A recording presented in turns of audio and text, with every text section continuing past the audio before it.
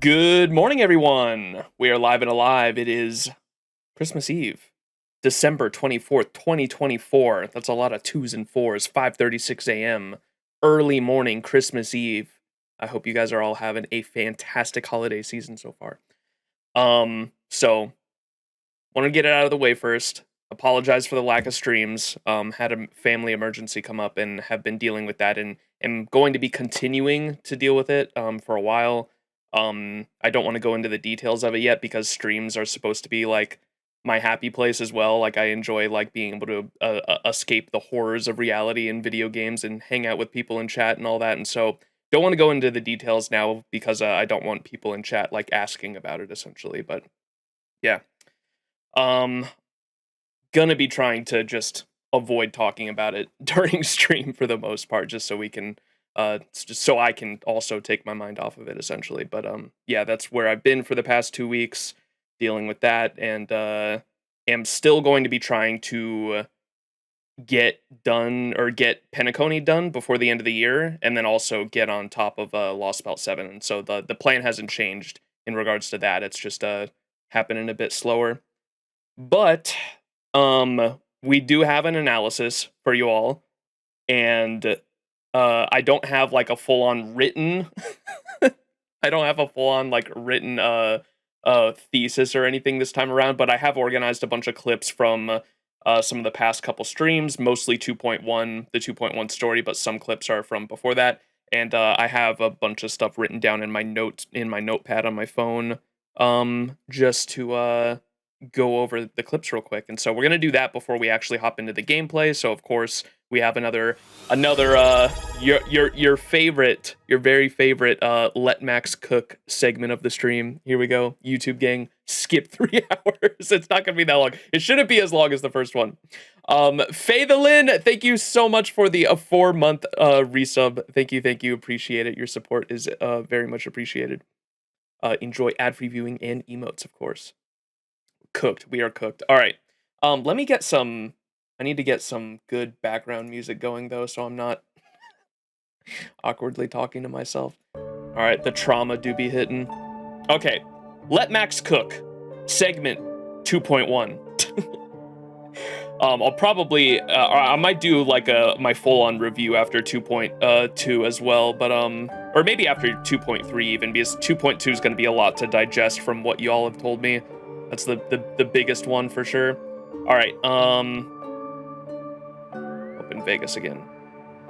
All right, so we're gonna start off with my thesis points. I wanted to clarify and just mention that my confusion around what death actually was throughout 2.1 was actually fucking with me pretty big. Starting at the beginning, this is at the beginning of 2.1 here, this first clip. With the Black Swan, talking to Black Swan and Aventurine, we kept talking about death, and when they referred to death, sometimes they would use the word to refer to the something unto death meme monster, and sometimes they would refer to it as just the concept of death, and that confused the hell out of me throughout the entirety of 2.1, and I just wanted to clarify that for everyone, because if you go back and watch my 2.1 playthrough, you can see me like pretty visibly confused about that, because anytime they mention death in quotation marks, I always like could not figure out whether they or not they were talking about. My initial reaction always was thinking they were talking about the meme monster something unto death, instead of talking about the concept of death itself. And so when Aventurine himself, for example, throughout 2.1, saying he was trying to prove the existence of death in the dreamscape, I thought he was talking about the monster. I did not think he was talking about the concept of death. And so that was throwing me off big time in terms of like getting a read on Aventurine. But I wanted to provide this clip here at the beginning of 2.1 to show you like where my confusion really began. As for the other questions... Did death kill Robin? I'm not sure the two cases were committed by the same culprit, but that massive wound looked like its winged blade. We've all witnessed it in action before. Two victims appearing one after the other in a very short time span. In and of itself, that's very unusual. Two possibilities. the collapse of PENACONY's dreamscape has started speeding up, making death extremely agitated and weakening the family's protections. Or everything has been planned out and executed by someone. One sec, I'm pinning the no spoilers comment from myself. There we go. Thank you for the reminder. All right, but that was the first clip, so just clarifying. So Black Swan, when she's talking about death, right? And we say, did the death kill Robin? And when we talk about this death killing Robin, we're talking about death in terms of the monster, right? Hua, can we get a hua in chat? Dex, thank you so much for the 2-month resub. Appreciate it. Anyways, that's the first point. Just for future reference, because it is going to confuse if you, like I said, if you go back and watch my 2.1 playthrough, you can see me confuse the entire time anytime they mention death. Second point was Firefly and her reveal at the end. I'm actually really bummed I wasn't actually able to figure out Firefly herself was in the same suit as Sam, because that was one of my potential theories early on, but I wrote it off so fast because of this dialogue right here after her death in 2.0. I'll play this right now. So I was actually originally thinking, that was one of my theories, was that Firefly and Sam could be the same person, but they threw me off with this shit right here. Let's get going. Let's? Is there someone else? Why did you... This isn't what we agreed on. This is your... Yo, Faye, thank you so much for the gifted sub as well. Thank you. And a Midnight Dawn. Be sure to give thanks. It is the season of giving, after all. You severely overcooked the Firefly thing. That they left this red herring, and so this fucking red herring here threw me off so hard. So one of my potential theories early on was that Firefly and Sam could be the same person, but I was thinking that couldn't be possible because of this like little red herring they left for us right here. Is there someone else? Why did you... This isn't what we agreed on. The situation has changed, and it seems that companion has deviated from the original plan. Mecca... Why? Mecca? Who forced her to go that way? And Mecca? What an intriguing statement. I recall the Bloodhound family is pursuing a criminal. A tall male in silver armor. She's with Sam, maybe?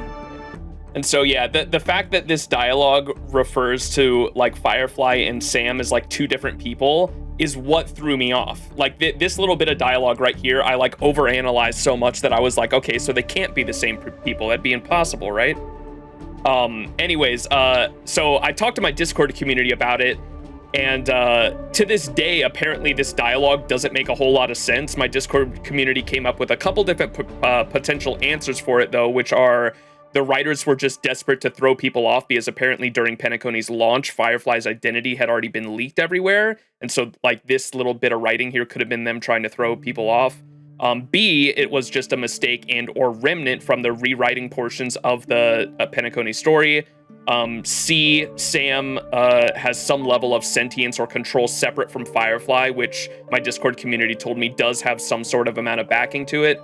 And then D, the last one, this was just my own headcanon personally, but I figured it's entirely possible that Black Swan could have created these memories for us to see, just to fuck with us in a way to throw us off from Firefly's identity as well. And so all of those are potential answers. I don't know what the exact one is. I don't know if there is a canon reason for why Firefly refers to Sam here as like a separate entity. It's confusing, but is Firefly throwing us off because she knew you were with Black Swan? Oh. Firefly's not that smart. What do you mean? I'm kidding. But none of that has been confirmed, so all of that is just speculation at the moment. Regardless, the whole reason I thought Sam and Firefly were definitely two separate people after linking them both to the Glamoth set and the Stellaron Hunters was because of that piece of dialogue right there, unfortunately. So I just wanted to point that out, that I was like pretty close to actually understanding that they were the same person. It was just this little piece of dialogue that threw me off.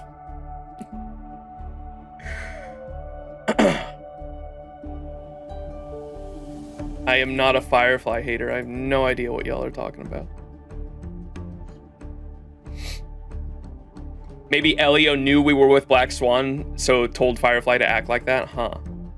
Okay. More potential speculation. Then the next clip is this tarot card. I think this is just some important information I should keep in mind going into 2.2. But I wanted to talk about Black Swan's role in all this and the tarot card that she gave us. Considering it's the Fool tarot card, I wonder if it has anything to do with Sparkle, and it could be entirely possible the card has something to do with Sparkle, considering it is the Fool tarot card. But this was pretty interesting right here. So this is at the beginning of 2.1. Black Swan gently touches the root of your ear, leaving a cool sensation, and then she hands a card over to you. Black Swan gently touches the root of your ear, leaving a cool sensation. There you go. I was very excited. A small parting gift. If one day you unfortunately fall into the deep waters of the memory zone, and there's no memo keeper to join you, hopefully it can guide you on my behalf. What did Black Swan gently touches the root of your ear, leaving a cool sensation. Then she hands a card to you. Oh, like one of the tarot cards? Oh, this is the card she gave us. The parting gift from Black Swan. A tiny card numbered 0, seemingly absent from Black Swan's collection. Oh, isn't 0 a tarot card too? What is the 0? The Fool. Oh, wait. Oh, shit. Interesting. Next portion I wanted to talk about Sparkle and who she was contracted by the way. I don't know why I got Chicken Wing Boy here. I think this was just talking about order. This was the little line. It's still my theory at the moment that like, especially just because I've been spoiled on like I think what is the final boss of 2.2, just because it was like art, what's that called? The advertising art of like the male and female Harmony Trailblazer like going towards this like final boss of 2.2. That's like everywhere on the internet, so I have seen that. And so just because I know what that looks like and my assumptions I already had about Sunday being like with the order to go against the rest of the family kind of all comes together. But there was even some hints early on here with Sunday's dialogue I wanted to point out. Mr. Aventurine, when you're out and about, do you always make adjustments to your appearance? Your tie should be on the center line. Your shirt must not protrude from your vest. Your trouser creases should be perfectly straight and always aligned with the tips of your shoes. What? Of course. But I don't, because it's not appropriate to do so in public. You should make sure everything is presentable and in order before leaving the house.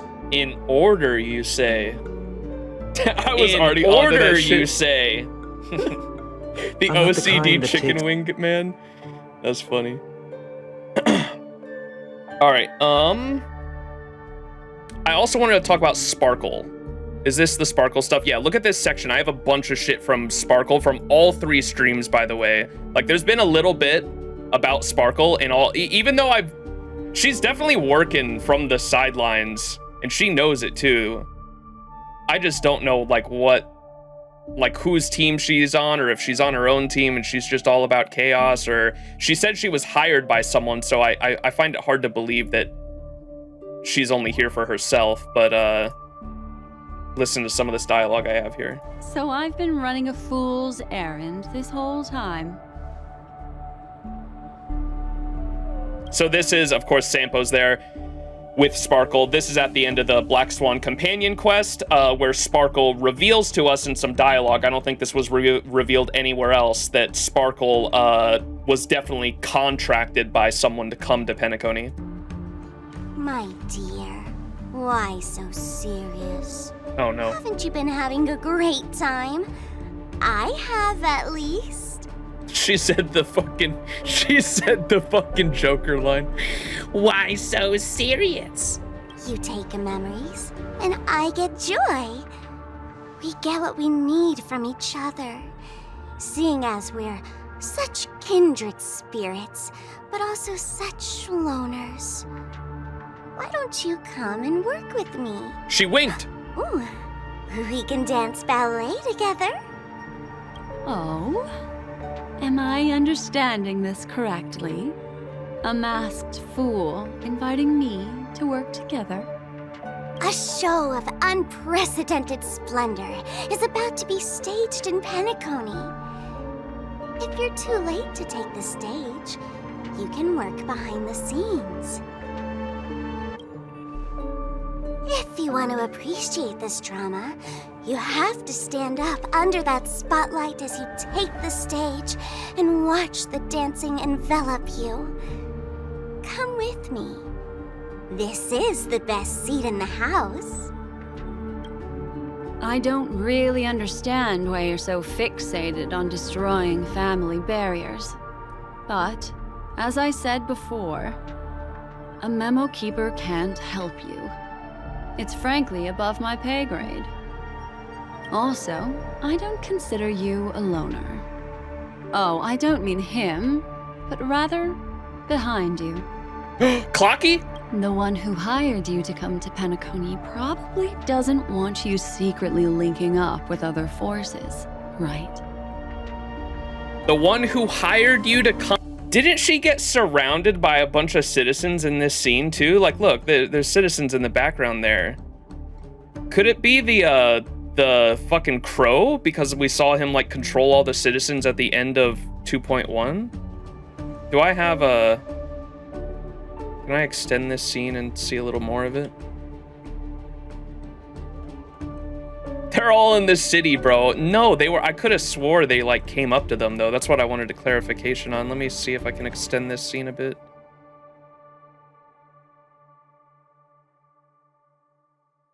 They like got I thought Black Swan and like all of them got surrounded by like the citizens at one point in this cutscene or in this dialogue. That was the end of it. Similar to how Acheron did at the end of 2.1.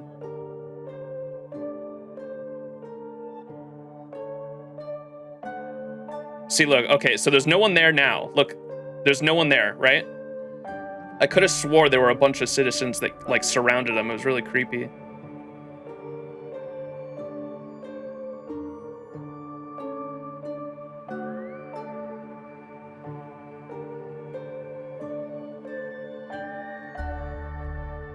Am I going schizo, chat? Oh, was that the end? Where did those people come from? Wait. Oh, yeah, right here, look. Oh, it's when Sparkle starts threatening her. Yeah, that's right.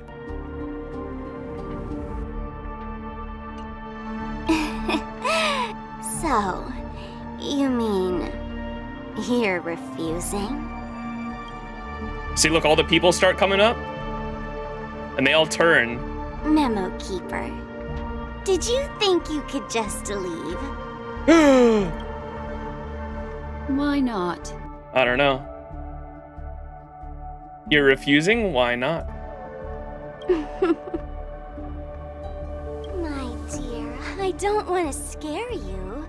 You'll know the answer sooner or later. We're just getting to know each other a little today.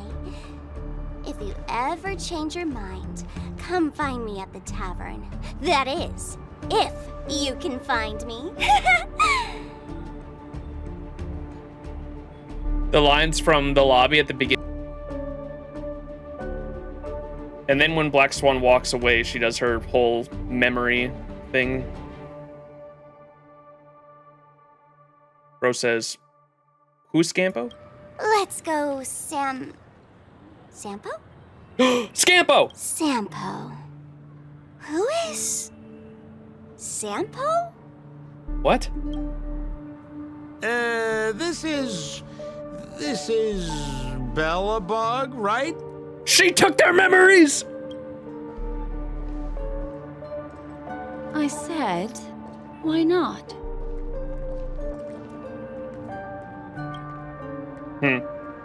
Yeah, I don't know. The weird shit going on with the citizens there. I thought that might have been connected to like the bird, because a similar thing happened with the citizens at the end of 2.1 with Acheron as well. Anyways, back to where we were.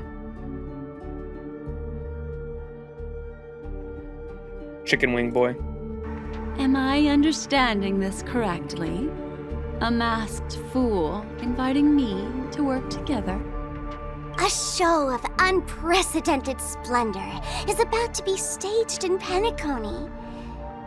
If you're too late to take the stage, But main reason I wanted to the main thing I wanted to point out in this conversation was just the fact that Sparkle dropped the line that she was in fact contracted by someone to come to PENACONY. I don't really understand why you're so fixated on destroying family barriers. But, as I said before, a memo keeper can't help you. It's frankly above my pay grade. Also, I don't consider you a loner. Oh, I don't mean him, but rather behind you. Clocky? The one who hired you to come to PENACONY probably doesn't want you secretly linking up. The one who hired you to PENACONY probably doesn't want you secretly linking up with other forces. And this, if we combine it with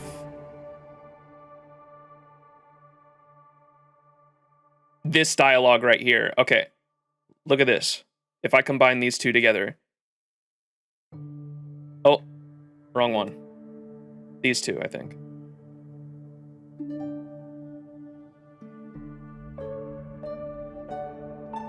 Black Swan says to Sparkle, the one who hired you to come to PENACONY probably doesn't want you secretly linking up with other forces, right?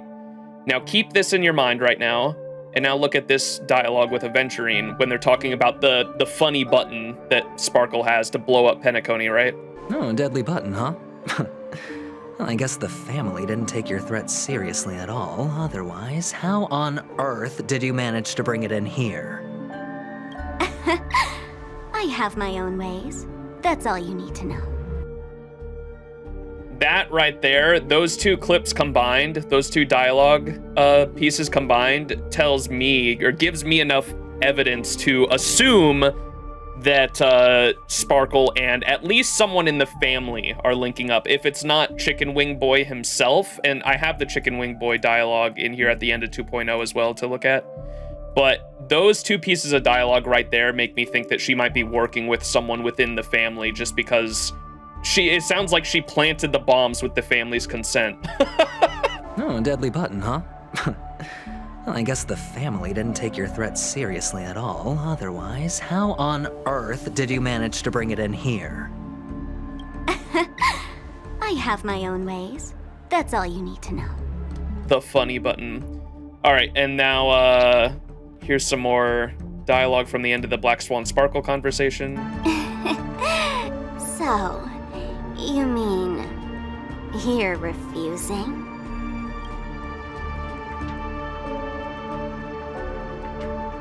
Memo Keeper, did you think you could just leave? Why not? My dear, I don't want to scare you. You'll know the answer sooner or later. We're just getting to know each other a little today. If you ever change your mind, come find me at the tavern. That is, if you can find me. I wanted to point out too, this quest, this companion quest, was a memory that Black Swan left for us, if I'm not mistaken, right? And then remember, Sparkle texts us posing as Black Swan, pretending to be Black Swan, trying to figure out where the tape is or where the memory is so she can get rid of it. Because it's pretty clear to me that Sparkle didn't want us looking at this memory either. So I think this information's pretty important here. Let's go, Sampo? And then they lose their memories. So here's the end of 2.0. Oh, now you know too much? Did our mind just... Your ass is grass. A celebrity died in your room. You're not surprised by a dead body? Brother, I'm yapping. I'm back. Okay, here we go. Welcome back. How is your preparation for the performance coming? It's fine. Don't worry. Dude, I was not paying attention during this cutscene at all. I was just talking to fucking chat. But Sunday says, welcome back. How is your preparation for the performance coming? And I immediately knew this wasn't Robin because of the question marks and just, yes, Sparklein was right. Max is like, yawn, Penacony. He's... We haven't even spoken. Fine. Chat was yapping at me or yelling at me for not being like surprised by Robin's dead body in that Aventurine shows us, and I was like, 1, it's a dream. 2, I don't even know Robin. She's had no screen time this entire time. No, this is not good. You're the pride of the family. Don't let those unnecessary emotions affect your perfect pitch. No. To be fair, I had the same reaction. Well, I was more... Brother, you seem to be in low spirit. What's happened? Is it because of the Watchmaker's guest list? Yes, I received the report that death had taken some of them. Perhaps someone was behind it. I'm sorry, I forgot you fucking just came Vegas back. crash. You probably wouldn't know about it. Somehow, a nightmare called... Fucking Vegas, bro. Rip Vegas, bro. But she's so cute, though. Robin? Not my type. He hates Firefly and Robin. Welcome to my... Whoa!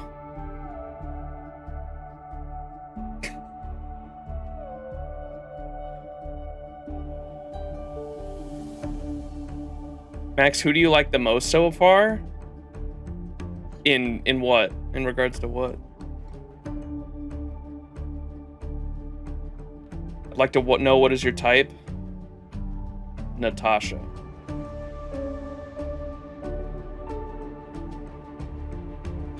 Kafka or Swan?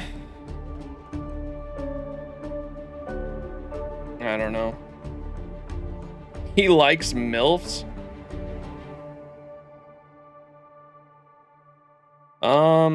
Where were we?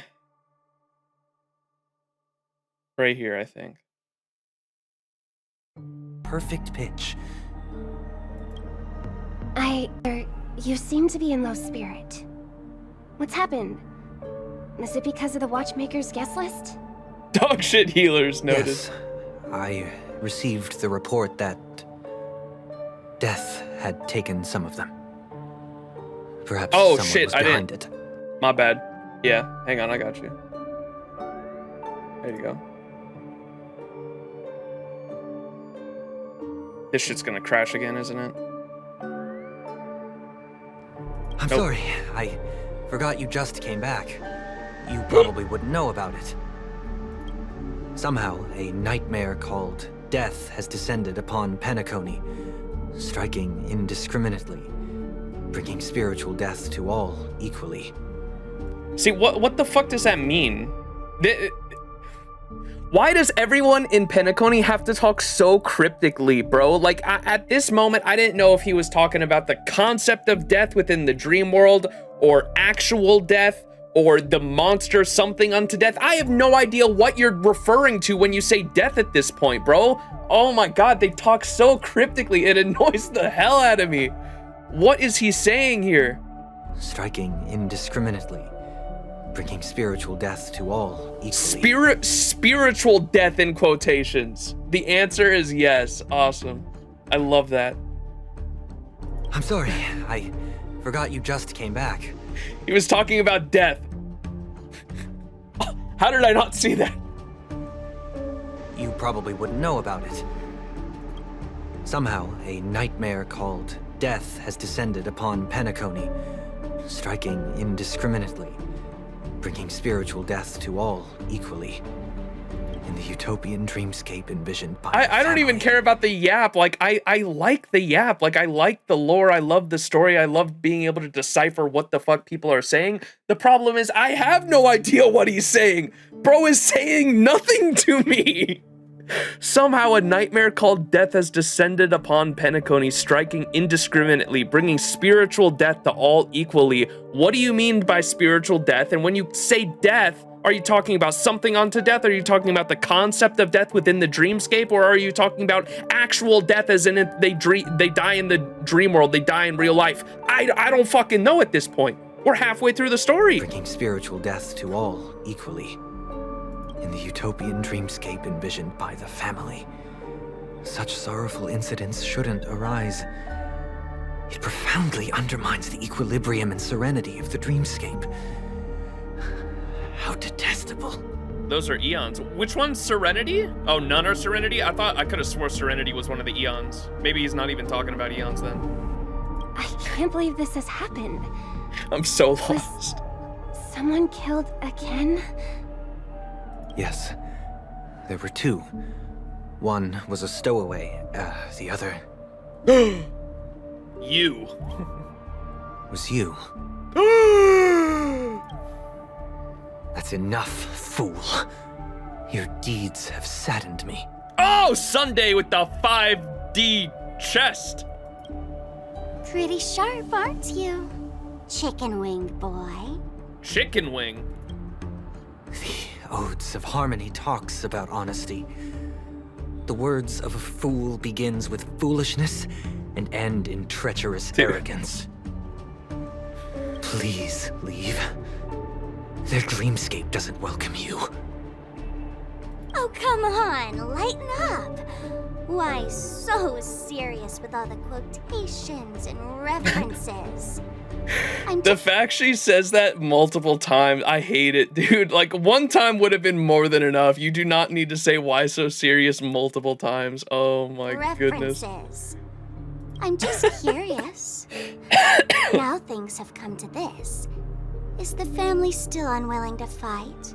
I mean, your darling sister. He hates Sparkle. I'm disappointed with Sparkle's character, I won't lie. I thought her Celestia trailer, what are those called? The Celestia I forgot what they're called. The animation video though that went into her backstory, the Myrid Celestia, yeah.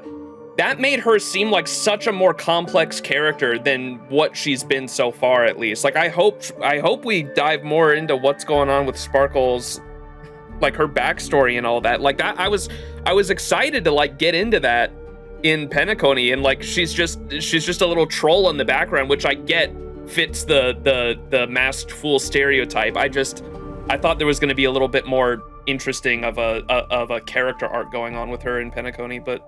Yeah, I was kind of disappointed with Sparkle's character, I'm not gonna lie. I mean, your darling sister's already a goner, right?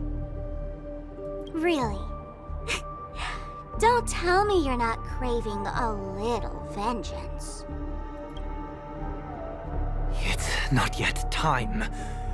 When the fated day arrives, I shall mete out justice with unyielding righteousness. Nah, she crazy. Bro is waiting for Sunday. Her Myrid Celestia trailer made her out to seem like she had like a multiple personality disorder or some shit, like with all the different Sparkles, and how like there was a version of Sparkle that seemed like she was scared of herself with another Sparkle in front of her, like aiming a gun at her, and then she like points it at herself and shoots herself. Like, it seemed like there was like some severe, like crazy mental gymnastics going on with her character, and then you go to PENACONY, it's like, nah, she's just a troll. I don't know. I was hoping it'd be a lot more interesting. Which, maybe there will be more. Like, we're only halfway through the story. I'm hoping that 2.2 maybe has or dives a little bit more into her, but from what has been foreshadowed so far, I imagine it's just gonna be her showing up at the end and pressing the fucking button. has been foreshadowed so far. I think Aventurine promised her, right? Aventurine said, Aventurine made her promise that she'd press the button if he succeeded in his goal or some shit, right? I shall mete out justice with unyielding righteousness. Bro is waiting for Sunday. Wow, you can endure that much? Truly a heart of ice you've got there. Hey, maybe we could actually get along. How about this? I'll stand in for your dear sister at events. Surely you don't want the world to hear the Charmony Festival's been called off. The family has a plan. And do not dishonor my dear sister with your deceitful tongue again. Fool. All right. Just putting it out there. If you're ever in a pinch, remember, I've got your back. I mean, who could resist a guy rocking spikes on his wings?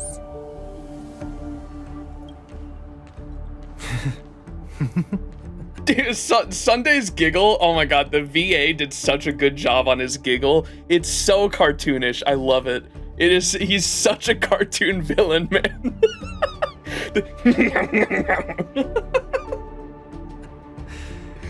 There's no need. Oh my god. The malefactor has... There's no need. The malefactor has been exposed under their radiant gaze, and will soon fall by their own machinations. Should the transgressor fail to turn away from this path, their sword will be honed, their bows strung, causing the malevolence the perpetrator spreads to befall them. And when that time comes, the heathen will realize they are but a mere mortal, doomed to descend into the netherworld. What is bro saying? And I will join their vanguard to announce this good news to you personally. Watchmaker. Yeah, I get that there's like a bunch of different forces at odds with each other. I wish it was a little better explained in the dialogue of the main story. So he was saying right here at the end, like he's trying to get revenge on the Watchmaker, but at the end of 2.1, you had Gallagher talk about how Gallagher answers to the Watchmaker, but he's also saying how Sunday answers to his own master as well, who is, what's the name of the bird? The bird has a name as well.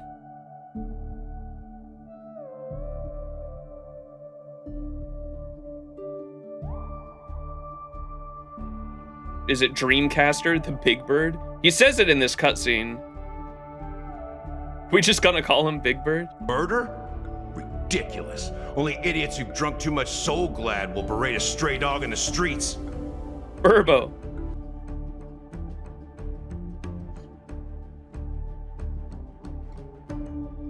Your true master pay in blood. If I were really the murderer, why would you need to be so secretive? Huh? Yeah, he says, I forgot you also have a master yourself, the Dream Master, and that's the bird. I forgot.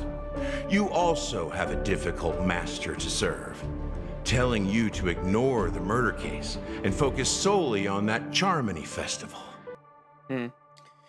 So many different, Yo! Clips, Happy thank you so much for the... Max for Christmas this year. I need you to talk to a Pepeshi named John in the Reverie, Reality, in the VIP lounge. Enjoy, Tilda. Okay, well, what was that? The Pepeshi named Gino? In the Reverie Reality in the VIP lounge? Okay. I will make sure I do that. Let me, write that down, actually. We'll make sure we do that this stream. Thank you so much for the $50.69. Nice. Thank you so much. I appreciate it. A Pepeshi named Gino.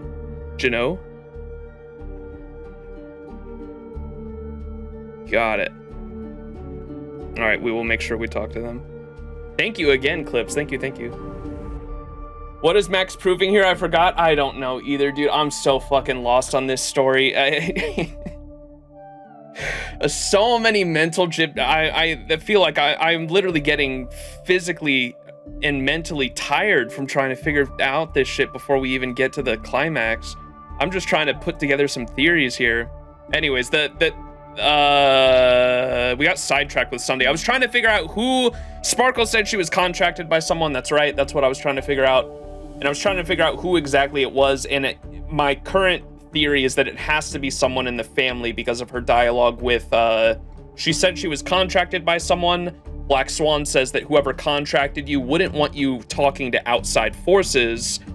And then on top of that, her conversation with Aventurine says, how did you set up something like your silly little fun button as well? If you truly have like a bomb to set off Penacony, then the family must have severely underestimated you. And she says, well, I have my ways. And that made me think, okay, she's definitely working with someone in the family then. If it's not Sunday, it has to be another family member. Possibly. And then at the end of this conversation with Black Swan and Sparkle, you also have a bunch of different family members showing up. I don't know where. It's at the end of their conversation when she's leaving. Right around here. But all these other family members show up. Or not family members, sorry. Not family members. They're just citizens, like in the background. They all kind of show up, and when Sparkle starts threatening her, and it made me think that that could have been the Dreamcaster, Dream Master, whatever his name is as well, just because a similar thing happened to Acheron at the end of 2.1. You had all of those citizens surrounding Acheron as the bird talked through all of them, right? So, you mean you're refusing? It's probably Hook. So all these citizens show up, like pretty intimidating, right? I don't know. So that was the Sparkle stuff. And I think that was it for that. There are also there's more clips I want to analyze, but that was all that's as far as I got on typing my notes. And I ended up just scrapping my whole thesis, like essay I was gonna write because it got to be too much. I was like, fuck it, I'm just gonna organize the clips and just talk about them on stream. Now we've got, I have a bunch of clips here that are all, every time Acheron references this waking world, I wanted to reference just because I thought it was interesting how often she says it. Every time Acheron says waking world when she kills us after Firefly's death, to Ifrit and to Sam, she tells Sam, you're already living in the waking world. And I think she says it to Aventurine too in the black hole moment, but regardless, here's all those moments. Hey, yo! Wait. What you must do now is ponder its significance. She's gonna kill us! Wake up! And then you can return to the waking world. Oh, she already killed us. Find our Oh, that's sick. What the fuck? That was crazy. We're crying. Eren Yeager. Fuck, we just experienced like the whole story or some shit. May death be the end of your boundless dream. And this is at the end of Firefly's death. Acheron says it again. May death be the end of your boundless dream. Pretty. Guiding you back to the waking world. Oh, that's like what she did to us, right? Some time ago, deep in the memory zone. Oh, are we recalling? Perish that blade now, oh. Ranger. Do you still dream, Hunter? Of those slain by your hand?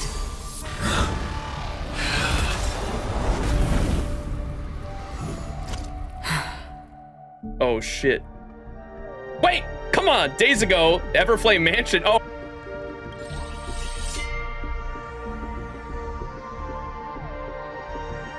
May death be the end of your boundless dream. That's what she said! That's the third time I gotta screenshot that. Guiding you back to the waking world. Guiding you back to the waking world. I still see them in my dreams. Halt it. Their time hasn't come yet. Oh, she was about to. She spared Sam. My time. What? I've seen many clever disguises that can conceal appearances, but they can never cover up who a person really is. And you're no different. You had no desire to kill the Trailblazer. You only did what you did to drive me and the Memo Keeper away, but why? I thought this is just the kind of thing that'd get written into your script. My script has always been brief. Other than that, anything beyond that is unnecessary. He knows my nature. There is but a single destiny from which no one can escape. And until then, I hold the privilege of choice. However, you appear to be ignorant of this. So it's time for me to inquire. Who exactly are you? I don't deserve your curiosity. Loners wandering the cosmos always have their secrets. Take me. I've also been wanted by the IPC, so it's little wonder I know something about the Stellaron Hunters. That's all. Maybe I can help.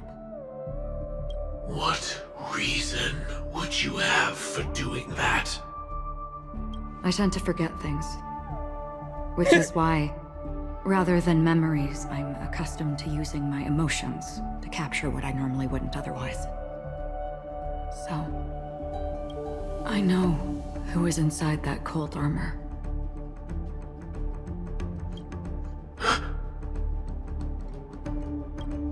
How about it? Ready to take off that armor and sit down for a talk? It's not yet time. I don't need help, but I can give you a suggestion that would make things better for you and me. If your goal is the Watchmaker's legacy, then go look into the family. Not only are they covering up the existence of death, but they're burying the past and the truth about what happens inside the dreamscape. Family sus. Already on it. And the Astral Express is no enemy of yours. I know that. I just never expected to hear you say it. I remember I wanted to comment on this too. I just don't even remember what the fuck I was saying. It's been such a busy fucking week for me. I didn't even write it down, I don't think.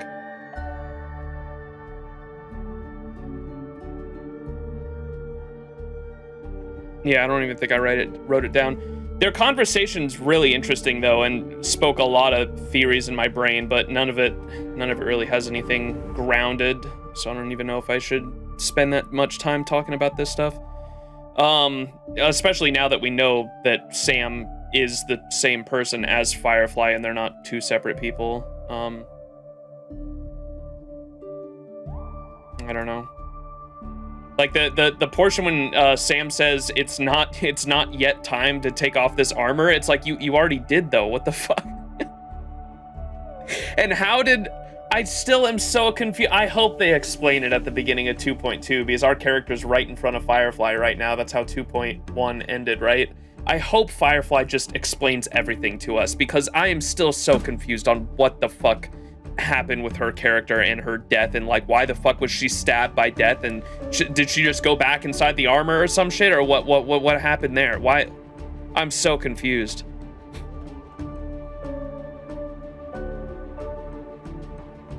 Confused. Liking the story so far? I'm too confused. I don't know what's happening. Magic, obviously. She just got the stab. All right. And then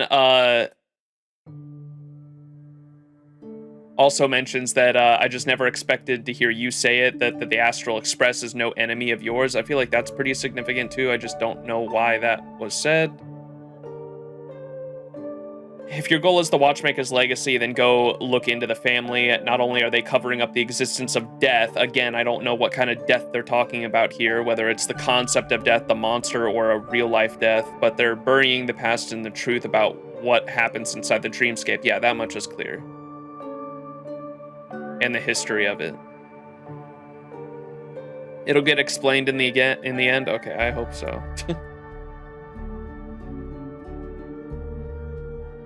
What does that mean? And then he says, or she, I guess, is if it's Firefly.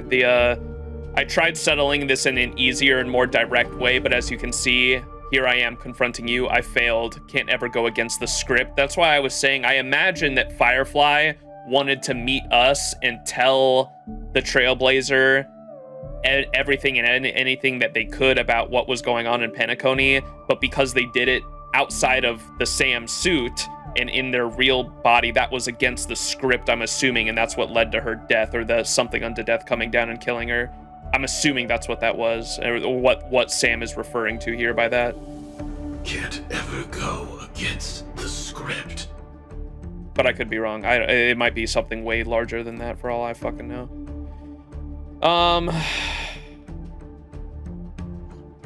Or did I talk a little bit about it here? I mean, so I assume Grand Legacy is the Watchmaker's legacy. I've never heard it called the Grand Legacy before. It's a holy grail. I assume the Grand Legacy is the Watchmaker's legacy, but that's, I think the wording might be important. I tried settling this in, so because Trailblazer was with Black Swan and Acheron, she couldn't reveal herself. She failed. Why would that be a bit, or is that just against the script? Why would it have been a big deal if she revealed herself to Black Swan and Acheron, I wonder? In an easier and more direct way.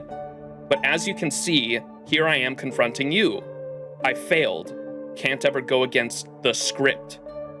That has to be exactly what happened before Firefly's death. I tried settling it because Firefly, we know Firefly and Sam got separated somehow, right? They were locked, someone locked them in that room, and I wasn't, maybe it was Sam. Because we know that there was like some kind of dispute. It sounded like there was some kind of, I don't know what I'm saying here, I'm yapping. Before we split, can I ask you one more thing? And this is pretty interesting too. So Acheron's whole character, I don't know what's going on with her, and we are gonna watch the Acheron trailers at the ending of this stream. Everyone's been on my ass about watching Rondo, and so we are gonna be watching Rondo at the end of this stream. I am looking forward to that. But I'm really curious to see what Acheron's whole deal is and what she's doing here in PENACONY and what her vision or plans are, because it does seem like with the phrase, what does she say? Something waking world. There we will find our answers in the waking world, guiding you back to the waking world. May death be the end of your boundless dream, guiding you back to the waking world. There is like a philosophical tone to those words. And my interpretation was that she wants, like, my whole philosophy when talking to Acheron when we were at the very beginning of PENACONY and at the very beginning of 2.0, we have that conversation with Acheron, and Acheron asks us if there was a dream that was indiscernible from reality, would you want to stay there? And if that dream was slated to end, would you still want to experience it? And my answer was no, I would not want to stay there forever because it's a dream, it's not reality.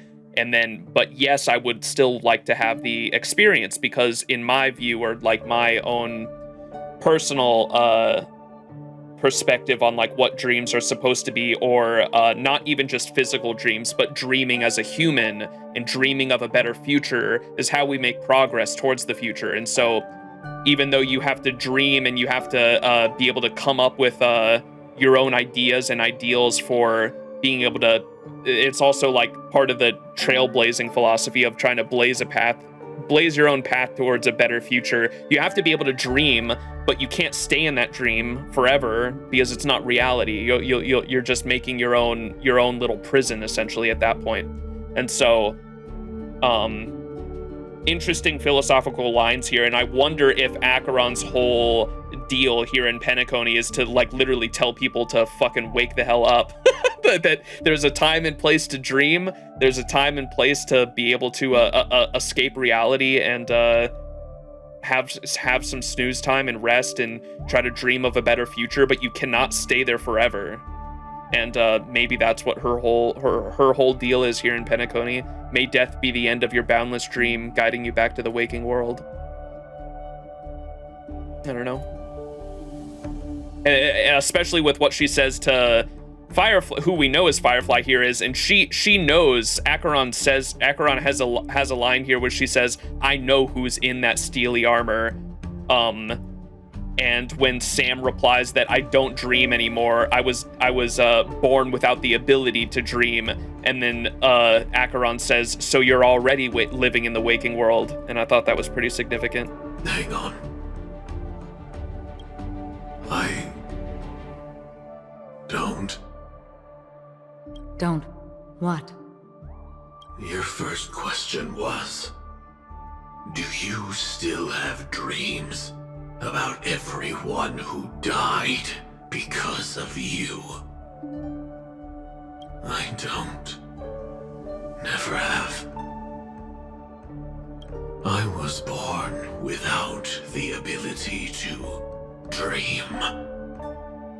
I live for this cold, harsh reality, for a little light, and to burn, to keep on burning, until I turn to ash. So, I really envy you. Is that so? And you're already living in the waking world. Then you're already living in the waking world. Yeah. I don't know. They all talk in fucking riddles, man. There's so many, especially in 2.1, there's so many conversations like this that last for like just a back and forth for like 10 minutes, and then I stretch it out for like a fucking hour trying to decipher it and getting nowhere with it, really. Fucking, oh my god, this shit, it annoys the hell out of me how they all talk in fucking riddles. I can't figure out what any of them are saying. I just have to give my own perspective on it and move on. Here's where before Welt and Grandma and Grandpa go on their little stroll through PENACONY together, Welt asks us what we think of Acheron ourselves, and we get this really interesting dialogue thing. You've met her many times now. What's your impression of Miss Acheron? Not the last one you say, okay. Try others. She's a very mysterious woman. Oh, what the hell? And so, for anyone, just because I see a couple people in chat telling me to skip it and move on, anyone expecting 2.2 to happen today, it's not happening. If you pay attention to my Discord or the announcements that I have been putting out, we are not doing 2.2 until like next weekend probably.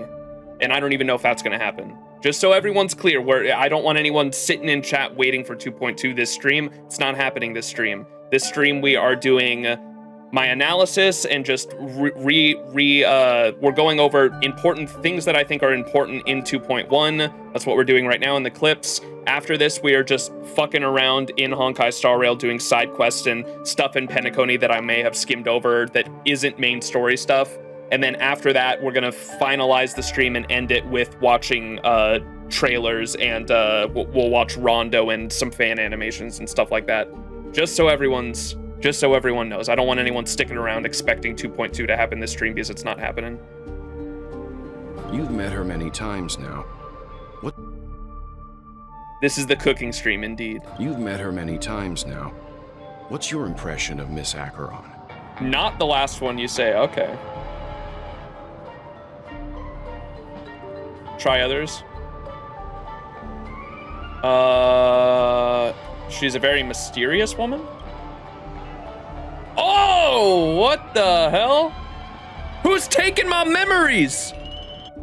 So that's pretty interesting. The red text comes up and we can't remember. I don't know if this is, I assume this, the red text makes me think it's related to Acheron, but just because this was right before this, if y'all remember, we had the scene where Black Swan gives us the tarot card and we get the black screen that says Black Swan gently touches the side of your ear, right? The side of your head or the side of your ear. I wonder if she took our memories in that moment of Acheron, because that was like literally right before this scene where Black Swan did that to us, and then we go meet up with the gang and we can't seem to remember anything about Acheron. So I wonder if that was Black Swan like literally taking our memories in that moment when she touched the side of our head, but I don't know.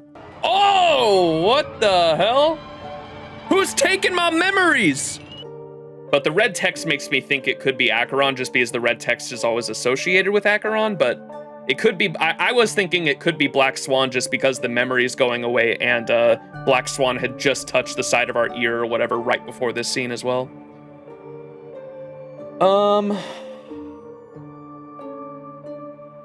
All right, that's the Welt scene. Who hired Sparkle? We kind of already went over that.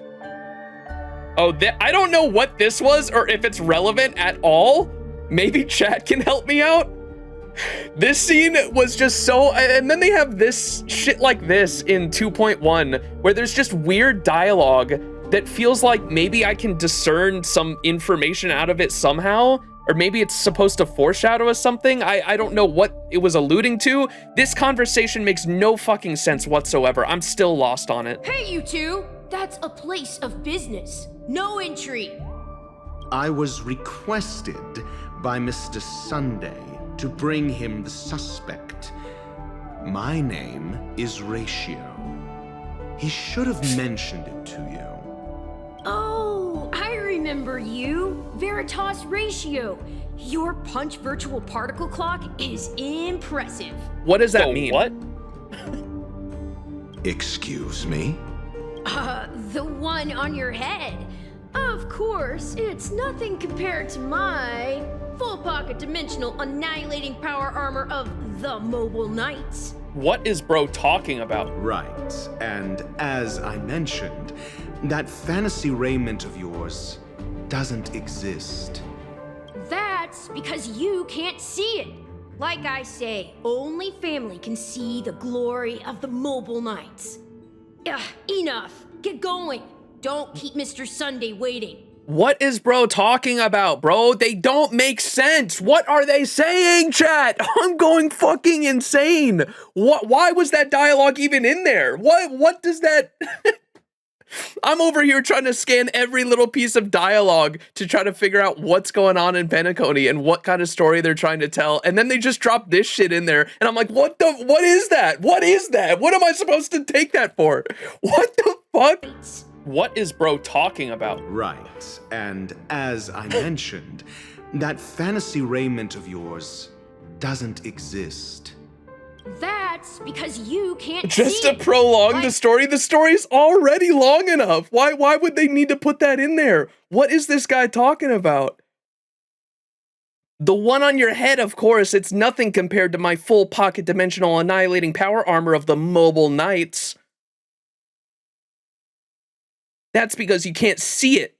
Ratio says, and as I mentioned, that raiment of yours doesn't exist.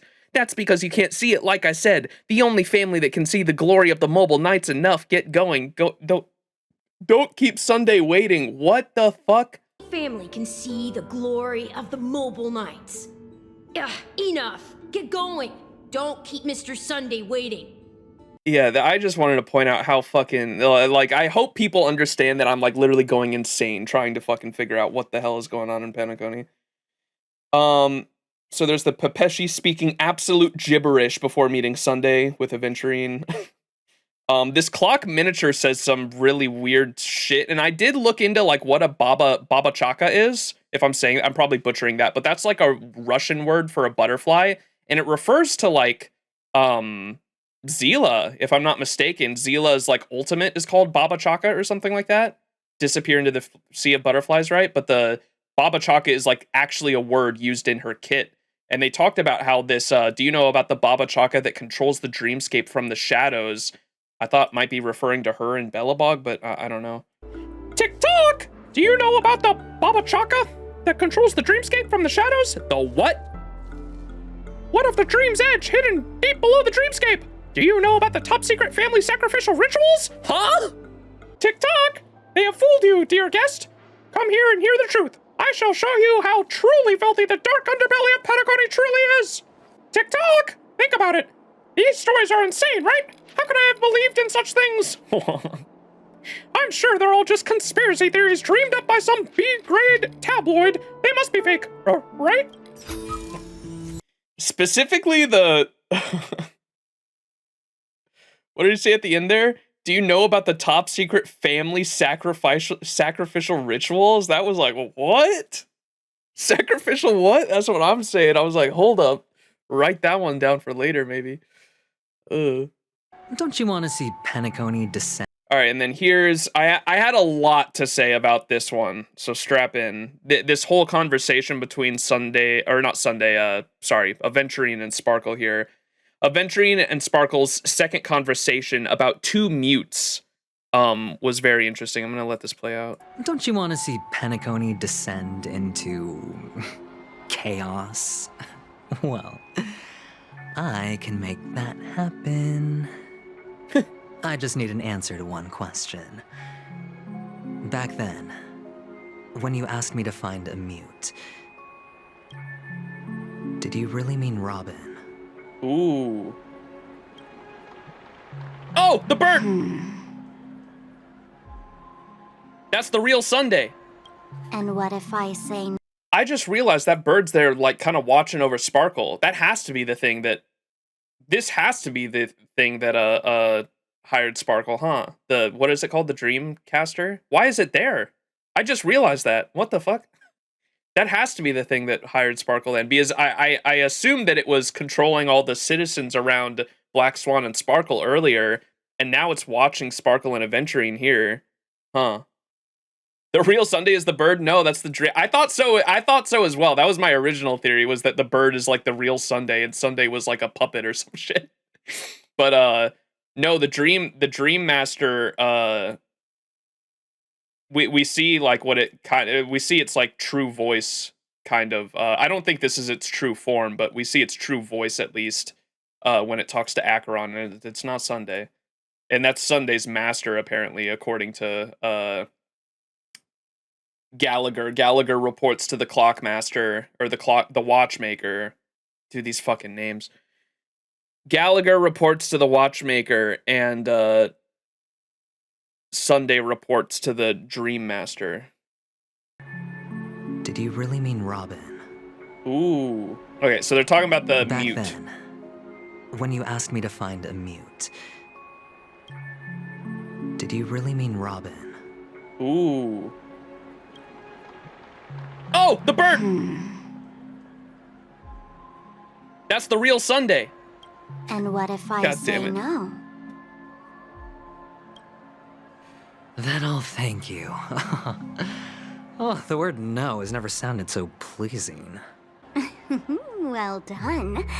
I admit I underestimated you, but what difference would it make? Let me tell you something. There were two mutes, but one is dead now, and the other, though she is still in PENACONY, I'm afraid you'll never find her again. Now I'm completely sure that I was on the right track from the beginning and never strayed, fool. Right now, there are only two things missing from my grasp: the meaning behind the truth, and the means to expose it. How impressive. That's quite a fancy way of saying I haven't learned anything so far. Not exactly. I've gathered enough clues to prove its existence, and that's enough for me. And right here, when he says, "I've gathered enough clues to prove its existence," and he's clearly talking about death. I thought he was talking about the monster here too. Like, When he says he's trying to prove the existence of death, I thought he was talking about the something unto death meme monster. Like he needs to prove that that thing exists within the dreamscape and not and now I understand by the end of 2.1, he was trying to prove the existence of the concept of death within the dreamscape because supposedly the family ensures anyone that anytime you get close to something dangerous or anytime your anxiety spikes, they're supposed to be able to pull you straight out of the dream, right? So nothing dangerous happens. He proved that that's a farce, right? Which was what Aventurine's plan was all along, and that's why he risked his own life. Yeah, as I understand it. Existence, and that's enough for me. As for the answers to my questions, I'll find them within 16 system hours. What the fuck are they talking about, bro? No one can speak clearly in this fucking story. Oh, really? Nothing's changed. Oh my god. 16 system hours? Well, let me lend you a hand. Here you go. This is my precious, mutually assured destruction button. And I have one just like it. When either of us presses it, the other and the whole... What do you mean past Max is so confused? I'm still confused. Nothing's changed. I have a little more context now after 2.1, but I'm still so confused on like all the different character dynamics that are going on here and like what the overall plot is of this fucking story. whole of PENACONY will go up in smoke. If you're really so desperate for the IPC to take over PENACONY, blowing up the chessboard isn't a bad idea. Start from scratch. That's where the IPC excels, right? Just press Push the button. When you're That's at what I your wanted to end. do. And of course, feel free to reach out to me for my hospice care too. Oh, a deadly button, huh? Well, I guess the family didn't take your threats seriously at all.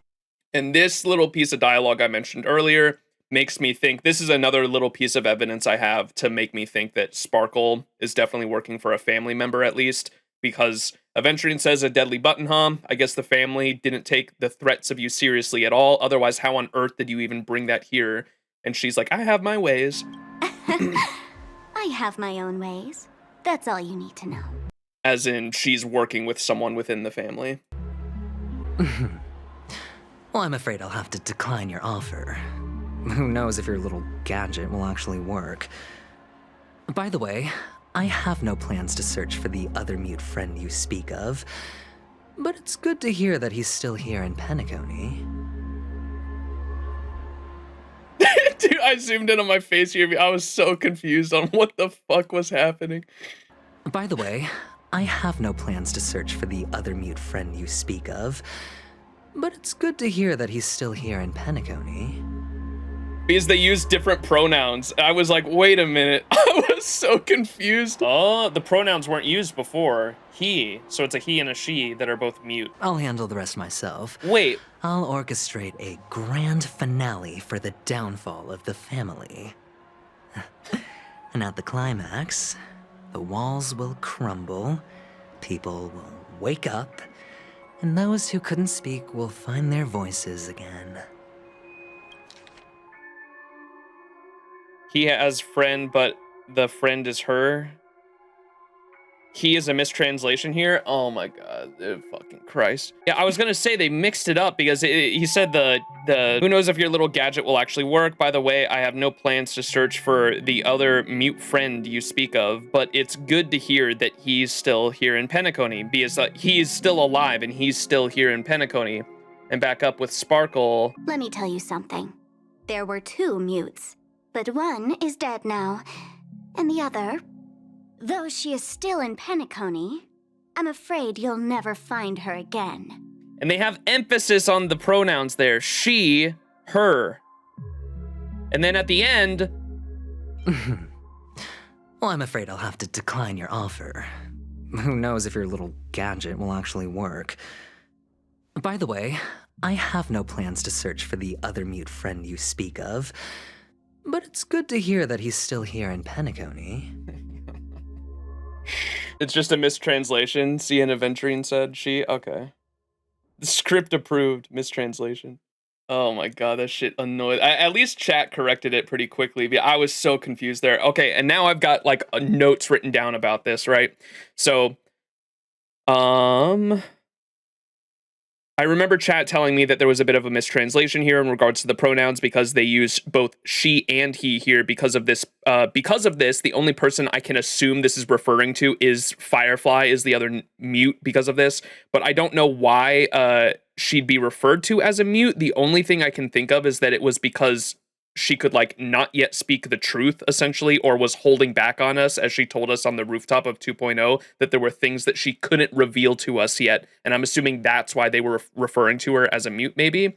But to me, that doesn't really meet the definition of mute, so I don't know what the fuck they were talking about. Additionally, I don't know what he meant by him thinking that he was on the right track from the beginning. My understanding now, after 2.1's ending, was that he was trying to prove the existence of death in the dreamscape, because I guess anytime death occurred in the dreamscape, the family would just cover it up, right? And that aspect still confuses me, I guess, but I wanted to clarify my confusion about death as a concept and death being the name of the memory zone meme monster, because when Aventurine refers to it here, I initially thought that he was talking about proving the existence of the something unto death meme monster, not the concept of death itself. So I was so confused during 2.1 during that scene.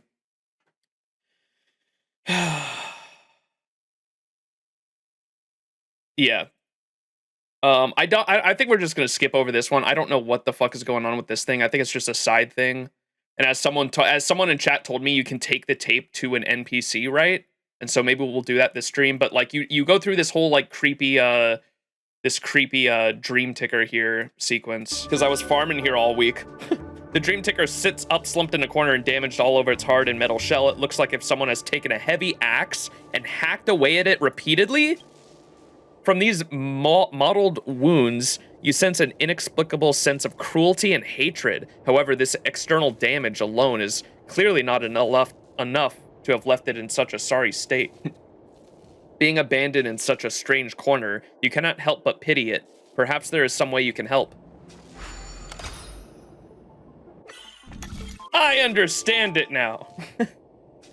You put great effort and strength into repairing its heart, or core may be more accurate, and you feel satisfied with your work. However, as you look at it, it does not move. It does not look at you, but continues to lie still. Suddenly, an inexplicable rage overcomes you. What the fuck? Red text!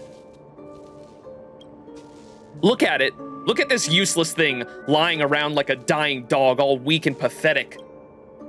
It's using clockwork on me. It deserves punishment. It wasted your precious time and your kindness. You should give it a good kicking. Kick it until its busted shell is even more busted. That's right, just like that. Kick it. Hey, wait a second. Look, what is that? Aha! Wait, aha. Looks like you must quell your rage for a moment. Look, at this last kick landed, something came flying out from the inside of the clock face. Is this a tape? It's a side quest secret? Okay. I didn't know if it had like more relevance to the main story. I figured it was like a side quest thing, but we have the tape and maybe we'll I think someone in chat told me you can turn it into the Bloodhound dude. I forgot his name. We got to find him though and turn it in. Chat was telling me, they were like, I'm surprised you haven't done like any of the side quest shit in PENACONY. I was like, yeah, when I'm not playing on stream, I just do side quest shit, and we've like when I'm not playing on stream, I don't do side quest shit. I only do farming. And so I haven't like explored anything in PENACONY for the most part. So maybe we'll do this stream. Some of the side quests are really good. We did all of the blue ones, the four blue ones that were amazing. Oh my gosh, the rooftop one, what was the name of the rose one? Imagine a Rose Forthcoming, I think. That was my favorite one. That shit made me cry. Oh my god, it was so good. The moment this one, this is just some dialogue about the prison in what do I have written down about it?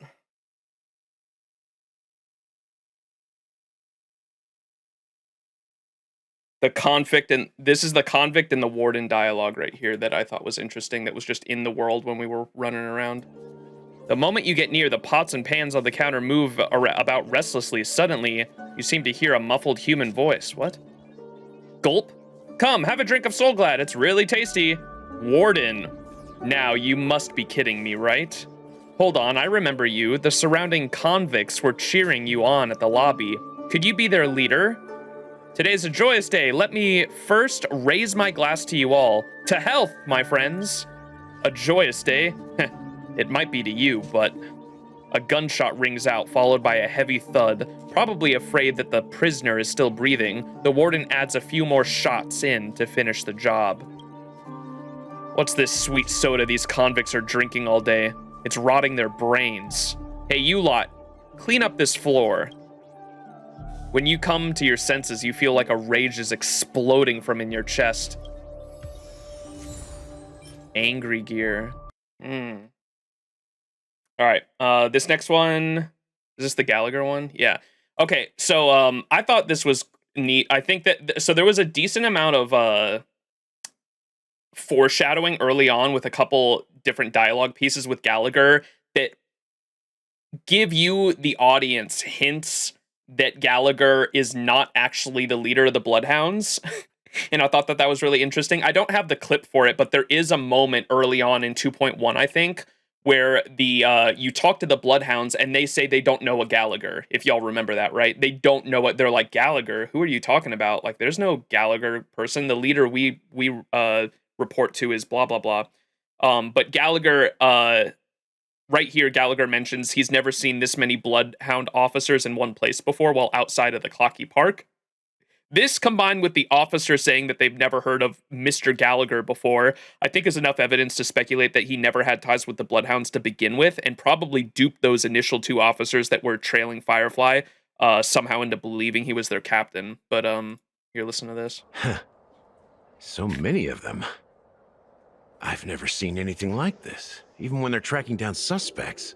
There's the guy over there. Can I go bully him again? Can you convince them to let us in? It's pretty impressive from out here. I think I can convince him to let us in. We don't need to go in. We don't want to draw any unwanted attention inside. We can just talk here. So see how he he notices how many Bloodhound members there are, and then immediately misdirects us to go talk somewhere else. And so I was like, that's pretty sus. And along with the fact that the Bloodhound officers said that they had never heard of a Mr. Gallagher before, I was like, Gallagher's not even associated with them, man. Bro is Mr. Misinformation. Yeah, and then here's the 13. I think I skipped over. I don't even want to talk about the fucking 13 shit. That I am so lost. People said that like 13 is like the tarot card for death, and like that could have been a clue associating him with the death monster because he like controls it to kill Sunday at the end. But I don't even know. I don't even want to go into it. It's such a red herring. It makes no, the fact that no one questions it either. Like, bro, they're like, how old are you, Mr. Gallagher? He turns around and goes, I'm 13. And then we just keep, no one questions it. We just keep on with the conversation. Oh my God, this fucking story, bro. Oh, I'm losing it. Okay, so this is just a quick recap of Gallagher's history. Now that we know he's like fictionologist, whatever the fuck it's called, a follower of Elation, or not Elation, Mythos, right? A follower of Mythos. Now that I know he's a follower of Mythos, I don't know how much of this I can actually believe, but let's go over it regardless. Mikhail was too old to Enigmata, protect yeah, his that's children anymore. So we left the Enigmata. family to find our own path. We were branded traitors of the Harmony, even though the true traitors were someone else. While they continue to praise the Watchmaker's name in the world, behind closed doors, they condemn him on a pillar of shame. Nevertheless, we wanted to clear his name. We intended to find the real traitor, the one responsible for all this, and restore Harmony to PENACONY. But we failed. Too much time had passed, and the land of the dreams had become deeply corrupted. I wonder if that true traitor is the fucking Dreamcaster then, because it seems like they're the two big dogs that are going at it, right? Because Gallagher said he's loyal to the Watchmaker, whereas, and the Watchmaker is supposedly dead, but there's like a new we ask him here if the watchmaker is really dead. Who is this new watchmaker that is obviously working behind the scenes? And he said it's either someone that took up their name or it could be like a rebel organization themselves. He's not sure. I bet he knows. He just won't tell us. But the rebel, the person or the traitor that he's talking about might be the Dreamcaster or whatever his name is, the Dreammaker, the bird. I wonder if the bird is the traitor maybe that he's referring to. Behind closed doors, they condemn him on a pillar of shame. Nevertheless, we wanted to clear his name. We intended to find the real traitor, the one responsible for all this, and restore harmony to PENACONY. But we failed. Too much time had passed, and the land of the dreams had become deeply corrupted.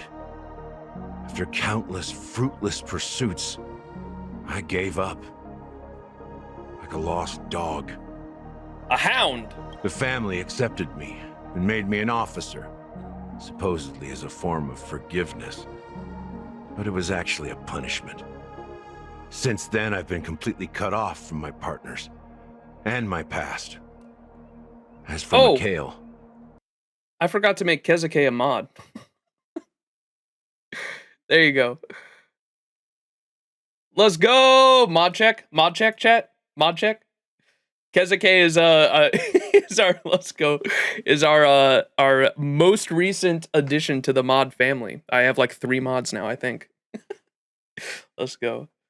I heard he died in obscurity, in a place where no one could find him. What the fuck is the mod check emote? Is the C is capitalized, the M is undercase. Realized that the PENACONY I once knew would never return. Sag. We're truly sorry for what happened. But this is not the end of the story, right? Y'all better listen to Kezuke. Or Kezuke is gonna bring down the ban. We need a ban hammer emote. Kezuke will bring down the ban hammer. You can time people out too. I think I gotta start. Anytime someone annoys me in chat, I'm just gonna start saying fucking take a week off, buddy, and time them out for a week. Apparently, someone has inherited the title of the Watchmaker and has been secretly working against the family all this time. Who could that person be? Is the Watchmaker an organization? Well, that's one way to look at it. However, only one member... Okay, here's where... I thought this was interesting, because they said the Watchmaker should be dead, and so this person saying that they're the Watchmaker that's working from the shadows is probably either someone who took up his mantle, or it could be an organization, which I thought was interesting. Who could that person be? Is the Watchmaker an organization? Well, that's one way to look at it. However, only one member has truly inherited the Watchmaker. Okay, but only one person has truly inherited the Watchmaker's title, gotcha. Watchmaker's title. Unfortunately, after all these years, I have no idea who that person is, or if they're even real. Or just Mikhail's lost soul haunting the dreams. So, do you understand why I'm spilling all this info? No. Because I believe the girl's death must be connected to the Watchmaker's legacy. Which girl? At the end of all these mysteries. Robin or Firefly? I believe the girl's death must be connected to the Watchmaker's legacy. And at the end of all these mysteries... we will find the answers we are seeking. When we wake up! In the waking world! Yo! I said the same thing as Past Max. Remember what Acheron said, we will find the answers we seek in the waking world. We have to go back. If it really is Mikhail's ghost, I want to meet him. Can we get this in emote? What is this?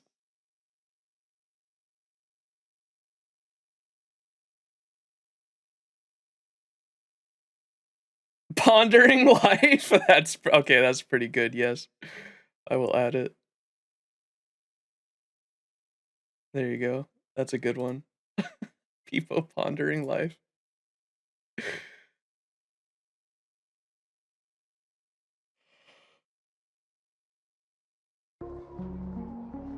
If only for the last time. For those who despise me could form a line from here all the way to the entrance of the hotel. But those willing to look me in the eye and hear me out? Let's just say, there won't be many. What's going on, y'all? Not much. I am cooking and burning my my cooking session as per usual. I have no idea what the fuck is going on with this story. I'm trying to recount on like all the important. I cut a bunch of clips here for like important stuff or like things that I thought were important in 2.1, and I still have no idea what the fuck's going on. I've told you all I know is a sign of gratitude. Thank you for listening to this old dog. Bark and all. Bark and all. All right, so that was just a quick brief history on Gallagher. The note in Sunday's room, Acheron realizing something and its relation to Gallagher, is what I thought this was. So y'all remember this note that had all the suspects, for hang on, where was that clip? This one. This is the note in Sunday's room that had the list of all the suspects, and all of these 52 suspects here, Gallagher himself is like made up of a tiny bit of all of them, right? We get that reveal at the end of 2.1. There are a total of 52 suspects on this list, followed by Sunday's note. Perhaps there is a common thread among them. I have reached a conclusion. They're all part of different families. Oh no. Yeah, it is. It is.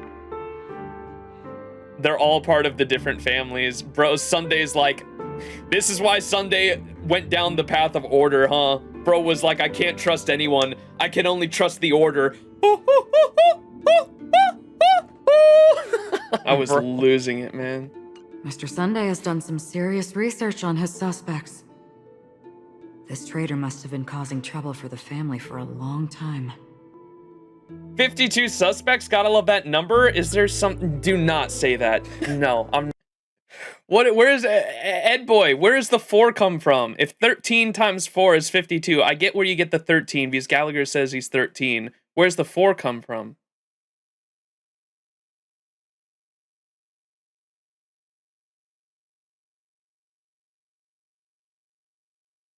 Max is gonna crash out here, be careful. Enigmata. Dog has 4 legs. No, dude. Shut the fuck up. I'm done. I'm done listening to chat. I hate you. Do not say that. No, I'm not looking into that number. Mr. Sunday has done some serious research on his suspects. This traitor must have been causing trouble for the family for a long time. They all seem to be insiders, but I haven't met any of them. Huh? Wait, these characteristics. What is it? No. Nothing. Maybe I'm just overthinking things. Wait, aren't there... Wait, no, there's 5 families. Never mind. I was like, wait, aren't there 4 families? No, there's 5, isn't there? Maybe I'm just overthinking things.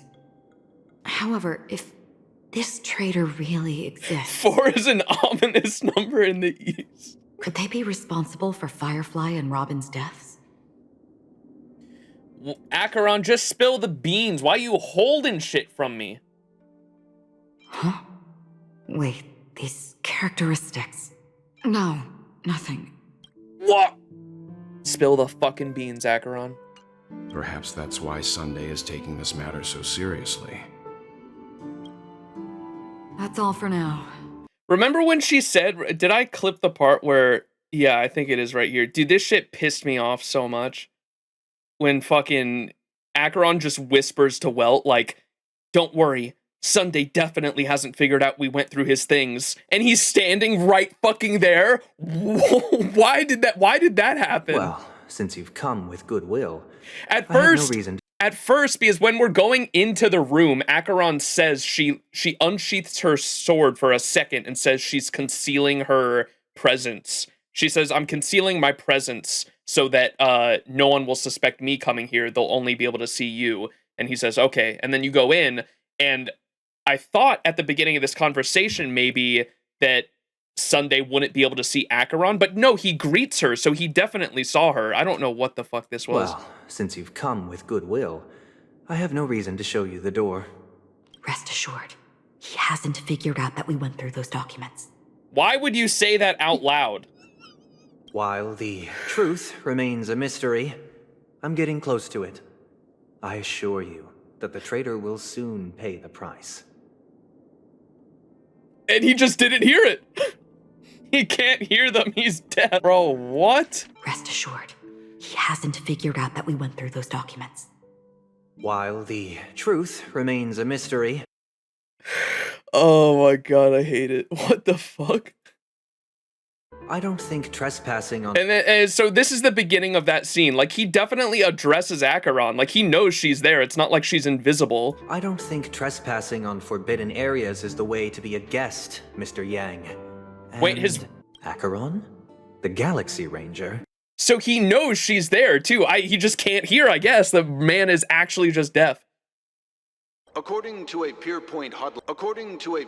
Alright, that's the note in Sunday's room. Aventurin's conversation with his future self about winning it all implies he's got a much deeper plan for the future, possibly against the IPC. Is he trying to gain their trust? Or was that just, or was this just him receding? What did I type here? Or was this just, him risking his life at the 2.1 ending? What is this? This was me talking about the Aventurine incident, which I decided just to skip. That's why I don't have it in my notes, I think. The Aventurine incident being that, like, because I know there was a commenter and we had discussions in my Discord about the person that Aventurine killed, his master, the slave master that Aventurine killed could have been the former IPC Aventurine Stone holder, because there's an IPC broadcast here that talks about the Aventurine incident, and the suspect that is brought in for that is Aventurine himself, and then he gets the Aventurine Stone, but they're two separate incidents, so that I don't think that they're connected. They're two separate incidents. The Aventurine Stone incident was one where Aventurine got the IPC to go into a mine to find Aventurine. There was no Aventurine in there, though, and so they lost a lot of assets. I think there might have even been something in the mines that caused a lot of the IPC soldiers that went in there to die. I'm not positive, though. I don't know the specifics. It goes over here, though. According to the Pierpoint hotline tip, there was a major breakthrough in the shocking Aventurine case. The suspect has been arrested. This fraud case has been linked to many departments within the Interastral Peace Corporation and the Intelligentsia Guild, causing a large drain in manpower and resources, resulting in the IPC taking a massive loss. The person that got the IPC to go after this Aventurine was the Aventurine we know now, Kakabasha. They bring him in, and then that whole ordeal happens with Jade, and Aventurine becomes the new holder of the Aventurine Stone, or the first holder of the Aventurine Stone. I'm not sure, but wanted to quickly go over that, I guess. Now I'm really curious. Why does every step you take involve reckless risks? And so here was this dialogue back and forth between Aventurine and his future self here. This is supposed to be his future projected self, right? They say that at the beginning of the quest, that the kid was supposed to be Aventurine's, like, the kid was supposed to be Aventurine's, past, and also his, like, pure self, right? The pure self that he had as a child. And then the future self, this other Aventurine that was like a hologram, was supposed to be his future self and like what he would become later on, right? That's how I interpreted it anyway. And this conversation here was pretty interesting. Now I'm really curious. Why does every step you take involve reckless risks, and the choices you prepare for yourself always come with a strong impulse for self-destruction? Do you truly believe that the greater the risk, the greater the rewards? I wouldn't have guessed you'd be so loyal to the IPC. There is so much you don't see. Which is also why you'll never see how I'll win it all. That is, if you can do what it takes. We'll just have to wait and see then. So it's just interesting back and forth dialogue. It definitely kind of makes it seem like he's not loyal to the IPC. I'm not sure. Or it sounds like he's definitely got like this is just like foreshadowing that he has a bigger game plan for, I'm assuming whatever everyone's telling me, he wants to get back at the colonizer department, as I'm going to call them from now on. Is it the marketing investment department? Is that what they're called? The one that like actually colonized his planet, that is run by the old Trailblazer, or the person that used to be on the Astral Express. Oswaldo, yeah, that's his name. Oswaldo's department, marketing. Strategic investment, isn't that's Aventurine. Strategic investment department is his, and they're the asset. They're the tax collectors, the asset liquidation department, essentially. Marketing is Oswaldo's. I imagine he wants to go after them. I know a lot of people were getting on my ass about talking about, and I briefly went over this in my Discord. A lot of people were on me saying, like, you have to understand that, like, the IPC is made up of all these different departments, and all of them are kind of, like, fighting for each other because, like, the person that creates the most profit for the IPC at that time, like, gets main control of the IPC for the time being or something like that. Anyone could correct me if I'm wrong. It works something like that, though. And so all these different departments like will like give up their morals in a sense to do the most heinous shit to make the most profits to be able to get control of the company, right? Capitalism, baby. And so Aventurine, I imagine, is working with Diamond, who is an emanator of preservation, right? As we know at the moment. And Diamond hates as far as I know, what chat has told me so far is that Diamond does not like the colonizer department and like also wants to take them down. Aventurine has a grudge against them specifically because they like colonized and fucked with his planet. And so this whole time I had been saying, like, why is Aventurine working with the IPC if they colonized his planet? And like that's why the chat was trying to tell me about all these different departments. It still doesn't make me like the IPC, just so we're all clear. Like I view all the departments equally responsible. Like they're all part of the same organization. I don't care if one department does more evil, heinous shit than another department. They're all part of the same organization. Don't give a shit. I don't like any of them. But I wanted to make it clear that I understand now that Aventurine might be trying to use one department of the IPC to take down another, just so we're all clear. And it seems like he might have some future plans that might have been foreshadowed here, talking about to his future self. He said, "Do you really believe that the greater the risk, the greater rewards? I wouldn't have guessed you'd be so loyal to the IPC." And the real Aventurine responds, "There is so much you don't see, which is why you'll never see how I'll win it all." And then future Aventurine says, "That is, if you can do what it takes." So I feel like that's foreshadowing for maybe beyond PENACONY stuff for Aventurine. IPC Joy and Happiness Department is sobbing. Diamond doesn't care about your background either. When he hires people, he just focuses on their talent. Yeah. All right, and then this is I don't know if I want to go over this black hole stuff. This shit was all so cryptic, too. I don't know what the fuck they were talking about here, really. Aventurine was reminiscing on his life, right? And as far as I know, he didn't die here, which I don't know. I feel like I kind of would have had more respect for Aventurine if he would have died here and went out in a way cooler way to get back at the IPC. I kind of talked about that in my chat a bit, but they definitely want to hold on to his character for a lot longer, and they have more plans for him in the future, it sounds like. But I thought he was dying here straight up, because like he just walks, he says goodbye to his former self right here, right? And he walks into the black hole. So I thought he was dead. I thought this was his death scene when I first watched this.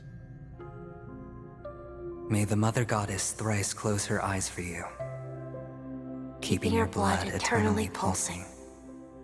Yeah, no, I get it was a gamble. Like, he could have died. I understood that part. Your schemes.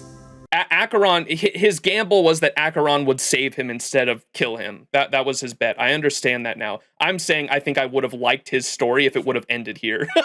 I think I would have liked it a lot more if it would have ended here. But I'm also a Fate. You have to understand, I'm a Fate fan, and I'm also coming from a franchise that literally has emotional endings every fucking story chapter. So I'm like used to people getting an emotional ending and then that being it for the character. But that's just me. Forever concealed. Our paths will cross again beneath Kakava's shimmering auroras. And see, he walks. Wait, this he's is going it. towards the black hole. Yeah, I was so confused why he was going towards the black hole. Is that just the exit? I guess. But he goes towards the black hole and that's it. And so I thought that was like him going to the afterlife. I thought that's what that was. But chat was like, no, he's not dead. Yeah, Hoyo never kills playable characters as far as I know at the moment. Or we had that moment with Ting Yun, and then that didn't last too long, I guess. Ay. I mean, in Fate, we are waiting for characters to survive at this point. Yeah, like well, they're servants. Like servants always have to have.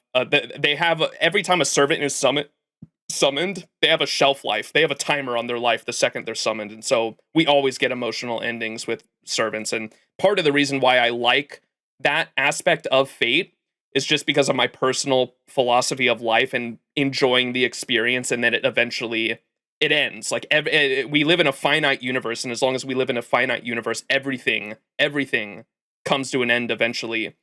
Humans will die. The planet Earth will eventually be destroyed. Our sun will supernova one day and explode. Our galaxy, the Milky Way, will evaporate into nothingness until the galaxy itself. What is that called? Entropy, right?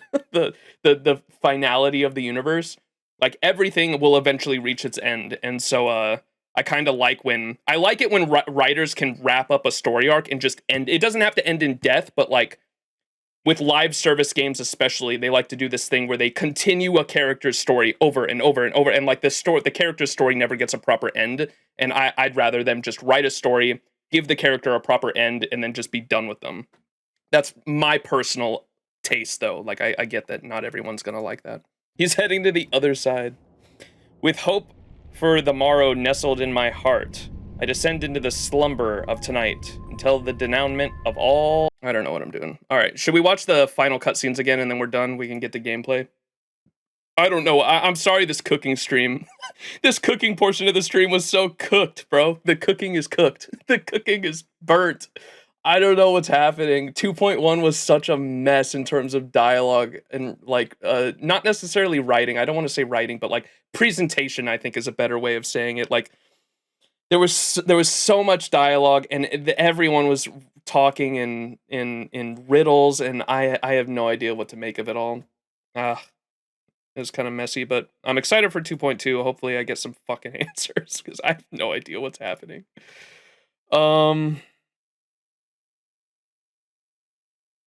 There's the Jade stuff. Okay, that was the end of them. And then we get the Firefly reveal. You're awake. No! I've been waiting on you for quite a while. And you are? Just what's happening here? It's you. What have you done? I didn't do anything but wait for you to wake up. You've met me before. I'm Sam, a Stellaron hunter. I'm now in 2.3.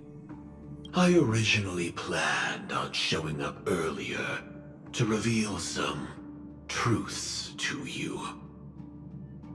That's what the okay. And you okay, it has to be Fire. Bro, I was cooking. It was at this point I was like, okay, it's definitely Firefly. Fuck, she was able to show up as Firefly. But I encountered more roadblocks than expected. 11 times I've tried, but ended in failure.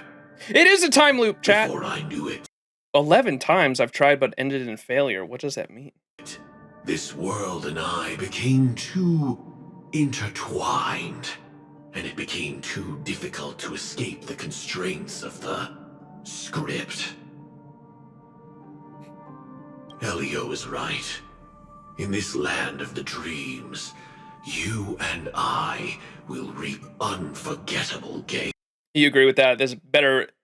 It's better and more meaningful to have a character, get like a proper character arc and an ending to their character arc than just be forgotten to time without ever giving them a proper ending, with just like a lot of like it's my issue with like live service games in general. Like a lot of different games do this. Destiny 2, like I'm a huge Destiny 2 fan. They're so bad at this because they have to keep the game going live service wise, and so because of that you'll get like story arcs, but like characters don't die because they need the characters to be in like the next story arc or whatever. And then because characters don't have like, that's why like myself and so many people loved Forsaken, was because Forsaken, like one of the main characters did get a death and you had to go after, like it was like a Western revenge story to go after this character. And then like it ended up being like so much bigger than you thought it was gonna be too. But like it started off with one of the main characters dying.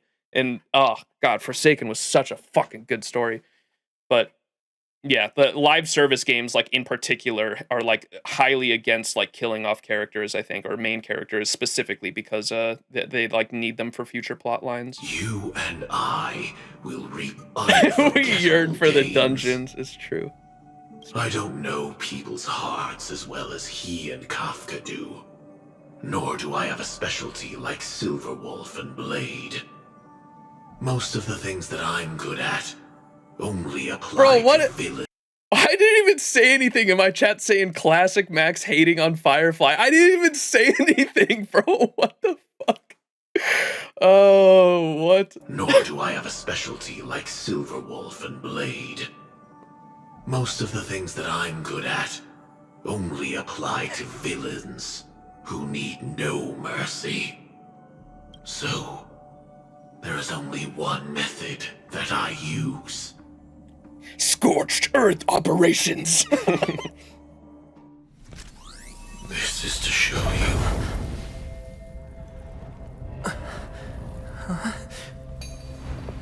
No way! No way! That I am. What is this thing? There's a couple different things about her character too.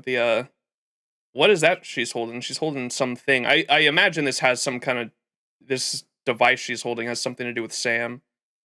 And then she also has like her cheek is glowing too. And that might have to do with her condition maybe that she talked about briefly. No way! That I am. She's got the ligma.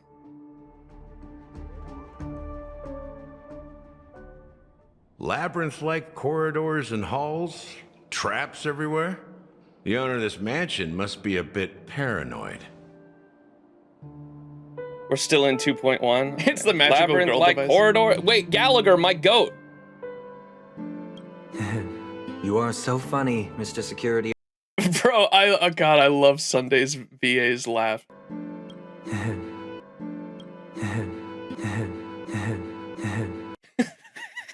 You are so funny, Mr. Security Officer. I hope that sense of humor of yours has helped you find the serial killer. We need a Sunday chuckle emote. We have the yeah, there you go. Kezuke just put it in. We have that one. That's the Sunday cat face one. That one's cute. Expressing a personal opinion. Why? Did I hit a nerve? Mr. Gallagher, my patience is wearing thin. Neglecting duties will only make me more suspicious that you and the real serial killer are connected.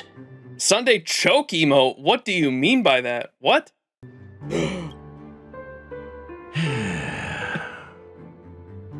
Scoundrel, punk, drunk, hooligan.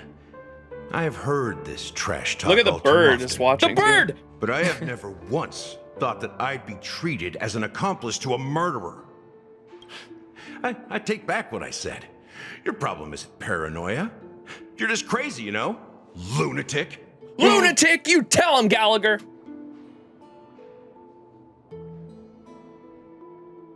You, the family, you broke my spine and pulled out my fangs, and now you want to accuse me of murder? Ridiculous. Only idiots who've drunk too much Soul Glad will berate a stray dog in the streets. What exactly is making you say all this nonsense? You should be more concerned about the Outworld visitors who are making a scene in the theme park than me. I don't need you to remind me. The moment that ambassador walked out the doors of the mansion, I knew what he was trying to do. My servants see everything. His little magic tricks may have fooled me, but no matter.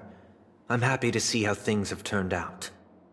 Why do you think that I just let him go? And why do you think I emptied the theme park stage? Because my target from the beginning has always been you, Hound. The more noise he makes, the more opportunities I have to make you and your true master pay in blood. If I were really the murderer, why would you need to be so secretive? Ha! I forgot. You also have a difficult master to serve, telling you to ignore the murder case and focus solely on that Charmony festival. That one guy! Ignore the murder case was what the little. I had no idea who the Dream Master was at this moment. I was like, oh yeah, the Dream Master. I know who that is. What what was the name of that the company? Isn't that right, my brother? Brother!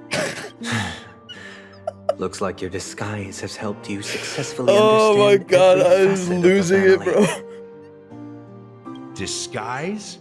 You must be blind to be accusing me of being a fake. Open your eyes, take a good look. Take a look, it's in a book, Reading Rainbow.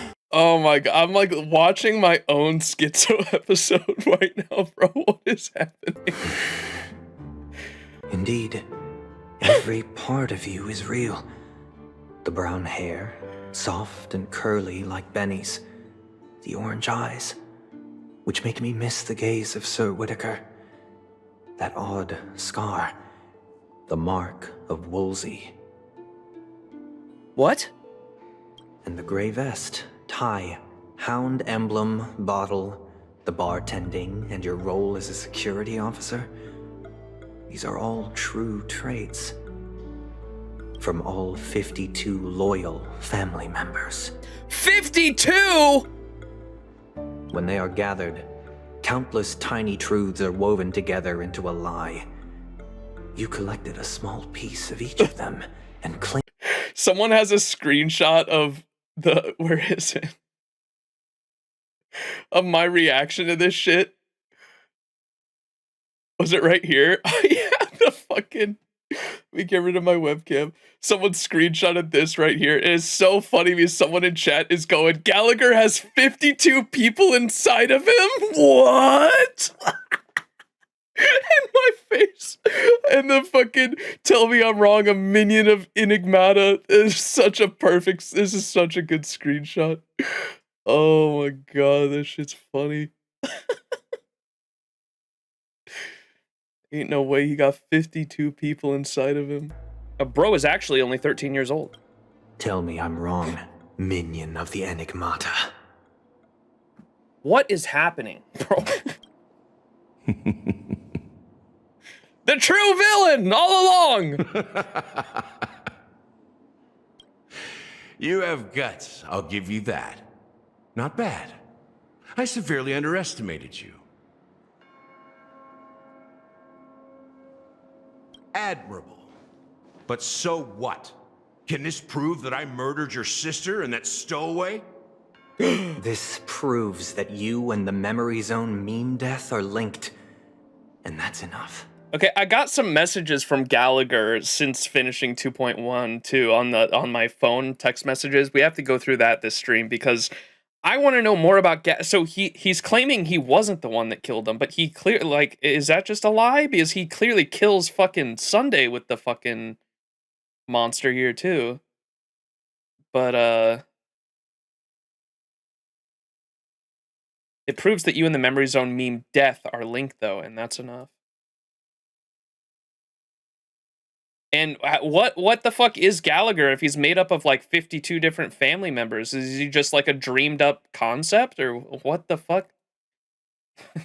But so what? Can this prove that I murdered your sister and that stowaway? This proves that you and the Memory Zone meme death are linked. And that's enough.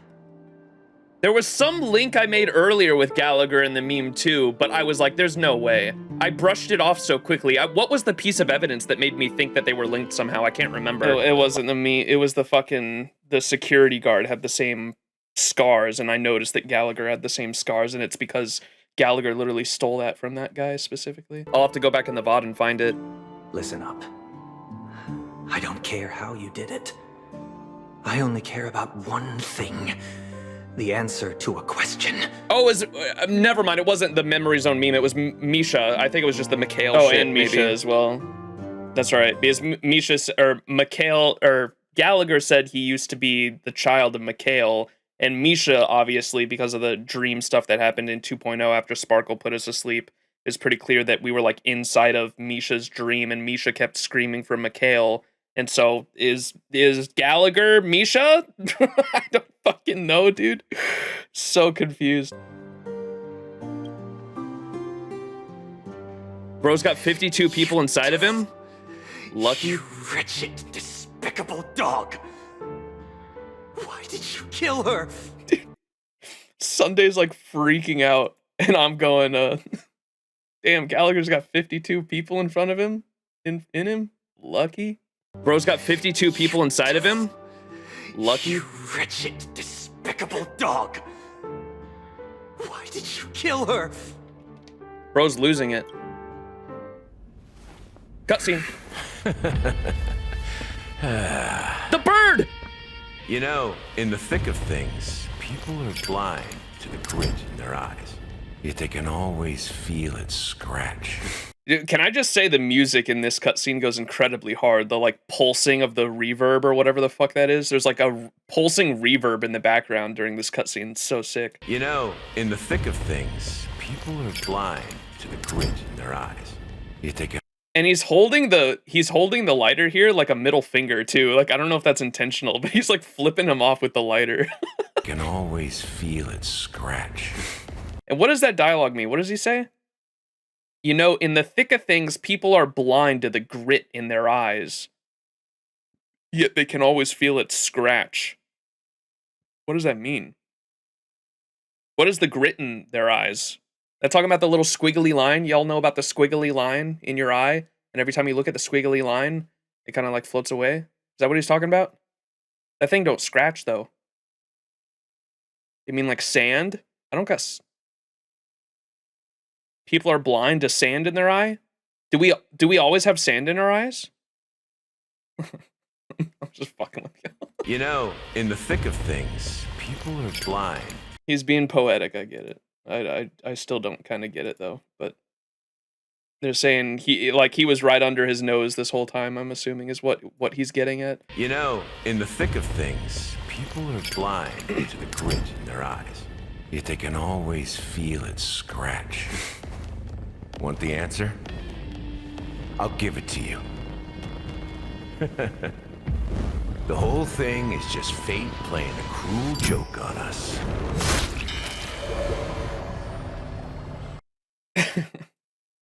Bro, kill Sunday! I'm so lost. Was the lighter closing here and the monster coming in? I wonder, does that have to do with... Y'all know how there was that note in Sunday's room where Sunday was like going over the analyzing all the deaths that the family was covering up and how a lot of them had to do with a light source, specifically vision and a light source. I wonder if that's why the lighter closes and the something unto death comes in, right? I don't know. It's interesting though. It's something I wanted to point out because like I went back and looked at the note again of how I think it was Sunday's commentary on all the deaths within the dreamscape, and almost all of them had either a visual cue where right before they died there was something visually that they saw or something in their vision changed, and then they were just gone within a second, and then a lot of other times it had to do with a light source where a light source would change and death would come in and snatch them. But that might be why the lighter is there too, for visual representation. The whole thing is just fate playing a cruel joke on us. You can't even see it appear behind him. It's just a shadow. Let's look at that in slow-mo here. What is that? What even is the shadow? What the fuck? Is that even something unto death? Is that supposed to be the shadow of something unto death? Is it like coming out of his shadow? I don't even know what the fuck that's supposed to be. And then that's definitely the wing, though. The wing stabs him, though. So the something unto death definitely got him. That's the wing. He's using it to, like, lure in the meme? Yeah. Huh. Bro, kill Sunday! Alt F4. Cinema. And then I Alt F4'd in cinema. All right. That's going to be it for my 2.1 analysis, though. I hope you all enjoyed. I feel like we got absolutely nowhere with that whatsoever. Oh, whoops. No Boot Hill? No, because that was technically 2.2. Well, good thing we just finished because my Sony Vegas crashed again, I think. And like I said, we're not doing 2.2 today. If anyone's just tuning in, we're just fucking around for the most part. This weekend. I should, again, if you're in my Discord, highly suggest joining my Discord, Discord in chat. And if you're watching on YouTube, you can find it in the description of all of my YouTube descriptions.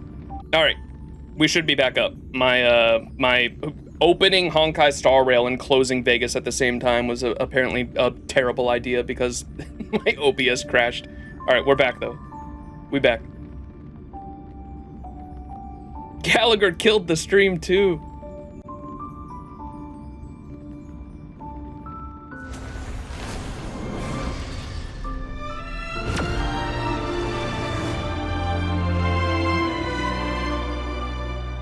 We're so back, baby. What's up, Tamamo? How you doing?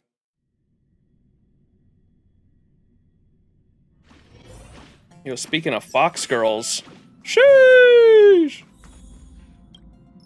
Will you stand with me by the window a little while? Yes! No need to talk. Can we hold hands? Thank you. I know I'm standing safely here on the Express, but sometimes gazing out at such a vast sea of stars makes me feel a little uneasy. Having someone by my side calms me. It's always been the case. Thank you. Yukong's companion quest was probably my favorite in the game so far, to be honest. Don't worry, it's nothing. Perhaps I'm just not used to such a peaceful vista. If the Lawfu skies can become as calm as this, maybe I'll eventually get used to it. Aw. Zila! Molly! Are you free right now? I brought some presents from Belobog to give to the crew. Could you take them on their behalf? Absolutely. I'm sorry. I'm not very good at this. This is just a little something to say thank you. Nothing expensive. I hope you don't mind. Do we get jades? Yes! I'm gonna spend these right now.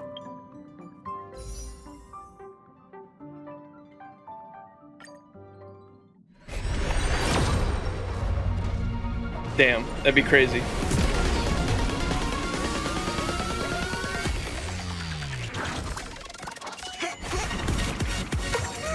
Can you imagine?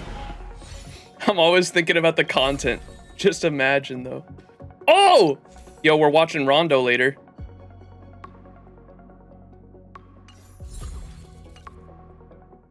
Pull again? Nah. Dude, my soundtrack is still busted. Look at this. It's playing. Look at this. I have this side of Paradise on, and it's playing the fucking. Now it switched. It was playing the. Every time I load into the fucking train, it's playing the Herta Space Station soundtrack. This shit's busted from my Alt F4. The curse of Alt F4 is still there. Oh, it's been an issue since the update? Okay, so it's not just me. I Alt F4'd and I Alt F4'd when starting 2.2 because of the cutscene at the end of 2.1, and I thought that fucked my game. All right, what are we doing? We're going to PENACONY. Let's do the phone booth first because everyone was telling me to do that.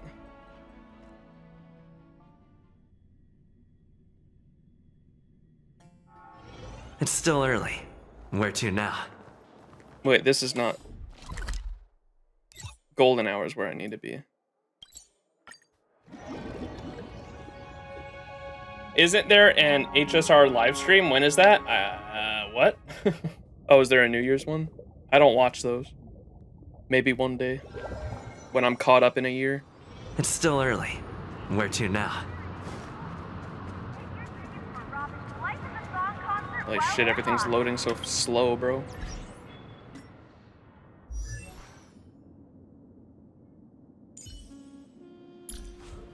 Did I not pause? Is it Google Chrome? Yes, it is. Okay, I think I might have fixed the issue. Like, my computer's running so fucking slow right now. It's Google Chrome being a bastard. Okay, that should make it run a little better.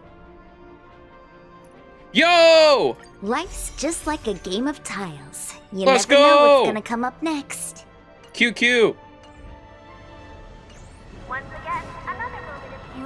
Is it jammed? This calls for a celebration, chat.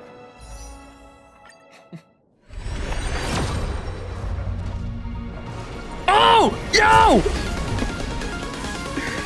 Easy clap.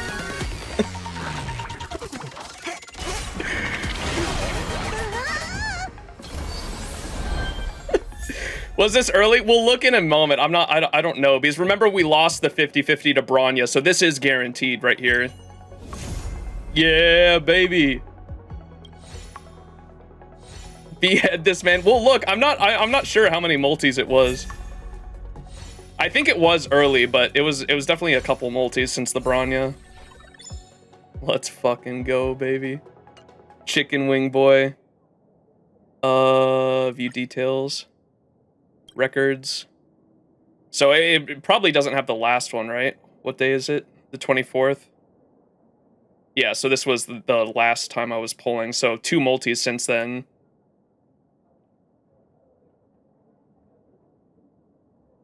Three multis. 4 multis.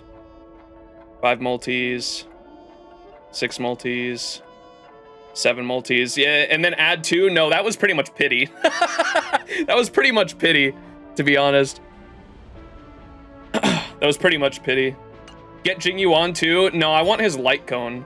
But I'm gonna get the light cone in the first multi for sure. Damn it. Was it 89 pity? It was pretty up there, I'm not sure.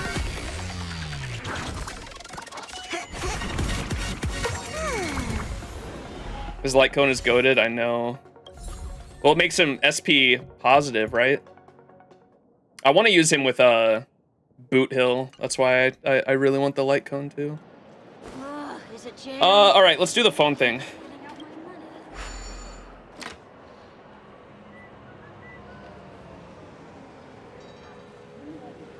He got Sunday early into the 10 pulls, so it was like an 83 pity, yeah. Fugue works a lot for Boot Hill too. Yeah, but I want a Boot Hill men team, because I love men. God, do y'all like men? I love men. I want... The team I want for Boot Hill is Harmony MC, Boot Hill, Gallagher, and Sunday. I think is a team that could work. Based. Men. Men.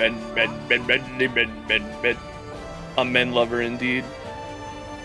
Fugue is the Boot Hill support, I know. I mean, if any Oilers want to donate Jades, I when Fugue's banner is up, maybe we'll throw some we need an Oilers emote. We love men, yep. We'll do yeah, we should be doing the 2.2 streams next weekend. Gaslight chat for Christmas gift. I still have 70 tickets right now, by the way, for anyone that doesn't. I know my webcam blocks the tickets. I have 70 tickets right now, and so I might spend those for the light cone before the end of the stream, and then I'll be fucking broke for next patch. All right. People wanted me to do the Dream Peak call though, to see what other dreams there were in here. You don't have to wait long for Fugue. It's almost as though you were waiting for Sunday's banner to nearly end. Nuh-uh. Where's the Saber funds? I'd have to sell a fucking kidney for that shit.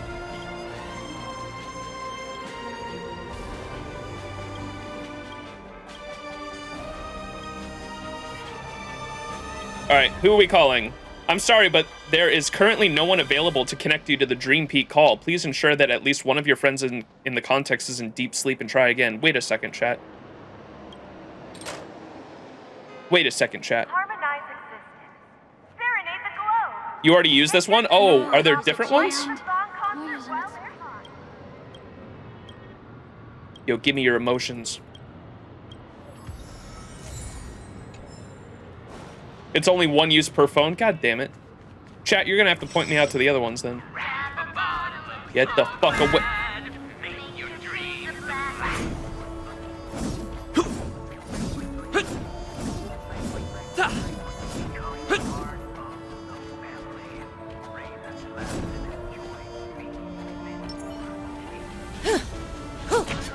First try.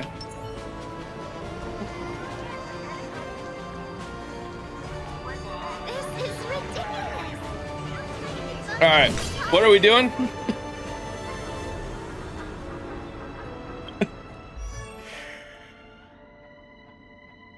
Yo, that's right, I got Sunday. Can I get the Sunday 3 in chat? The 3. On this arduous journey, we Oh, will shush! see the stars. Don't talk! Chat told me that his dialogue is spoilers.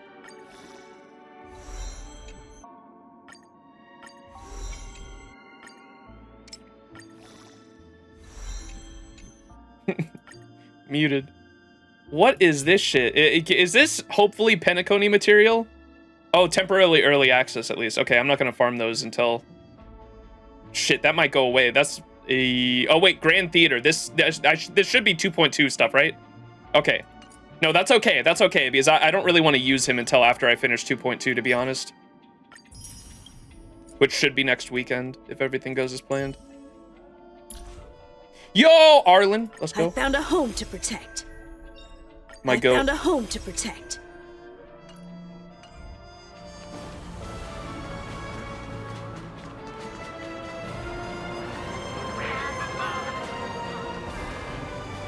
You don't want to use them until you finish 2.7? God damn it.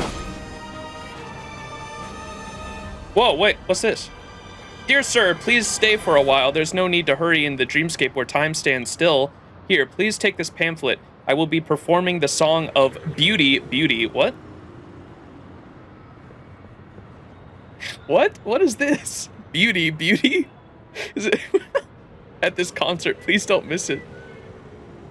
This is one of the hidden quests? Why is Beauty, Beauty, Beauty? Adrilla? I see you're a man of beauty, too.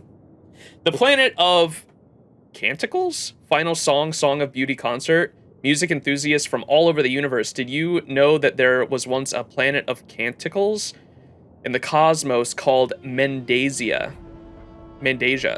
Under the guidance of beauty, the people there indulged in singing and dancing, using the entire world as their platform to explore the beauty of music. Unfortunately, the deaf-mute destiny is incapable of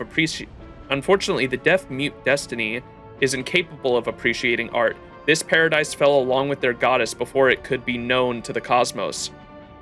The planet's residents lost the gaze from the beauty, but the magnanimous Great One of Harmony opened their arms for the people. Thanks to the Iris family's effort, the remaining residents of the planet of Canticles have arrived in PENACONY. Leros Sally, heir of the heritage of the Mendasian folk songs and the famous musician, will present the lost Song of Beauty to you in the dream.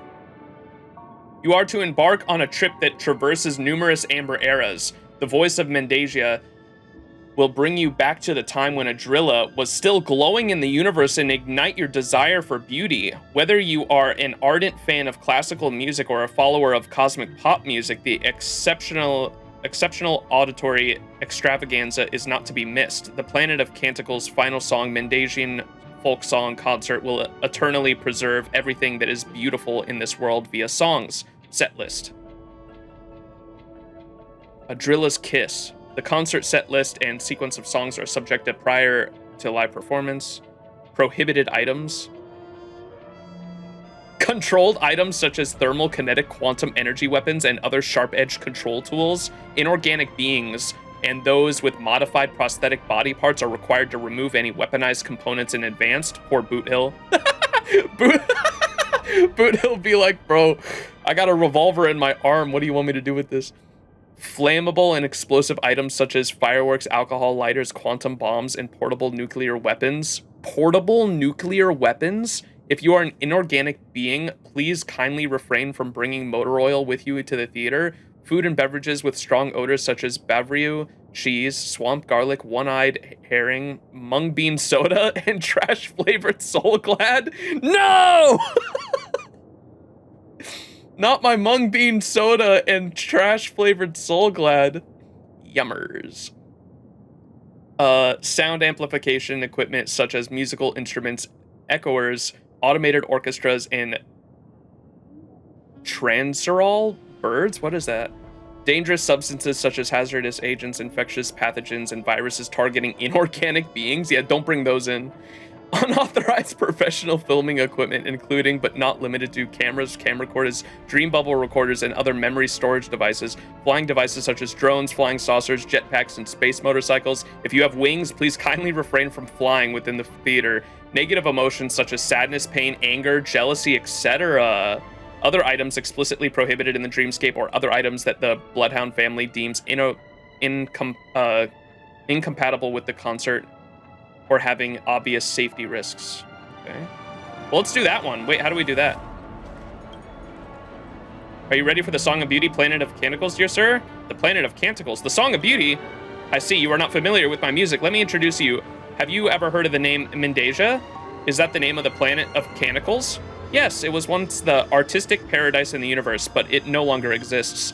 Since the dawn of civilization, Mendasia has believed in the beauty, a drilla bestowed upon the wall of mirrors that shielded us from the plagues. Henceforth, the world concealed its traces in the star ocean, and only a few knew of its existence. Gradually, it became a peaceful wonderland where people indulged in feasts and drinks in the forest of flowers, explored and sang in praise of the beauty, referring to their homeland as the Planet of Canticles. However, the beauty disappeared. The blessing she left behind gradually crumbled. Approximately 2 amber eras ago, the wall mirrors collapsed entirely, and soon, like the vulnerable butterfly, Mendasia was swallowed up by a terrifying interstellar beast. The Swarm? Or what's that other one? The Ouroboros? The surviving Mendasians have been wondering ever since, and no one believes in paradise spoken of by those refugees. Only a few musical pieces known by the Song of Beauty serve as evidence of the existence of the Planet of Canticles. The enchanting realm of beauty has faded, and if its remaining art withers away, the crown of cosmic art will lose one of its brightest jewels.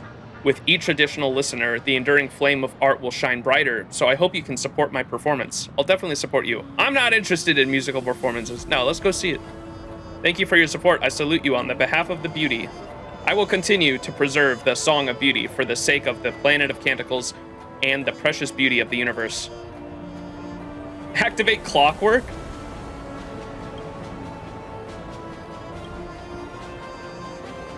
What are your thoughts on Robin? Robin? You mean the once-in-a-century musical genius, the voice kissed by sheep-aid themselves, and the Princess of Harmony? I don't think I need to elaborate on her reputation. Her songs are undoubtedly excellent, but since I arrived in PENACONY, I noticed her posters adorning every wall, her music playing at every store, and her songs hummed by everyone passing by. For example, Soul Glad is widely recognized as a delicacy, but if you had to drink Soul Glad every day, even use it for washing, day after day, year after year, would you still love it in the same way? That's a nauseating thought. Of course I'd love it. I'll never betray good flavor. Yeah, no matter how good something is, its charm diminishes with repeated exposure. I have great respect for her, but the music of PENACONY should not be overshadowed by her all the time. Dreamscape should embrace a more diverse range of musical styles.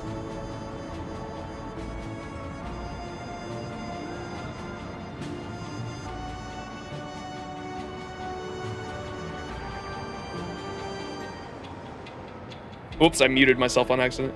He hates Robin. This is like my critique on Hoyo games for their art style. We were having this conversation in my Discord the other day about how FGO has its flaws. Don't get me wrong. FGO has a lot of major flaws. But one of the things I love about FGO is their diverse range of artists. And they credit all the artists all the time. And I love how, like, for example, when FGO, like earlier this year, I think, was getting a lot of flack for Raiko and Raida is the artist for Raiko, I think, right? needless to say, the proportions on the women that Raida draws are insane. And I am not personally a fan of that art style. However, I will absolutely defend Raida the ability to draw such characters and even have them in FGO as a game, because I like the fact that there is a diverse set of artists that work on the game, if that makes sense. Someone check the leak chat on Discord. The men though, yes, Raida men are cinema. I will agree with that. Raida's men are cinema. Those dudes are hunky. You'll love the fan stream of HSR. Is that where like a bunch of fan art comes through? I have seen that. I like how HSR has like fan art competitions. That's really cool. Imagine listening to "Welcome to My Whoa." All right. What do I have to do to start this quest, chat? Do I have to activate Clockwork? I sure envy Robin's predecessor. They have a wrench mark on top of them. If it's one of the Clockwork quests, interact with them to start the quest. Oh, it's in quest logs now? Okay.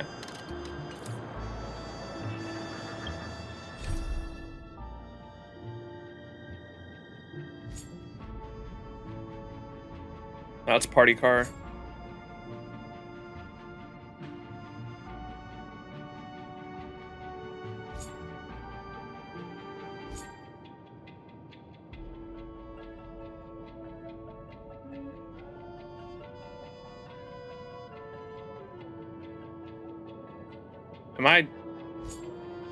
Is it here?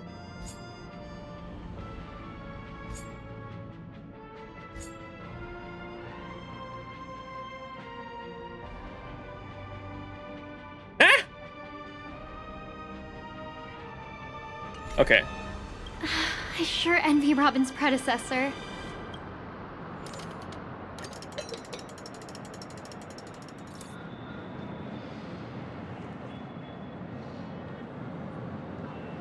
Yoshi is mute. This was the other mute character Sparkle was talking about. All of a sudden, La Rosa's serene face lights up with joy as she opens her mouth and sings in an unfamiliar language in a tone you have never heard before. Not even gonna try to read that. Each syllable of the song seems to imitate the sound of nature: rustling leaves, buzzing of insects, chirping of birds, low growls of beasts, raindrops hitting the ground, the amalgamation of sounds created by a marvelous rhythm. The song is sometimes shrill, sometimes raw, and you didn't even know these sounds could be produced by a human's vocal cords. It's hard to tell if music can be called melodious, but the wild vigor within the song is palpable. Phew, that was the first song I learned as a child, and I don't know why I sang it out loud. How peculiar. Why did you perform? Will you perform this song at your concert? Is this the Song of Beauty? Yes, it's the most iconic ballad of Mendasia, but I have never performed it in PENACONY. Although the language of this song is no longer spoken, the meaning of each lyric has been passed down. Mendasia, Mendasia, you nourish Adrilla's flourishing flowers with the sands of art. That is the meaning of the lyrics I just sang. Mendasia, the planet of canticles that perished even before I was born. I have never witnessed her or seen any images of her, but the singing that song, I can imagine a paradise where one can freely sing under the sunlight. Dear sir, how do you think of this song? It's beautiful. It sounds terrible. It's beautiful. Thank you, but my manager doesn't approve of it at all. My manager told me that the style of this music doesn't appeal to the audience at all and will only deter guests seeking elegance. To achieve fame, I must first sing songs that are recognized by the market.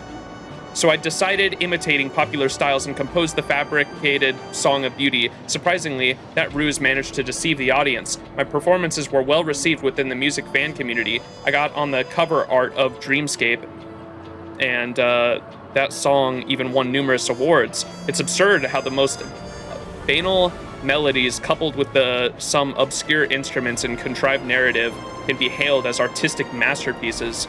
Every day I reluctantly sing lies. If it were not for the spur-of-the-moment decision just now, I would have forgotten about the real Song of Beauty. However, is the Song of Beauty truly insignificant? No style, audience, and popularity are merely pretext to conceal prejudices. I am determined to prove to my managers that the Mendasian music will become a hit. It's destined to succeed. You don't need to prove anything, just sing what you desire. How are you planning to prove it? You don't need to prove anything, just sing what you desire. No, it's not that simple. She holds significant sway over the entire entertainment industry in PENACONY. I must find a way to convince her instead of defying her. As for how to persuade her, I can start with a roadshow and assess the audience's reaction. If the audience approves my performance, she won't be able to use market reviews as an excuse to dissuade me. I can organize the roadshow at Aideen Park, as it attracts visitors who seek novelty and individuality. They'll undoubtedly be more receptive to a different style of music. I'll be preparing for a show, dear sir. I kindly request your presence to witness my performance on stage. I'm confident that you won't be disappointed with my performance.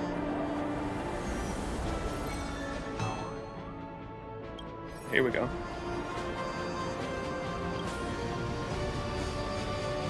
What's the name of the girl from Imagine a Rose Forthcoming? We gotta hook them up together. Tick-tock! Quick, adjust the hands! Tick-tock! People's minds await your exploration. Help them regain their true selves. Okay.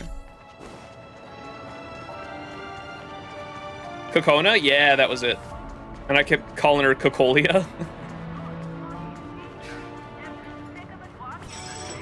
Where imagination meets style. Shaping the stream of... Haha!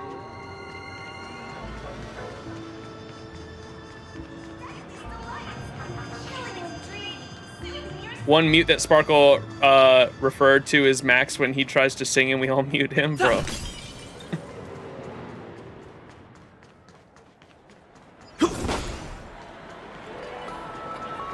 Ba ba ba. Ba ba ba. Ba ba ba ba ba ba ba.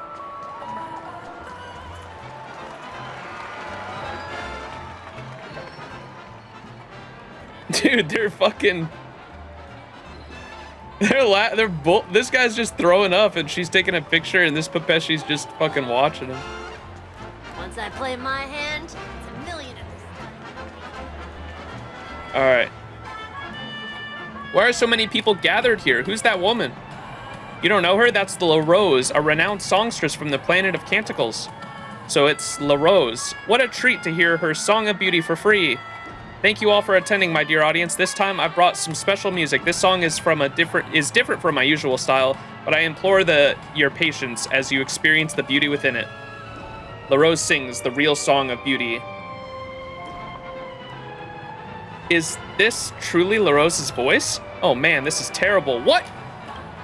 Please stop making vulgar remarks. There must be more to La Rose's music. Where's Boot Hill? I never imagined I would perform the Song of Beauty in front of everyone, but it's been such a long time. My manager should be coming for me. I'm sorry, but I must go back to OT Mall to distribute my brochures. Dear sir, could you please come ask about the audience's thoughts on my new song? I would greatly appreciate it. Yeah, I'm gonna need Boot Hill and his 9mm for this. La Rose singing dubstep going whoop, whoop, whoop, whoop.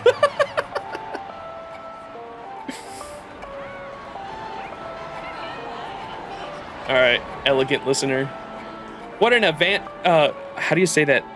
Avant-garde style of music, worthy of admiration. La Rose is truly an artist in her own right, managing to be famous while pushing the boundaries of music and art. Come on, if she hadn't told me that she would sing a song, I might have reported it to the Bloodhound family for someone just making a scene on the street. How putrid. This is called experimental music. It's radical, pure, and an extreme form of self-expression, but you can't grasp it at all, can you? No, I don't understand it a bit. Why don't you explain what makes this song so remarkable? Think about it. Why did La Rose scream on stage? Doesn't it resemble the wailing of losers trapped in a nightmare? Through her voice, she captures that very scenario, expressing the pain felt by dream chasers who are unable to fulfill their dreams. I'm not sure if she's trying to express pure pain, but it can definitely be a real pain for the audience to endure. That's art, surpassing your mundane grasp. In my humble opinion, she was singing about people like you, whose lives are as fulfilling as they wish them to be. Bro. Elegant listener is Max cooking. Oh no. Avant-garde. Avant-garde. Not gonna lie, my headcanon is that the real Song of Beauty is Mongolian throat singing. Oh, I'm not. I was about to attempt to.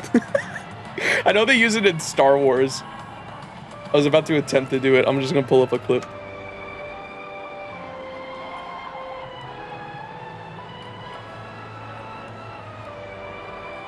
Star Wars Mongolian throat singing.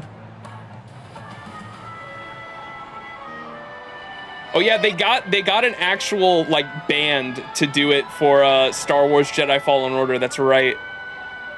This is so sick.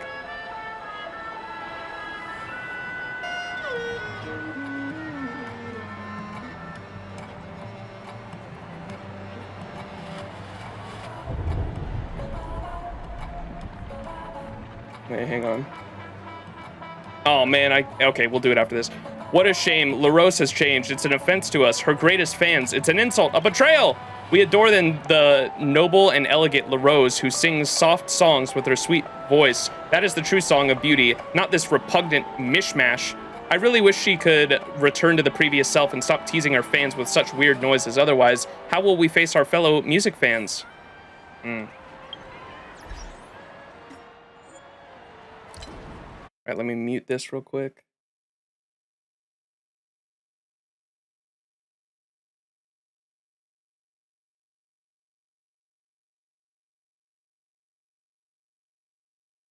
Let me pull up the beginning of, I think the beginning of Star Wars Jedi Fallen Order had this shit. I thought it was so cool at the time.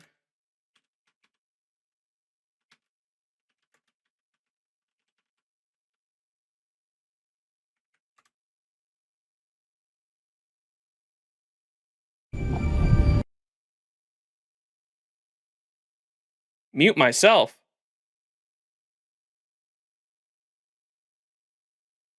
Here, this is the beginning of Jedi Fallen Order, and they like use it, I think. Yeah, right here. If the music is there.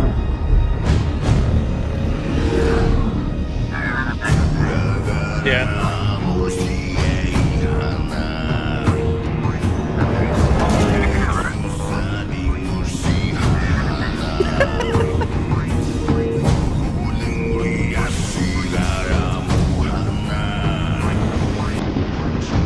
I thought this shit was badass, dude.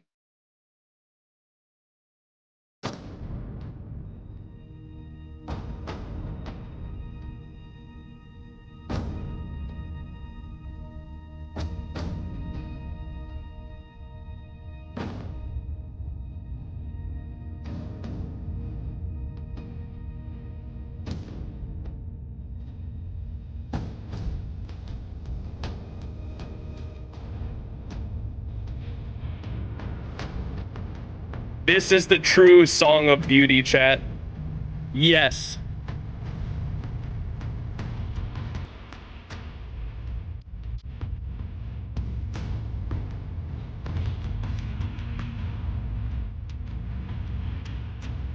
Imagine Argenti singing this.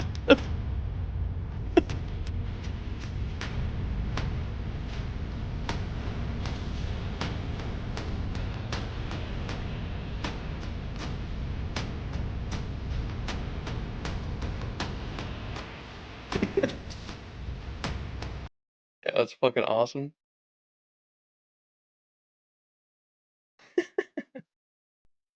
The true Song of Beauty.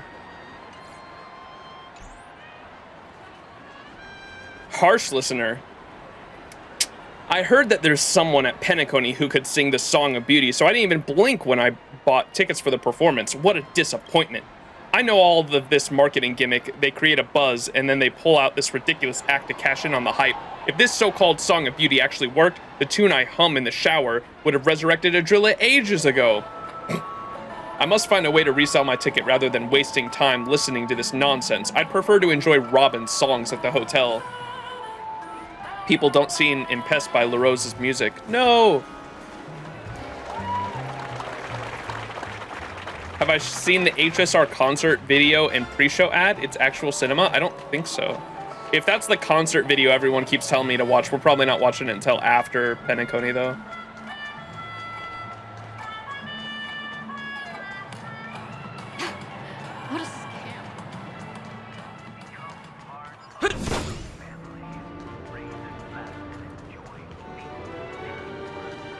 Bro, I should have just teleported over there.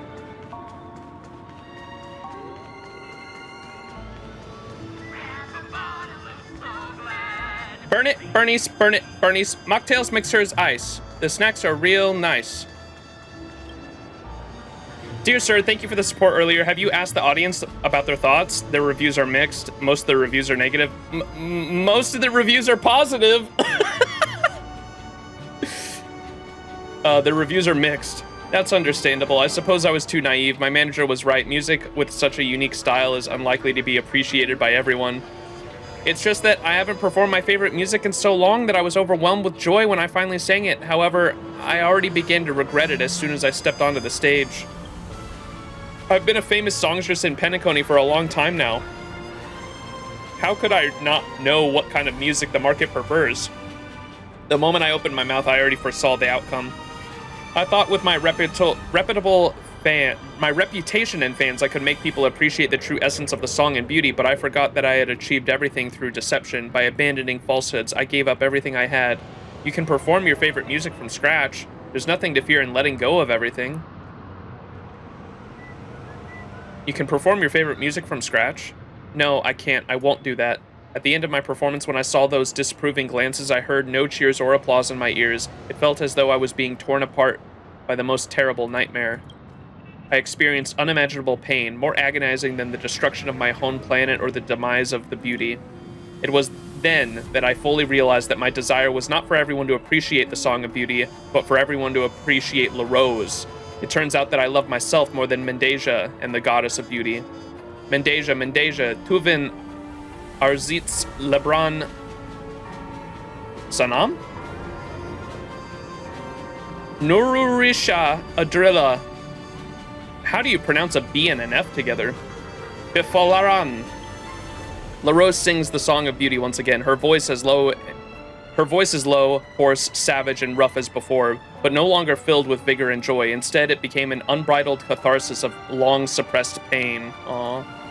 Dear sir, I'm afraid you will be the last listener of the Song of Beauty. I will tuck it away and never perform it again, and continue singing those vulgar lies, deriving of satisfaction from the applause and cheers. Yes, this is the real La Rose. Will you continue supporting me like this, dear sir?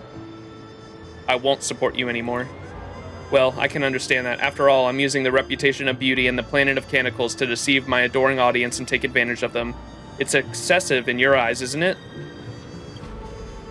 But I have made my decision, so if you despise me, be prepared. I will work even harder to gain public attention and become a singer known by everyone. Anyway, thank you for awakening me from my false dreams. Now I have discovered my true aspirations, and I'm willing to let go of any lengths to pursue them. Damn.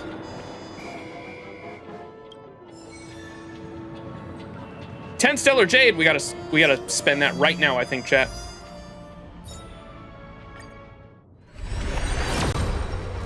Me when I try to show my fans Death Corps.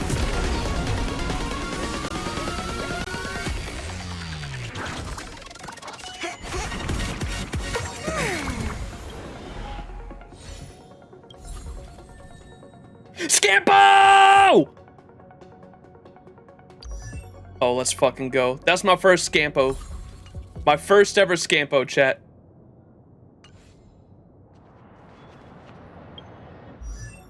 You got Sunday already? Yes, we got him earlier today. This stream. You didn't. I still don't have Hook. Hook and Scampo are the only two units I don't have a single copy of. I finally got a single Scampo.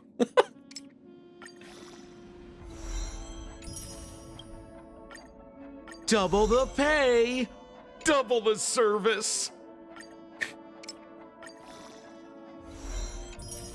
Build him for the lore.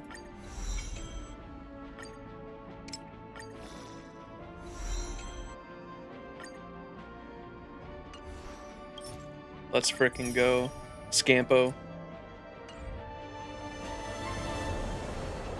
Just wait. I'll be famous one day.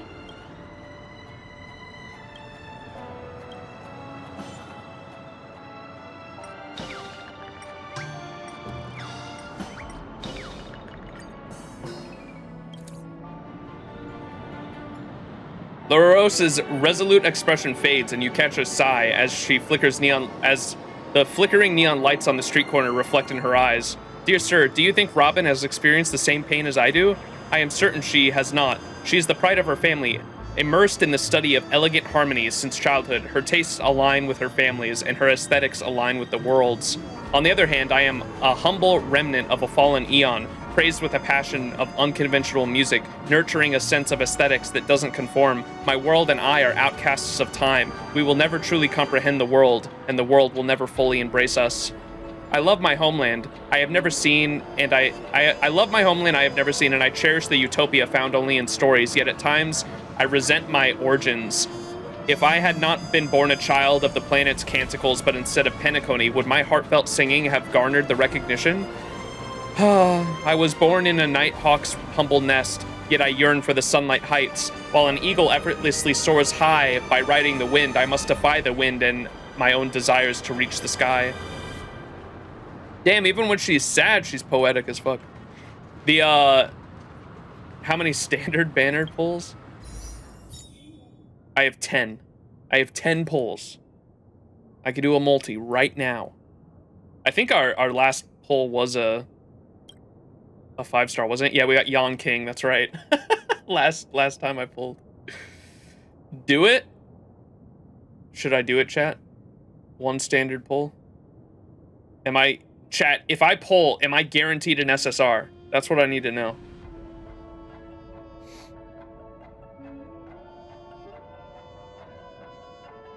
Am I guaranteed an SSR? A 5-star character? At 300, yes. We're not there yet. We're at 230 right now. I'm not guaranteed a 5-star. All right, I don't think I'm going to pull then. We got to hold off on it for now.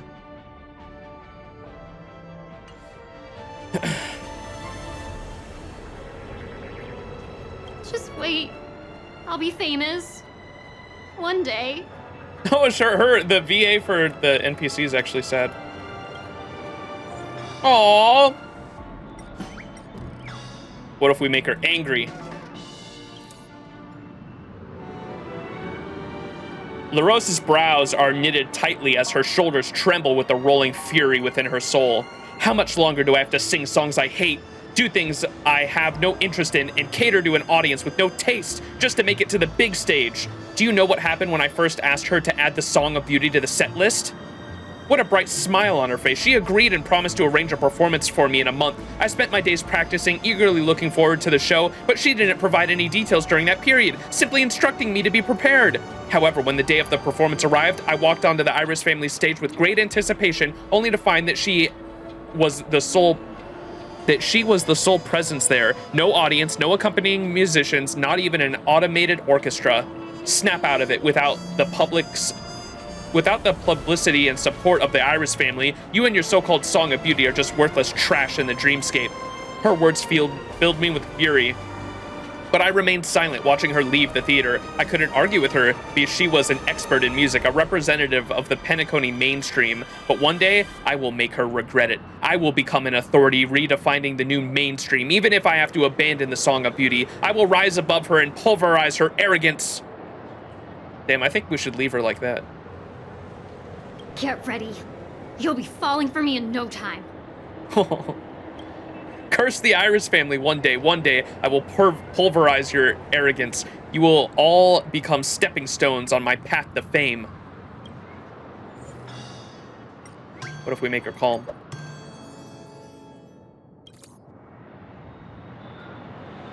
LaRose's expression calms down, her smile fading at the corners of her mouth as she murmurs in a low voice. I can still vividly recall my childhood days, singing songs with the relatives. Most of our performances were meant to satisfy people's curiosities and showcase that humans could create such unique sounds. While we called ourselves singers, we weren't much different from those trotters who entertained the daring acts of...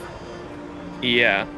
At first, I genuinely believed the Song of Beauty was truly beautiful. However, when nobody appreciated it, I started contemplating giving up singing, until an interstellar traffic accident left us stranded on a world maimed by Dr. Primitive. Uh-oh. The inhabitants of that world had been transformed into apes through malicious experiments. Though they couldn't grasp complex music, they were naturally drawn to our primitive and ancient songs. As I practiced my songs at the camp, these natives cheered me on with their remaining intelligence and found a reason to continue singing through their applause, validation from others. Yes, this pursuit of art, the legacy of my homeland, and the faith of beauty were all merely empty words I used to deceive myself. In truth, I sang solely for the admiration and the audience right from the start. Damn. Not the apes, not again. Think he's waiting to see if Aglia gets put onto it? Yeah. I think that's what people were saying. They were holding on to their free 5-star ticket because people were thinking because Aglia is like a new class or a new path, they might have, or they might put her on there. I doubt they'd let people know. I don't think it's gonna happen. But also in case I get, it was mainly in case I get a 5-star before then was like the main reason I was holding on to it. Because we have 147 days left. I don't think Aglia is gonna be, they'd let people know if that was gonna be the case ahead of time, because they wouldn't let you waste it if Aglia was gonna be added to the 5-star character roster.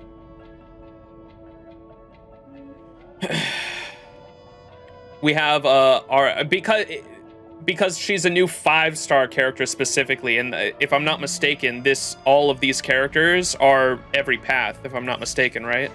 That's why.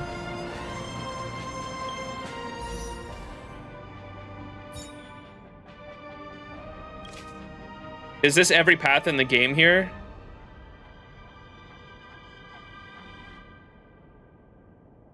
Preservation, Harmony, Nihility, Erudition.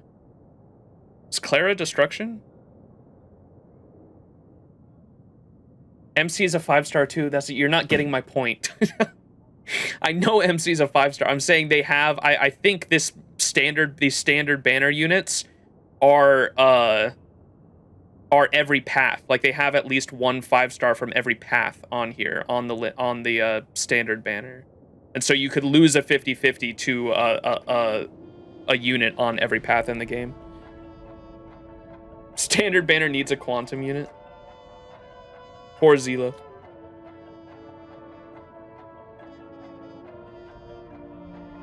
Well, quantum's not a path, that's an element. I'm talking about the path specifically. Should be quantum remembrance. Oh. I hear ya. Okay. Motherfucker leakers. I think I activated that emote. Can I get a leakers in chat? Don't we have the leakers emote activated, Kezuke? I think we do. Yeah, there it is. Leakers. I don't read the leaks, but I don't read the leaks, but it's been pretty apparent to me that we are getting like a really strong fucking quantum unit in the future, because when I said I wanted to roll on Zila, everyone in the Discord was like pinging me like, Max, if Zila gets a rerun, you don't want to roll on her. You don't want to roll on her. You don't want to roll on her. She's going to get power crept. She's going to get power crept. She's going to get power crept. And like so many people messaged me that, and I was like, okay, I get it. There's a fucking really powerful quantum character coming around the corner. Jesus Christ. Watch your step now. Is it though? I don't know. That's my assumption though. I'm like, you motherfuckers read the fucking leaks, I guess, because I got so many messages about that shit. Zila's still strong. Yeah, I get it. They were just trying to warn me that like if Zila gets a rerun like here really soon around the corner, that it's like highly probable that she's about to get power crept with like a new quantum DPS character that can fill her role specifically on the mono quantum team for like a main DPS, because I've been saying for months that I want to build the mono quantum team, and all I really need is Silverwolf at the moment to make a budget one at least. Where's my team? Yeah, this is where I'd put my Silverwolf if I had one. But I can do I would really like Fushuan, obviously, but if I just get Silverwolf, I could deal with this team to make like a budget mono quantum team for the most part.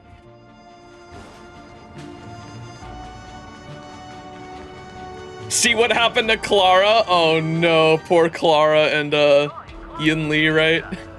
That's actually crazy to me. They didn't make Yunli a different element. Like they had to make her physical, so it's just a direct upgrade. That's crazy to me.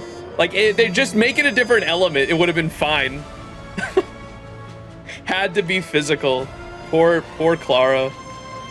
The Four Shorties team, yeah. All right, what am I doing, chat? Oh, what did Clips want me to do? The Pepeshi named Gino. Pepeshi named Gino in the Reverie.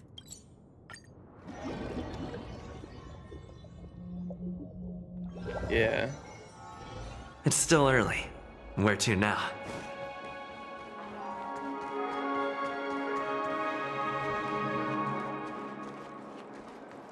Good luck finding him, like really good luck. Oh my god. Someone just fucking tell me, where is this fucker? VIP lounge? Okay, thank you. I was about to look all the way through there.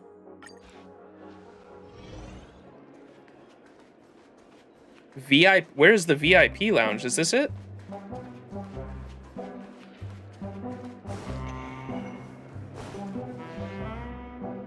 Max, what's the word for the dill stickers? What? Oh, for the emotes? Kezuke, find those real quick. what are the, I know there's we have a couple different ones that are,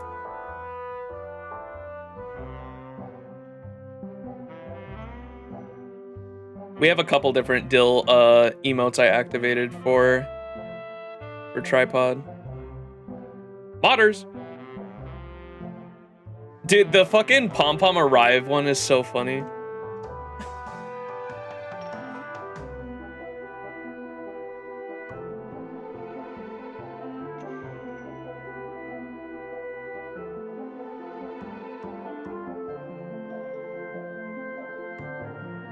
Really, Matt? This one's so funny too.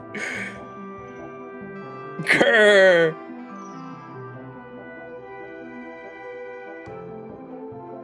Yeah, there's one of them. The dill dumpy. Oh my god. Dill dumpy's pretty funny. Dill fingering. Dill fingering.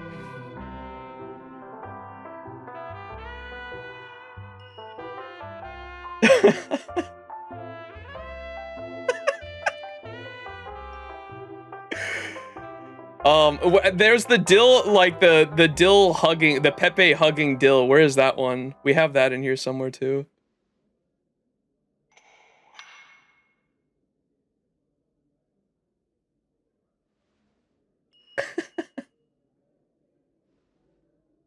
Yeah, there it is. Kezuke got it. The Peepo hug dill.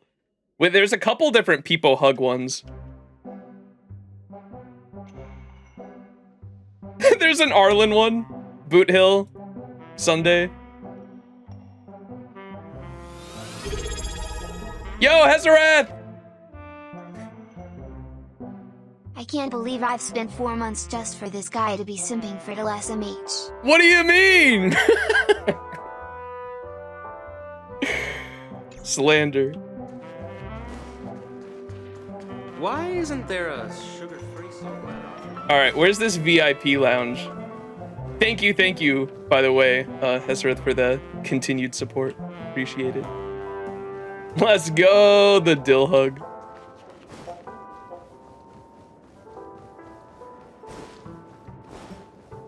VIP lounge.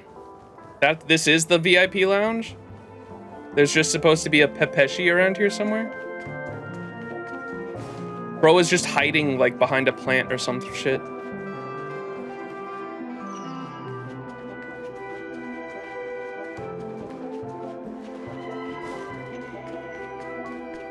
Why isn't there a Oh. Is this not him? Fuck.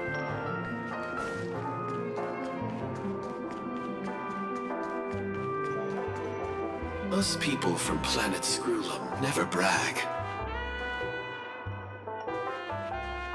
What are you trying to do? Finding the hidden Pepeshi quest. Chat told me there's a super secret pom-pom. What's a pom-pom doll doing here?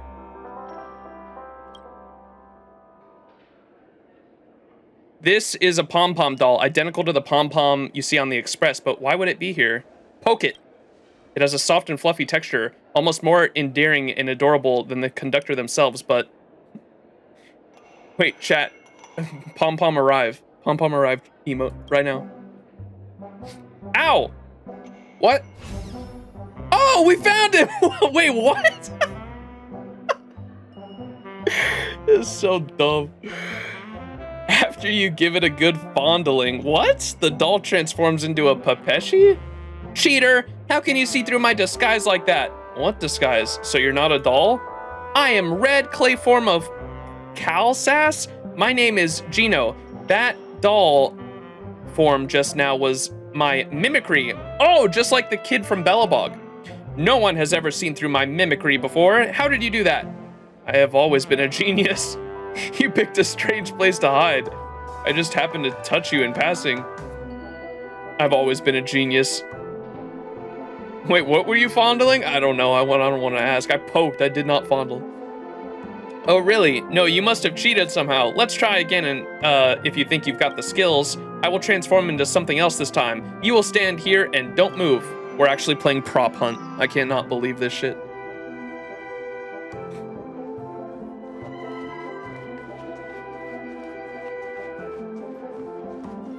He didn't say, I hope he stays in the lobby.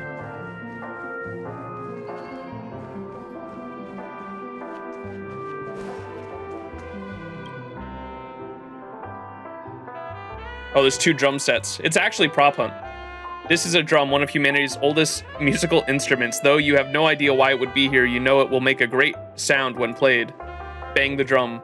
The drum erupts into a wave of percussion. Everything about this drum, from its texture to shape, seems completely normal. You lose yourself in the rhythm and continue banging on the drum. Ow, that hurts! Under your savage beatings, the drum surrenders and transforms back into its Papeshi form. Okay, you found me here. There's no need to beat me up like that. Anyway, you did recognize me this time, right? I have a strong sixth sense. You chose a strange place to hide. I just wanted to bang on the drum. Oof, you are too powerful. Am I really no match for you? Let's go again. Give me one final chance. This time I will create the perfect mimicry that you will never be able to detect. The strange Papeshi hopped into the distance.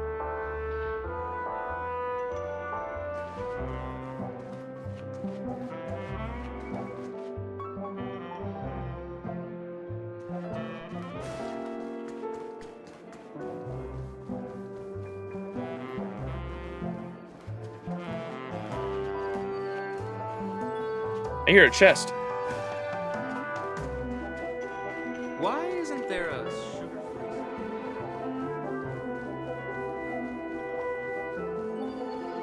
Is this it? Oh, no way the sound gave it away. That's crazy. The sound gave it away. This is him. I was like, I thought I got all the chests in this area. You open the chest, but find nothing inside. You have never seen such a defiant chest. Give it a kick. Stop! Don't hit me anymore! I will transform back. The chest transformed into a Papeshi. He has been completely defeated by your powers of perception. Strange, you managed to see through such a realistic mimicry. You can call me Galactic Baseballer Detective. When have you ever seen an empty chest? I just wanted to open the chest. It's really quite realistic. You can call me Galactic Baseballer Detective. Really? No wonder you're so amazing at this. Come to think of it, you're the first person that has ever been willing to play with me. Does this mean that we're best friends? If you get time, you can come and play with me again. A kid clearly doesn't have many friends. Hero. And you, my friend, are your own hero. Aw. Let's go.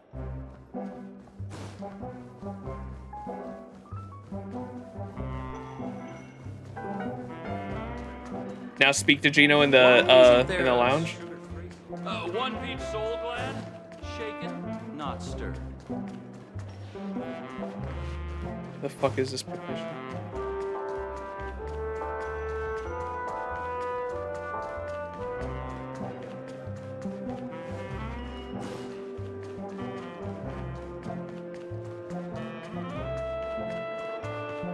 Where the fuck is he? Why isn't there a sugar... Oh, teleport away. Reset the instance.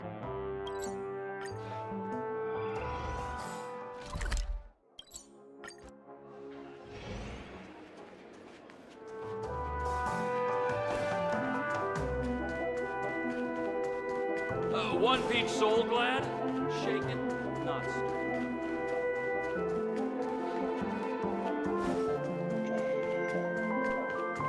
Where's he supposed to be?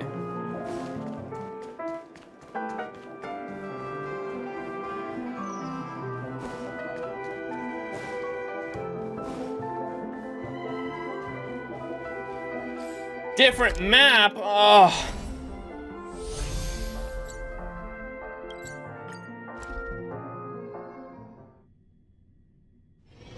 It's still early.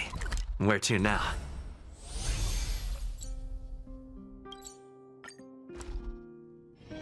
It's still early. Where Supposed to to be now? by the door. Ah, yeah, there he is. One peach soul glad. The strange Pepeshi. How'd you find out about me? Can I touch the fluff ball on your head? Fluff ball? I'm not sure what you have in mind, but go ahead and touch it if you really want to. Whoa! You run your hand over Gino's fluff ball. Gino enjoys it, much like a happy kitten getting some pets. What is this? It feels so unusual. I am so uncomfortable right now. Get me the fuck out of here. Pepeshi rarely allow anyone to touch their fluff ball, just like how humans won't let a stranger pick their ear. However, Gino is not a real Pepeshi. Keep doing that. Don't stop. Get me the fuck out of here. Pepeshi rarely allow others to touch their fluff ball. Oh, is that so? I suppose I still have much to learn. So it's not even... Wait, is this the kid? What was the name of the kid from Bellabog? This feels fine. That's what I'm saying, bro. What in the world? It wasn't me. Chat made me do it. Julian? Oh. Julian? It's not a Pepeshi, that's for sure. Oh, how'd you find out about me? Are you really a Pepeshi? No, of course not. I'm a red clay form from Kalsas, and this form is a result of my mimicry. I was worried that my true appearance might frighten everyone, so I challenged my form and became a Pepeshi. I heard that they're super popular in the universe. Don't you think I look cute?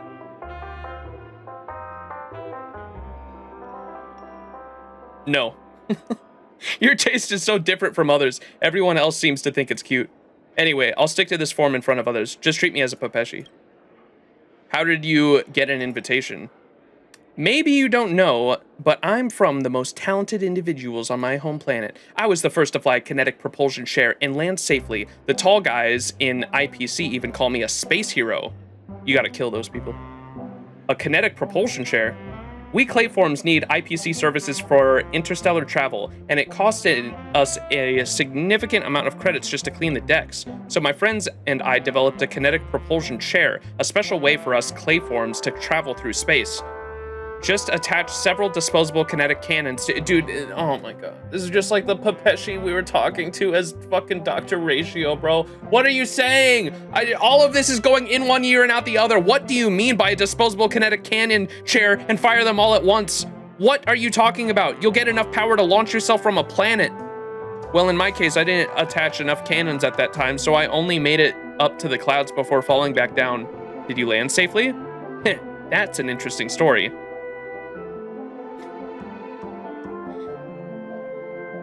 So space midget punting.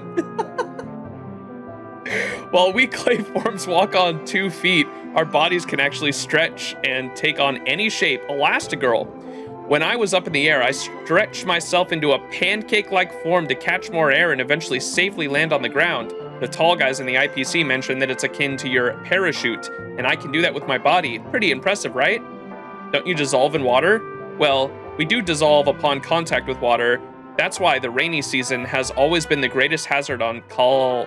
Okay, maybe we need to remember this world, because the fact that Sparkle's shape-shifting powers is that, to my knowledge, she can only do that in the dream, and it's by some sort of illusion that she uses, right? I gave this lore to you. Yeah, that's what I'm thinking now. But I wonder if Sparkle, maybe it's not like an illusion. I thought they used the word illusion at one point. But maybe it's not like an actual illusion, and she's like this Pepeshi, and she's like actually able to shapeshift because she's like a being from this planet. That'd be interesting. Consume the lore, Max. Well, we do dissolve upon contact with water. That's why the rainy season has always been the greatest hazard on Kalsas. Fortunately, IPC has recognized our value and constructed rain shelters on the planet. As a result, disappearances during rainfall are now a few and far between. We dissolve upon contact with water. What?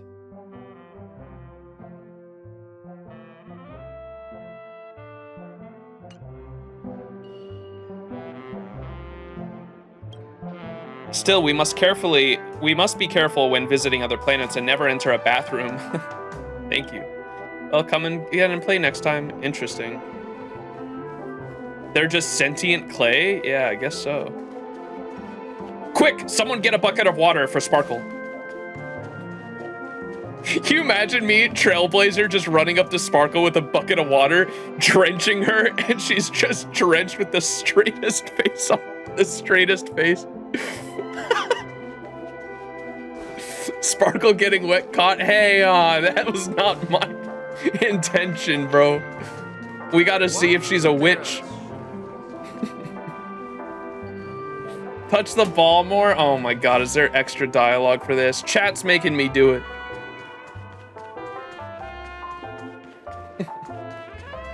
Damn it. How'd you find out about me? This is makes me so uncomfortable. Can I touch the fluff ball on your head? Well, I feel a bit embarrassed after what happened last time. Let's forget it. That is funny. Do I not look cute to you? The perceptive individual who found me. Okay, I think, is that it? Touch the ball more is quite a statement.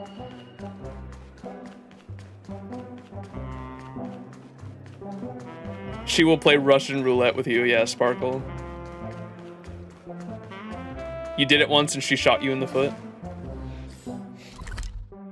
Alright, let's go to the Astral Express and listen to, he had more lines, but you stopped midway? No! Fuck. I got too embarrassed. Motherfucker was saying he enjoyed the fucking patting of the ball. I was like, I don't want to be here anymore. Shit made me so uncomfortable.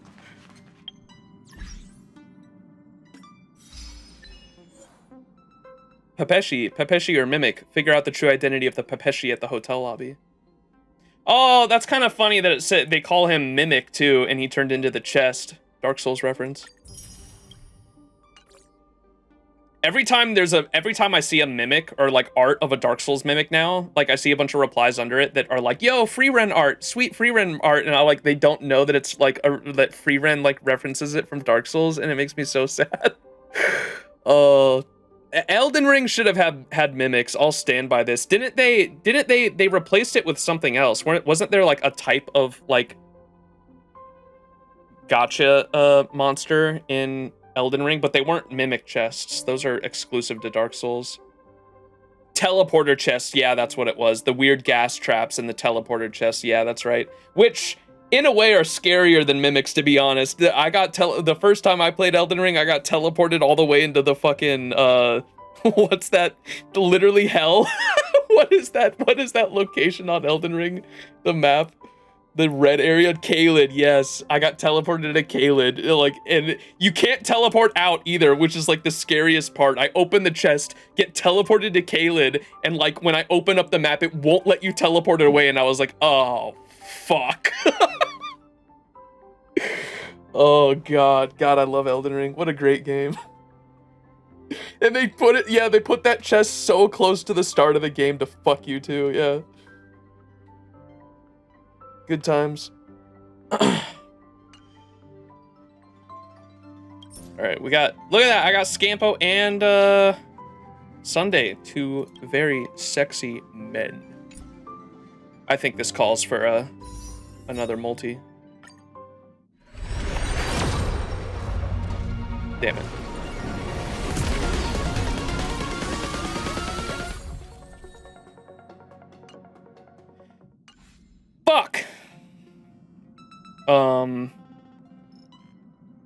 What was I doing? We're gonna read phone messages. That's right.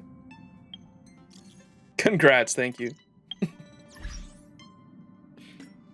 All right, so I have a lot of messages to go through here. Gallagher sent me a bunch this week. Let's read all these. Puzzled. What's up, Gallagher? He only started sending me these messages right after he killed Sunday, too. What's going on? What's awa wa? Awa wa? What are you saying? Awa wa? Excuse me, phone's got a good stomping by my peg. P-E-T. Is your phone okay? Old man does not know how to use phone. One sext. Right, should be fine now. It's just that this new pet's been giving me some trouble. Looks like it's still buggy. Yeah, sure looks troublesome. Whatever. My phone can be fixed, but the pet I saved off the street gotta be taken care of, no matter what. I want to see your pet. I want to see what kind of pet can break a phone like this. Sure, wait a minute. Phones can't fuck shit damage too. The pet is sort of a big one. It's gotta be the something unto death, isn't it? Quite active, but sample-minded. Sampo-minded! Just think of it as a robo-dog. What the fuck? A robo-dog? I thought he was referring to, because he killed Sunday with the fucking something unto death, that's what he was referring to his pet as, but maybe not. Can't quite recall the exact date. I was doing patrol around the streets when I stumbled upon it in this doggy ol' alley. It was brawling with a few other dogs. I ain't usually one to meddle in these affairs, fights over turf and whatnot. They're just way too common. But then I saw it keep going, throwing itself forward and struggling on the brink of death over and over without giving up. In the end, it won, but was wounded all over. So I figured, why not? Took it back with the lounge and fixed it up. Sounds like a movie script. Starring a robotic dog. If a movie studio's interested, this guy might be turning into a megastar real soon. Aside from being a bit of a troublemaker, it's pretty clever about stuff. Doesn't matter if it's learning to bite or heeding commands. Right, I've been trying to come up with a name for this one. I've been calling it Hey You constantly, and sometimes it deliberately ignores me. Bingo? Pika? Hey You? Pikachu! Pika! That sounds like Pika White Grape Soda. People will know it's your dog immediately. That's a pretty unique name. I like it. I'll use it. Thanks for your help with naming it. I'll take a picture of it once I figs my phone. Writing fiction. Max, today's my birthday. Merry Christmas to you. A Tunglum. If I'm saying that right. I hope you have a fantastic birthday and happy holidays as well. Merry Christmas to you as well, Ravix. And I hope everyone has a good holiday as well. Want to try the new mix I have? It's called a vaporizer. Will it vaporize me on the spot if I try it? Mocktails mixer is ice. The snacks are real nice. Just one sip of the drink and you get vaporized on the spot? Nah, I can't pull off something like that, but the taste and texture won't let you down. In PENACONY, you can find all kinds of drink mixing ingredients, and sometimes the flavor that comes out of the mix is hard to describe. I don't know how many unique drinks I've tasted before the vaporizer was created. Tell me about these unique flavors. There are way too many examples.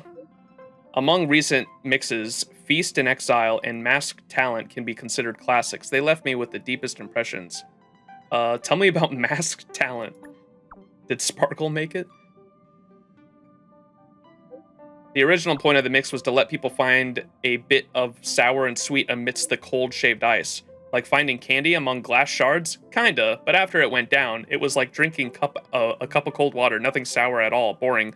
Comparatively, the vaporizer is doing something really impressive, using Soulglad as a foundation and imbued with Atmo, Sweet, and Recollection as supporting ingredients. The incongruity woven from both sweet and bitter when you take one swip. It's like you're tasting life itself.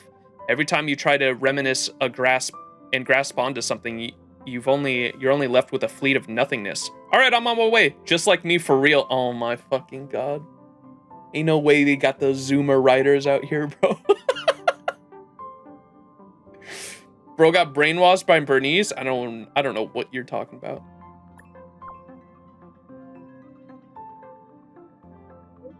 Just like me for real. Do I really need to make a special trip for this drink? Trust me, this once, you won't be disappointed. See you at the lounge. Oh shit, we gotta go, chat. To the lounge!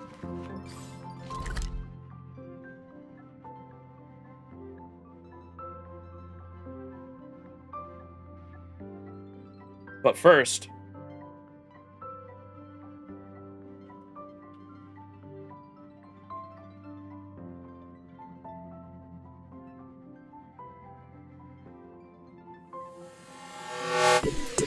Good evening and welcome! I'm Bernice, and I'll be serving you today. What can I get for you? A drink? Some snacks? Oh, a little flames!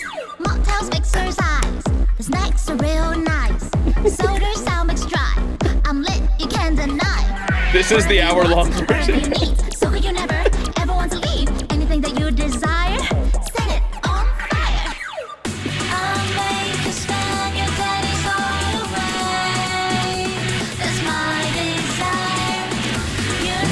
Where is he? Wait. 3, 2, 1, fire!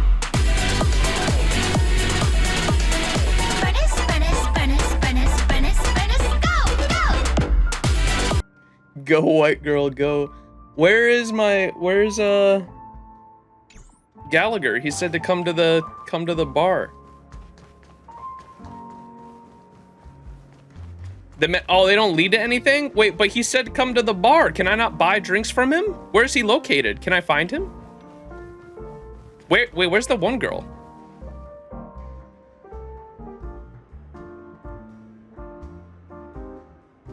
He lied? It didn't give me a quest. It's not a specific quest. He just said in the maybe it was nothing. I don't know. Right here. So just like me for real. Do I even need to make a special trip for this drink? Trust me, on this one you won't be disappointed. See you at the lounge. This is the lounge, right? Aha moment. He was just fucking with me. Unbelievable. Gallagher's he just actually gave me misinfo. Can't believe it. All right. Sigh. Don't sigh. It makes you sound old. I doubt it. This hound's already gray. Sigh. Actually, I just saw another patron who made me a bit sentimental. He is someone whose thoughts are always concerned with reality, but is determined to live out the rest of his life in the dreamscape. There are so many of them here in PENACONY. Maybe reality's too harsh. Maybe reality's too harsh, so he'd rather stay inside the dream. Yes, he suffers from a terminal condition of no known cause. His body would slowly become uncontrollable, turning stiff and painful until he can't even move his finger, unless his brain completely dies. Otherwise, would such suffering disappear in the dream? Yes, not only that, he would only be able to earn enough money for his treatment and life extension in this way. If we pin everything on this illness, then the existence of sweet dreams can indeed be a cure. However, if dreams shatter one day, where would these people go? When they are running away from troubles of their real life. Sounds so deep, I don't get it. This sure is deep, my brain hurts. That's the charm of a midnight tavern. Sorry.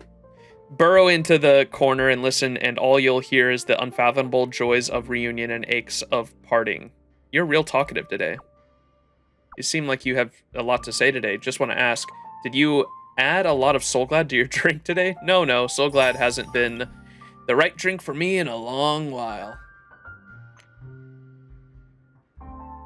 Alright, Sweet Dream Times. What is this, chat? How much do you know about the Reverie's indefinite closure? The Reverie, located in Golden Hour, is currently undergoing renovations. I am sure every guest has seen this notice on their Dreamscape Pass. Certainly, the majority of the guests will have no reason to doubt this official explanation provided by the family. However, should one have a particular hunger for the truth, they may not have to delve too deep in order to find the holes in the story. If you are naturally a person of truth and integrity and wish to explore the truth, please feel free to contact Singler, investigative reporter of the Sweet Dream Times. Together, we will expose the truth behind the closure of the reverie that the family seeks to cover up. Ooh. That's a little side quest. Is it interesting? The Slaughterhouse. Wait a second. Isn't that a song? Or a band?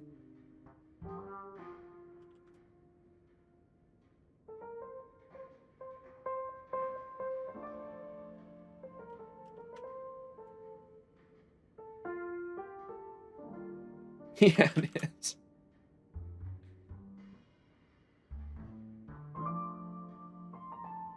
I'll take you to the slaughterhouse. Slaughterhouse, talk to Singler. A journalist named Singler firmly believes that the family is behind all the breakdown of order in the Dreamscape world. She invites you to join her investigation to validate her suspicions. That sounds interesting. Let's do it. It's gameplay too, okay. It's still early. Where to now? Oh my god, another fucking Papeshi. There's no such thing as a perfect thing. There's always a flaw. Hello, the night scenery really is a sight, isn't it? How I wish that time would stop, that we can forever live in this serene dream. Touch the ball. Looking at your attire, I suppose you're from the family? I don't suppose you're from the, I was like, looking at me, you think I'm from the family? Let me guess, a guest who has been invited here, a dream chaser who fantasizes about striking it rich, or are you going to surprise me?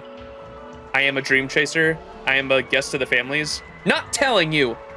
You are as interesting as I expected. Everyone has secrets, and every city has its dark corners. If its secrets are to be kept away from the public eye, you'd have to learn to be very skilled in burying the truth. If someone you least expect uncovers them, it'll be an awkward sight. You look like you have something else on your mind. What is it? Can I touch the fluff ball on your head? Could you be pulling my leg? All who live in PENACONY know that it is extremely rude to extend such a request to a Papeshi lady. If you weren't on your best behavior just now, I would have suspected you were some fugitive on the lam. Fine, I have to admit that you have surprised me. Yo! Dream chasers spend 9,450 credits per meal on average. That doesn't seem like much, right? But reconsider this fact. Dream chasers dine 2.3 times per system hour on average. Okay.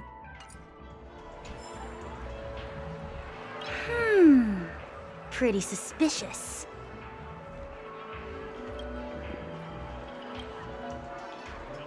Sure, but don't forget, this is a dream world. Nothing you see or hear is real. I want to know your secret. Sure, what do you want to know? Your name. Heh, I thought you already knew that, huh? If you suspect that it's a fake name, you can ask the hotel reception. Believe me, the family doesn't take kindly to lies. Where are you from? I come from a faraway place, from a barren planet that you've never heard of, where there is only darkness and endless labor. Earth? Our people have to work themselves to the bone to eke a living in the crevices of nature. Believe me, it's not a pretty story, and probably not a great fit for your aesthetics. I'll leave it at that. Your reason for coming to PENACONY. Not that different from most people you've met here. To make a fortune, who can withstand the allure of a beautiful dream, knowing that dreams will get crushed, yet still welcoming the blinding ray of reality with open arms. Believe me, you will fall in love with this place in no time. I hate it. New Vegeta. You think it's probably connected to the Slaughterhouse 5, the sci-fi book from the 1960s. Okay, that's interesting. I love all the inspirations that are in this game. There's also the event with Dr. Edward. That's from the end of 2.0, I believe. Yeah, I think people were saying I could skip that one, right? Or I could do that, not skip it, but I could do it in my own time. I think there was only one event people were saying that I should definitely do on stream for its story, but like a lot of the other stuff I could just do in my own time. It's a puzzle event, PENACONY puzzle compilation. Awesome. Oh boy. Nothing else I'd like to ask about. I'd like to ask you out to have some fun. Oh, how bold. Dare I ask this request as a friendly invite? First things first, where would you like to visit? The Dreamscape Sales Store? The PENACONY Grand Theater? The hotel's Platinum Suite? The Grand Theater? The theater is amazing. I've never seen such a grand building in real life. It's a wonder only reserved for the Dreamscape. Everyone should go see it once. But I just got done watching a performance there, and I'm a little tired. Sorry. The Dreamscape Sales Store? That's a good place. You can get to experience the vibrant sights and revel in the lifestyle you wouldn't otherwise have in real life. But I've already seen the dream bubbles in the store. The hotel's Platinum Suite? Those rooms are mesmerizing, no? To turn the entire planet into a hotel, that type of creativity and determination have to be admired. But I prefer to take a breather outside, so I'm not ready to return yet, sorry. I have nowhere that I want to go. I don't have any ideas. Boo, over already? It's my turn to ask questions then. I hope you don't mind. From my observations, you aren't a local and don't resemble any of those dream chasers who harbor fantasies of fortune. You're not caught in the sights of night and have no interest in climbing the social ladder. You've got no other plans. Most importantly, you don't trust the family and harbor disbelief in the dream. Then you wish to obtain the truth of this dreamscape. I do, I don't know. I do. I see, I get it. Regardless, I bid you a safe journey. Oh, and if I were you, I'd steer clear of Singler, that investigative reporter. Huh? I mean, no one wants to get in any trouble while they're enjoying their dreams, don't you think? What does she mean by that? Pretty suspicious.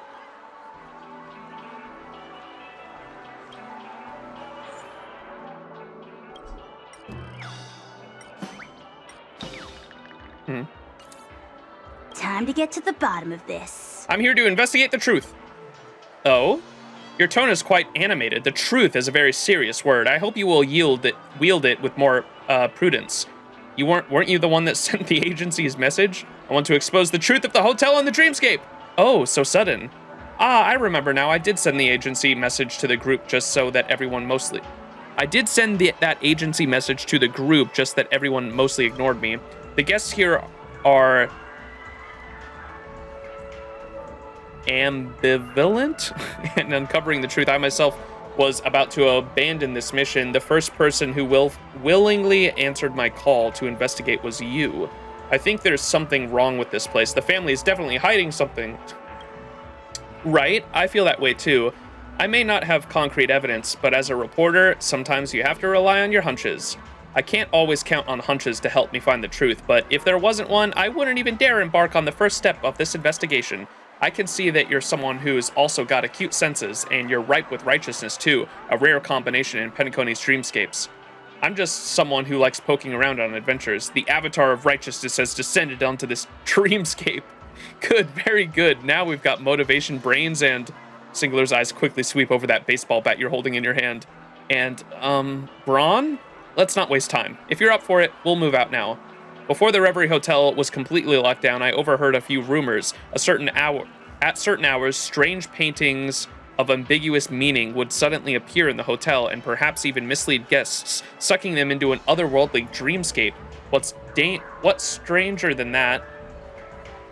What's stranger is that when inquired, the guests who had experienced the incident couldn't recall what happened to them. I don't believe that their collective memory loss is coincidental. It must have something to do with the family.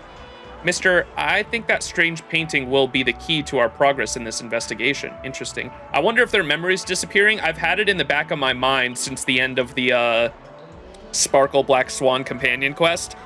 Black Swan and Sparkle, I can't remember who said it, but one of them mentions that Black Swan is not the only memo keeper who has come to PENACONY, which I think is interesting. I wonder if they're going to get revealed at some point, because I don't know what... Mister, I think that strange painting will be key to the progress in this investigation. Hang on one sec. Truth be told, I learned of a secret passage that leads into the Reverie on one of my investigations, but I was alone then and didn't dare to venture forth by myself. Now that you're around, I can put my mind at ease. Let me know when you're all ready. We'll set off for the Reverie Hotel then. Let's go. Okay, please follow me, and remember to keep a low profile, as we don't want any attention. Is the stream choppy? It shouldn't be my end. I don't know if it's choppy for anyone else.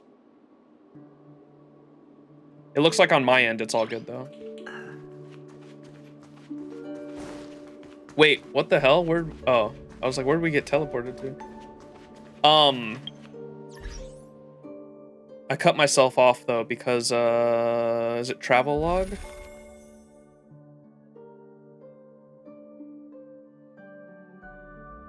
Where's that endgame thing?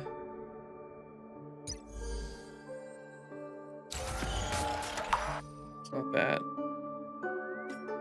Is it from here? These are the endgame things, right? Oh, it doesn't even show me. I've seen there's like a, it might not be anything, it's just like a pure fiction bird, but I've seen that there's like a lady with a veil on the apocalyptic shadow like gameplay mode. It shows up there when there's a new one for me on travel log. Like I've seen it here usually. There's like a lady in a veil. And I was wondering if maybe that's the other memo keeper. You have to advance the story still? Yeah. It just got me like the first time I saw it, I was like, she kind of reminds me of Black Swan, but she has like a huge veil over her face. All right, what's the mission say?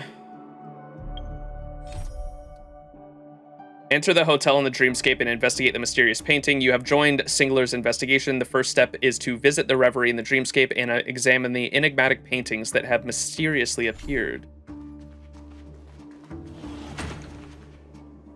Yeah, just shrug it for now. You don't have to tell me the answer. I'm just, yeah, giving out my, because I have seen the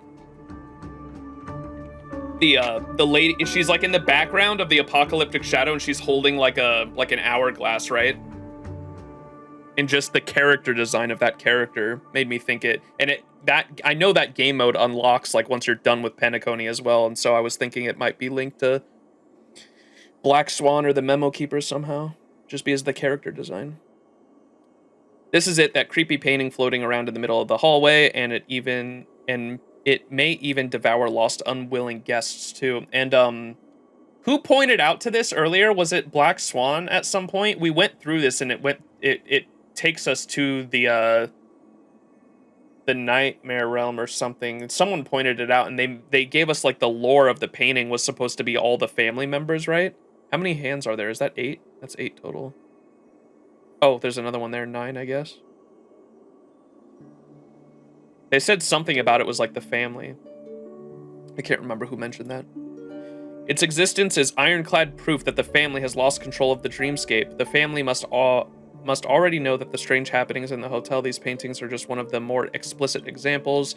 My conjecture is, and it is just mere conjecture, is that they had already planned to keep these anomalies from the guests in the first place, but guests going missing are too conspicuous to hide. When the situation went gradually awry, the family decided to shut down the hotel indefinitely. That's a reasonable deduction. We still have no proof, though. You filled in a few too many blanks. We still have no proof. You're right. I've had to use my imagination to fill in the blanks within this occurrence. Singular inhales deeply. As the self-styled investigative reported, the disciple of truth, I can only think of one way. Let's try to establish contact with it. No matter what happens behind the painting, I trust it will definitely bring us closer to the truth that the family is trying to hide.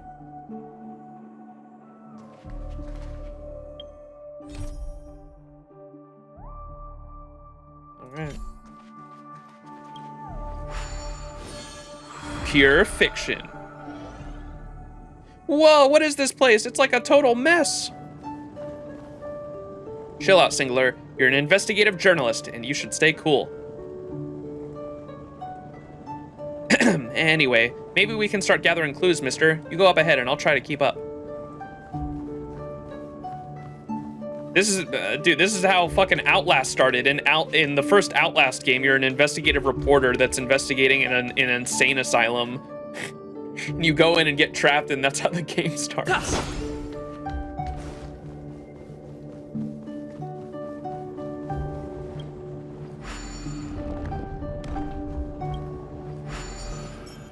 Puzzle time. We're gonna be here for a few days. Come on, bro. Have some faith in Max. I'm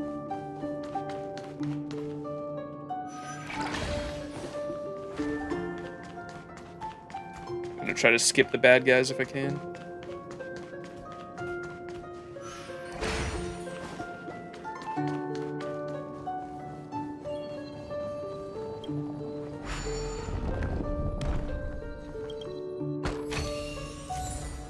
Yo!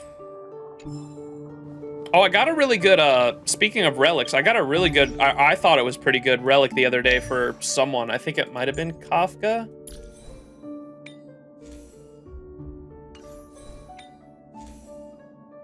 Was it this one?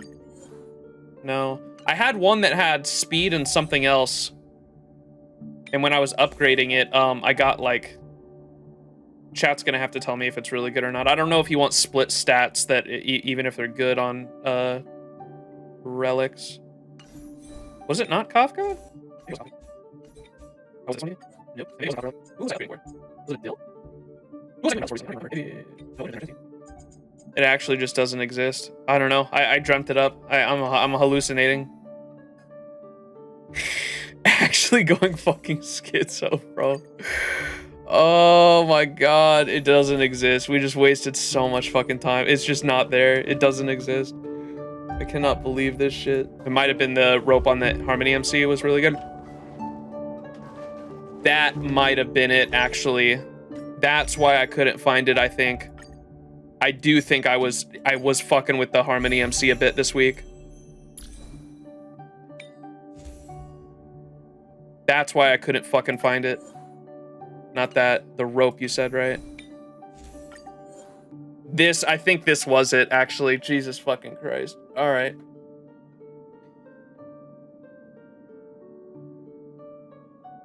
I think this might have actually been it. Yeah, we had energy regeneration rate. I had speed on there and break effect on there. I got two in break effect, 2 on speed.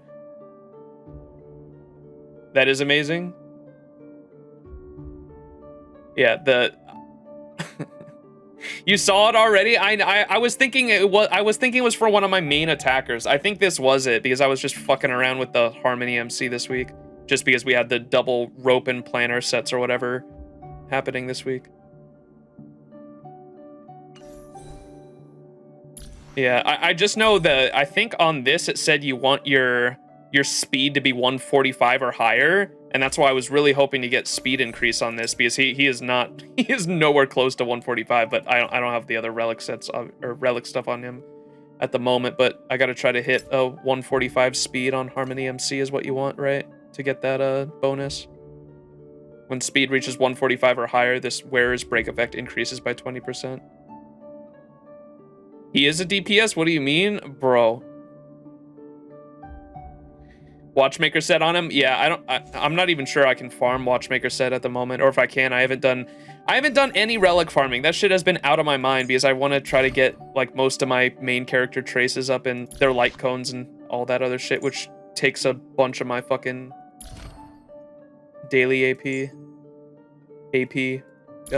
stamina. I'm gonna switch you back to preservation. Yeah, that's why I couldn't find that relic piece though, was because of it was on Harmony MC and I was going through these relics. I know I saw it in the inventory, but I kind of just skimped over it because I did not think it was a support character that had it on.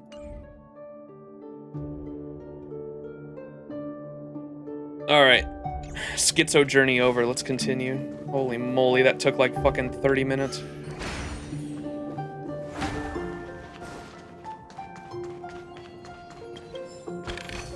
Is that all?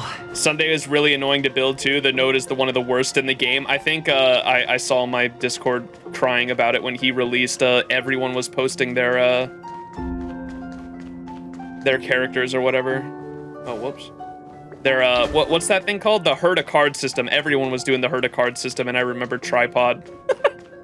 Tripod's character was not getting a grade, and she was getting so angry for the longest time. Did it ever get fixed? Tripod in shambles. Was it grading everyone else's, or was it just Tripod's wasn't getting a grade? I wasn't sure, but I saw Tripod mention a few different times that her Sunday wasn't getting graded. Still no grades? God damn. Without Lingshot or Aventurine, it's so annoying.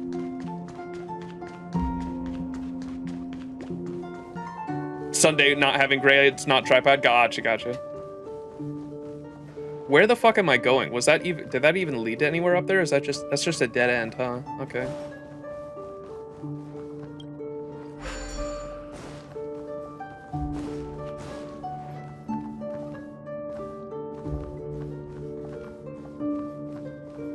What are you guys talking about? Why is it so annoying?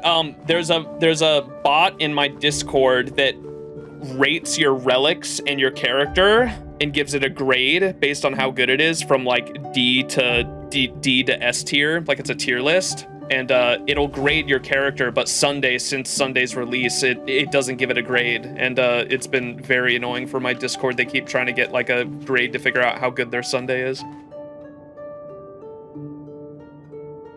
And the node for Sunday relics in general is just annoying to farm, is what I've heard.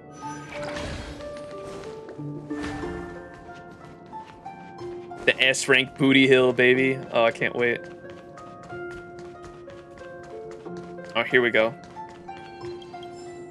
Did I pass this shit earlier? I wouldn't be surprised. I think we've collected all the clues in this area, right? Looks like that's all of them. I think it's time to sort out the clues we've gathered so far, mister. Of course, we really should get out of this place. I'm feeling a bit woozy. What are the clues we picked up? Boot who? What the fork? My Fei Xiao's A grade on the Herta card, but she hits like 300k and 400k with ult 40k follow-up, so I'm good. Yeah. Sunless in my Discord, who is very competent on the game, said that the Herta card grading system like grades it on like really weird things too that they don't agree with. So I definitely would not hold the Herta card system as gospel, that's for sure. It's just to give people, it's just a fun like thing to give people a general idea of if their character builds are pretty good or not. Max, you may want to save a little for 3.0. We have rumors for 3.0 banners. I know, everyone has been screaming at me to not roll for Zila. Don't worry. I want Boot Hill though. Like in terms of like, I definitely have my love for characters over meta, and so like Boot Hill is definitely a character I want to roll for, and I would like to get Sunday's Light Cone too if I can before that goes away. Ugh. Probably skipping Fugue and Firefly, even though I know Fugue is really good for Boot Hill. I think I've got my Boot Hill team pretty locked in at the moment, though. I want to get Sunday's Light Cone, and then get Boot Hill and his Light Cone, and then I'll have a pretty good team in Boot Hill, Harmony Trailblazer, Sunday, and Gallagher is like my plan for my men team. I know it's not the best, but I want to have a team full of hot men. Ugh, Dizzy. This puny body of mine really can't take much more of this torment. You, on the other hand, and yeah, no leaks, please. I would appreciate it. No talking about leaks. We have if you want to talk leaks though, in my Discord we do have a leaks chat, but don't want that stuff in public chat anyway. Don't pull for Zeal just because QQ is much better with Sparkle for the Quantum team. That is, yeah, and I just got E6 QQ today, actually, so that is the plan. I just need Silverwolf. All I need to do to make a budget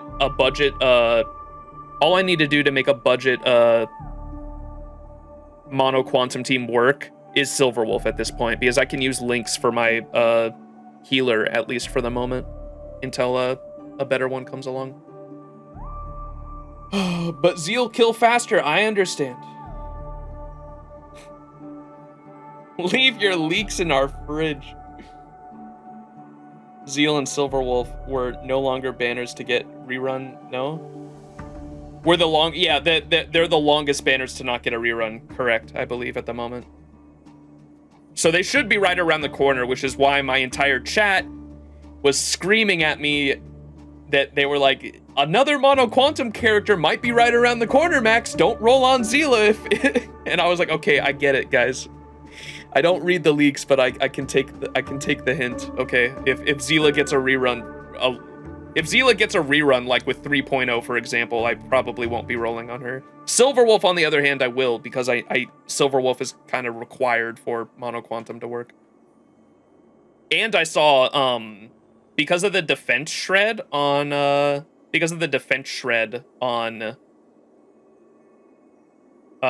Silverwolf, I saw someone do like a really cool min-turn on the Cocolia fight currently that's in MOC, I think. That someone like min-turned the Cocolia fight with Boot Hill, and they had no sustain either. It was all support units supporting a hyper carry Boot Hill. It was Silverwolf for the defense shred, Boot Hill for the main DPS. I can't remember what the other units were, to be honest. Maybe someone in chat knows. But it was all, it was Sunday as well. Sunday was there, and I can't remember who the fourth character was, but it wasn't a preservation or a,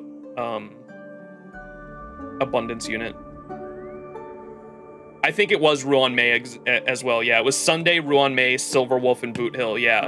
And they used that, a sustainless team, to just obliterate Cocolia within like 3 or 4 turns.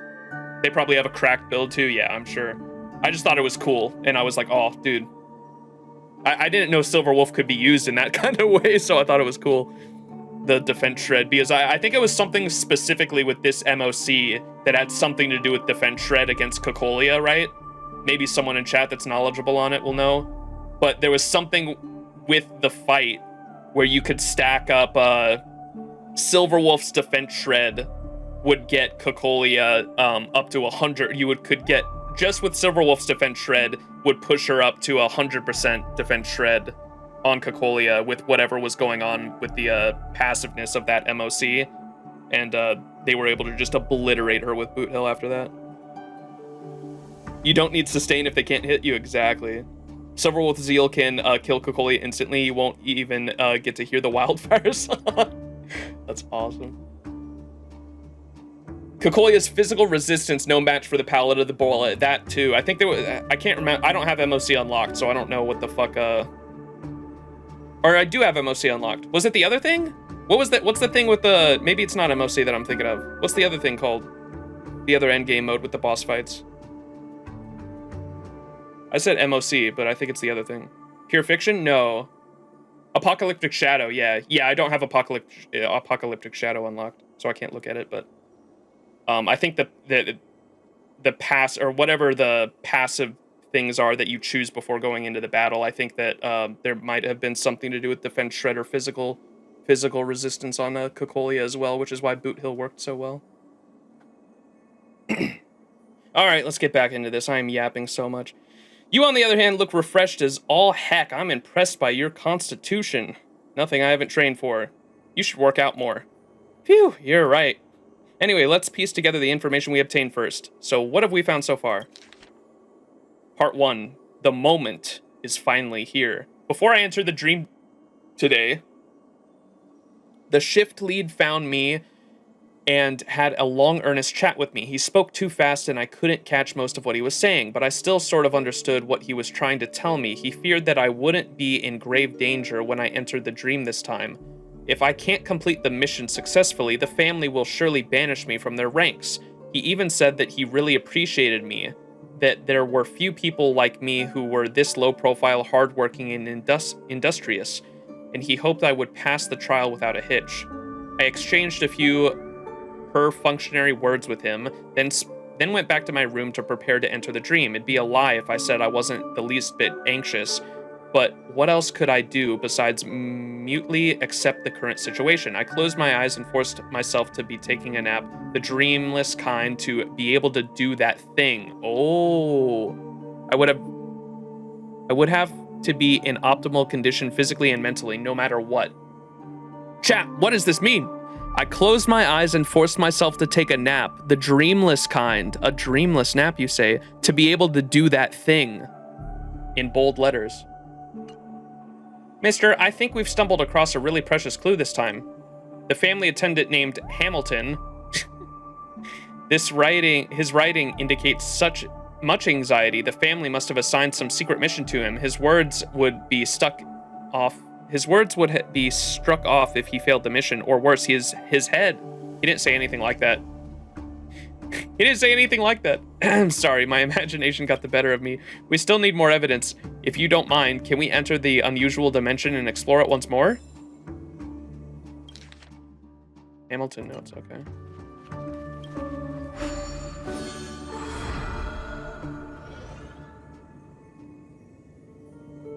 What you mean depends on the apocalyptic shadow. Oh, what? I'm missing dialogue. Target remains unchanged. Focus on the clues. Okay.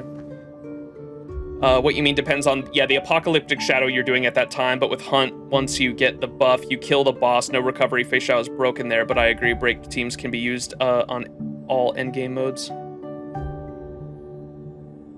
You'll be able to unlock it at the very start of 2.2, by the way. Okay.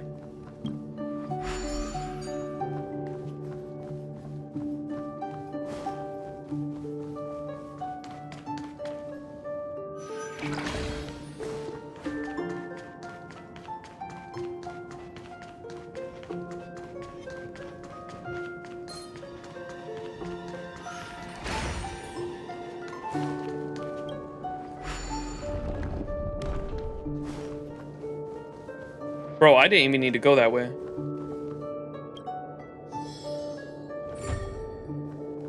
Motherfucker.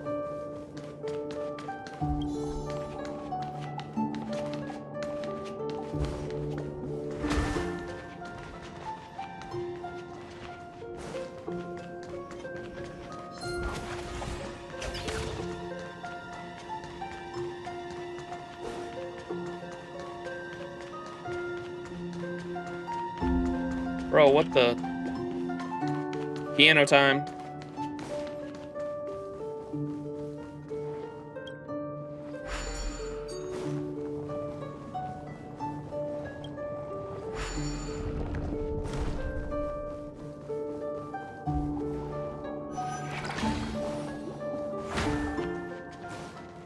Super Break is just too broken. Just wait until they get more, more enemies that can lock their element or whatever.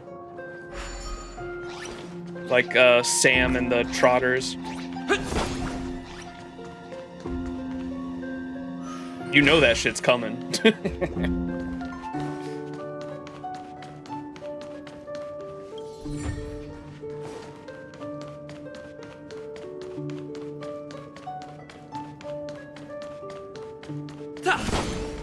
Super Break is the meta for 2.0, so yeah, they pushed it a lot with the bonus endgame content, yeah. And you know for a fact it's about to be a Remembrance too with 3.0 for sure.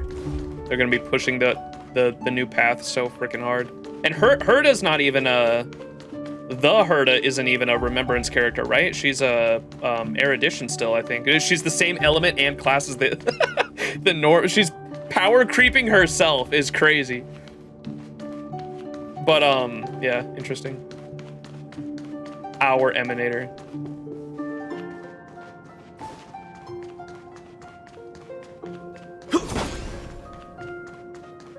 Upgrade of the 4-star.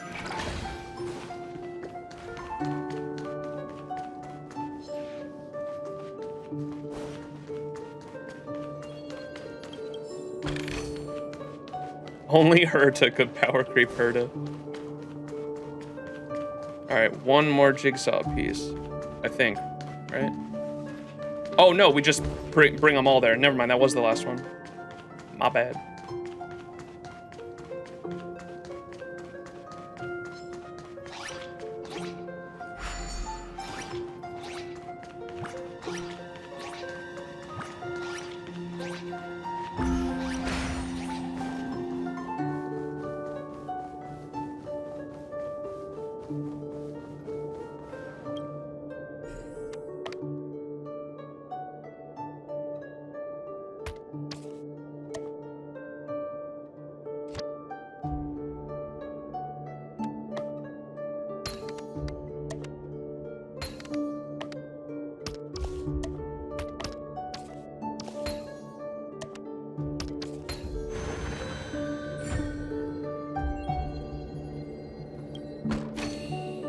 I think we've collected all the clues in this area, right? looks like that's all of them. Let's piece together the clues we got, mister. Yo!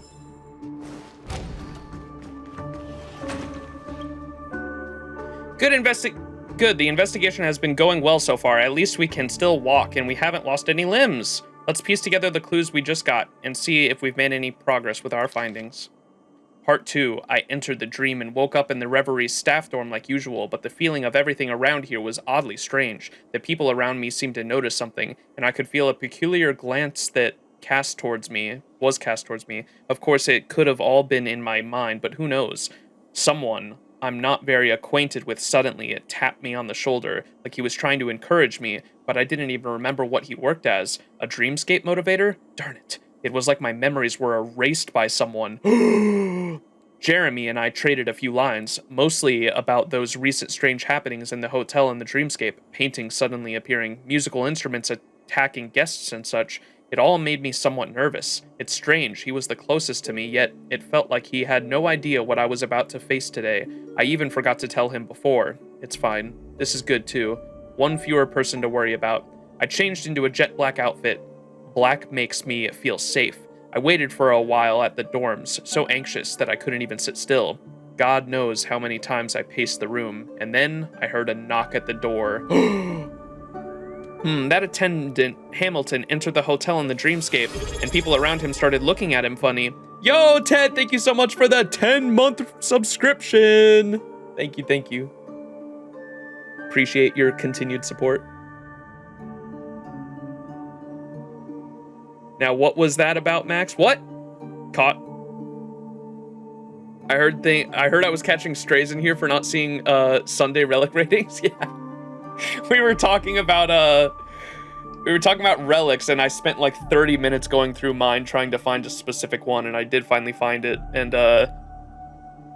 they just mentioned good luck, because now that I have Sunday, they said good luck farming relics for Sunday, and I was like, yeah, like tripod, because I just remember you going through the Herda card system over and over and over again, trying to get the grade to work, and it just was not working. I like the PENACONY side stories more than the main story. Honestly, with what I've seen so far, I agree. PENACONY's main story is so I don't even know where it's going. Like, that's the hard part, is just like I feel like we've made like no progress for the most part in what the hell we're doing. The ending of 2.1 was like the first like main big progression thing that was happening, and I still have no idea like what the fuck it was like mainly for. I understand Aventurine's perspective on it. I just don't know like what the family's gonna do to react to it. I'll get the rating to work one day. That attendant, Hamilton, entered the hotel in the dreamscape, and the people around him started looking at him funny. I now have ample reason to believe that this attendant's experiences must be related to the Reverie shutdown. It doesn't matter what secret assignment it was that the family gave him, he definitely didn't manage to complete it. Or this place wouldn't be in this state now, would it? It's unfortunate that there has been no crucial clues recorded in these journals so far. We have to keep investigating. Let's go. We'll have to try again. We got the part 2 notes. Surely part 3 is the end, right? At least in the side objective, you get straight to it, and instead of having 4 different POVs and characters try to sell, so it totally feel like the pacing is better. Yeah, I don't even mind the different perspectives either. That was fine. It was the fact that everyone, like, when we're getting different POVs, like, they shouldn't be talking cryptically. Like, we get these different POVs and everyone is talking so cryptically, and I'm trying to put together like the pieces of what everyone's motivations are for their character arcs, and like none of it fucking makes sense. Aventurine's I got. Like, Aventurine's was definitely the best, I think, but I know I was hearing people say that like his side, or a lot of his backstory felt like it should have been in a companion quest instead of a companion's quest instead of the main story, just because of how much backstory we got from him, which I can understand as well. But I don't know. I liked Aventurine's backstory big time.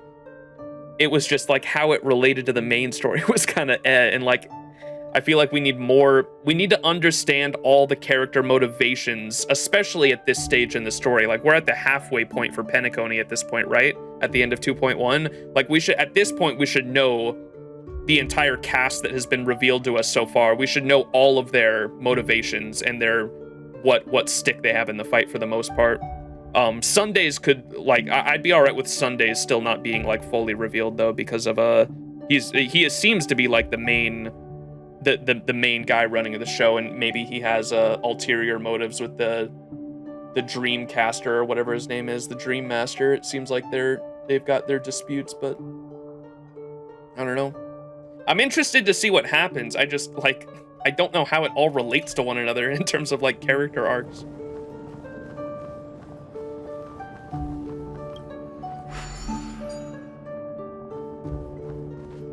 You gotta use Sunday with Dill?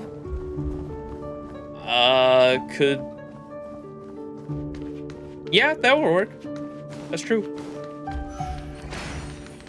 I was trying to think, would I be able to do that with the skill points? That might be skill point heavy, but if I get his light cone, it should definitely work out, actually.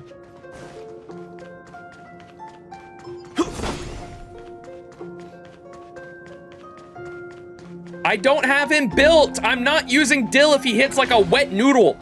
It's not happening.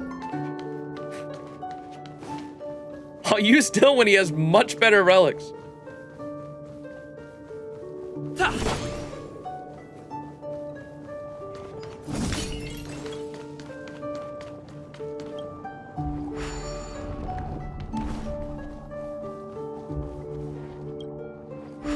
If he hits like a noodle, get our boy to the gym.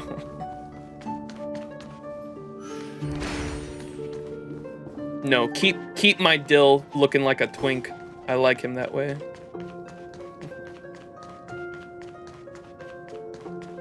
Max and Tripod truly have some of the relics of all time.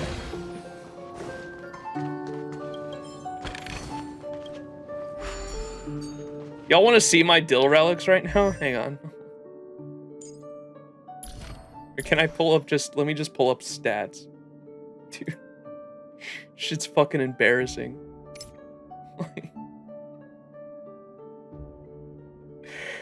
I think I barely got enough just to make the fucking, is the orb, what is, increase the wearer's crit rate by 8% when the wearer's crit rate reaches 70% or higher. Damage dealt by the basic attack and skill is 20%. So you need 70% or higher just to get this to work. And I like just got it to 70%. It's so bad, man.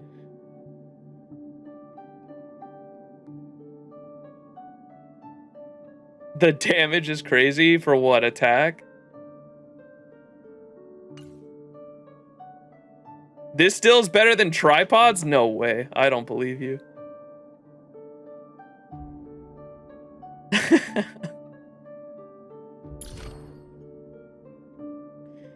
There's no way. There's no way. I don't believe you. My Dill's amazing.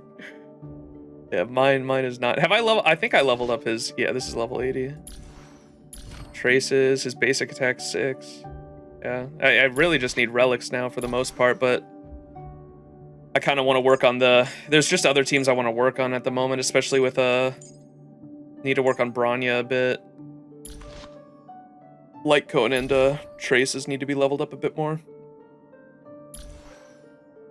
And then obviously I just got Sunday, so he's gonna be needed to be leveled up a bunch too.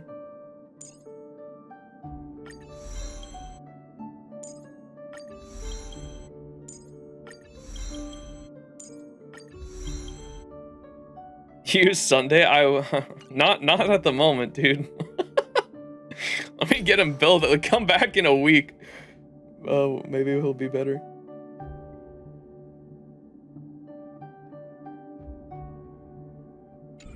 I don't think I've touched my Dill in like 6 months. I don't blame you.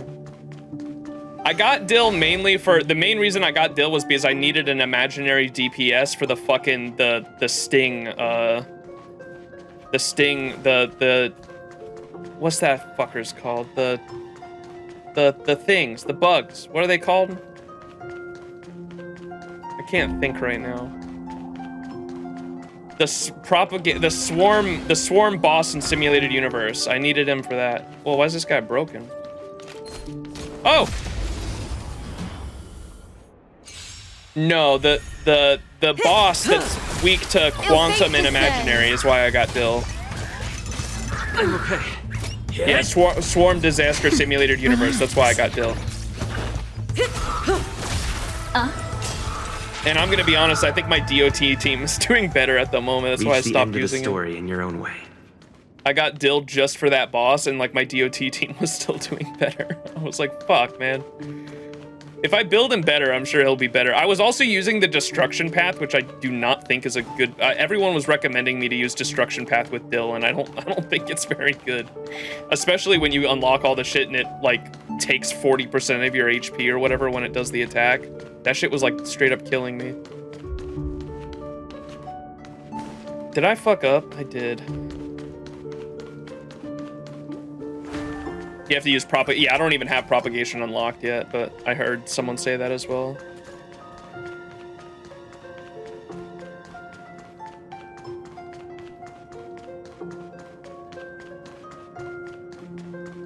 Wait, is there a cup down here? I need another cup. I need to get to that one. Is there a thing on the other side?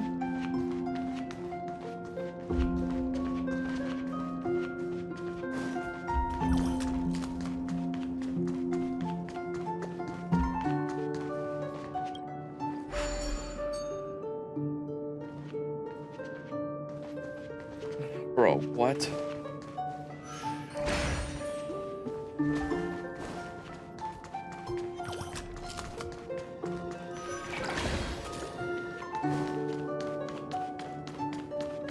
Why can I not use this bubble tower here? That's bullshit.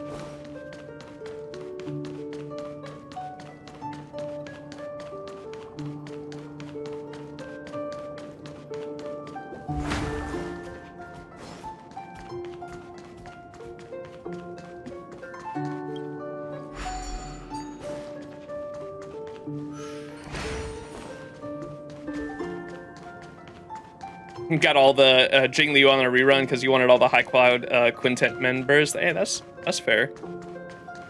I am definitely an advocate for play who you enjoy. I mean, I've been using fucking Natasha.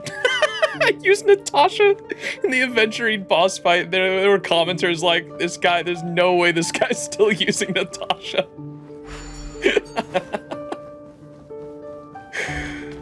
Oh, fuck.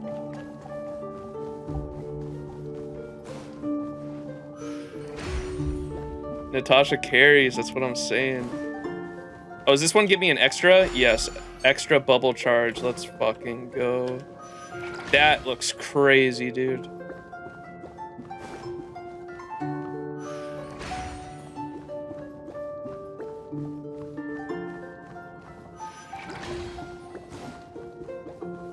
Let's go. Looks good. All right, I think I just need one more now.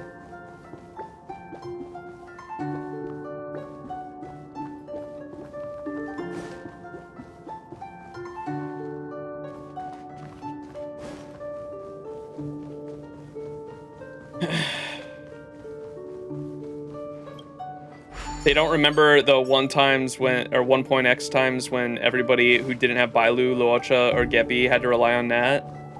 Nat's the GOAT, man.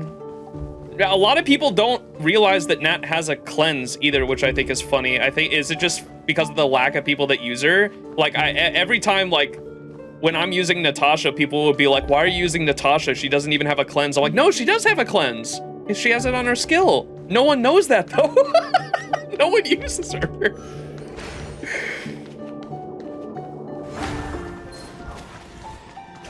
Everyone used her in 1.0. I know. So like the players that I assume didn't start in 1.0, like who just immediately got a better abundance unit, like just don't even realize that she has a cleanse, or get her confused with Bailu. Maybe, I don't know.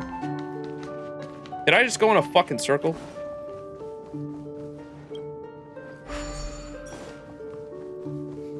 Oh, Bailu's I think the only abundance character that doesn't have a fucking cleanse.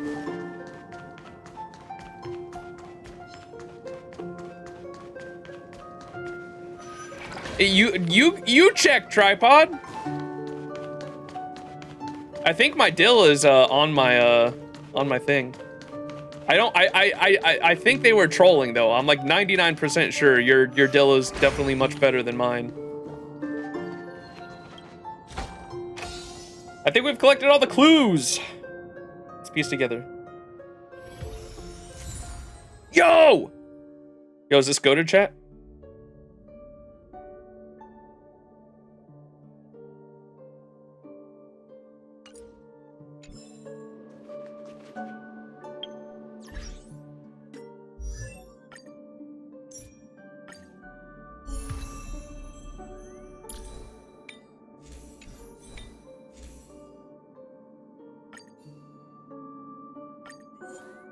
Pause.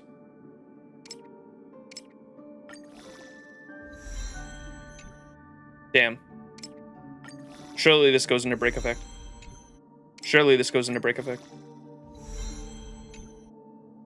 I'm done looking at this screen for the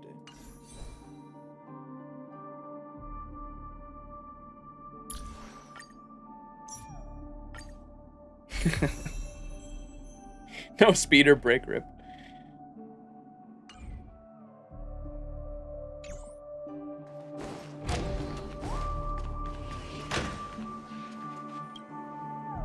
Phew, this is exhausting. I'm sure you know the hardships of an investigative reporter now, huh? No, I learned that in Outlast 1. Come on, let's gather the clues we obtained this time and see if Hamilton said anything else. All right, part 3. This was still so sorry. Watch this all come back to be like he was just a normal fucking dude. Like, all of this was... we were reading way too into it. This was still so surreal to me. I finally had a chance to meet face-to-face with the lady...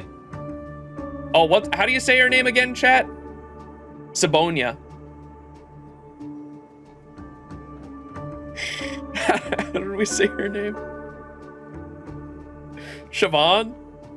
Shiv-on. Yeah, that's right. It was like trace on. It was like trace on, like Shiro doing a trace on, but instead of trace on, it was like with a shiv, so like shiv on. Yeah, that's what it was. Shavana. Yes. Shavana. Shiv on. This was still so surreal to me. I finally had a chance to meet face-to-face with the Lady Siobhan. She is a prominent figure among the Iris family, her position only second to the head. I heard from others that she preferred solitude and seldom showered herself. To think that she was going to be appearing under such circumstances and to interact with a lowly lackey like me. I was extremely nervous initially with all my words stuck in my mouth, but Lady Siobhan's words had a certain charm to them. When quickly settled my nerves, she explained plenty of important matters to me, that the hotel in the dreamscape was recently experiencing anomalies, the effort that the family made to combat the phenomenon, what us attendants should be watching out for, etc., etc. She was extremely fastidious in her elaborations, and even I was miraculously alert, absorbing every single word that she uttered. Finally, Lady Siobhan told me that in the face of unprecedented disaster, every Iris, nay, all family members, had to be prepared to draw their weapons. To protect our guests' interests, we had to stand between them and every horrific event that could present the slightest threat. To be honest, I don't really know if I was ready. Siobhan, this name is familiar to me, but in the journal, it's pretty obvious that the Hamilton admires that woman. If it is as he said, this Siobhan wields authority second only to the head of the Iris family, which means she must be the one that who gave Hamilton the mission. But what exactly did the mission entail? Erasing a guest's memories? Suppressing the anomalies of the dreamscape? Finding the source of the monster propagation? The notes reveal nothing on this. Honestly, I'm getting a little impatient. I don't know who this Hamilton guy is in the real world, but I think he's got the potential to be one of the Riddlers, huh? But since we're already here, it's a waste to give up now. Let's try one more time, mister. I think you're very curious about how this will unfold as well. God damn it, we got one more, chat.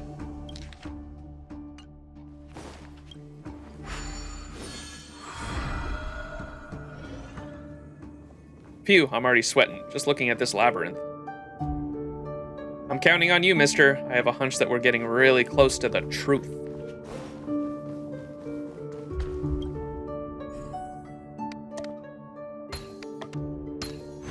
So that's how it works. Siobhan's an Irish name? So is Gallagher? Oh, snap. out, ye black and tans! Come out and fight me like a man! No match for me.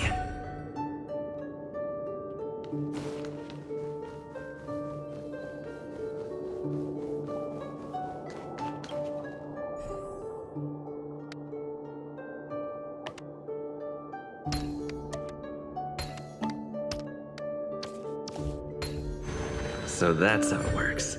That's why they're in a bar?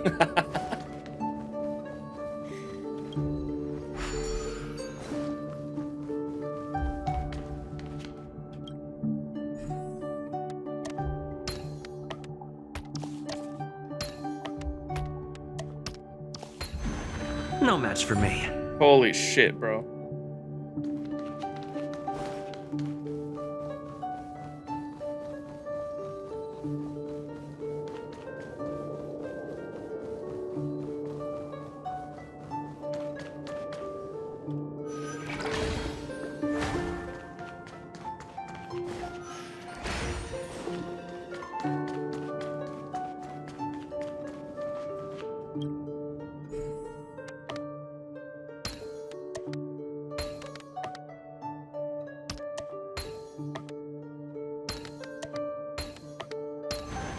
Yeah, So good thing I don't that's have to how it turn works. any of these, dude. Oh, can I just go down now?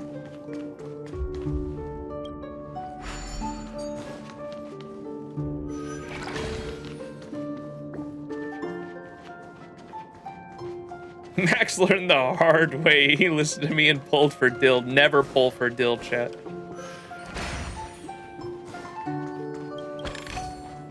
Looks good.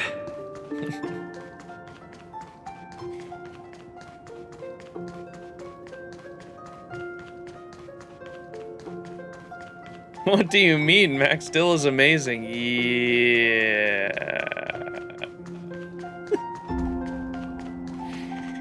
Yeah.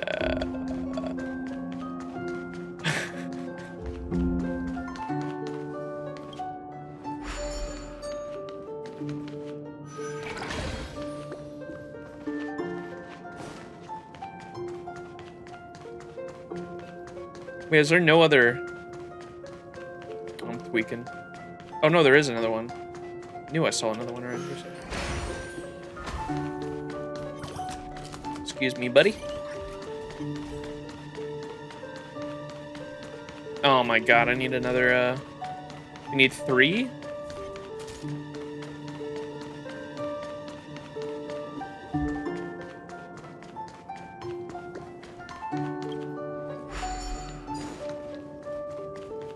I need to get up there to grab the extra one.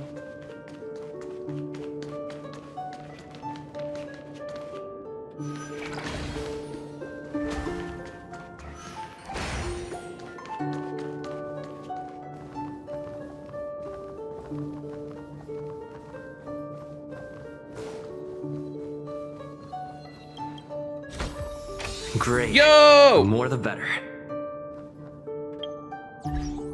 Surely these are speed boots, chat, right?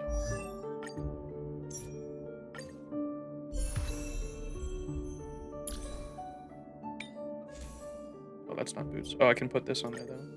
Outgoing healing boost? Yeah, I really need that on Harmony MC. That's a really good one.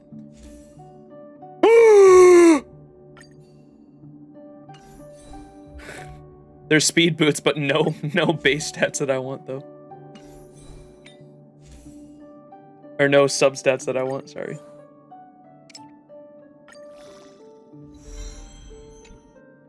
Motherfucker.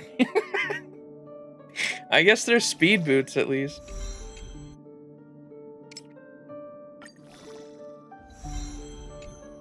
God damn it.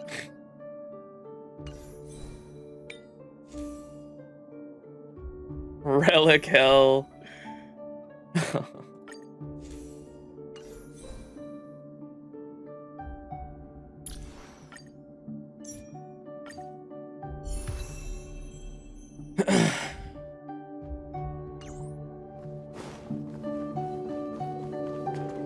I hear a chest.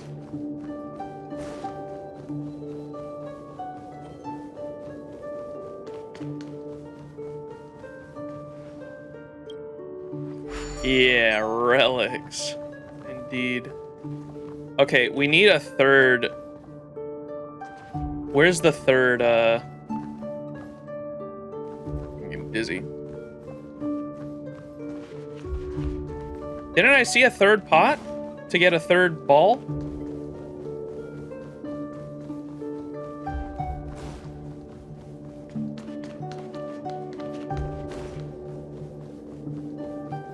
We gotta get to there, but...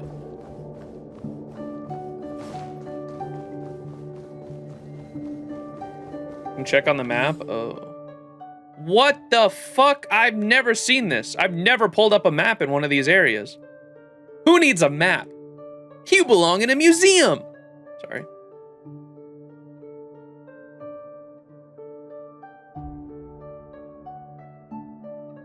Oh, right here.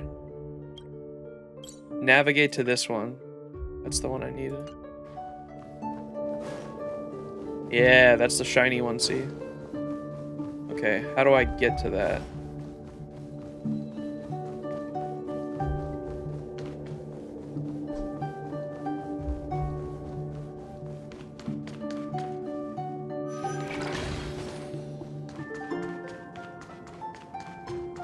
Here we go.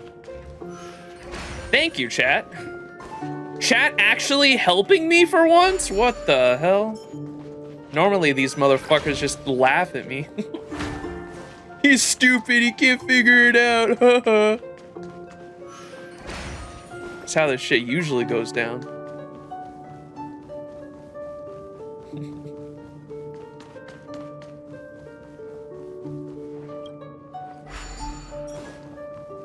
Acheron needs constant GPS. Your destination is... Okay, I'm assuming we just go right and then right that way, maybe?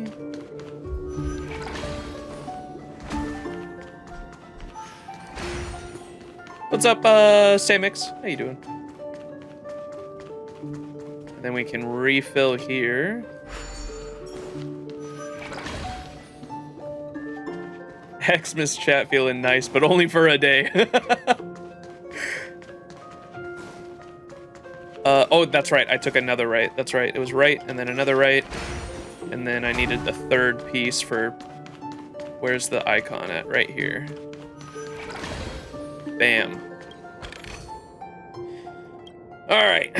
Hopefully this is the last one. Oh my god, these puzzles are fucking annoying when you have to do them repeatedly in a row like that.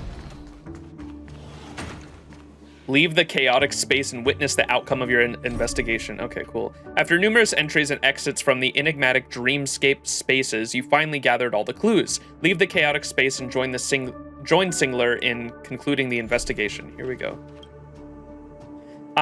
Mister, I think I'm at my limit. I hope that Mr. Hamilton will get to the point this time and stop beating around the bush with his entries. Hurry! Before I faint, we must look at the clues. Part 4. I did it. Praise the Great One. Great One. Any of y'all play Bloodborne? I managed to secure my job. I could even call myself an Iris.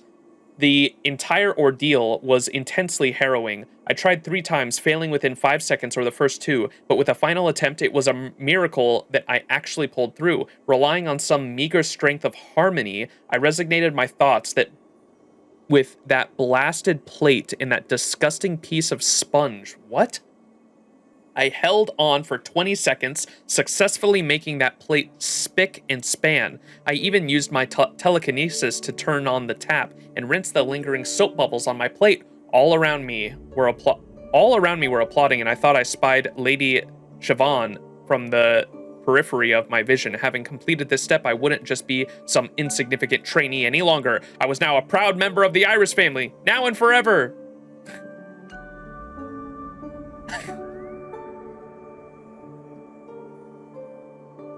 That's what I predicted the last time we got the note. I was like, watch this just be a normal fucking... We think it's like a murder trail or something, like super secretive, and it's just gonna be something normal in the end. ... I'm guessing he's a masked fool. You can never be too wary. You can never be too wary of dishwashers. Hamilton, you annoying fool, no matter where you are right now, I'll punch your face in! Oh, this is good. Powderu to you, Max. What's up, Bellcross? Yes, I can't believe we didn't start off the stream with that. For anyone who is not familiar.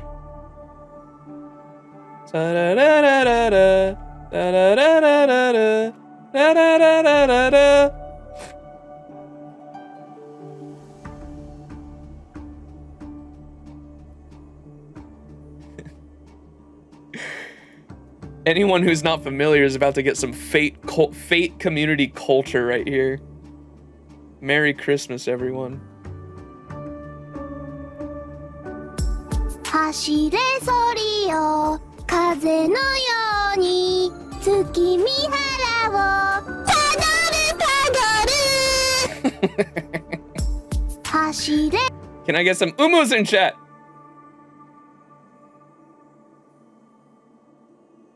Is that CCC? Yes, I believe so. My ears. Max Freed the Beast, run.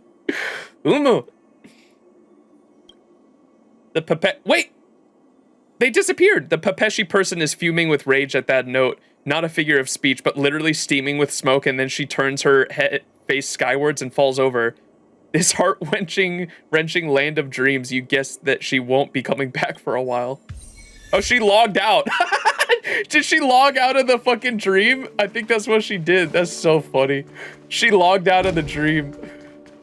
That's why she disappeared. That's so funny.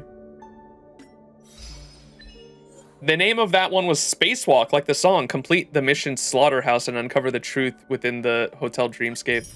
Remember when I started that one and someone said it would be a cute and short quest? That shit was not short. All right, let me go back to Astral Express. She rage quit. She Alt F4'd and cut off the power. Bravo. Zila! Molly!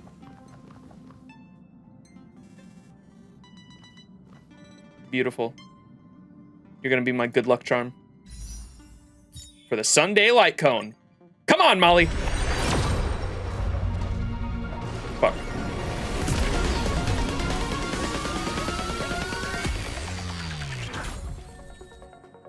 Damn, I can probably MLB this one at this point. I've gotten like 3 or 4 of those. Zeal for luck? Ain't no way. Yeah, maybe that was a bad decision. Using Molly as luck charm is a bad idea, bro. My bad, my bad. Oh, man.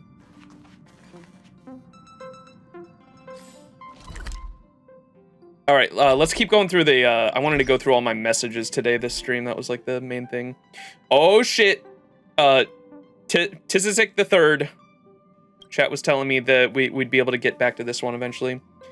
To the dear citizens of Penacony, this is a group message sent to everyone in the late Emperor's phone contacts. The late Emperor ruled in the land of dreams for many years, governing with virtue and earning the love of the people. However, due to reasons in the real world, she had no choice but to abdicate the throne to me, having me fulfill her unrealized ambitions. The Tizazok dynasty will bear witness over generations, pass down its legacy, and continue to watch over its people until the end of time. If there are urgent matters that require help, please do not bear it alone and contact me. Also, to facilitate my subjects who have been unable to enter their dreams due to various circumstances, I will establish an administrative office at the Reverie Hotel in the real world. If there are important matters to discuss, please leave your dream and seek me out. Second Emperor of the Tizazok dynasty, Tizazok the Third. They got a robot! Okay, and now we can go visit them, I'm assuming, right?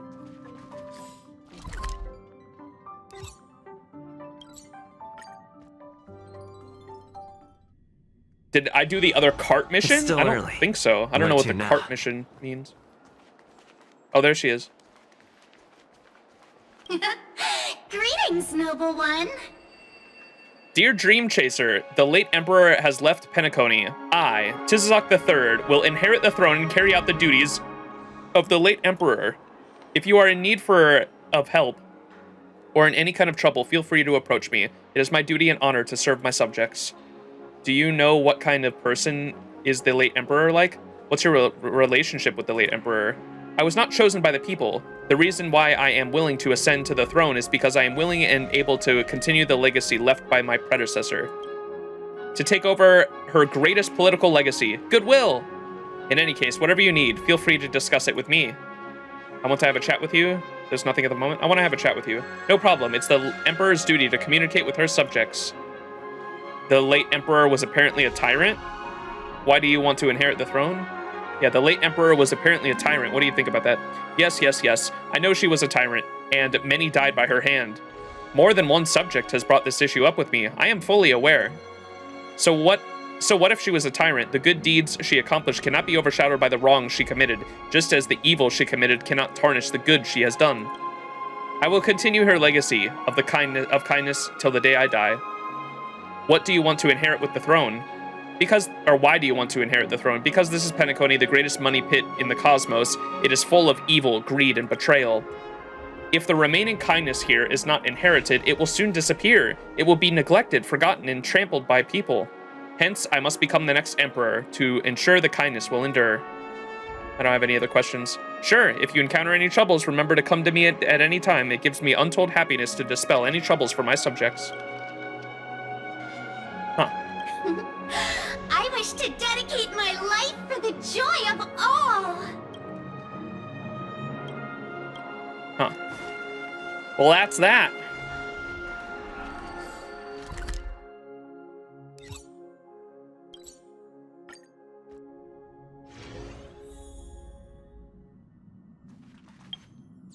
All right, messages. Who's this question mark, chat?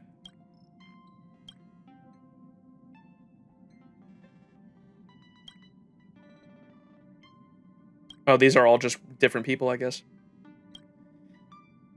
What?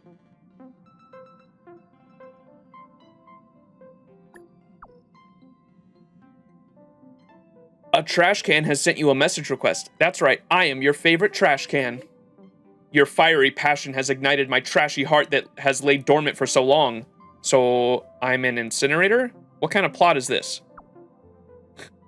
A trash can is messaging me to express their heartfelt feelings. What kind of plot is this? This is nothing to be surprised by. My brethren, love can move mountains and fill the oceans. Love can transcend the borders between humans and trash. I am no longer just a regular trash can. I am now a burning trash can. Underneath my exterior as cold as steel, my heart burns brightly, brilliantly like fireworks. Sparkle, what is this?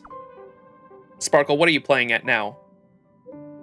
I am not Sparkle. I am just a trash can that has a passion like fire.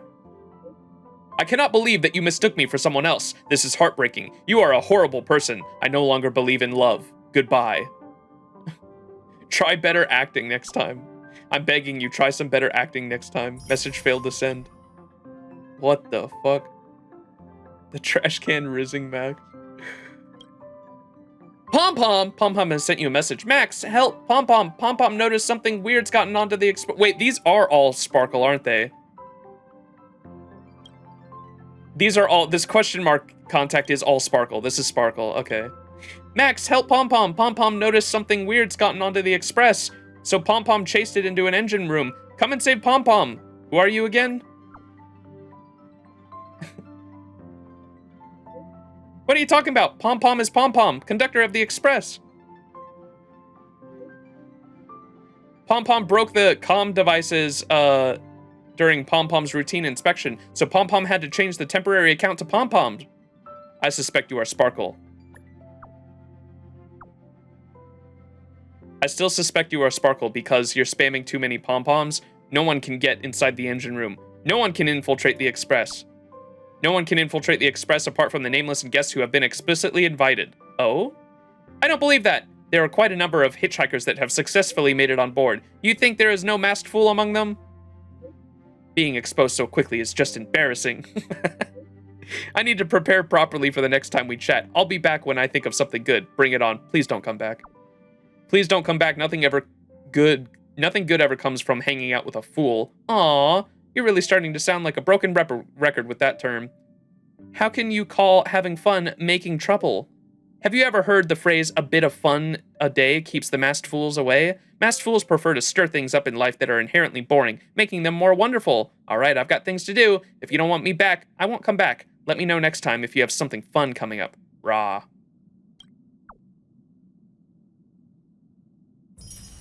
This account has been deleted.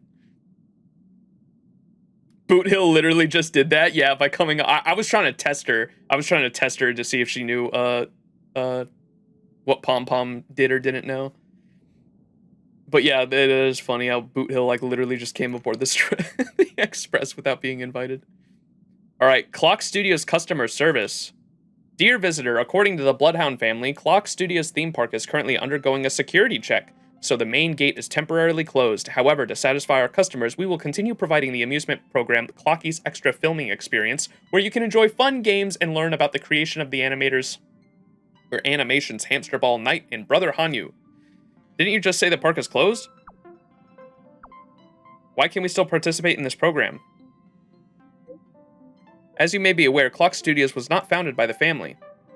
We will operate based on our chairman, the Watchmaker's philosophy. We won't compromise our own interests for the family.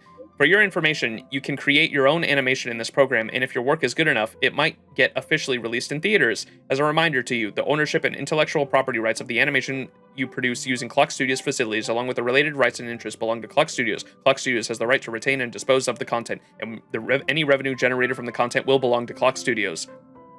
Why do these terms sound so weird? Trying to make me work for free? So everything I create belongs to you? Is the idea to help your animation team slack off?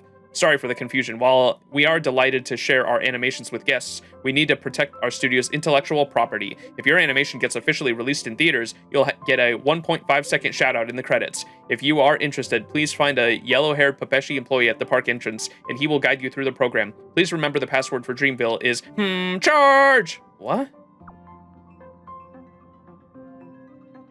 Oh, okay, this is a side quest. Zero pay director? Oh my fucking god.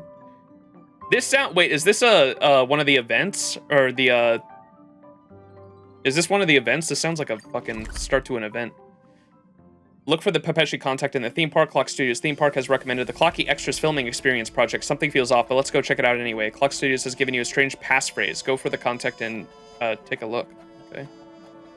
This is an event? Okay. Let me go start it real quick. My friend.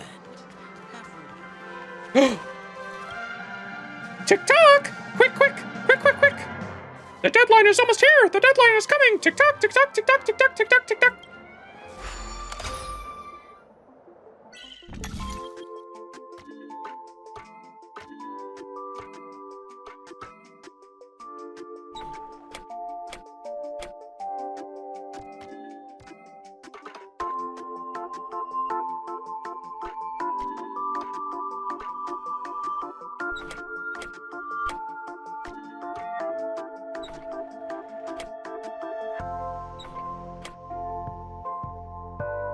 What the?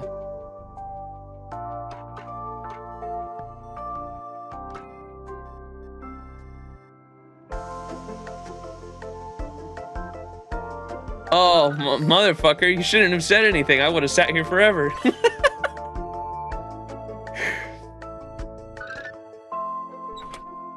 That shit blended in.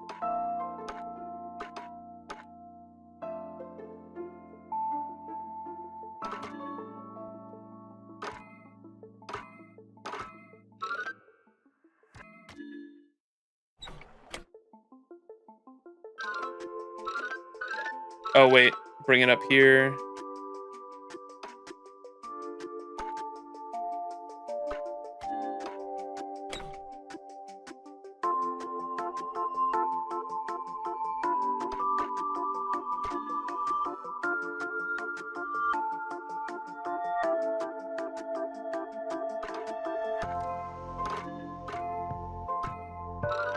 No hints! Let me suffer.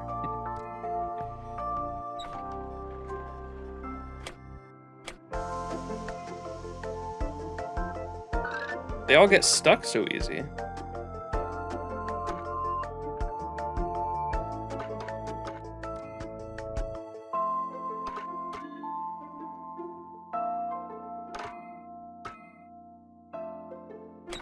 This has to be like that, I think. Or if it's up like that, these can connect. And then this. Now can we... Wait, this is stuck? What? Because of this shit? Hang on.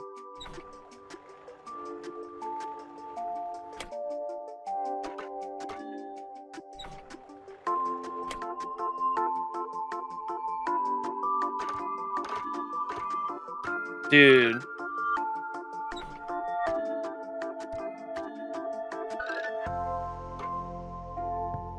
It's annoying how they can't fucking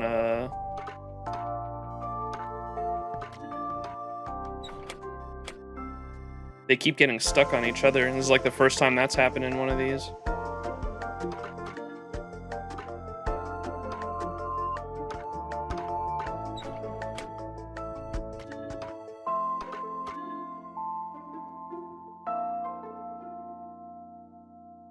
What saddens me is you have all the pieces needed for it. I know, I'm just trying to figure out how to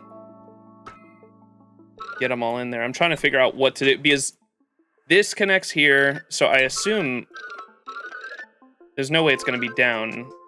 There might be a way where it works like this, but because these fuckers, this can't go any more to the right. I assume this has to be up, and then this connects to this somehow. That would go there, but there's no way to...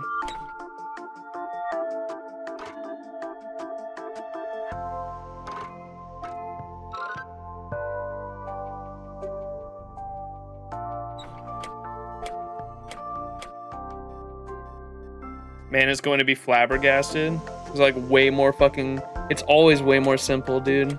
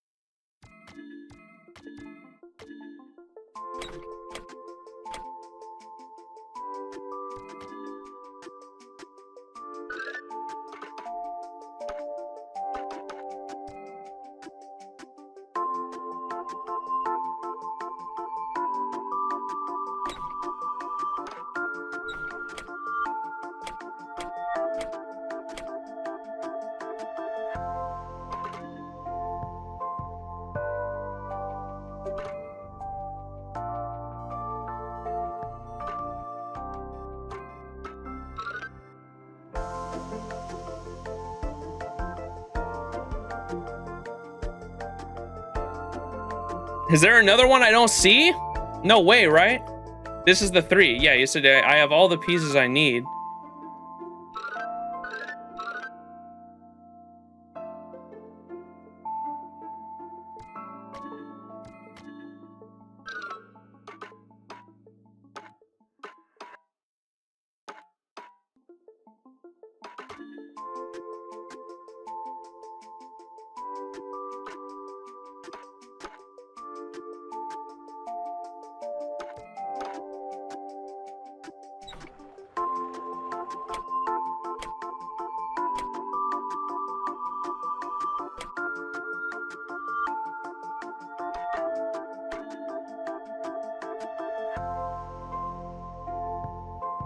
Bro, I'd be breaking this fucking shit.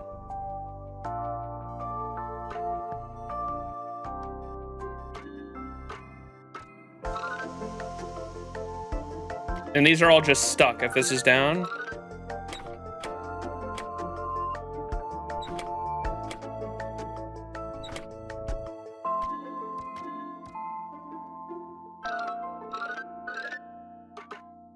Maybe we'll keep it down? Is there anything I can do if it stays down? No, nothing connects to it. Should we make him go... How did I have it back? Can we make him go back first? No, he won't go back, huh?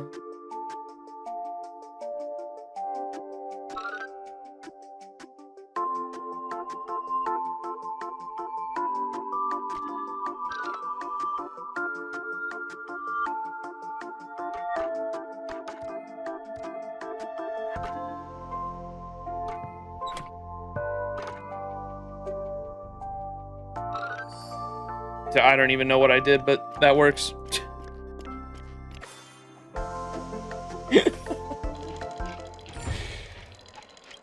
All along, just as planned. Chat, first try. TikTok, what deadline is that I'm rushing for again? I can't remember. Forget it. It can't be that important. Looks good. Clocky?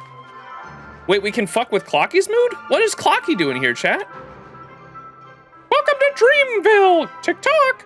Dear friend, Clocky is here to serve you today, TikTok. Why are you acting so strange today? Why are you here? Serve me, but no one else can see you. TikTok can't see me. This is... Oh dear, my friend, how did you know? I thought that Mr. Soda's invisibility mint soda was a special secret just for me. My kind friend, you won't tell evil Boss Stone about Clocky's secret weapon, will you? I'm happy to see my dear friend TikTok. I hope you have a wonderful time in Dreamville, TikTok. Oh, is this a real Clocky? Is this a robot?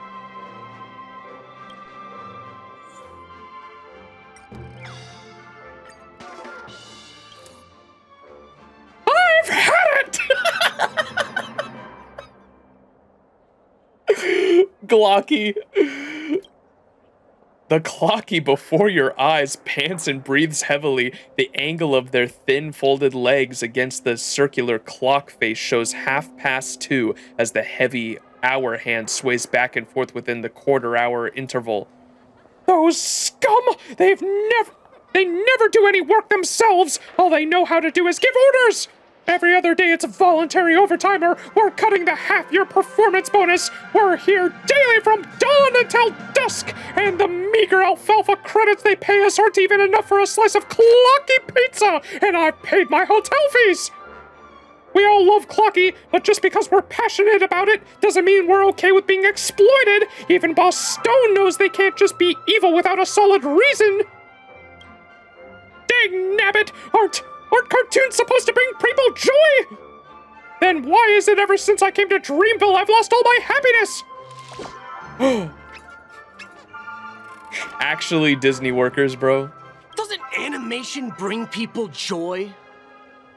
What the? You're not Clocky. Dreamville really is a beautiful and peaceful... Ha! Who am I kidding?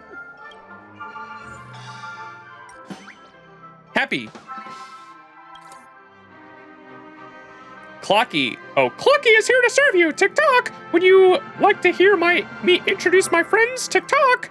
Brother Hanu is my most reliable companion, TikTok. Not only did he take Mr. Soda and Clock Diner for a feast, to Clock Diner for a feast, he even invited us to the Grand Theater for a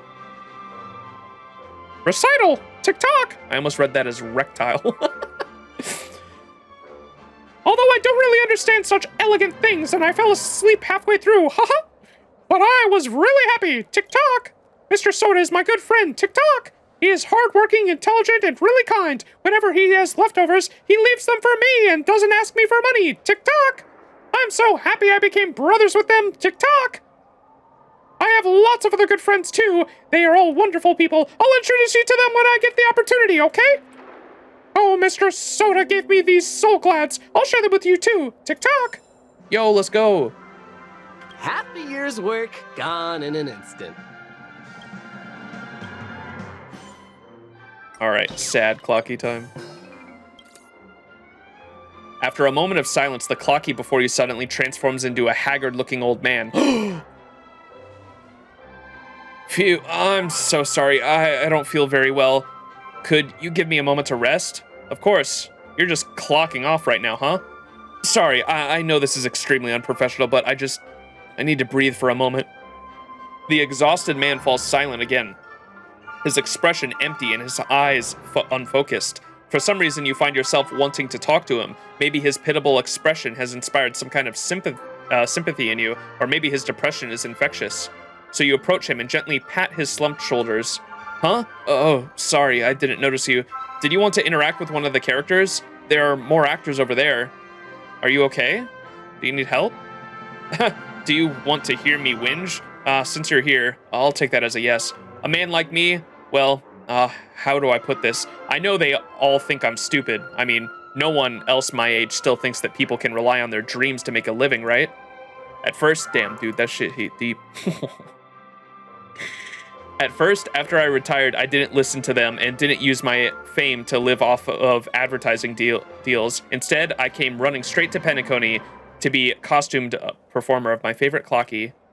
In the end, this job was nothing like I imagined. What's worse, the hotel fees have used up the majority of my savings, and now my body is in no state to get back to the competitive arena. If you ask me, do you regret it? Even I'm not sure. All I know is that right now, I feel like Clocky without Mr. Soda. I can't get my spirits up, or ignite even a spark of enthusiasm. I've ranted so long. You must be tired from listening to all this. Thank you for listening to my complaints. I actually feel a lot better now. After a brief silence, Clocky appears before your eyes once more. Clocking out. Dear friend, Clocky is here to serve you today. Tick-tock! Clocky's quote, "Tick-tock, a truly good person wouldn't throw a tantrum at the alarm clock first thing in the morning." Huh. Oh, half a year's work gone in an instant.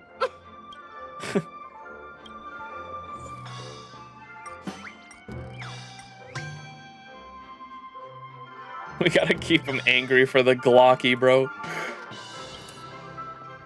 I've had it!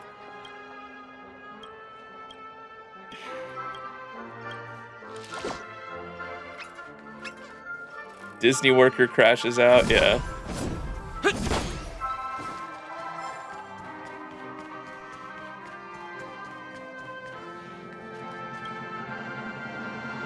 Hey, wanna play a game? Sure. Shh, keep it down. We don't want the bloodhounds to hear us. If you received a message from us, say the password. Tick-tock, tick-tock, tick-tock. Impressive, you've watched the Clocky series, but that's not the password. Mandarin tea. So your favorite tea? No, that's not the password. Charge! Right, that's the catchphrase from Brother Hanyu in the Hamster Ball Night. Since you know the answer, you'll be allowed to shoot their films. I've marked the filming area and got the equipment ready. Come over when you're ready. Fast and furry nuts. Oh my god. Blocky, bro.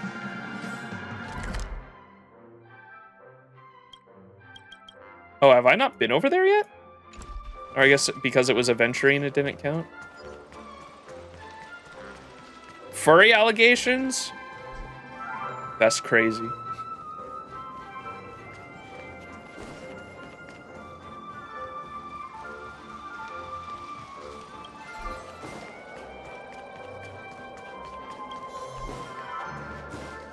This is actually a banger event, trust.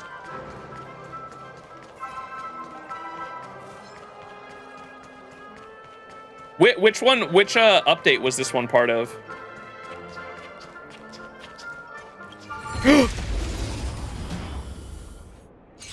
This was 2.1.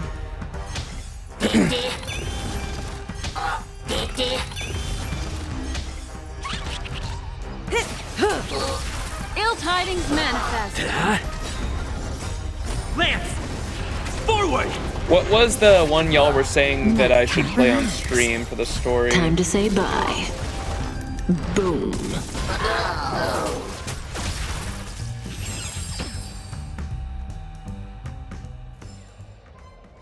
2.1 do off stream, 2.0 do off stream. 2.1 does have a story and some fun PENACONY lore implications, but not sure whether it warrants a stream or not. 2.2, nice. Better to do on your own time, just share thoughts, you had to be honest. 2.3 is a short and sweet, worth streaming. Okay. 2.0 was Hanyu's prison break. It's just mini games, no harm in doing this off stream. 2.1, I don't know how to say that. Vignettes in a cup? Has some interesting aspects, but people find it generally overly long and difficult to get through. Some lore, but nothing pivotal. Okay. 2.2, Clocky Dream Joy. Massively messed up when it comes to the implementation of this. It's one of the most hated events in the game. However, it is jam-packed with lore about PENACONY's history. Nothing like Sampo and Ethereum Wars, though. Okay. And then 2.3 is the origami bird clash. some mini games within the story. This one isn't long compared to the other ones, and people may like watching it, but I don't know, there isn't really any multiplayer for it anymore. Gotcha, that's the multiplayer one. Okay.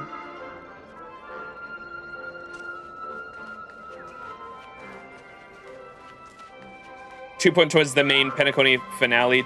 No, we were talking about events specifically is what I was reading off, by the way. When I was reading the 2.1, 2.2, etc. That we were talking about the events tied to those updates.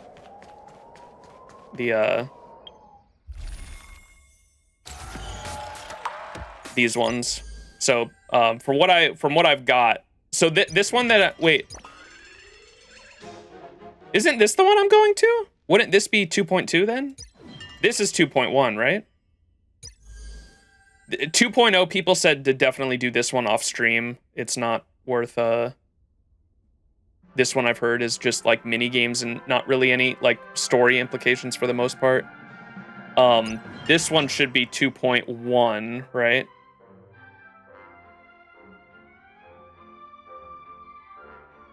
.1 has a pretty worth story, this one.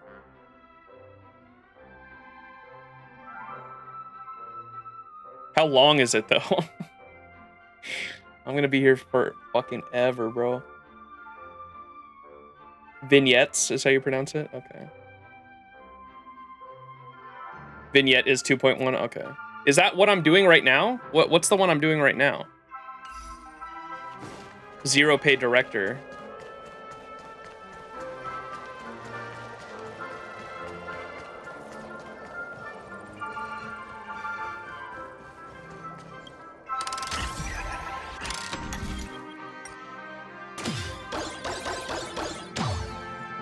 Oh, what I'm doing right now isn't part of the event? Oh, I thought this was an event we were doing.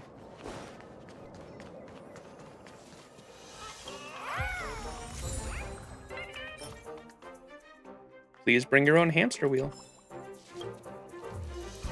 TikTok! I have to work late again. I don't want to face life anymore. Life is so much more cruel than it is in the cartoons. Clocky, take me away from here. Take me to Dreamville!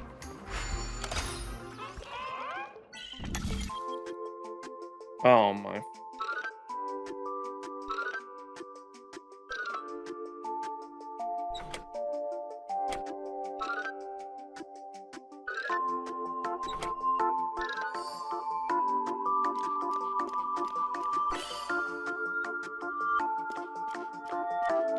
Cinema.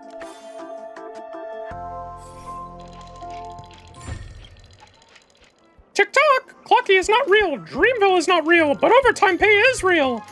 Although, I hear some visitors come from places that where they don't pay overtime, I can only imagine how hard their lives must be. The family really is great. Unionize! Is that all?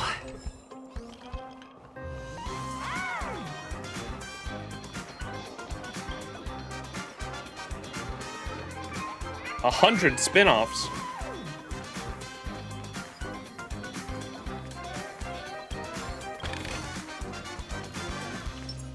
A foreboding sign. Make a wish. Ah, no, fuck. I meant to turn into Kafka and do the ability.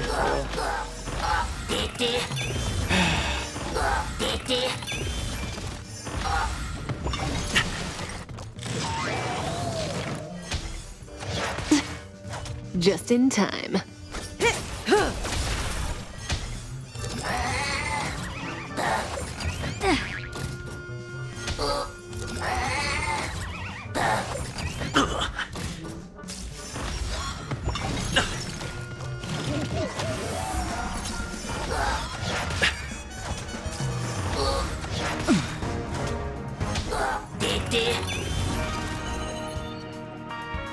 Ill tidings manifest. Stand still. Nap time. Didn't hurt. Just a little something. Think nothing of it. Nice teamwork.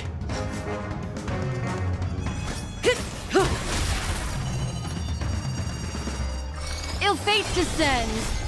Beneath the waters lies an endless abyss. Are those sidekicks from 2.1? They should be I haven't I guess I've technically like started 2.2 because we had no choice to at the end of 2.1, but I haven't gone into 2.2 like at all really, and so everything so far that I'm able to do should be before 2.2. Time to say bye. Boom. As I understand it.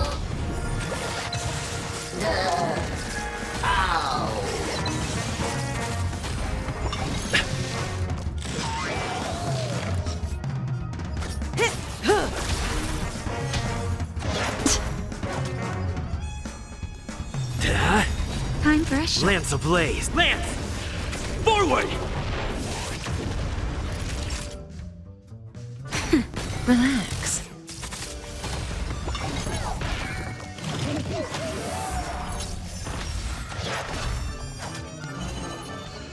Ill-tided men. May as well kill them all.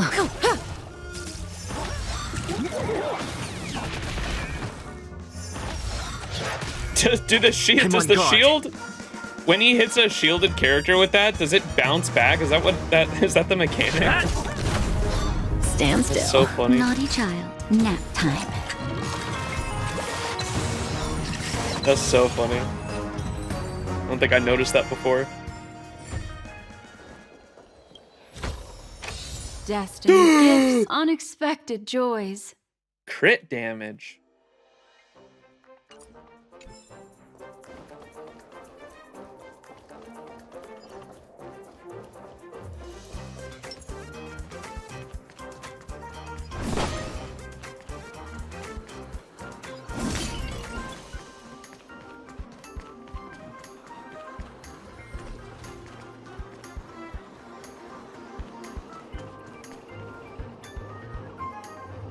Phew, we're in the safe area now.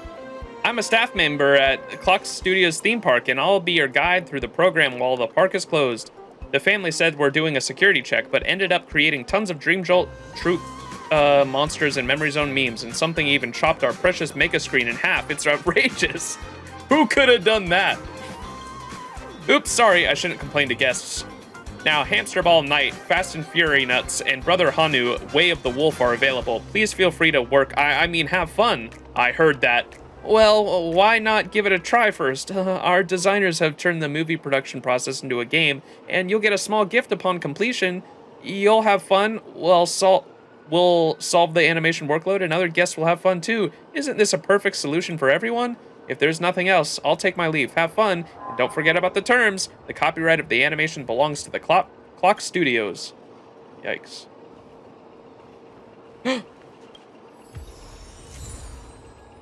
Hams!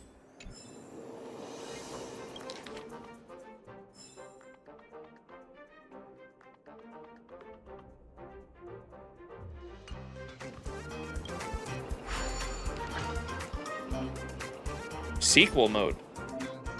Ah, it's one of these. Okay. Mario Kart time.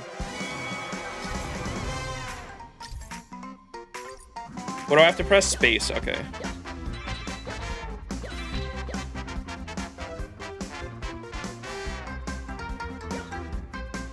Oh my god, how are you supposed to avoid some of these?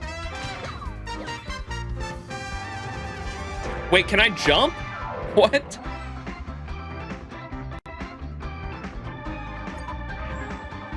Bro, I'm not reading shit.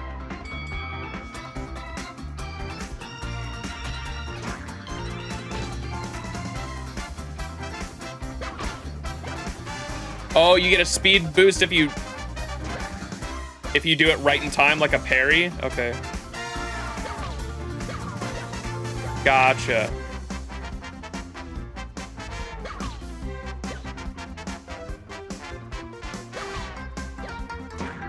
Oh, okay, so I should have just waited there? Dude, what the fuck?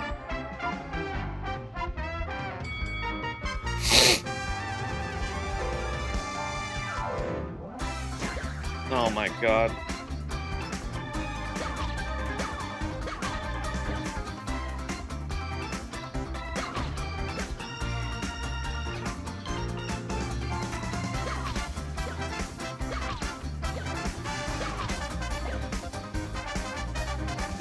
Where are all my acorns? They got rid of them.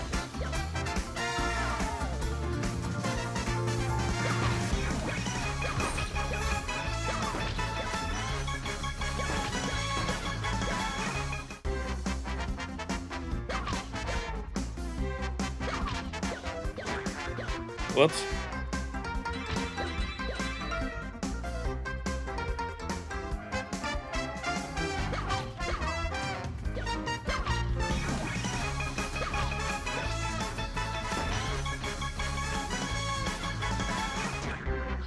That's fucked up.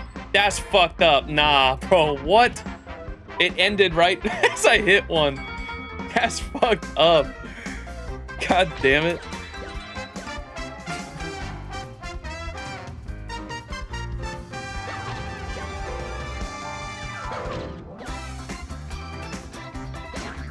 What? What?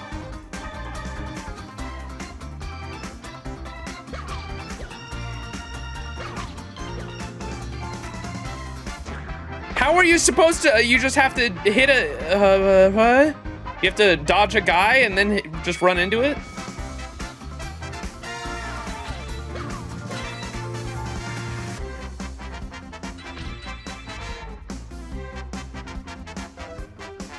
You can hold? What does that mean?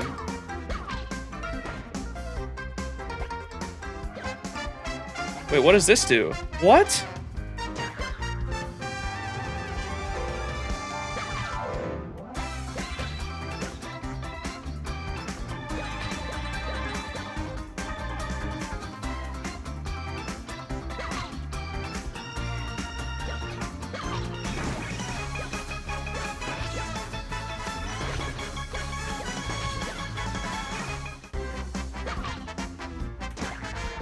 Uh-oh. I'm done. This shit sucks.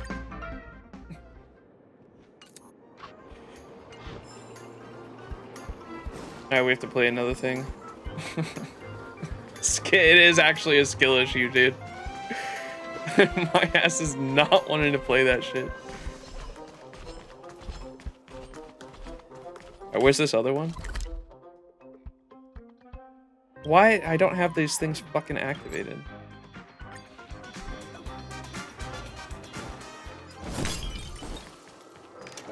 Whoa!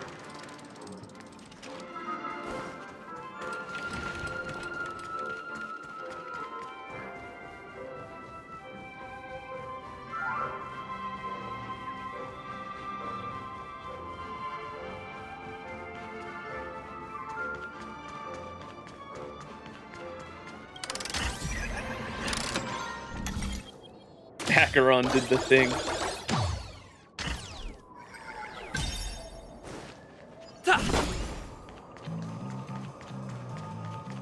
Ooh.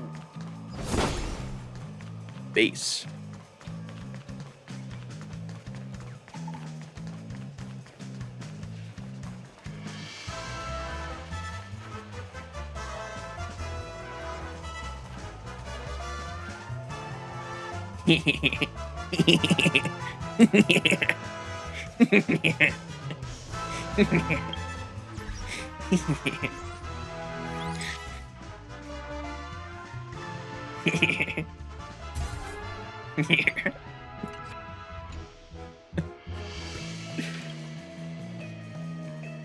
A group photo board with face slots featuring Brother Hanyu theme.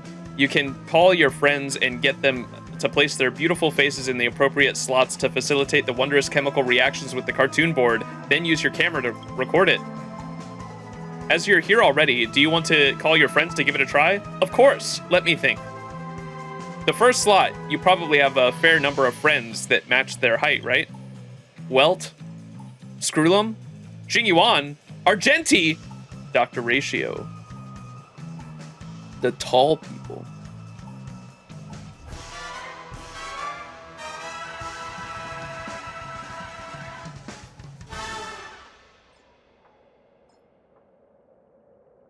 Can I actually get... Wait. All of these characters are playable except one. One of these things is not like the other. Screwlum released early. Surely we go with Screwlum. Screwlum, genius of the Genius Society. Now that is a busy man. But you can you try contacting him? What? He actually came! I appreciate your invitation, Max. I hope that this serves to create a wonderful memory for you. Now that was unexpected, you can always count on that cold man. well, his biological temperature is not that high, is it? Ain't no way, bro.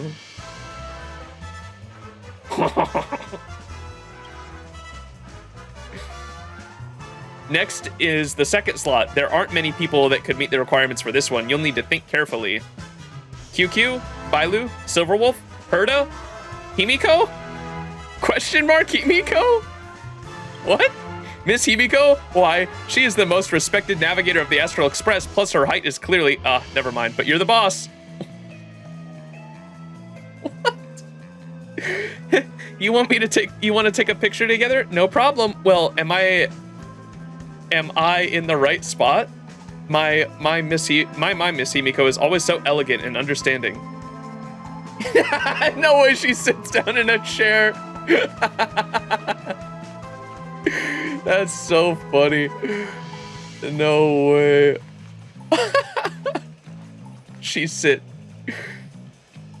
It's time for the third slot. I just know you'll think of a suitable candidate for this.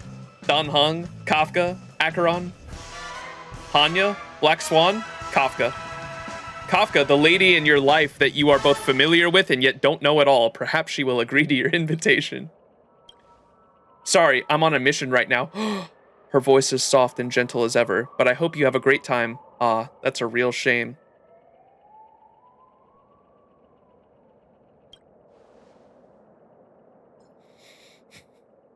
It's okay. It's okay. Acheron. Was Acheron on there before? I guess we'll go with my other mommy. If not the Dami mommy, maybe the caring mommy. The mysterious and elegant Black Swan, she might even already be here. She just hasn't shown herself. Yay! I was wondering when you'd think of me. Thank you, dear. Ah! Screenshot.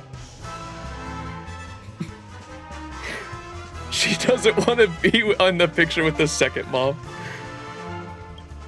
She really was already here. Seriously, speak of the devil.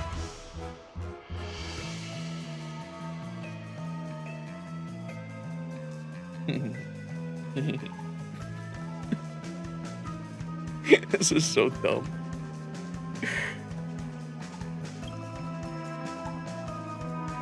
This is the final slot. The lengthy section process is almost over. Keep going. March 7th, Guinaifen, Ruan Mei, Shui. I can't believe I couldn't get all the mommies here. If I could have gotten Natasha, Kafka, Black Swan, and Ruan Mei, oh my gosh, I would have been in heaven.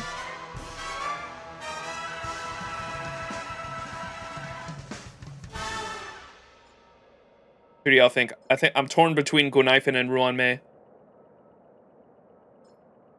Guinaifen's not going to be able to reach that, nor March 7th. They're the same model. They're going to have to stand on some shit. Run me. Did this even have any Bellabog options? I don't think so. When I saw the short one, I was going to think of Hook. Knifin, they are short. It will be funny. Is she going to stand on something?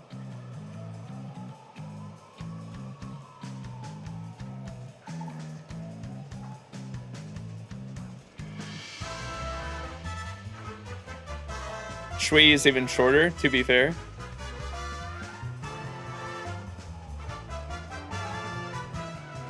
Can I retake this picture? You get an achievement by getting all the Astral Express?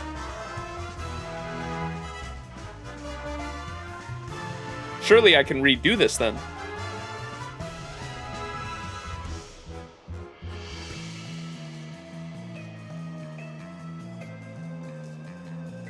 Ruan Mei. Madame Ruan Mei of the Genius Society. You've only met her once. You've only met her once. The number you have called is currently out of service area. I wonder if this genius lady has stumbled across an off-world research paradise. Okay, well, Guinaifen then. The Xianzhou girl with her fiery passion would not want to miss out on this lively scene. All the fam are here? Let me pull out a cute pose.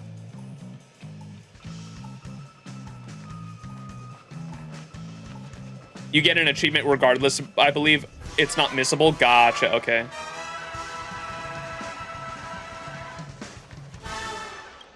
Start taking photos. Finally, getting this many people together is no mean feat. It's time to take a group picture. Everyone together. Cheese! Though staring into a lens and smiling is very difficult for some people, you still manage to get a wonderful group picture. Everyone has gone back. It's nice to get together with friends like this every now and then, isn't it? Yo, where's my achievement? No matter how tall you are, they're only fit to be a sidekick. Oh, there it is. Clock in.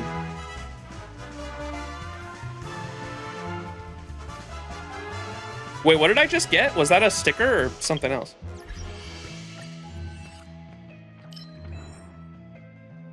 I need to do some of these. You didn't do Dan Heng tripod. When I have the option of choosing Dan Heng or Kafka or Black Swan, who do you think I'm going to pick? Like, no offense to Dan Heng. I like Dan Heng too, but for me, who do you think I'm gonna pick? Come on. Yun Lee, what?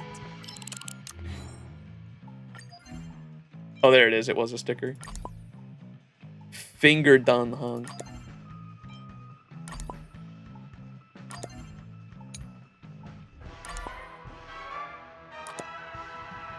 Oh, we only need one more.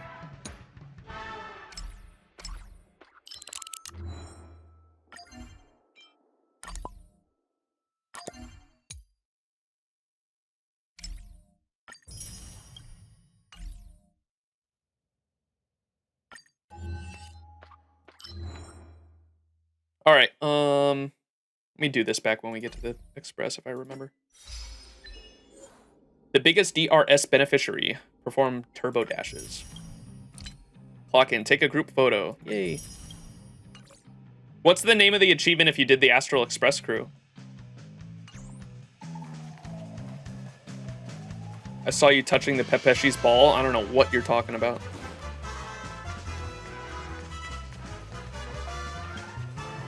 Crank that soldier boy.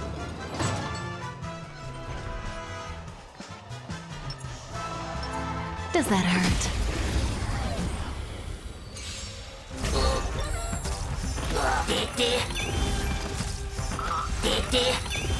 Say bye to breathing.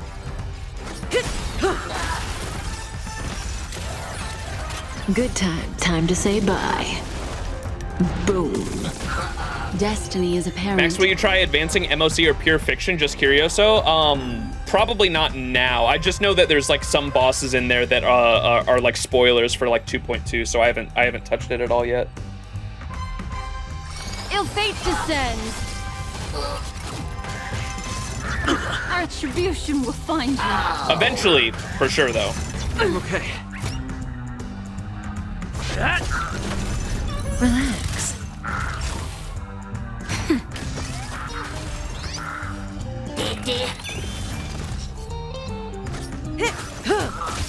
Destiny isn't chosen.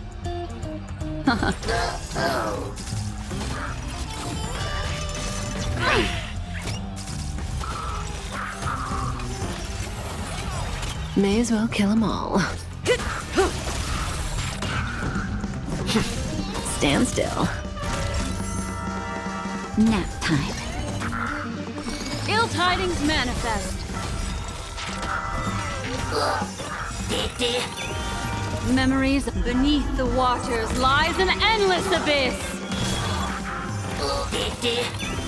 Say bye to breathing.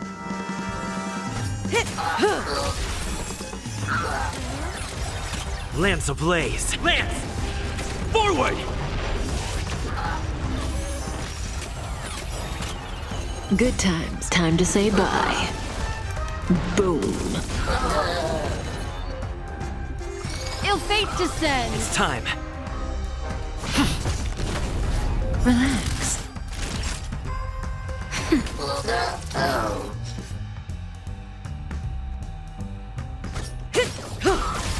Destiny is apparent. Ill tidings manifest. Retribution will find you.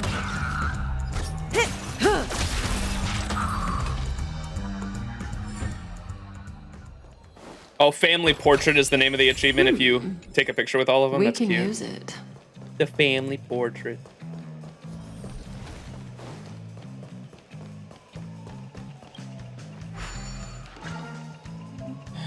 sequel mode. What's this one?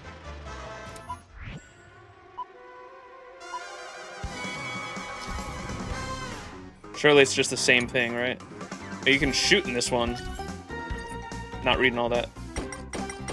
Oh, can you go under? Oh.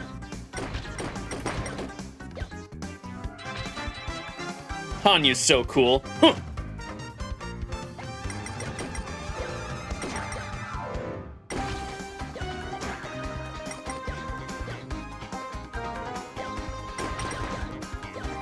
No! Fuck, I was pressing it too fast. Reshoot. I hate this mini game. I'm not very good at it, so I feel you. What the fuck is this?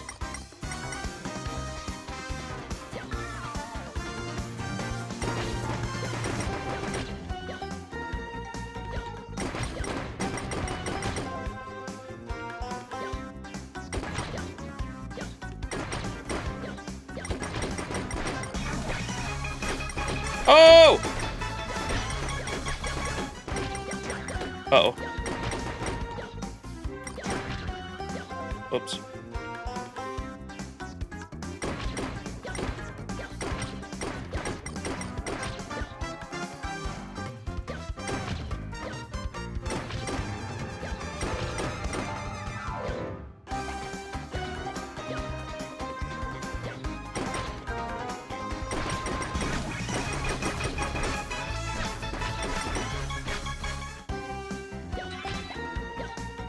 Fuck. I missed bullets.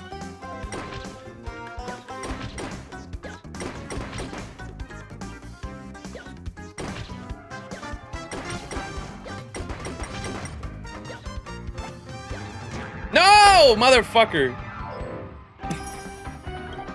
Dub.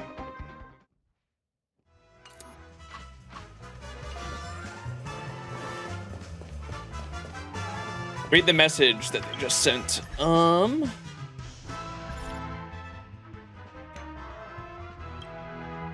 Dear valued guest, we've been informed that you've completed a significant portion of the film production experience here at Clocky Studios. We sincerely appreciate your support. If you wish to continue experiencing the filming animations, you can go to the sequel mode at any time. Have gun. Sorry for the typo. Have fun, Monka. All right.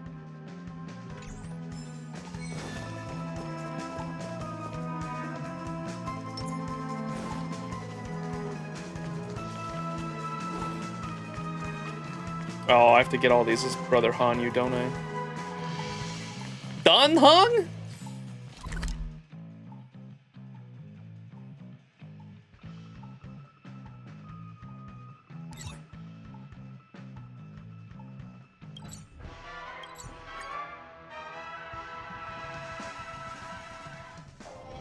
It's still early.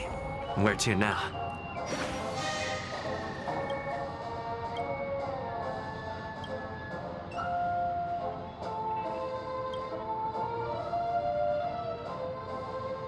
Aww.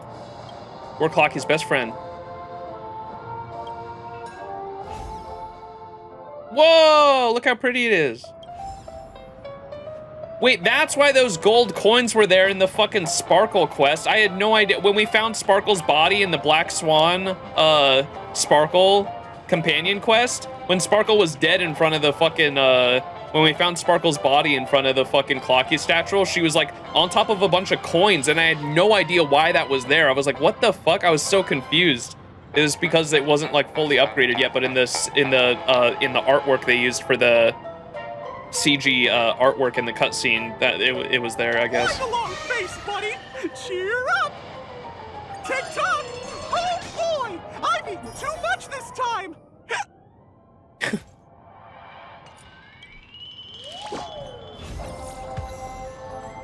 Level 69. Wait, what the fuck?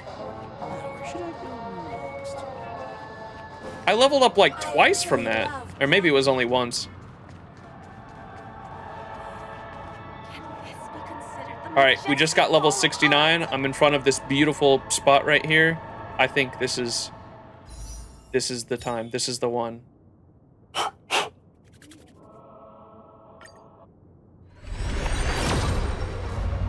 Motherfucker.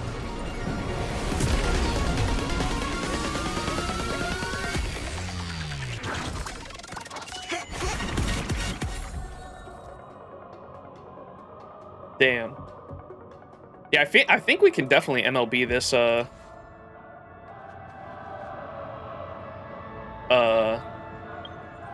light cone now. That's not the right one.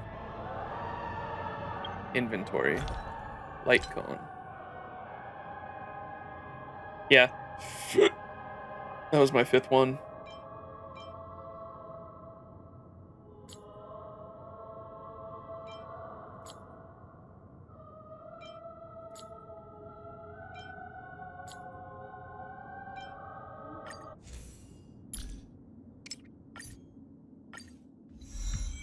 Hell yeah.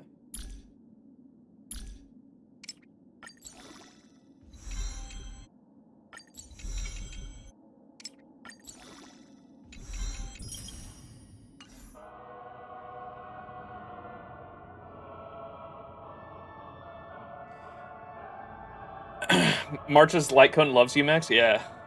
You already had... Yeah, I already had one. It's level 40. Oh, did I... Oh, whoops. I already had one that was at level 40? Oh, well. Yeah, right here. And it's Supermost too. Well, now I have 2. Let me get this one to level 42 so it'll sit right next to it.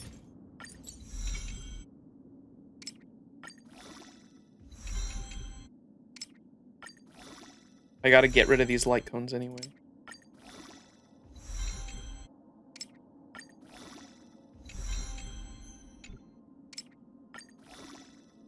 Just need 3 more now.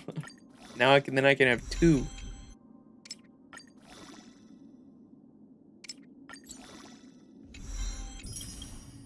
You can feed one into another. I know. No, I was saying I'll just have 2. There's plenty of light cones where I do have multiple of them. I think this one was one of them. Yeah. See, I have 2 Luca ones that are MLB'd right there. Just because they're a really good this is a really good Nihility one, so I just kept both of them. Luca. Yeah, the art on this one is crazy, dude. Good heavens. Back sweat. Asa. He's so hot. We have this one too, I just got today.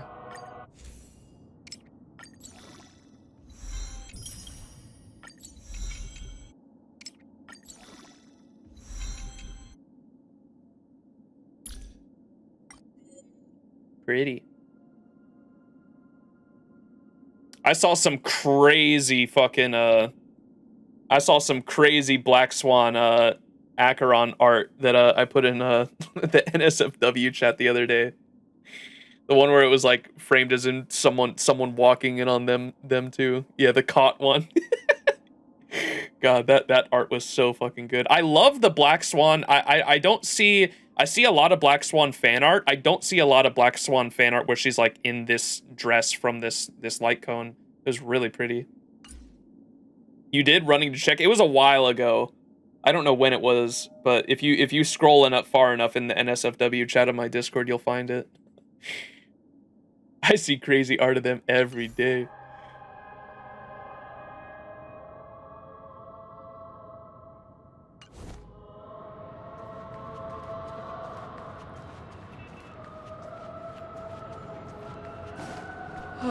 My dream is right before my eyes. Well, shit. What do we do now? I think I still have some messages to go through, don't I? Yeah, we have one more. Okay. Should we just read it here?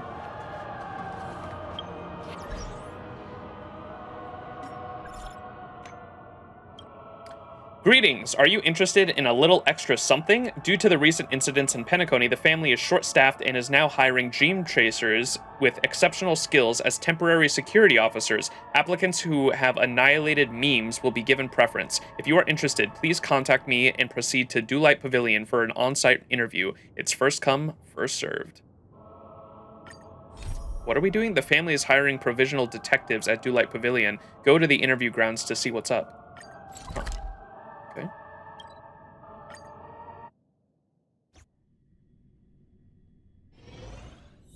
Max, you would be a mod on OK Trailblazer. I don't know what that is. Today.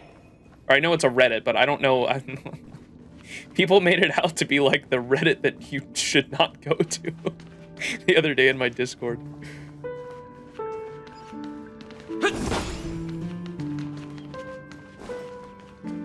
We're seeing a lot more VIPs than usual today. Okay, buddy, Trailblazer is just insanity. Why are there a bunch of people here now? What the fuck?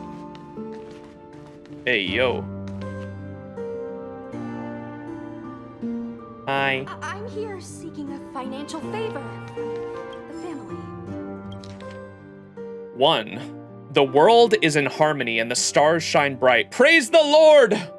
All are connected and the winds of blessing breathe across the lands. O mother of myred households, kingdoms and realms, your mighty arm dissolves enmity, guiding the lost towards penitence's path. Into your realm the virtuous find solace, peace bestowed, sorrows and strife released. We serve the harmonic strings due to the blessings of the god, and the harmonic strings play music to honor the Great One. In harmony's embrace, all plagues disperse, and eternal praises resound across the earth. Your myriad forms grant salvation, grace descending with each dawn. What the fuck? Alright, I ain't reading all that. Hey, you! The mobile knight! You seem to be new in town. Would you like to take a look at this great item that I own? What is it? Right. I think you never heard of me. I'm Hendrik, the mobile knight. Wait, was Hendrik the name of the guy we were trailing earlier in the investigative reporter case?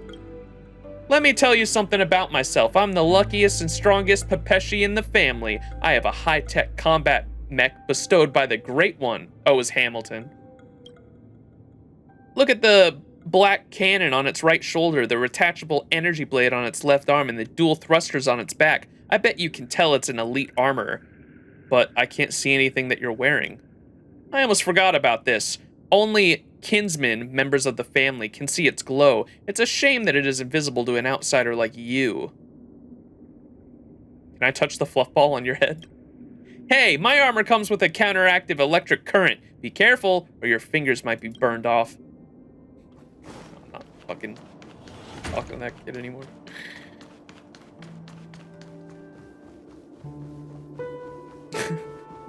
Guys going schizo. Well, I have to look, guys, in 4 hours. It's midnight here. Enjoy the stream. Loved watching y'all. Max, you are so cool. You are so cool. I know. You're a cool guy. Merry Christmas, Mr. Crackers. I almost called you Mr. Crackers. MC Crackers? M Crackers. Have a good Christmas yourself. Thank you.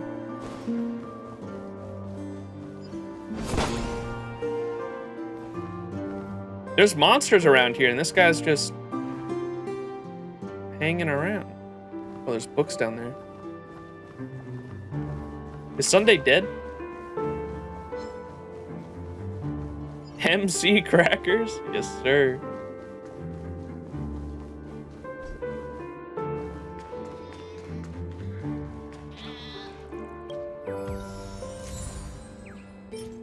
Gopher wood. Wait, there's a bird there. Wait, let me look at that. What is that? The bird! The collectible cards of the Planet Festivity series are designed to release the dream Alfalfa Publishing House. We have discovered the Lord's disciple in the mortal world, a majestic tree providing shelter to the vulnerable fledglings. He scatters seeds of mercy to the wind, infusing it with warmth. His song to the rain carries the creed of harmony, and laws follow the water to form streams. The jealous thundering light reduces his body to ashes, yet his immortal soul in the dust appeases the sorrows of the clouds. Fresh buds arise from the mud in the soil, and the saint of the mortal realm still cares for the poor children. Then they agree to all expectations and allow a sweet reverie.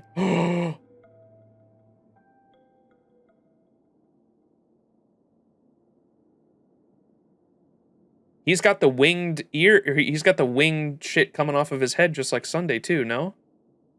What the hell? He's just black-haired. This has gotta be the raven, right? Gopherwood? What?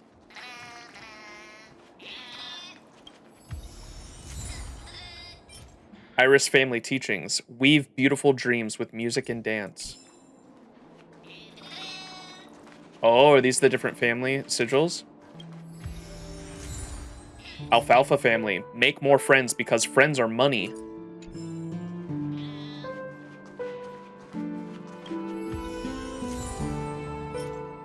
Hearing together, seeing together, speaking together, walking together. Oak family. Okay, it's like a cut-off tree almost. Or a stump.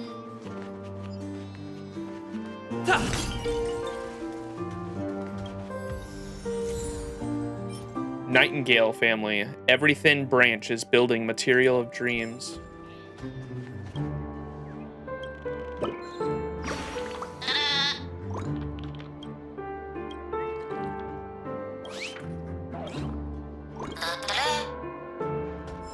Goofywood?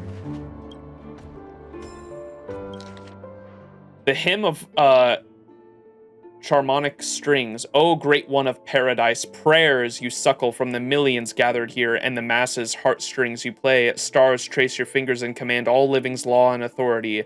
Dominicus, do you hear? The road ahead is dark without anything. Thus authority points to the right, and the chaos coalesces into a river of stars. Thus law points to the left, and which hinders to vanish into the mist. Sweet dreams nowadays have manifested, and the gazillions of old laws have all faded away. O great one of paradise, I sing praises in the fountain of your performance, calling for the love and fathomless sky. Within the theater there lies a mercy that appeases and offers salvation to the world. Constantina, do you hear it? The audience tears are washing this face. Should you sing, then the sun will shine for you. Should you play music, then filth will speed to slumber. The thousands faces plays shall never cease, in the eternal theaters forever linked. O great one of paradise, caress the scripture that is stained by blood on the battlefield, and kiss the longsword of bone and soul. Life is howling, and the sharp blade of steaming colors hangs high. Elenev, do you hear? The soldier's bones are buried at the end of the world. Comrades whisper united, and gospel can be heard for miles long. Blissful rain pours out thus, and one person equal to 1,000.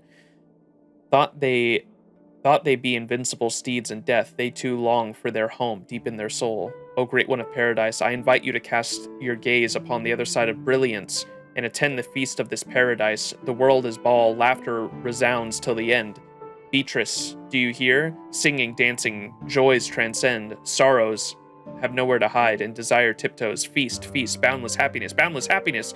Even babes show a smiling face. Dance, dance towards the honey-sweet paradise. Yeah, I understood none of that. Oh, you get dialogue at the crest. A crest that's symbolizing the Nightingale family. The bird sitting on the branch is also a dreamweaver, holding the branch in place. Huh.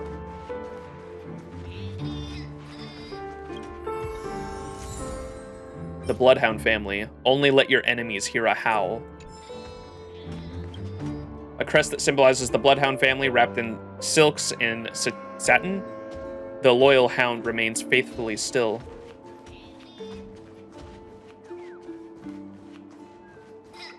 Gopher wood is the wood that Noah used to build in his ark, by the way? Huh.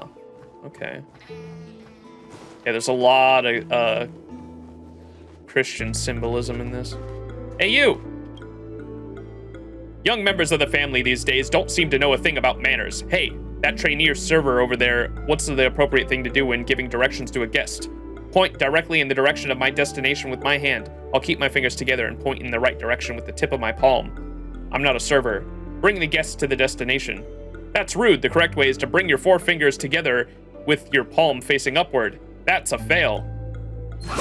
No! I knew he was going to do that.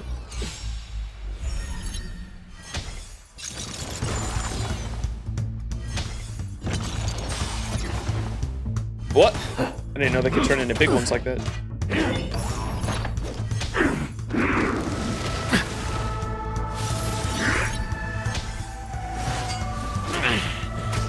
Just in time. Destiny isn't chosen. Ill fate descends.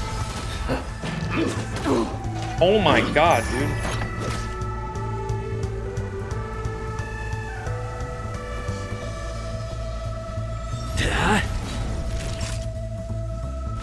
That's better.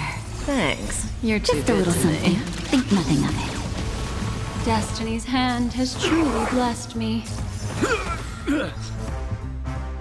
Fuck.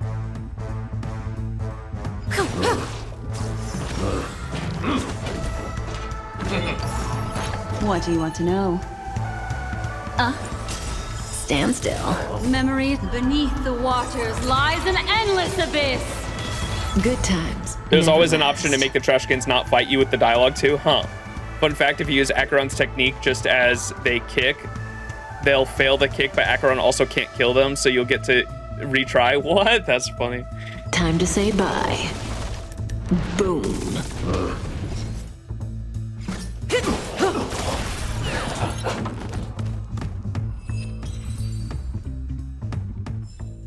Let's Reach go. the end of the story in your own way. You can just run away from them too. Yeah, I tried to there. I just wasn't fast enough. Oh, can I go in Sunday's office? Anything I can do for you? Guess I can't talk to him. There's people in here now. Conference roundtable. Unlike a long table, round tables have no sense of priority or opposition. It is very unlikely that they are an Ionic candidate for the path of harmony. Yo, Jason, thank you so much for the 30-month streak sub. Thank you so much. Christmas, I just heard the news for the new JP serve and I'm throwing all of my Christmas money at her. Ah, wait, who is it? Did we put it in JP news? Oh my fucking god, is it Ark?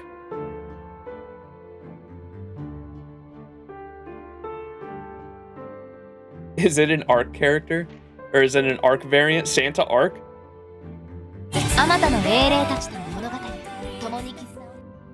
Be careful with that audio, it's gonna be fucking copyrighted.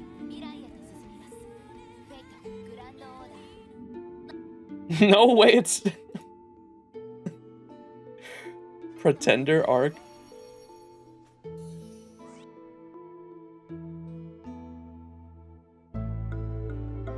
Here, let me pull it up on stream, hang on.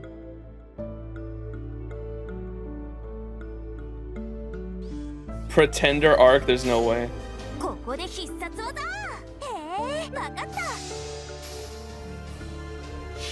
Buster NP as well. Oh my god, she's Magical Girl Arc. Wasn't that a gag in fucking... Wait.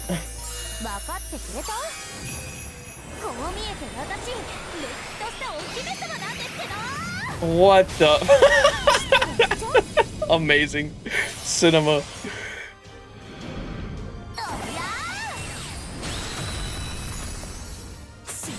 Wait, someone link me the Kita, because Arkwood's, Ark's, voice actress also voices Kita from Bochi, and, someone made, like, a magical girl version of, am I not mistaken, because there's, like, a magical girl animation of Kita in Bochi the Rock, and someone animated that same animation, but it was Ark instead of Kita. Do y'all know what I'm talking about? She has a skill... She has that as her extra attack hits AoE. No fucking way. Wait.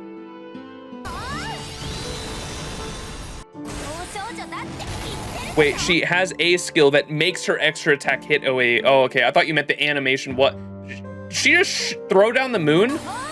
What did I just see?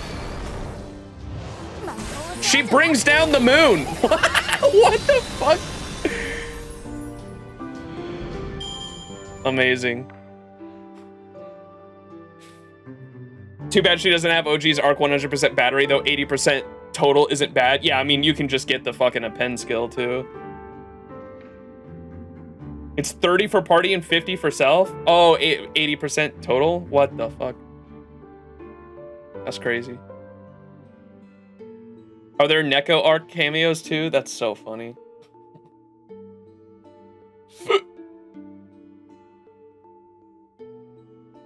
Let me see if I can find the...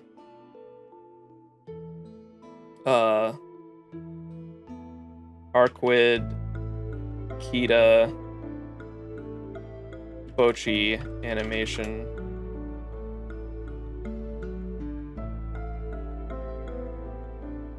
The magical girl spell. Okay, this is the Kita one. Where's the... Someone made fan art that was this, but it was Arc instead.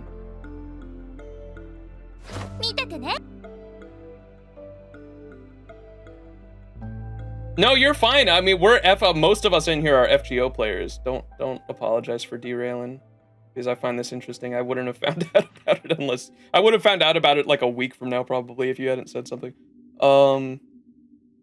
Here, this is from Bochi the Rock, right?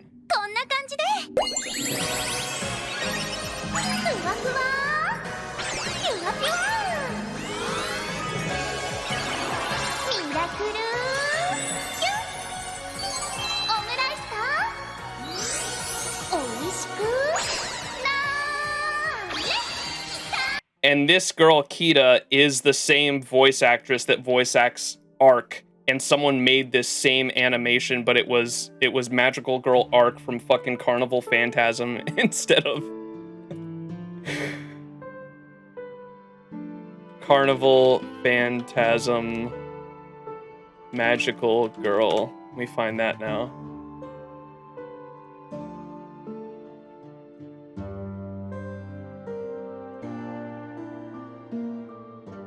Is this it?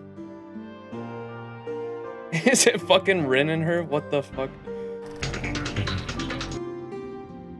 Type Moon is going crazy, bro. Hopefully I don't get copyrighted for this shit. Phantasmoon, yeah, that's right. The magical girls.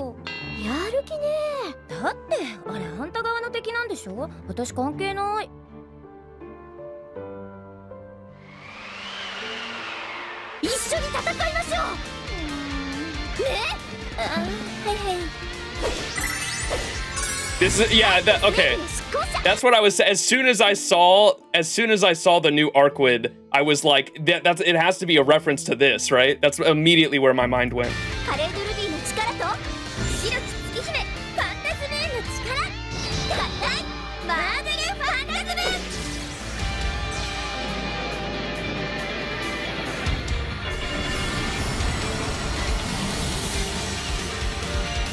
It's fucking, I forgot about this shit. Neko Arc. Nya!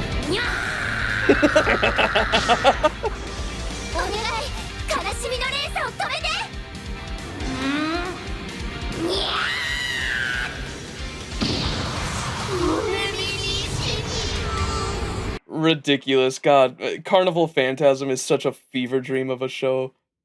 Holy shit. We need more Carnival Phantasm, we do. Alright, let me collect more lore.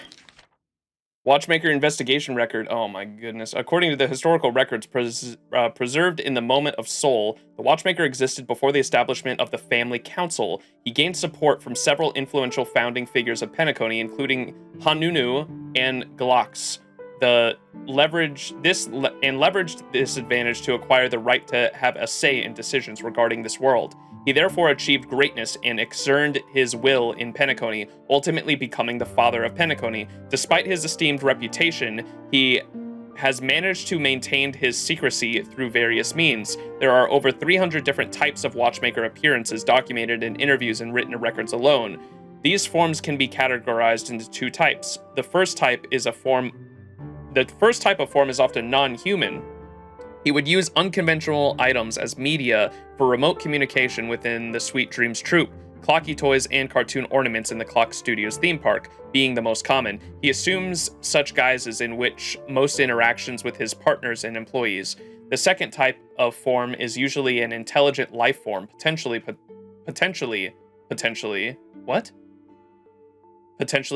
being the Watchmaker's true self. This form commonly appears in eyewitness reports and urban legends. Rumors say he often dresses in gorgeous attire and would appear amidst the grandeur of Penacony, attending banquets with successful dream chasers.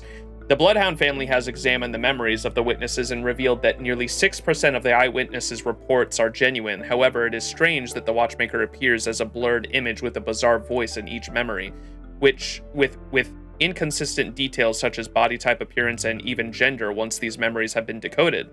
We hypothesize that the watchmaker possesses the ability to conceal his appearance on a memory level, an ability often associated with enigmata. Therefore, there might be external forces supporting the watchmaker. Okay, maybe that's where, what's his name came in?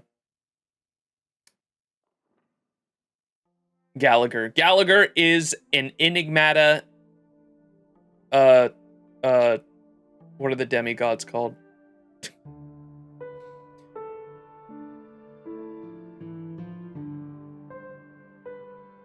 Yeah, Strange Fake Saber's got to be the New Year's servant, especially because the anime is like launching New Year's, right? Emanator, yeah. Gallagher is an enigmata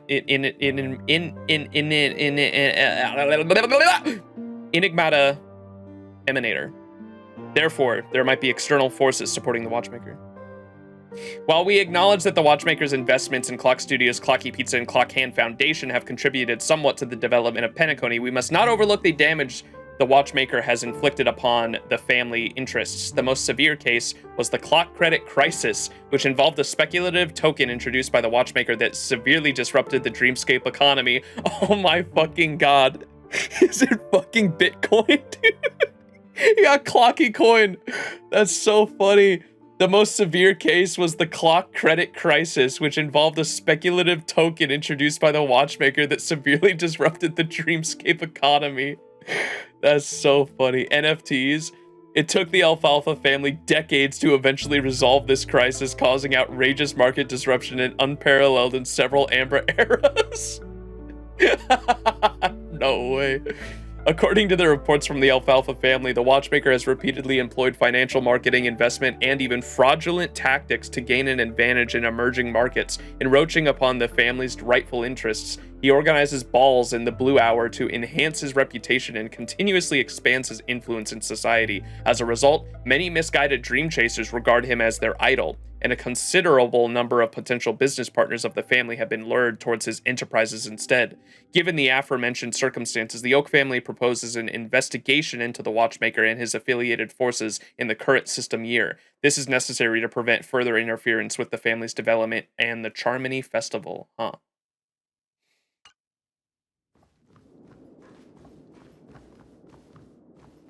The Round Table.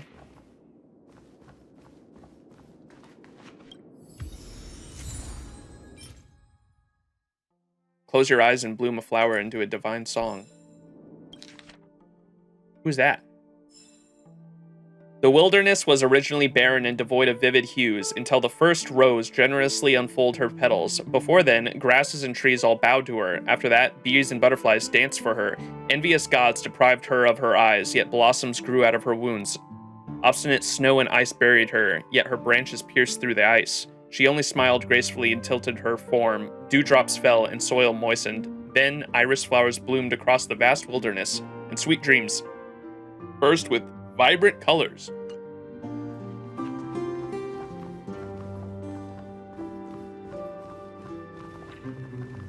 This is a good spot to pull the Sunday light cone, right, chat? Because we're in Sunday's office.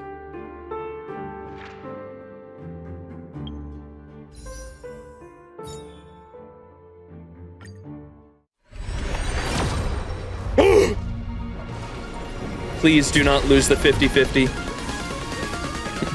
I'm so unlucky with these fucking cards, man.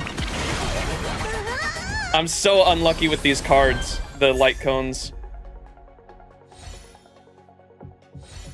Or 75-25, yeah. I lose them so often.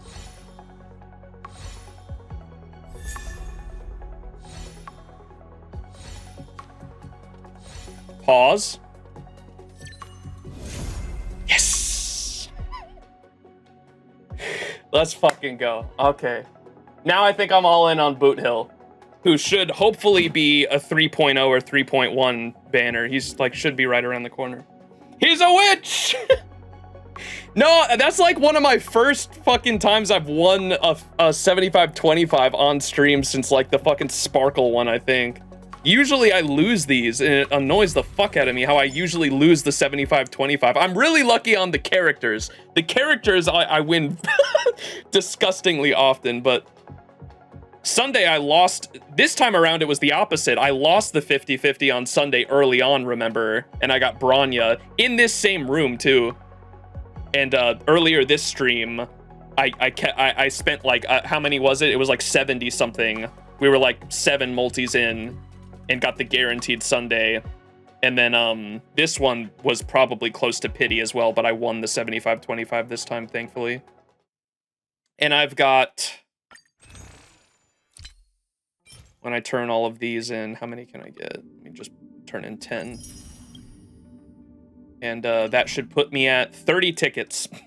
I have 30 tickets for I had like 100 tickets at the beginning of this stream, and those are pretty much gone, but I got Sunday in his light cone, so worth it. And we got 30 tickets and 700 Stellar Jade left. I almost said St. Quartz. I want Sunday's light cone, but I want Fugue, so I must not. Yeah, I don't blame you.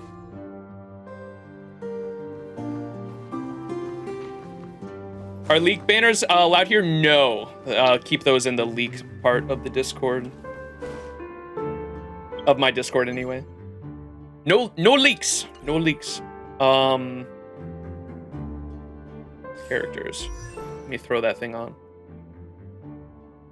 And I will hopefully have Sunday ready within the next week or so. Or at least to start farming relics. Like, I'm going to start working on him big time. To use. Probably only have Dill to use with him for right now. I'm trying to think of what characters I can use him with. His best relics are in 2.4 anyway. Oh my god. I'm gonna have to wait till fucking can I even farm this? Okay, I can farm this shit at least. A lot of his stuff's gonna be in 2.2. Calm down, tripod. Oh, and I can fucking...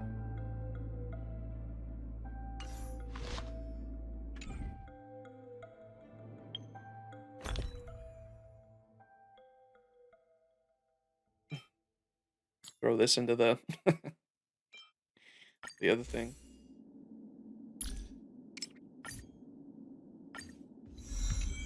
Lingshaw all over again. Fuck no. Oh my god. I can farm his mats at least in the 2.2 area, right? Like once I finish 2.2, isn't that where y'all said his mats are? Wait, where do you farm his mats?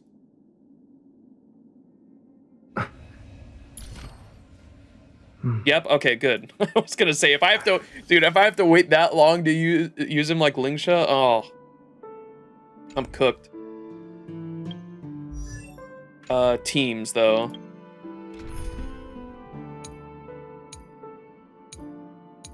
So in the Yeehaw team, wait, where's my Yeehaw team?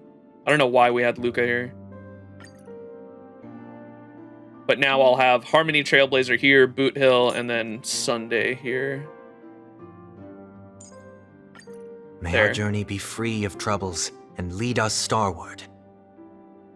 Now we just need Boot Hill. And my men team is complete. Need Silverwolf for this team. DOT team's fine for the moment. Until we get a dedicated DOT fucking character. I'm not real. I know Ruan Mei and Ho-Ho. Can I get a Huan in chat? I know Ruan Mei and Ho-Ho are the 2 units you want to use with Kafka and Black Swan, but I think I'm gonna hold off on until there's a dedicated, like I'm not rolling for those characters just for DOT. Like I would like to wait for a dedicated DOT support. Like I'm just coping on that, dude. Whenever the fuck we get that. No, Zhao Chu's a fucking Acheron support. Don't you fucking kid me, bro. Who do we want to trade out here? I think, I don't know if I want to use, would it be Ting Yun, I guess? But Ting Yun gives more energy. Would you want, Sunday instead of Ting Yun in this team? That's the only character you'd want to replace because you need Sparkle. That's like a non-negotiable. I imagine you trade out Ting Yun for Sunday. If you trade out Sparkle, I will fight you. No, you need Sparkle for, like, from a gameplay perspective, you need Sparkle for Dan Heng, because he uses all the fucking skill points. Now I use Sunday and Adventure in every team. They work with everyone? Yeah, I imagine. You use Dill without Sparkle? I know. I'm saying it would be dumb for me to trade out Sparkle, is what I'm saying. Net because I have her. You don't have Sparkle, Tripod. That's different. It's an extremely SP positive team. God. Like, it'd be pretty, I was trying to decide if I had Ting Yun here, if there's any character I would trade out for Sunday, it would be Ting Yun, right? Because you need your sustain. Sparkle and Dan Heng are, like, glued together. Rub it in, why don't you? Having both Sparkle and Sunday can be tricky. Dill won't have the skill points for extra turns. Well, I have his Light Cone, though. I thought Sunday's Light Cone makes him skill point positive, doesn't it? I didn't even put it on him.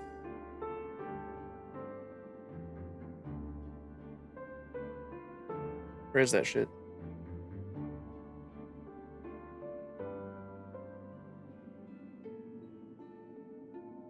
Oh, it'd be up here because it's Harmony, that's right.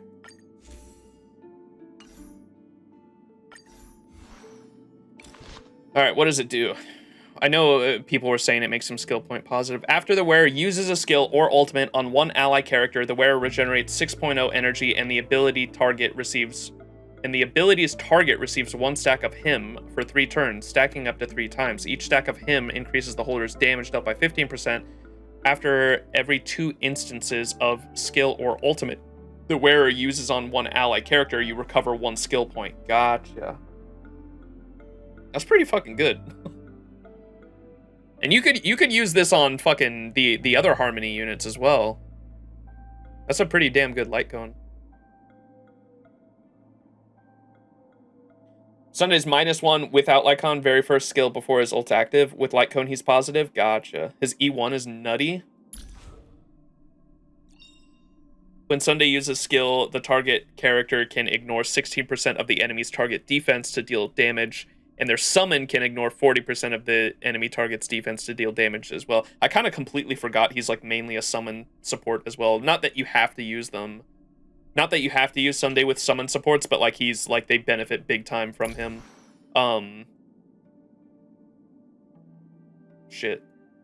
Fuck, I wasn't too interested in Aglaya either. So hopefully there's a summon character in the future that interests me. It's a new path, so I'm sure we'll be flooded with Remembrance characters in 3.0. It can work, it depends on the Harmony unit. The skill point regeneration only works if the skill/ult targets one ally specifically. Gotcha, okay.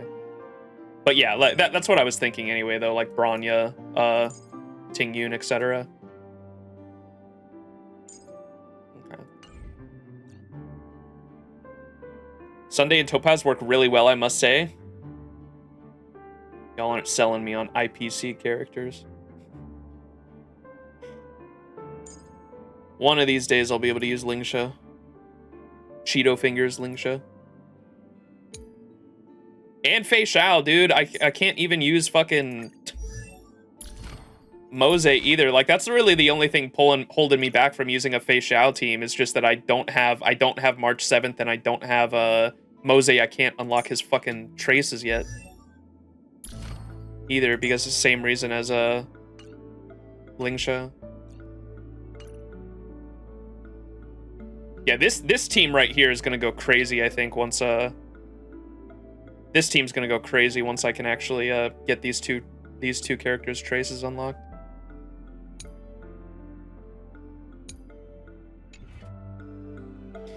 I forgot Max hates Lingsha, that's why he uses Natasha instead. I cannot believe this shit.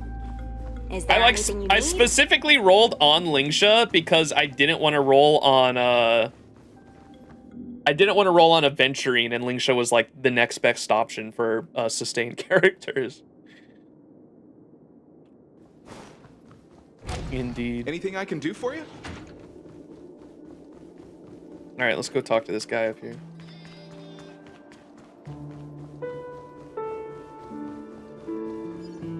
Aglaya is my wife and I worship her. Back off. Hey, she's all yours.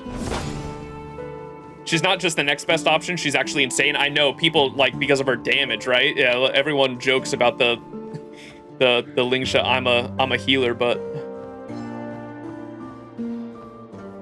and I've got the fact that I've got or I want to get Boot Hill too. Like everyone was telling me, like you have Lingsha. If you get Boot Hill, like you're gonna want Fugue because or how do you say her name? Fugue? Fugue? Fug you? I know people were telling me you really want her because of if you get Lingsha and her, like break teams are just fucking crazy. Fug you? The first one, Fugue? Okay.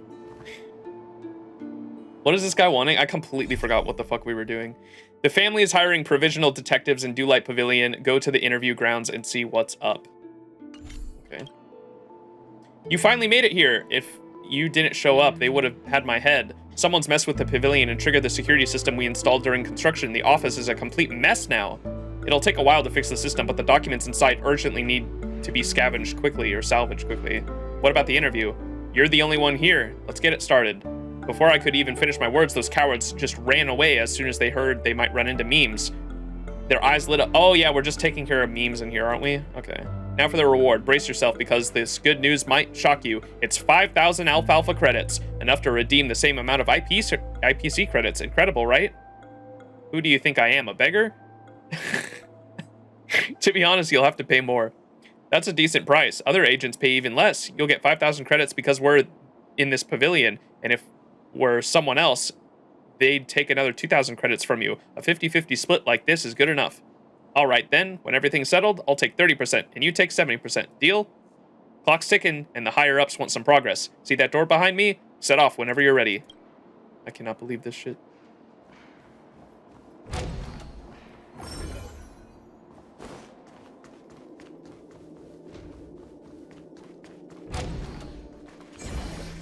Break teams? What's that good for? I just want her because she's pretty. That's completely fair too. She got the fluffy tails.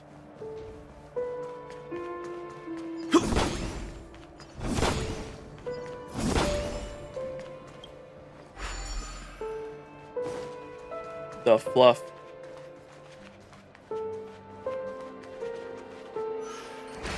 I see tail, I wail.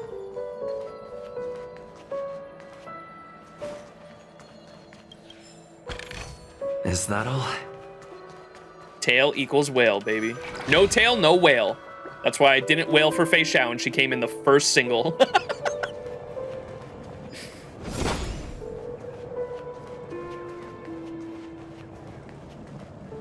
Yeah, that was a crazy time, dude. I got the Black Swan, Welt, and Fei Xiao all back to back to back. Chat was not happy.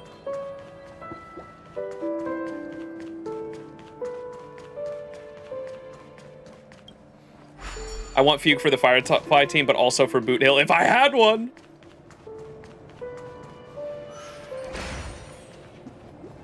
Streamer look. Bro, what the fuck? I gotta hit something.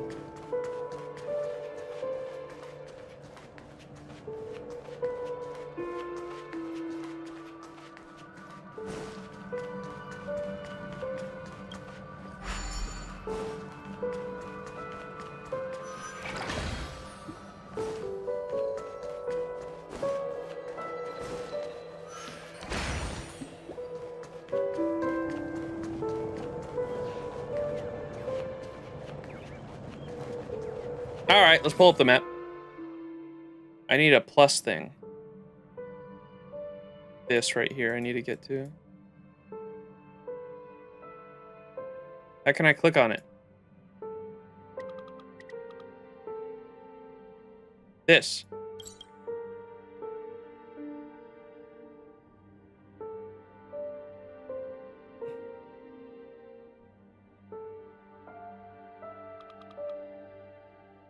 What?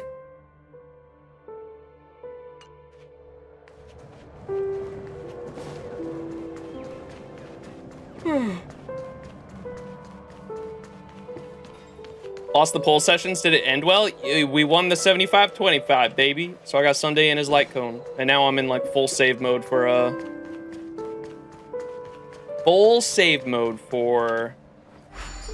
Boot Hill. Whenever his fucking rerun happens. Surely it's like right around the corner, right? It's either gonna be 3.0 or 3.1. It's gotta be. You mean Fugue? Oilers? We need an Oiler emote.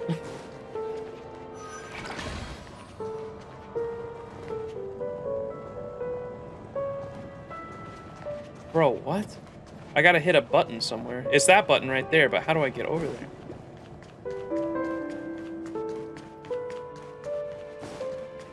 Oh, okay, I see. Never mind. I thought this was a dead end.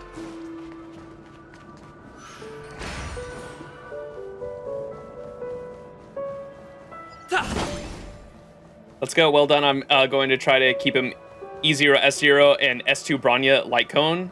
Yeah, the Bronya Light Cone I've heard is a really good replacement too, or a easy one to get, especially since you can lose it on 50-50s. That more people likely have it. Is that all? Okay, let me do this.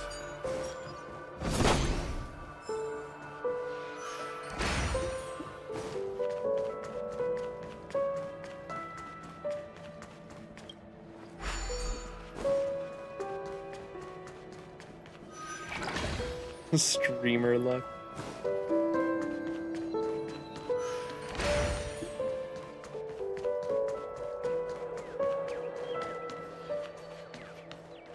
Yo, what are all these birdies doing?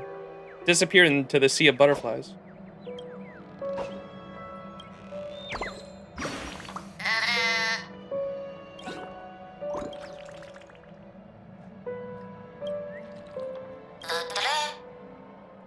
Da da da.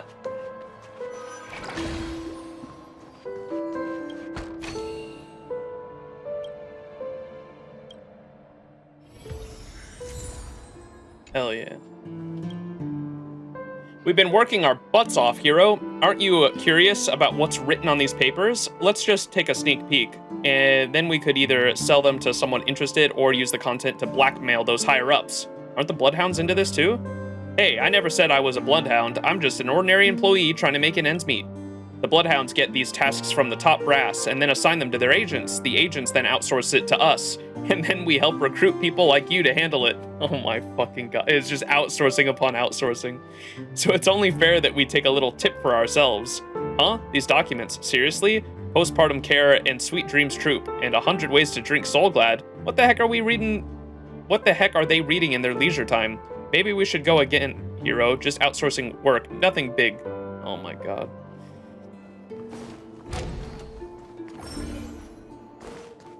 This is just a puzzle stream. It really is. I mean, it was just supposed to be a side quest stream, and when most of the side quests are just fucking puzzles, what do you want me to do?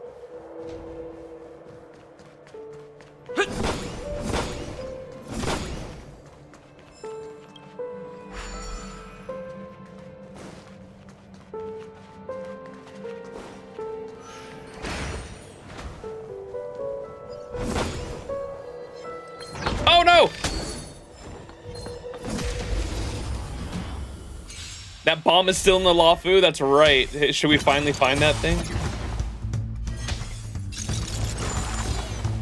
Just in time. Put it on auto. Don't we have an auto emote? Kezuke, we activated one, I think. The auto, I can't remember what it was. There's some emote for auto mode, I think.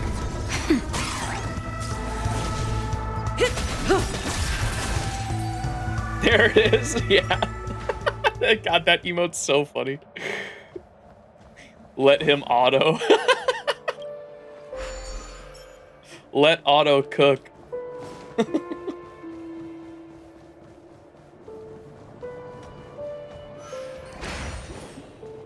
That's a good one.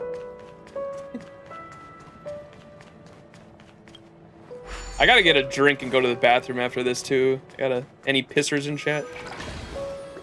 Leakers? I gotta piss and grab a drink.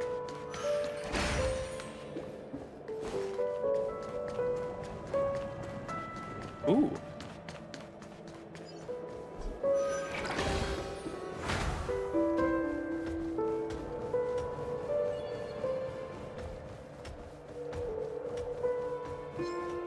Excuse me, Saz.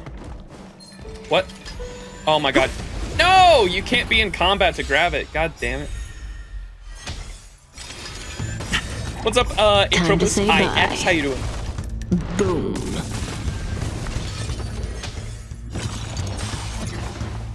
Let auto cook. Let auto cook.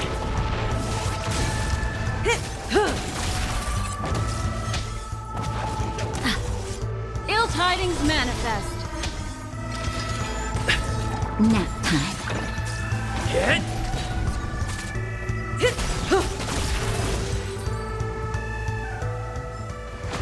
Reach the end of the story in your own way.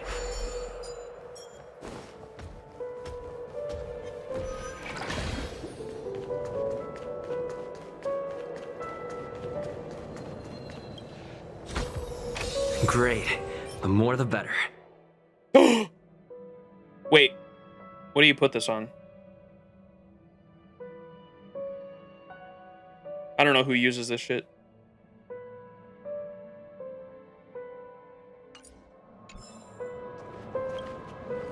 Himiko and Herta. Jingyuan and Topaz. Himiko, Herta, Topaz. Good wares.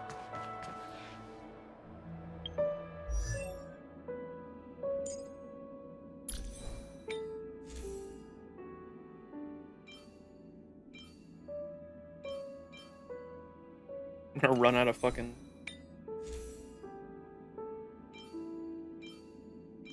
Does she want speed?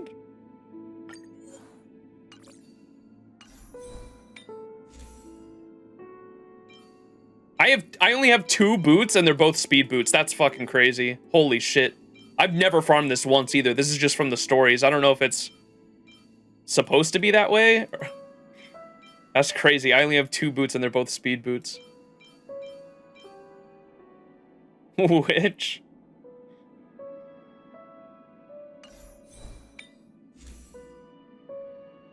Yes, it's also going to be hard to get enough speed because her base speed is low. Ah, okay. Burn the witch, he's a witch. Damn, I got speed on this one too. It's HP though.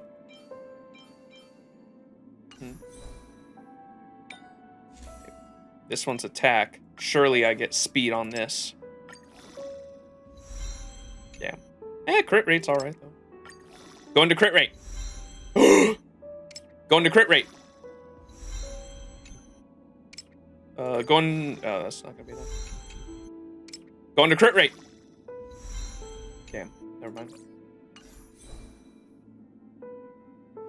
Better to have a crit main stat though. Well. Where the fuck is this last one?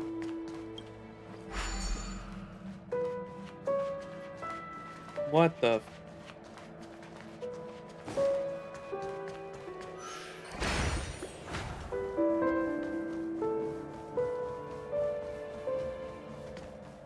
Oh my god. I gotta go through doors to get to that one. What the fuck?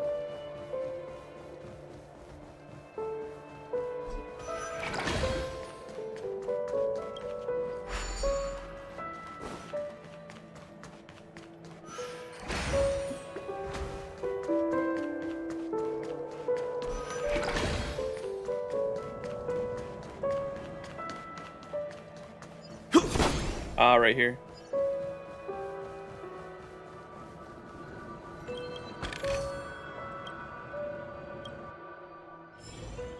I'm assuming there's going to be 1 or 2 more.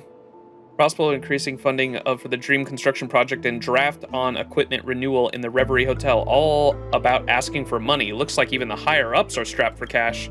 But this time there isn't... Wait, why does this funding statement look like a jigsaw puzzle? It's only half of it. Some kind of anti-theft system? Notice something funny. These methods never prevent those who really intend to steal information. They only make us ordinary workers go in circles. If a seatbelt is only fastened and sturdy when it needs to be unbuckled, is it really a seatbelt or a stupid belt? Well, forget it. We can't go back in on the back with half a document. We'll go back one last time. I promise. Oh boy.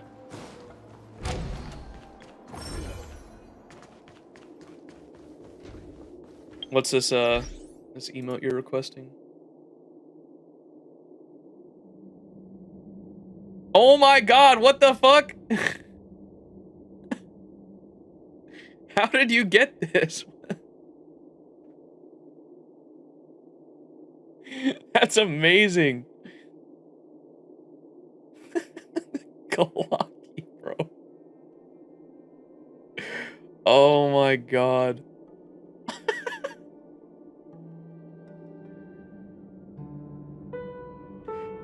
That's hilarious. Cinema. Glocky!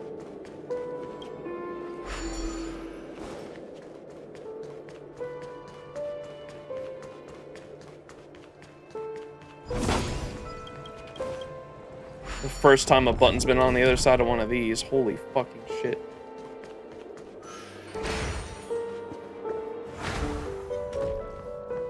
Oh boy.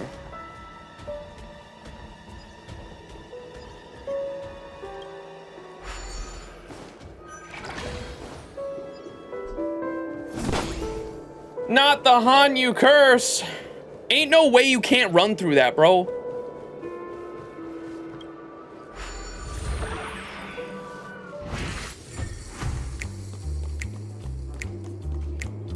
Huh. He's so cool.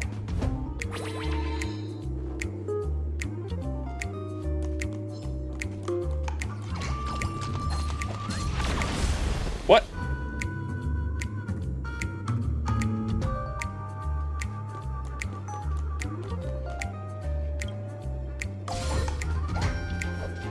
Huh. He's so cool.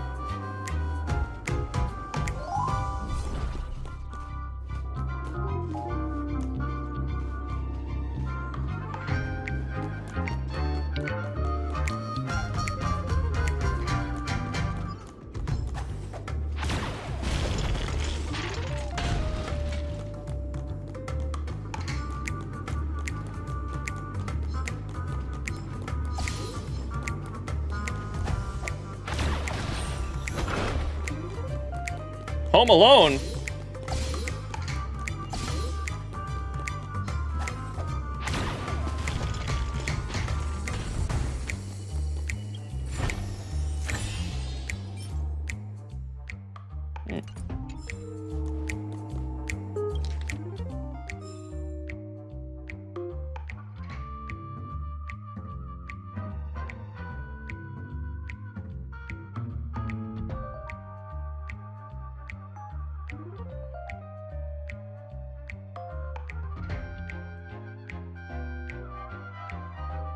Be careful, Brother Hanunu, but I think they won't expect to find you hiding in the armored mechs that are looking for the prisoner. Firefly? Firefly was a villain all along.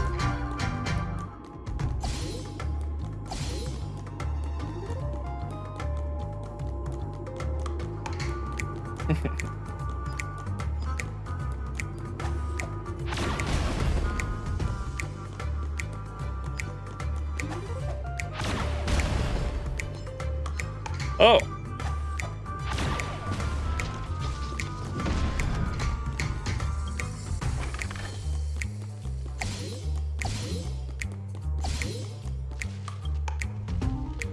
TikTok, now you look like a real big shot. You must be the planetary ruler or some kind of family boss, right? Come on, come. Let me toast you with a glass of classic Soul Glad. I wish you health and great success. May your life outside the dream be dreamy and your life inside perfection. You know we're doing a puzzle inside a puzzle right now, chat.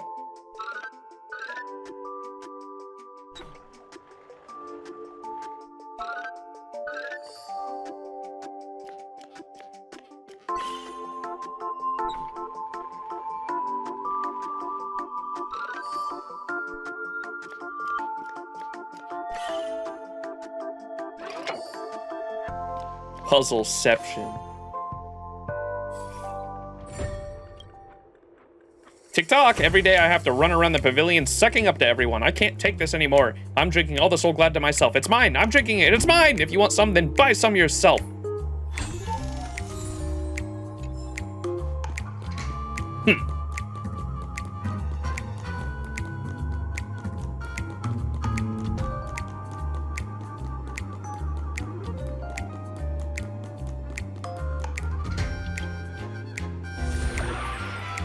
Alright, hopefully the Hanunu curse doesn't happen.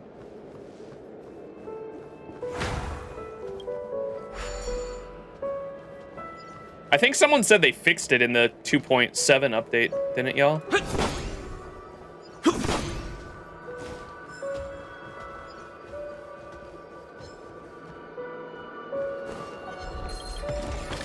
Is that all?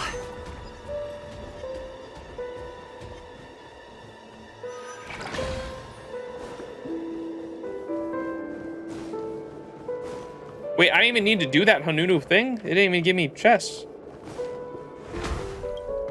2.7 fixed it while adding 5 more gameplay bugs? Oh no.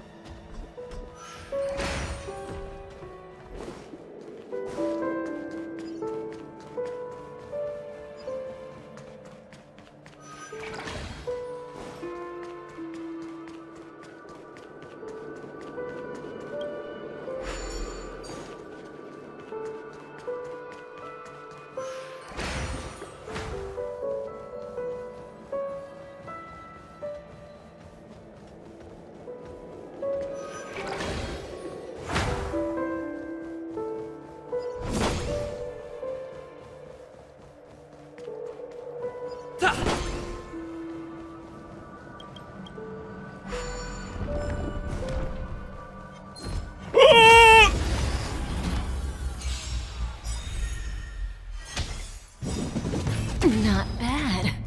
Time to say bye. Boom. It's not funny.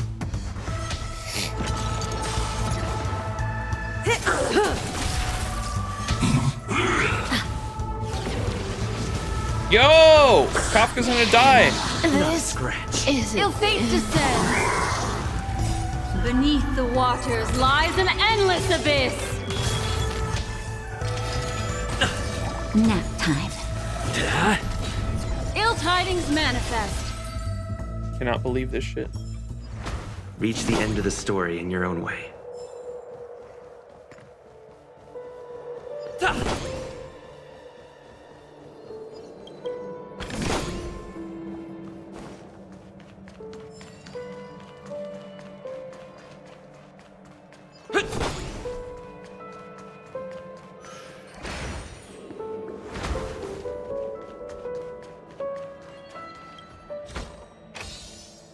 Finally, I almost got myself killed for the other half of the document. Let's get out of here and put the 2 parts together, hero.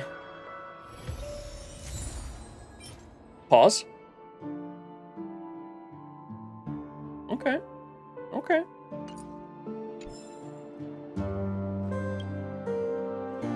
Burton carefully pieced the 2 parts of the statement together and the numbers on the paper rapidly flash. This stuff updates in real time, as I'd expect from the pavilion.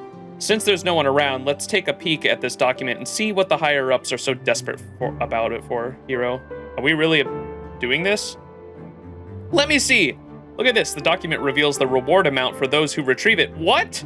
200,000 credits? The Bloodhounds took a chunk, and the agents chipped away some more. In the end, my boss said the reward was only 30,000 credits.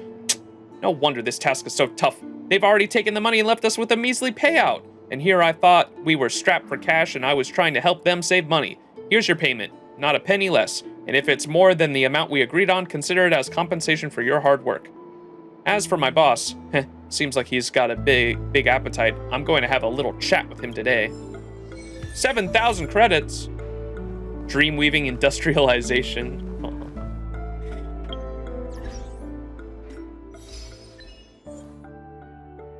That was silly.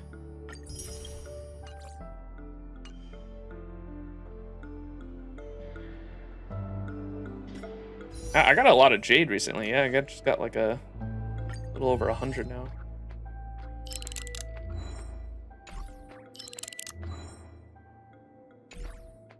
Oh, we got 2 I gotta check up on. All right, is that pretty much all that was all the messages, huh? We went through all the messages, chat. I think it's about time to watch some trailers here in a moment. Is there any other, like, world quest y'all want me to do that, is, like, pretty significant to understanding the world or story of PENACONY before going into 2.2? I think we're pretty much good. Bomb? Okay, we'll go to the... Where is the bomb in Cienjo? Do I have any world quests on the map? I probably do, but I really only wanted to do ones that were like super necessary, to be honest. Don't see any. My mission guide. Missions. Is there any that say PENACONY? I don't think so. No PENACONY blue ones. We've done all of them, it looks like. There's one I can't recall how to trigger it. Bomb. Where's the bomb on Cienjo? Wait, new phone wallpaper? Whoa! Where did we get this? Oh, obtained by upgrading the Clocky statue. That's cool.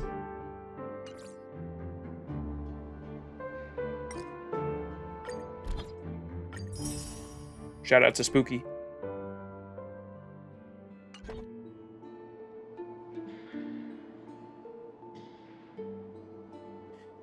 Northwest of the first map. Okay.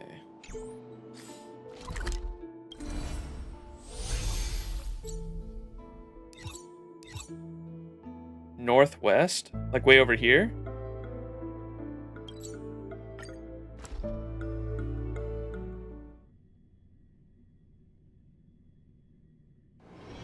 It's still early. Where to now?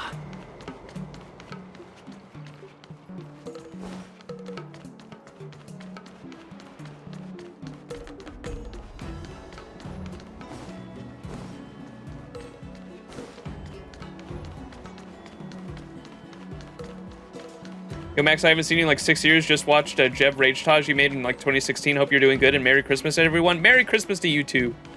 Thanks for stopping by. old viewer, I know. We're all getting old. Anytime someone pops in and says, like, I haven't seen you since the days you edited Jev's Rage Tages, I'm like, oh my god, that feels like another lifetime at this point. Old. The building to the right?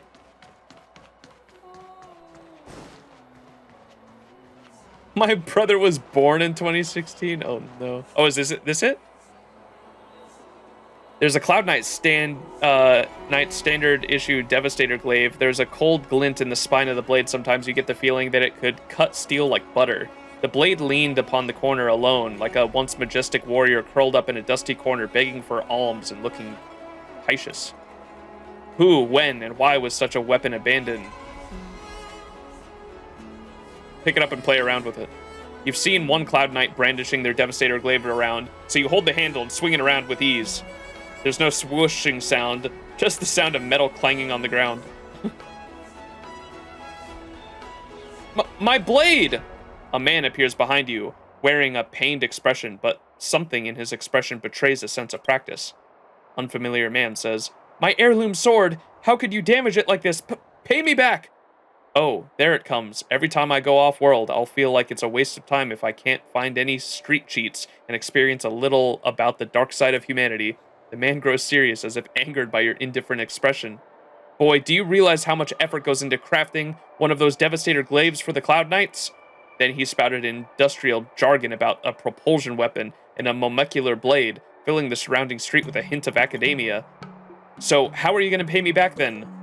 Your blade. Call it, and see if it answers to you. What is this blade made of anyway? Ceramic? It's so fragile. Enough. How much do you want? Your blade. Call it and see if it answers to you. You rascal. This sword is engraved with my ancestor's name on it. The character Quan, meaning wellspring. This should prove that it is beyond a doubt my family heirloom. Why have you engraved the character on my sword? That's right, I myself engraved the character Quan on it. Dumbstruck by your righteous statement, the man remained speechless for a moment. Don't get smart with me, scoundrel. Seems like I'll have to teach you a lesson. Here, you won't soon forget. You just stand there in silence, looking on. The man's face turns blue and then white, as if sizing you up. Finally, the stranger backs off and disappears into the streets. Crazy.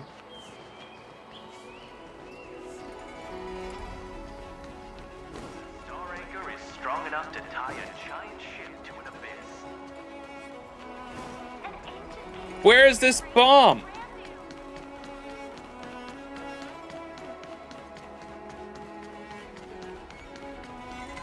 This one?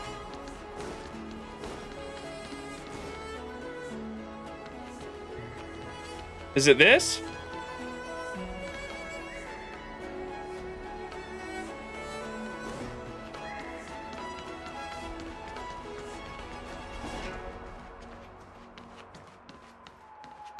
Check inventory. What do you mean? What am I? Oh, brother. Oh, brother. Did I already pick it up?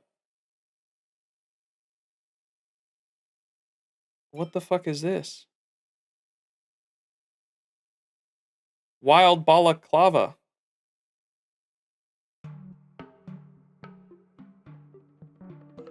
Bomb?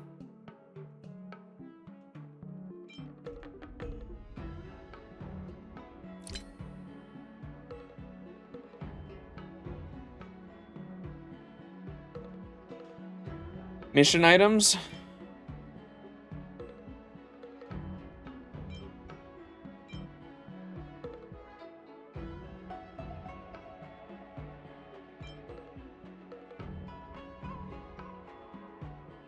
Box on the left, maybe. Mini neutron bomb.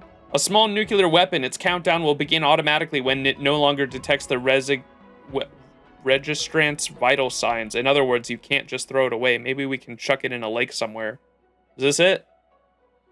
So I picked this up off the ground. Now what do I do with it? Go to the Alchemy Commission where Dill sailed off. Jimmy Neutron Bomb? Bro, I've been hanging on to this thing this whole time. I brought this shit to PENACONY. They're worried about Sparkle's button. I'm carrying around a nuclear bomb in my pocket. Where Dill? Did someone say Dill? Where Dill said the Alchemy Commission? This one, right? In the Healer's Market?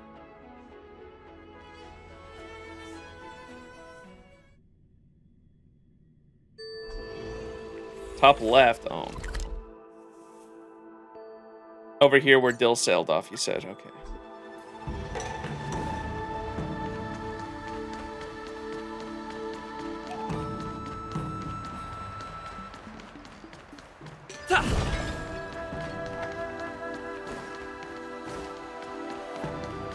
Oh.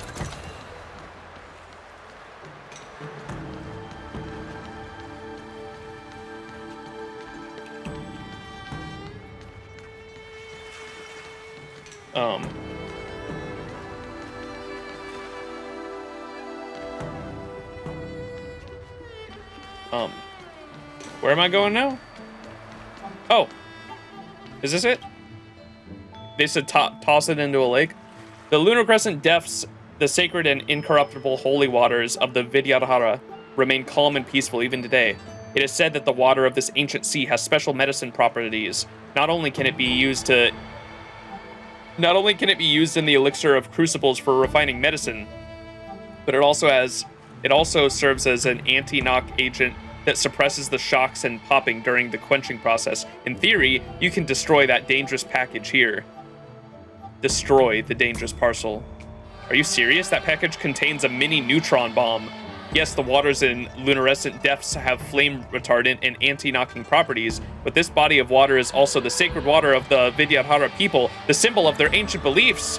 Do you have the heart to disgrace their beliefs with the weapon of mass destruction? Are you willing to break that peaceful tranquility? I do! You. No, you can't. This is too immoral. If you insist on destroying the bomb here, you need 6 praises of high morals. Nothing less than 6. Do you understand? Do I look like some immoral person? Take them! In theory, it should be safe. Just let me try. Are you listening to what I'm saying? Sounds like you're still not getting it. This body of water in the Vidyadhara sacred site and their important spiritual symbol. If you were to set off a big firework here, it would be one of the most immoral things in the world. Listen, if you insist on it, you must fork up 6 praises of high morals. Do you understand? Please, just let me toss it in just once. How many neutron bombs do you want to toss? No means no. Fine, here, take them. I have 11. I am handing over 6. What? You actually have 6 praises of high morals? All right, there's nothing else I can say. A promise is a promise. Go ahead, do what you need to do. But remember this, do it at your own risk. You sink the parcel likely containing the mini neutron bomb into the luminescent depths. And what happened? Nothing happened. What did you think was going to happen? A massive explosion blasting a gigantic hole in the Alchemy Commission delve? Or even the Cienjo Lafu? The best outcome for you was to watch it silently sink to the water and maybe see a few bubbles rise up at best. Isn't that enough? Thank the eons it didn't actually explode. Let's go, this is boring. But this is not how the script is supposed to go. What script? Don't be silly, there is no script in your life. No one's life is scripted, except the script writers. All right, let's just leave it at that. Considering the outcome wasn't too bad, I'll return you 3 praises of high morals. You're welcome, it's nothing. If you really want to thank someone, go to the Vidyadhara. Thank them for not having a bone to pick with you. Bro picked the bricked option? What's the bricked option?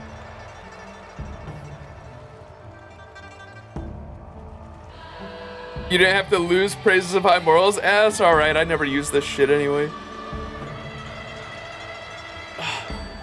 It should be done. Like General Jingyuan said, update Qingzhou regarding this.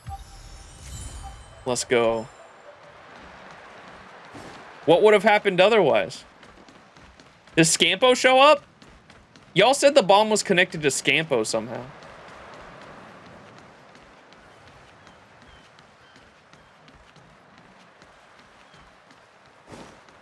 Where's Scampo? You'll never know. All right. I think that shit wasn't a bomb and y'all just trolled me.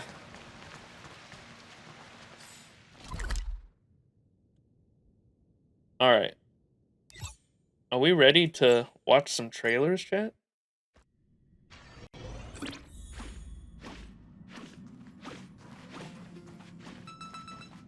Oh my god, this fucking shit keeps resetting. Yan King! The General is always telling me that a drop of water should be repaid with a spring, and that even among friends, etiquette prevails.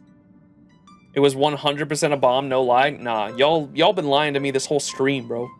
That's the first time I've seen one do that option. You're a good friend, it was funny. But I can't think of any spring to repay you with. Still, when I was clearing out the rear courtyard recently, I found these beautiful stones buried in the pen where Snowmoon used to live. I guess Snowmoon must have buried them there. I don't know if they're worth anything, but they look pretty. Here, I think they'd make a nice gift for you. I think I'll be coming to the Express more often in the future. The next time I'm here, I want to have more conversations, watch the universe, and eat some good food. What are you yapping about? Thank you for the jade. Try talking to Jingyuan's secretary, probably. That's where the other end was.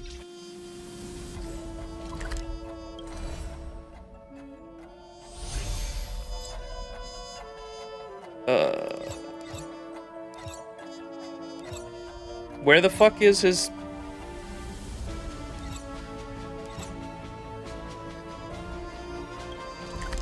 Here we go.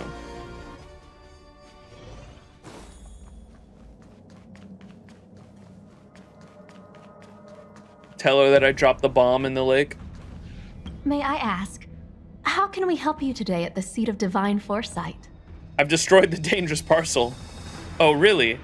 Okay, thanks for letting me know. I will relay the message to the Ten Lords Commission, and thank you for your support at the Seat of Divine Foresight cause. No need to thank me. It's the least I can do. Where's my reward? Reward? Oh, I almost forgot. Here you go. Don't be so polite. Don't be polite. It's the least we could do. Thank you, Qingzhou. I feel like you're just humoring me. Does that parcel really contain a bomb? I don't know. Didn't you destroy the bomb yourself?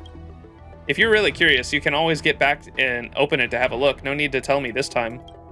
Alright, I have some more work to complete, so I shall take my leave. Once again, thank you for your contributions to the Xianzhou Lafu. Let's fucking go. How I learned to stop worrying.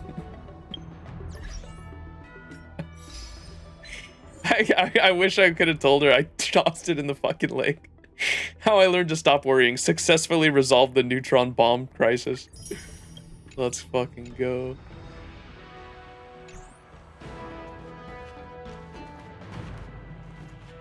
Look at all this lore around Jingyuan. Chat told me that these notes got added in like 2.4 and 2.5, so I'm not picking any of them up. The other end was we bring it here and it blows up there. We bring it here and it blows up here, and then there's a note from Sampo? What? No way that happens, you're lying. You tell me Jingyuan dies from a Sampo bomb?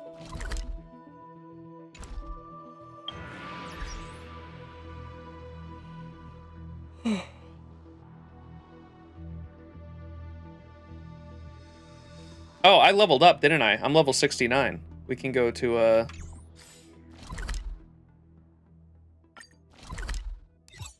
level up at Pom Pom. It's the truth. The bomb wasn't serious? It was a silly bomb? Let's go! Level 69!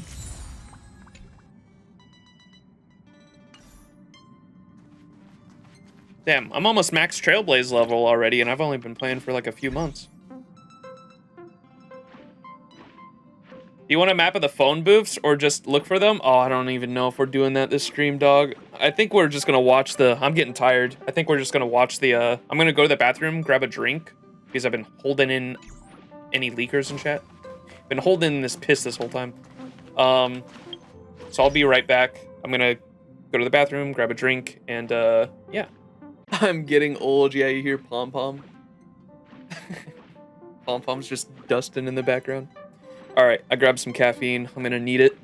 We have a lot of videos to watch. I fucking forgot. That's why I wanted to kind of like move on this stream and get onto the videos, because I feel like this fucking playlist is gonna take like 2 hours to watch everything. Rando will wake you up.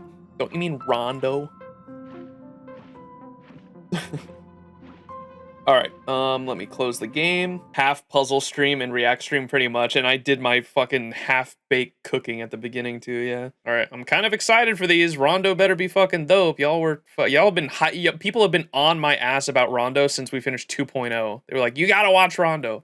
Has he watched Rondo yet? Tell him to watch Rondo. All right, we're starting off with this fan animation that Kezuke really wanted me to watch. It's called Funny Bone. Hopefully none of this music is copyrighted. I'm hoping it isn't. But if any of the music is copyrighted and I can't use it in the YouTube VOD, there will be a cut, just so everyone knows, and it'll go on to the next video, because I can't include copyrighted music, unfortunately. But hopefully this is all safe since it was in the Hoyo Fair, right?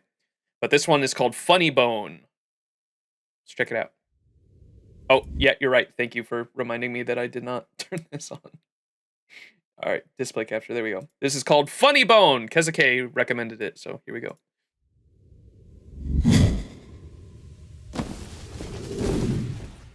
And it's a fan animation.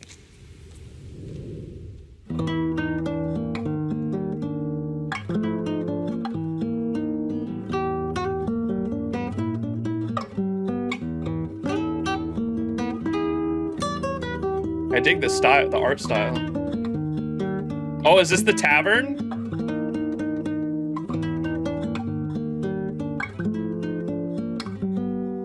Yo! Oilers?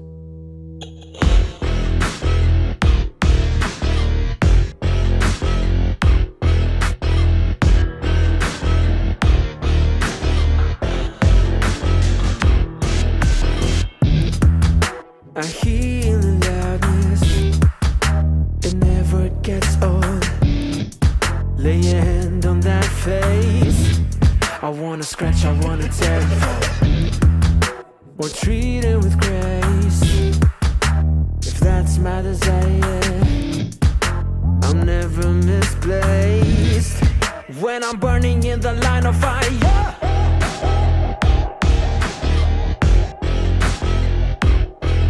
I'm a fool.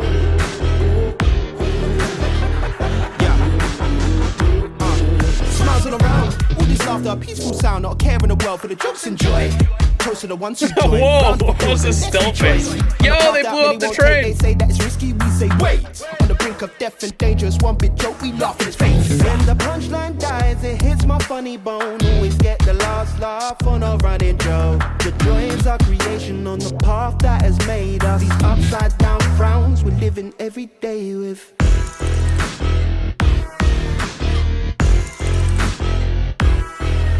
Wait, is that kid supposed to be Scampo? I noticed the knife was Scampo's and the mask might have been too. Is this supposed to be like a Scampo backstory? Oh shit, okay.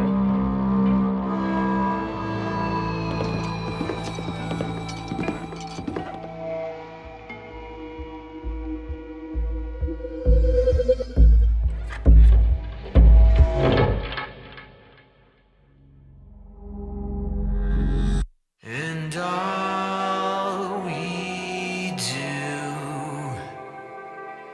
just might amuse you. I'm a fool.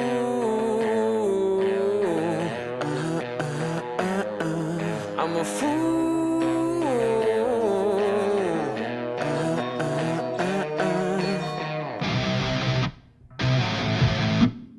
What the fuck?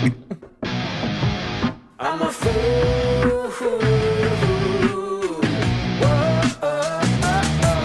I'm a fool.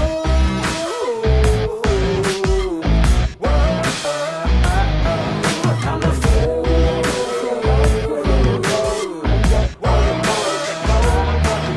When the punchline dies, it hits my funny bone. You always get the laugh on a running joke. We don't care, we don't mind about swimming in gold. Forget all your moles that go on what you know. When the punchline dies, it hits my funny bone. You always get the laugh on a running joke. We don't care, we don't mind about swimming in gold. Forget all your moles that go on what you know.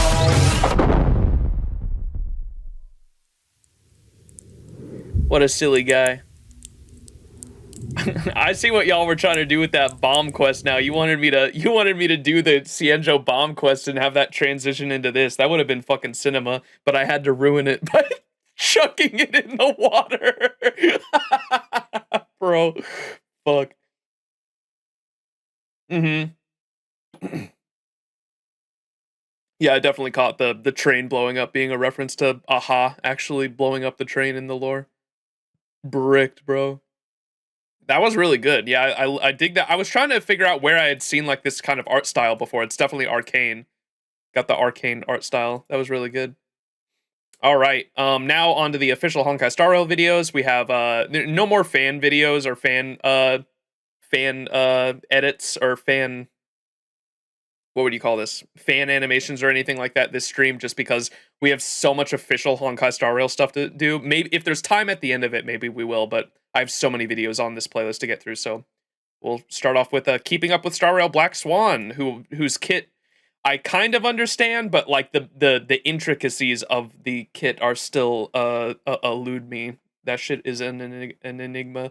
If you go to Black Swan's actual kit in game, oh my god, it is like literally a book to read. There's so much there, so I never took the time to really learn all of it, but I get it for the most part. She's a memo key. Who recommended him Misha's gameplay video? No one did. It just came out in 2.1, so I thought it'd be safe to watch, right? It should be spoiler free. It's just the Keeping Up with Star Rail one. It should be spoiler free. It came out in 2.1. Keeper of the Garden of Recollection, a mysterious and elegant soothsayer. With a warm smile, she patiently absorbs the words of others, entering their memories to seize the information she requires. Driven. Goodness gracious, can we get a Black Swan emote? The information she requires. Holy moly. She's so pretty. Driven in her pursuit of unique memories, her motivations are nevertheless difficult to glean. Meet the star of today's Keeping Up with Star Rail, Black Swan!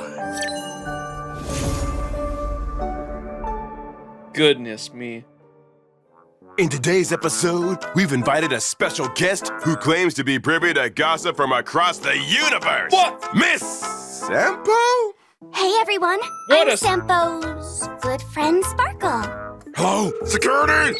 Hey, come on, I'm a huge Albert fan. It took me ages to get here. Don't kick me out already, please. Hello? Albert fan. Plus, I'm a huge Black Swan fan too. I know everything there is to know. With your super hosting and my super knowledge, this program's gonna rock. Super hosting. Hello? Hello? What do you need? 2 cappuccinos, thank you. Get lost. As a professional super host, it's my duty to give the fans what they want. So, Miss Sparkle, you've got yourself a deal. Black Swan is a wind-type character following the path of nihility. This mysterious and elegant soothsayer excels in harnessing the power of the remembrance to manipulate her. Did she say Sampo's girlfriend or friend? I don't know. Gossip from across the universe, Miss Sampo? Hey everyone, I'm Sampo's good friend Sparkle. Good friend Sparkle. Sayer excels in harnessing the power of the remembrance to manipulate her enemies' destinies. Whoa, amazing! When using her basic attack, Black Swan deals wind damage to the target enemy based on her attack, with a chance to inflict the attack target with 1 stack of Arcana. Moreover, when Black Swan hits enemies suffering from wind, shear, bleed, burn, or shock, there's a separate chance of further inflicting 1 additional stack of Arcana on the target. At the start of each turn, each enemy target has a chance to be afflicted by a stack of Arcana for every instance of damage over time sustained. After unlocking a specific trace, if the target receives DOT during an attack from an ally, there's a chance for the target to be inflicted with 1 stack of Arcana, with a limit to the number of stacks per attack. Mr. Albert, can you tell me what this Arcana is used for? Brilliant question, Miss Sparkle. Arcana definitely has its uses. When afflicted by Arcana, enemy targets will receive wind damage over time that's equal to a percentage of Black Swan's attack power at the start of each turn. Each stack of Arcana slightly increases the damage multiplier, which is then reset to 1 stack. Also, at the beginning of an enemy's turn, when Arcana causes damage... Bro, I can't comprehend it. Like, all this shit is just still going in one ear and out the other. My brain is just like, okay, yeah, you put the Arcana on one guy, and then you throw DOT at it, and then it, like, spreads and does a bunch of shit. That's all I know. Black Swan will use captions? Yeah, I'll throw on captions for you. Targets will receive remembrance to manipulate her enemies' destinies. Whoa, amazing! When using her basic attack, Black Swan deals wind damage to the target enemy based on her attack, with a chance to inflict the attack target with 1 stack of Arcana. Moreover, when Black Swan hits enemies suffering from wind, shear, bleed, burn, or shock, there's a separate chance of further inflicting 1 additional stack of Arcana on the target. At the start of each turn, each enemy target has a chance to be afflicted by a stack of Arcana for every instance of damage over time sustained. After unlocking a specific trace, if the target receives DOT during an attack from an ally, there's a chance for the target to be inflicted with 1 stack of Arcana, with a limit to the number of stacks per attack. Mr. Albert, can you tell me what this Arcana is used for? Brilliant question, Miss Sparkle. Arcana definitely has its uses. When afflicted by Arcana, enemy targets will receive wind damage over time that's equal to a percentage of Black Swan's attack power at the start of each turn. Each stack of Arcana slightly increases the damage multiplier, which is then reset to 1 stack. Also, at the beginning of an enemy's turn, when Arcana causes damage, Black Swan will trigger additional effects that are stackable based upon the number of Arcana stacks. For example, it inflicts wind damage over time to adjacent enemies equal to a certain percentage of Black Swan's attack, and has a chance of inflicting 1 stack of Arcana. Plus the damage over time. Tripod goes, what the heck does any of this mean? I don't know myself. I main Black Swan for the most part too, and I have no idea how she works for the. I know how she works in terms of like what I have to do with her, but I don't know like if you wanted me to like lay out a game plan of exactly how I'm going to distribute Black Swan's Arcana within the fucking gameplay, I would have no fucking clue. I'm just like you use her ability on the enemies. It's a three enemy AoE attack. And once that goes down, it's got the Arcana or whatever, and then after that, you throw a bunch of DOT at it, and Arcana stacks go up, and the higher the Arcana stacks, the higher the DOT damage is, and when an enemy dies, they kind of blow up and spread that Arcana around as well, which is why she's really good with DOT characters. That's all. That's basically how I know it. And then her ult reduces the defense of enemies, which is why you want to use her ult first before your allies' DPS ults. And so that's why I always try to use Black Swan's ult before Kafka's ult, because it lowers the defense of enemies. Inflicted this time ignores a certain percentage of enemy defense. Well, you explained it better than Box 2. What did Box 2 say? Oh god, I want to see that shit. Just stack Arcana, that's it. Yeah, pretty much.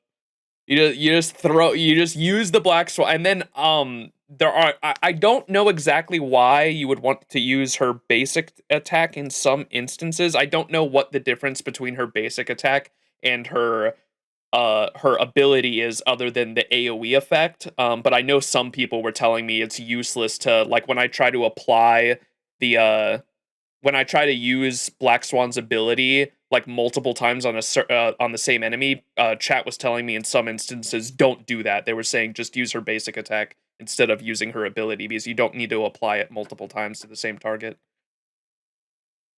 You need like a degree in hieroglyphics to understand this shit. Skill shreds for defense for a number of turns. No need to spam it. Gotcha. Okay. You only want to do it when you want to apply Arcana to the enemies, right? But after that, you can just basic attack them. Gotcha. Skill reduces defense, but it doesn't stack. Gotcha. I was mainly doing it to like try to get Arcana on enemies as well. But I think her basic attack does that. It's just not AoE. Fantastic.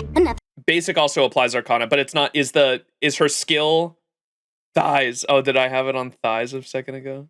Yes. Does her skill apply Arcana to all 3 enemies that are hit by it? I think that's usually why I because in my head I was like, I need to try to apply Arcana as much as I can. But I understand what y'all are saying too. Basic, it doesn't apply defense down. Yes, it does. Okay, that's what I was wondering.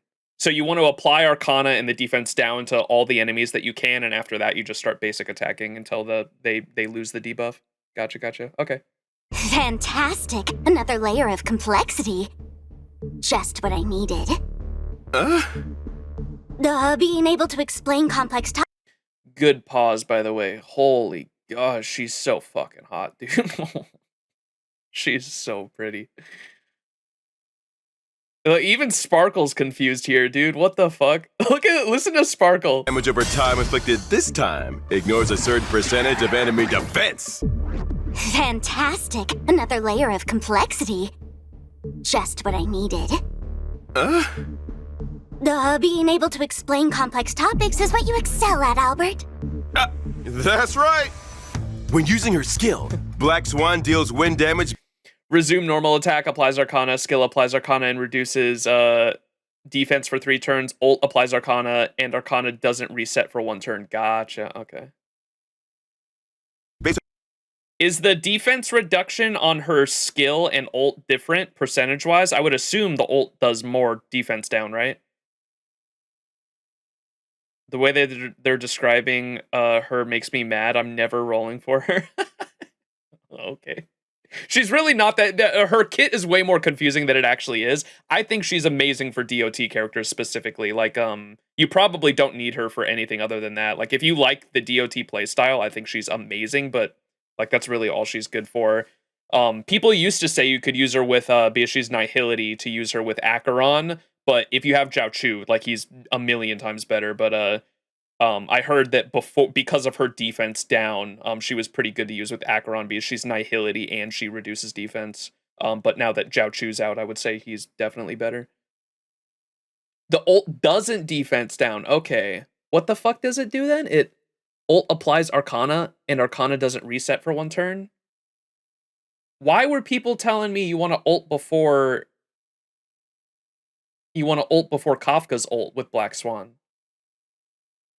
That's confusing. She's amazing with Acheron, especially with her E1. Yeah, I use when I farm like boss nodes or whatever, I usually use a team that has 2 sustains, and then I have someone on my friends list has an E6 S5 Acheron, and I use that Acheron, and since they only need 1 Nihility unit, I use Black Swan. So it's Black Swan, the E5 or E6 S5 Acheron on my friends list, and then just 2 sustains, and it clears any boss node easily. Ult doesn't defense down, correct? She is amazing with Acheron. More DOT, I guess. I don't know. I don't have either of them. Ult doesn't apply defense down, but it applies vulnerability. What the fuck is that? Which is another damage. Okay, that's what I was confused about then. That's why you want to use her ult before Kafka. What the fuck is vulnerability? Dude, there's too many terms. Defense down and vulnerability are 2 different things, Max. Okay. Fuck. Something Acheron. Vulnerability during the enemy's turn specifically. Ult makes enemies take a bit more DOT damage on their turn. It doesn't justify holding Kafka's ult and wasting energy. Gotcha. Okay. That's what I wanted to know, Kraft, what you just said. The ult makes the enemies take more DOT damage when our turn ends and theirs starts, because they take the DOT when their turn starts. And so it would increase that DOT damage. So because of that, it doesn't justify holding on to the ult just for Kafka. Okay. Jiao Cho, not Jiao Chu.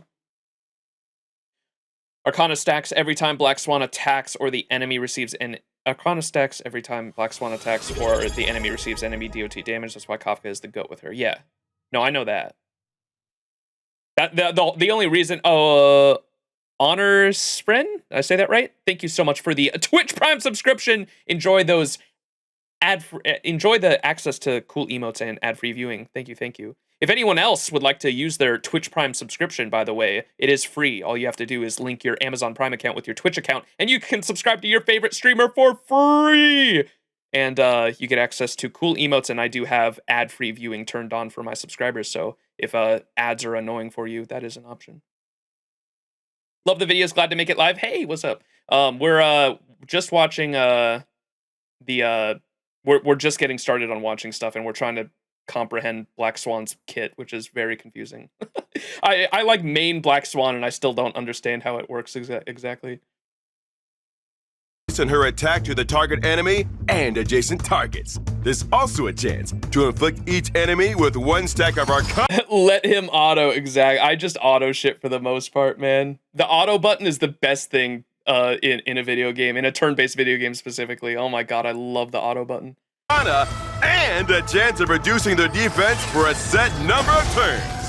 After unlocking a specific trace, when Black Swan's skill hits an enemy suffering from bleed, burn, or shock debuffs, each one has a respective chance of inflicting an extra stack of Arcana on them. Oh, look at her, the mastermind of odds, treating combat like a simple card trick. She's really awesome. She's hot. During exploration, when Black Swan uses her technique and enters combat, there's a chance that each single target will succumb to 1 stack of Arcana. Targets suffering from Arcana will be repeatedly judged to determine whether or not they'll be inflicted again. This is repeated until it fails. The chance of re-inflicting Arcana reduces with each application. Tripod! God damn it! They're saying you said Jiao Chu like a sneeze, like Ha Chu. Motherfucker. Needs They were to making do a little joke. fortune telling before the fight, does she? Should we crown her the Queen of Foresight, or just a buzzkill afraid of a little surprise? Miss Sparkle, are you really a fan of Black Swan? Fanatic, fan, same difference. However, when it comes to you, Albert, I'm a real admirer. I've watched every episode you've ever made. There's a few episodes better left forgotten. But for the Memo Keeper, it's the memories that cause pain which are the most formidable weapons. When Alright, using here's her the ultimate, Black Swan inflicts epiphany upon all enemies for a set number of turns. An epiphany, I'm assuming. What the fuck are all these? I hope we find out more about Black Swan too, because I don't know what any of this shit is. Oh my god, we gotta read the fucking. Okay, maybe we'll do that after the videos if I'm not tired. We gotta read Black Swan's backstory in game too. I haven't done that yet, and like the light cones and all that too. And the relic sets that have been in 2.0 and 2.1. Oh my god, we have so much reading to do. All right, maybe we'll pull back open the game before stream's over and do that. Someone remind me. I'm going schizo. What the hell are the... what even is the lore on the arms? I don't know. I want to find out. They're, like, made of glass, so I assume they're, like, pieces of... What even is a memo keeper, really? Because they're not... obviously, they're with remembrance, but, like, in terms of power in the hierarchy of remembrance, I wonder where they stack up. Because they're up there somewhere.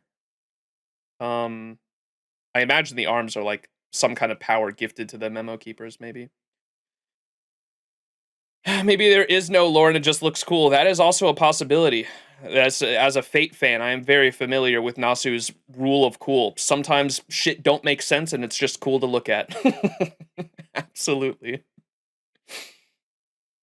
So Epiphany is the not defense down. What were y'all calling it? Or not defense down, it's it makes them take more DOT damage on their turn is what Epiphany does, right? And deals wind damage to them based on her own attack. While inflicted with Epiphany, enemies take increased damage during their turns. Moreover, enemies suffering from Arcana are deemed to be in a state of wind shear, bleed, burn, and shock as well. While Epiphany is in effect, Arcana stacks will not be reset after... Is that why people said to use it before Kafka? So at that, when they're afflicted with the ultimate debuff, the Epiphany... When they're afflicted with that, every Arcana stack counts as all DOT types. Is that correct? Is that what he just said? So Kafka can trigger the funny, yeah. So you would want to use this before Kafka ult. And for that, not for the reason I thought initially, which was for the defense shred, because it doesn't do that. It's only for their turn, the defense, or the vulnerability. However, if it makes every single stack of Arcana count as all 4 DOT types, then you would want to use that before Kafka ult to be able to trigger all of it. Okay. Enemies suffering from Arcana are deemed to be in a... Kafka can always trigger all DOTs? No. Yeah, or maybe I'm not explaining how I read this. Enemies suffering from Arcana are deemed... Is this only... So, moreover, enemies suffering from Arcana are deemed to be in a state of wind shear, bleed, burn, and shock as well, as in every single... Normally, Arcana only counts as wind, DOT. Normally, Arcana will only count as wind shear every turn. But after her ultimate goes off, it counts as wind shear, bleed, burn, and shock. Meaning, if Kafka used her ultimate after Black Swans, would it detonate wind shear, bleed, burn, and shock on every enemy? Am I understanding that correctly or no? Because that's how it's reading out to me. Dude, this is why I never tried to read the kit, dude. This shit's so fucking confusing. You don't get 4 times the damage. Oh my fucking god. Okay, never mind. I'm just... Fuck this kit. It is so fucking confusing. Kafka's ult counts all DOTs if you have her traces unlocked? What? God, I love break. Don't even get me started on the break shit. I still don't understand break. You got break. It's hard to understand break as is, and then you got super break on top of that. And then chat was telling me they were like, the percentages don't even make sense regardless. They were like, even if you do the math for break, it don't make sense. Man is steaming in his ears. Oh no. What does any of this mean? Break is easy. The gameplay's same with DOT. DOT's easy to play. I'm talking about understanding the fundamentals of like the actual like math and how it all interacts with each other. That shit's fucking hard to understand. The playing is easy. You just fucking you just do the Black Swan stuff. You throw Arcana. You throw Arcana on all the enemies, and then you just let Kafka do her thing. That's literally it. That's how you play DOT. It's not hard. I just want to understand how all this shit interacts with each other a little better, but it's so fucking hard with the way they word it. Just, yeah, you let auto cook. As a DOT enjoyer, break is easier. Yeah, no, I'm not. Yeah, no, I believe that. I'm just saying in terms of understanding how the fuck it works. Like DOT is not hard to understand in terms of gameplay. Big toughness bar equals big break damage. I don't know. In a state of wind shear, bleed, burn, and shock as well. Well, Epiphany. So, as the target is considered to be concurrently inflicted with wind shear, bleed, burn, shock, and Black Swan's attack this time will inflict more Arcana. Okay. Is in effect. Arcana stacks will not be reset after inflicting damage at the beginning of each turn, but there is a maximum limit to how often this. I think so someone explained this in terms of Gweniphen at one point, which I think helped me out a bit. They were saying that so Gweniphen is similar to Kafka in the way that Gweniphen can detonate DOTs, but Gweniphen can only do it for fire specifically. So in this case, as I thought it was just Arcana in general, but maybe it's only when they're afflicted with Epiphany is what he's saying right here. So after Black Swan ults, she applies Epiphany to all the enemies, and while they have Epiphany, all of their Arcana stacks can count as all the DOTs. So if Kafka just detonates all DOTs regardless, so it would only count as one, I assume. But if you had someone like Gweniphen who can only detonate fire, all those Arcana stacks would then count as a fire stack that she could detonate, right? That's how I understand it, right? Correct. Luca could trigger it too because he triggers bleed. Okay, gotcha. But Kafka just does it all, so Kafka goat. Back as well. Well, Epiphany is in effect. Arcana stacks will not be reset after inflicting damage at the beginning of each turn, but there is a maximum limit to how often this effect can be triggered. Note to self. Induce memory loss in self before next meeting with Black Swan. Oh, seems like Miss Black Swan has run into trouble. Or perhaps she knew it was coming all along. Ooh, fight! We see Black Swan use her skill, effectively using... Fucking love Sparkle, dude. Or perhaps she knew it was coming all along. Ooh, fight! We see Black Swan use her skill, effectively using her traces to ensnare the enemy with several stacks of Arcana, simultaneously weakening their defense. Arcana stacks for every kind of DOT on the enemy. Kafka triggers every DOT. Yes, but it doesn't, what I thought that meant that Arcana will count as every type of DOT, and Kafka can detonate every kind of DOT, but it doesn't mean you get 4 times the damage like I originally thought. I was like, that's fucking crazy. No, she only triggers it once, and I believe it's probably electricity because that's her element, or shock, I assume. I don't know if there's a set default of what Kafka detonates. It doesn't elevate to Kafka triggering 4 times. That would be nuts. Yeah, that's what I initially thought, but no, yeah, it only does ×1, but because... It doesn't matter with Kafka because she detonates every type of DOT. But if you have units such as Luca or Gweniphen who trigger only their own respective element, they could trigger Arcana even if it wasn't bleed or fire, for example. So it's more so better for like the 4 stars, whereas Kafka just detonates fucking everything. But it's still nice because Arcana spreads and it'll spread the DOT around, which is why she works really well with Kafka regardless, but it's just not as insane as I thought it was initially. Her teammate launches an attack, inflicting a DOT debuff on the enemy. Outnumbering them? You call that skill? Don't lose, Dream Jolt Troop! What? But Black Swan appears unfazed by Miss Sparkle's comments and uses her ult. We need a DOT buffer. You have no idea.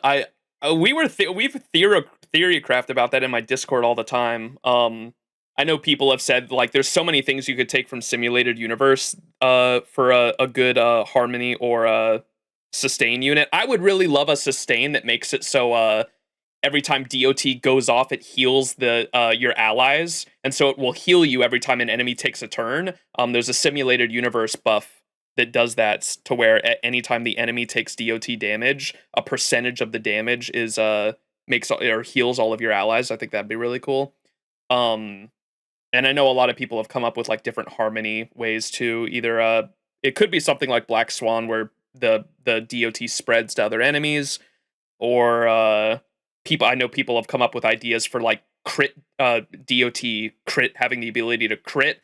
I know EOD Gamer made a video on that though, saying how making DOT crit might not be as good as you think it is, because one of the core things that I really like about DOT, and I'm sure a lot of other DOT enjoyers like, is that you really don't need to spec into like any stats other than like speed and attack.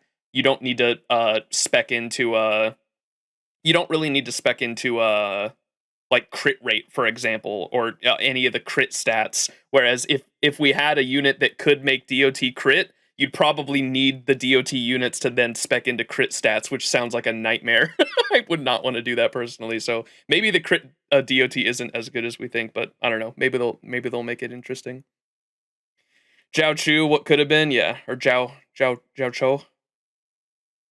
Ultimate right before the enemy's action, putting them into a state of epiphany. Ooh, looks like the chief's trying to set an example for his underlings by launching.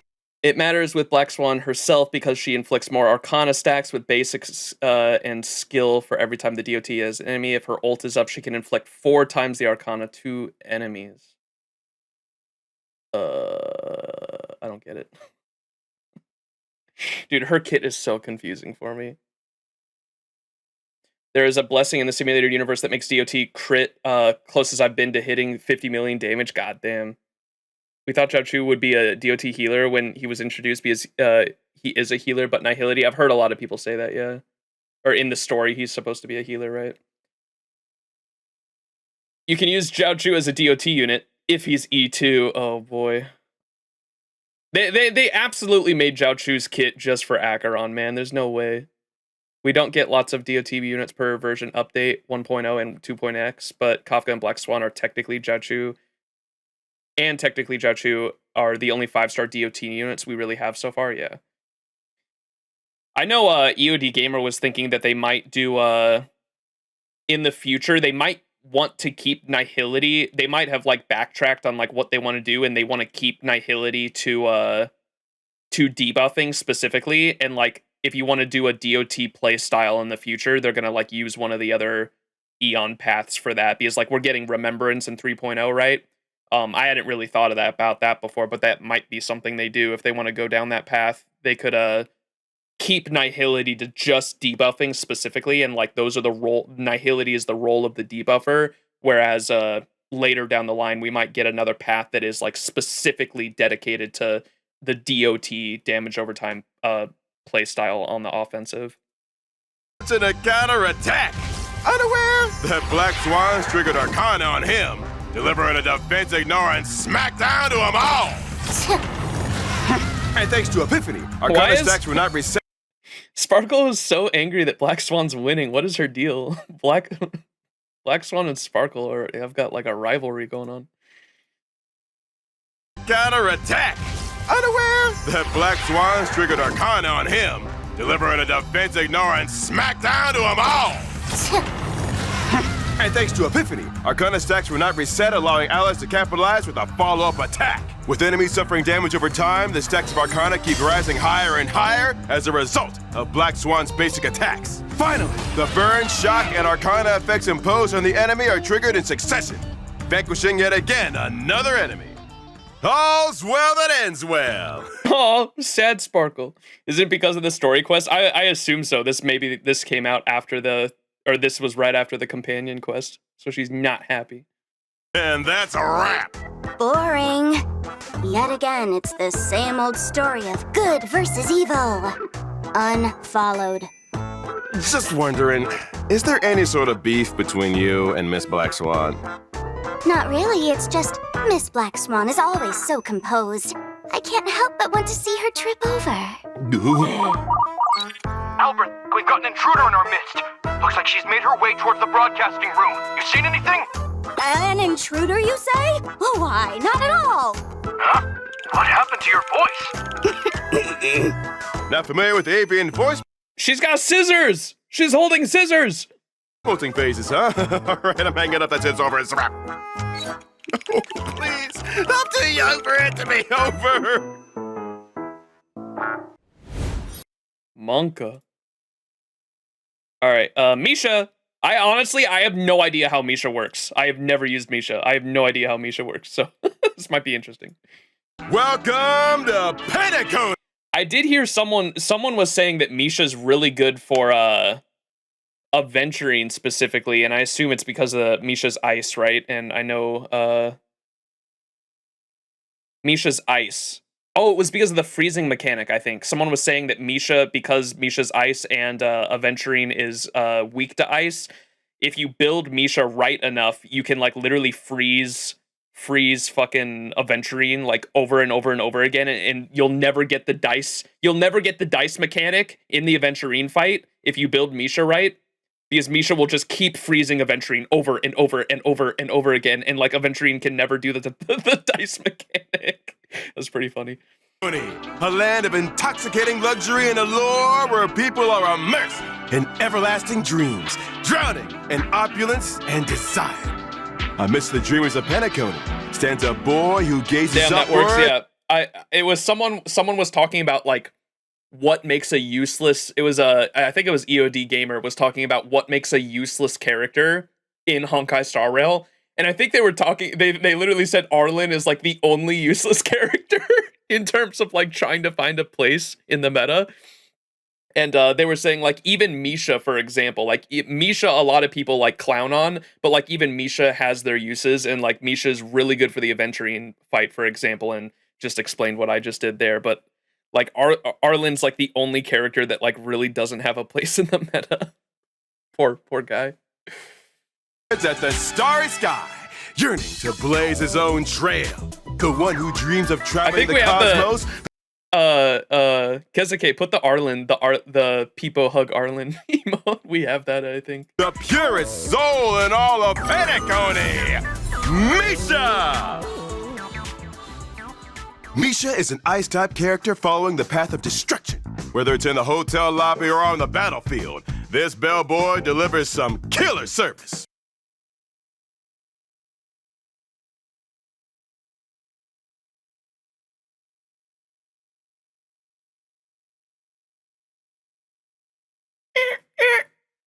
Is that a Astral Express ticket or badge by chance? Battlefield, this bellboy delivers some killer service. Don't worry about it. When there's cleaning to be done, Misha always starts his day early. As soon as he spots some filth that needs a little work, he raises his mop, dealing ice. We're done with 2.1 now, and we still haven't found the fucking people that were what did I call them? Fucking legs tier list and the Rizzler legs tier list and what was the lasagna, right? Where are legs tier list and lasagna, chat? We haven't found them yet. They're supposed to be in PENACONY somewhere, or at least remnants of them. Damage based on his own attack power to the target enemy. He must have impeccable stratagem if he's keeping that entire. Yeah, their actual names are Tiernan, Rosalina, and Legwork. And we haven't even heard anything about them the entire time. We gotta find some remnants of them somewhere. I'm assuming they have to come up in 2.2 for sure, but I'm surprised that we haven't found like any remnants of them at all, but maybe Misha's connected to them somehow, considering I just spotted that Astral Express fucking badge on their chest. Our hotel in ship shape. Misha can mop up 3 enemies in one swipe. Using his skill, Misha swings his mop with cleaning force, dealing ice damage based on his attack to one enemy and adjacent targets. He might look a little clumsy, but as an experienced service industry worker, Misha has some real tricks up his sleeve when it comes to efficiency. His skill not only inflicts damage, but also grants Misha hits per action that he can use the next time he casts his ultimate. For every skill point allies consume, a certain number of hits per action are added to Misha's next ultimate. And Misha also regenerates a certain amount of energy. Time really flies when you're having fun. In the blink of an eye, Misha's dashing back to the hotel lobby to help guests with their bags. With so much work to do and so few people to do it, time is a precious commodity. Ooh, make way, everybody! Misha's coming through! Oh, the road's blocked again! Ooh, Misha finds himself in a tight spot and gears up to use his ultimate. His ultimate starts with a certain number of hits per action, which can be increased by using his skill and technique, or when his talent is triggered, where there's a limit to how many hits can be accumulated, and when Misha uses his ultimate, these accumulated hits are reset.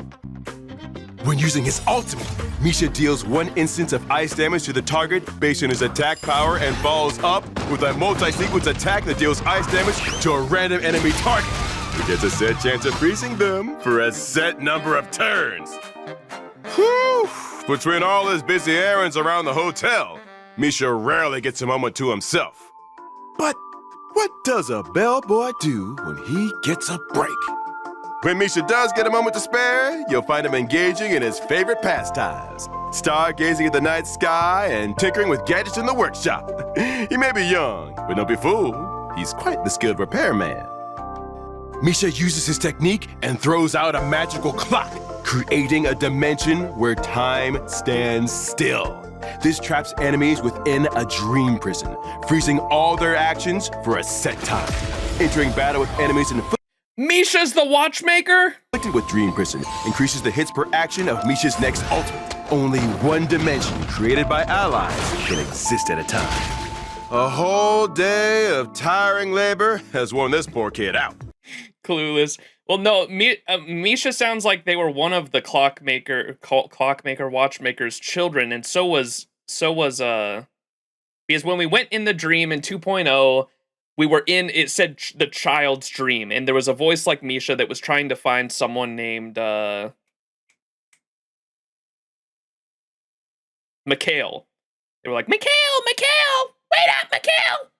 And then when we, in 2.1, we talked to Gallagher, and Gallagher said he was one of the many children of Mikhail, and Mikhail was the watchmaker. So I'm assuming there's some kind of connection with Misha and the watchmaker, and possibly even some kind of connection with Misha and Gallagher, since essentially they were, what I'm getting at is, I think that they were both children of Mikhail, the watchmaker, and either Misha and Gallagher are the same person, or they have some kind of connection somehow. Long lost adopted siblings, I don't fucking know. But yeah, there's a connection there with all of them. Maybe we should just call it a day. Yikes! Look at that guest carrying all that soul glad. They better watch their step or there's gonna be some cleaning up to do. Hey! Why are they stacking all over the place like that? No.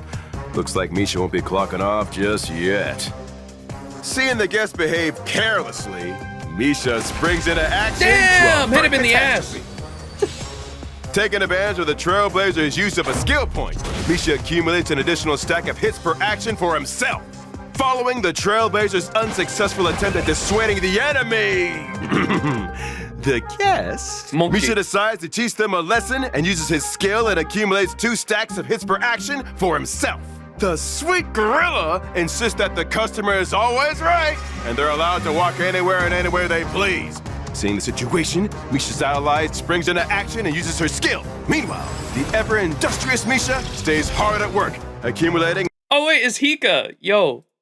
Everyone go check out Hikari. PENACONY, yeah, I had just finished 2.1, and we're gonna be doing 2.2 next weekend. My ass is still trying to figure out what the fuck's going on. Chat has been watching me go fucking crazy.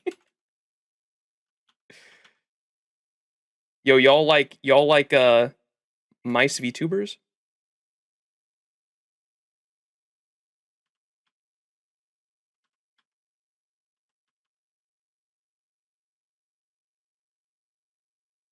Did that work? I never know how to fucking make this shit work. Okay, it did work. Another stack of hits per action. Every journey starts with a single step. It's finally time for Misha to put his ultimate into action. With Misha's multi-sequence the attack, worst 4-star of all time. What? Finally, stop misbehaving. What about Arlen? We were just talking about that at the beginning of this video. Misha has like one really good niche, and that's if you have an enemy that is weak to ice that you want to freeze repeatedly. Apparently, Misha is like really good for that. If you have the right build, if you build Misha right, and an enemy is weak to ice, there is certain builds you can do where you freeze the enemy so often that they literally can't act. I've heard that that's really good against the Aventurine fight specifically, where you freeze Aventurine over and over and over and over and over again to the point where Aventurine can't even do the dice mechanic because they're frozen so often. Seizing the moment, Misha's allies work together to escort the guests out of the hotel. But my opinion, give him a lifetime ban. Whoa! What the fuck? Bro is screaming. There's Misha looking at the. That's a Astral Express badge. What's that doing there? Permaban him. The guest is frozen solid. They finally stop misbehaving. Seizing the moment, Misha's allies work together to escort the guests out of the hotel. But my opinion, give him a lifetime ban. People ought to give service workers a little bit of RESPECT.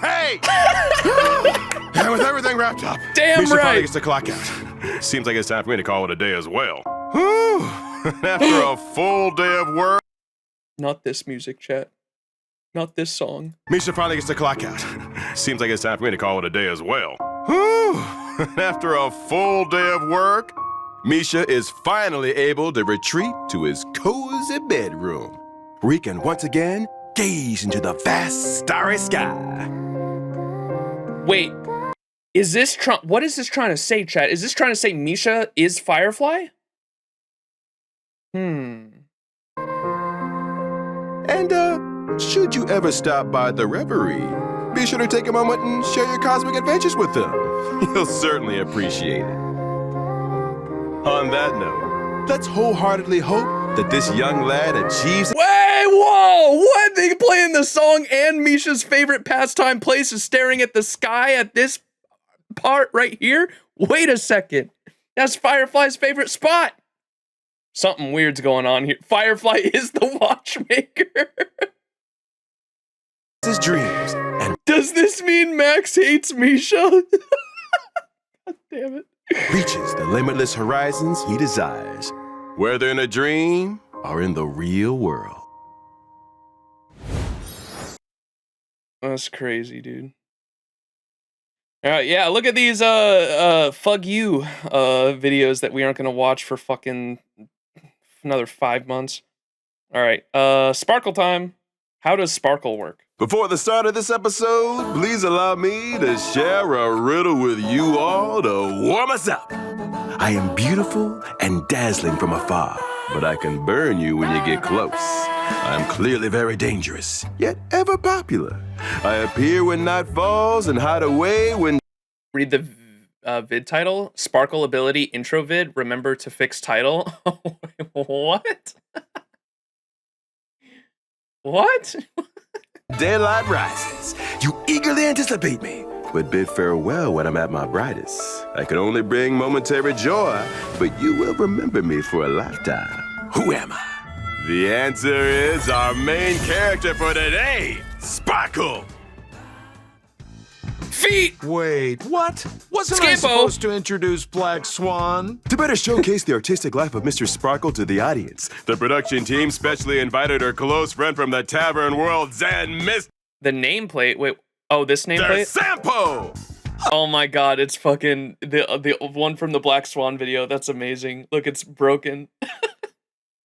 Dear audience, it is I, your old friend Simpo. But I must say, Sparkle and I aren't that close.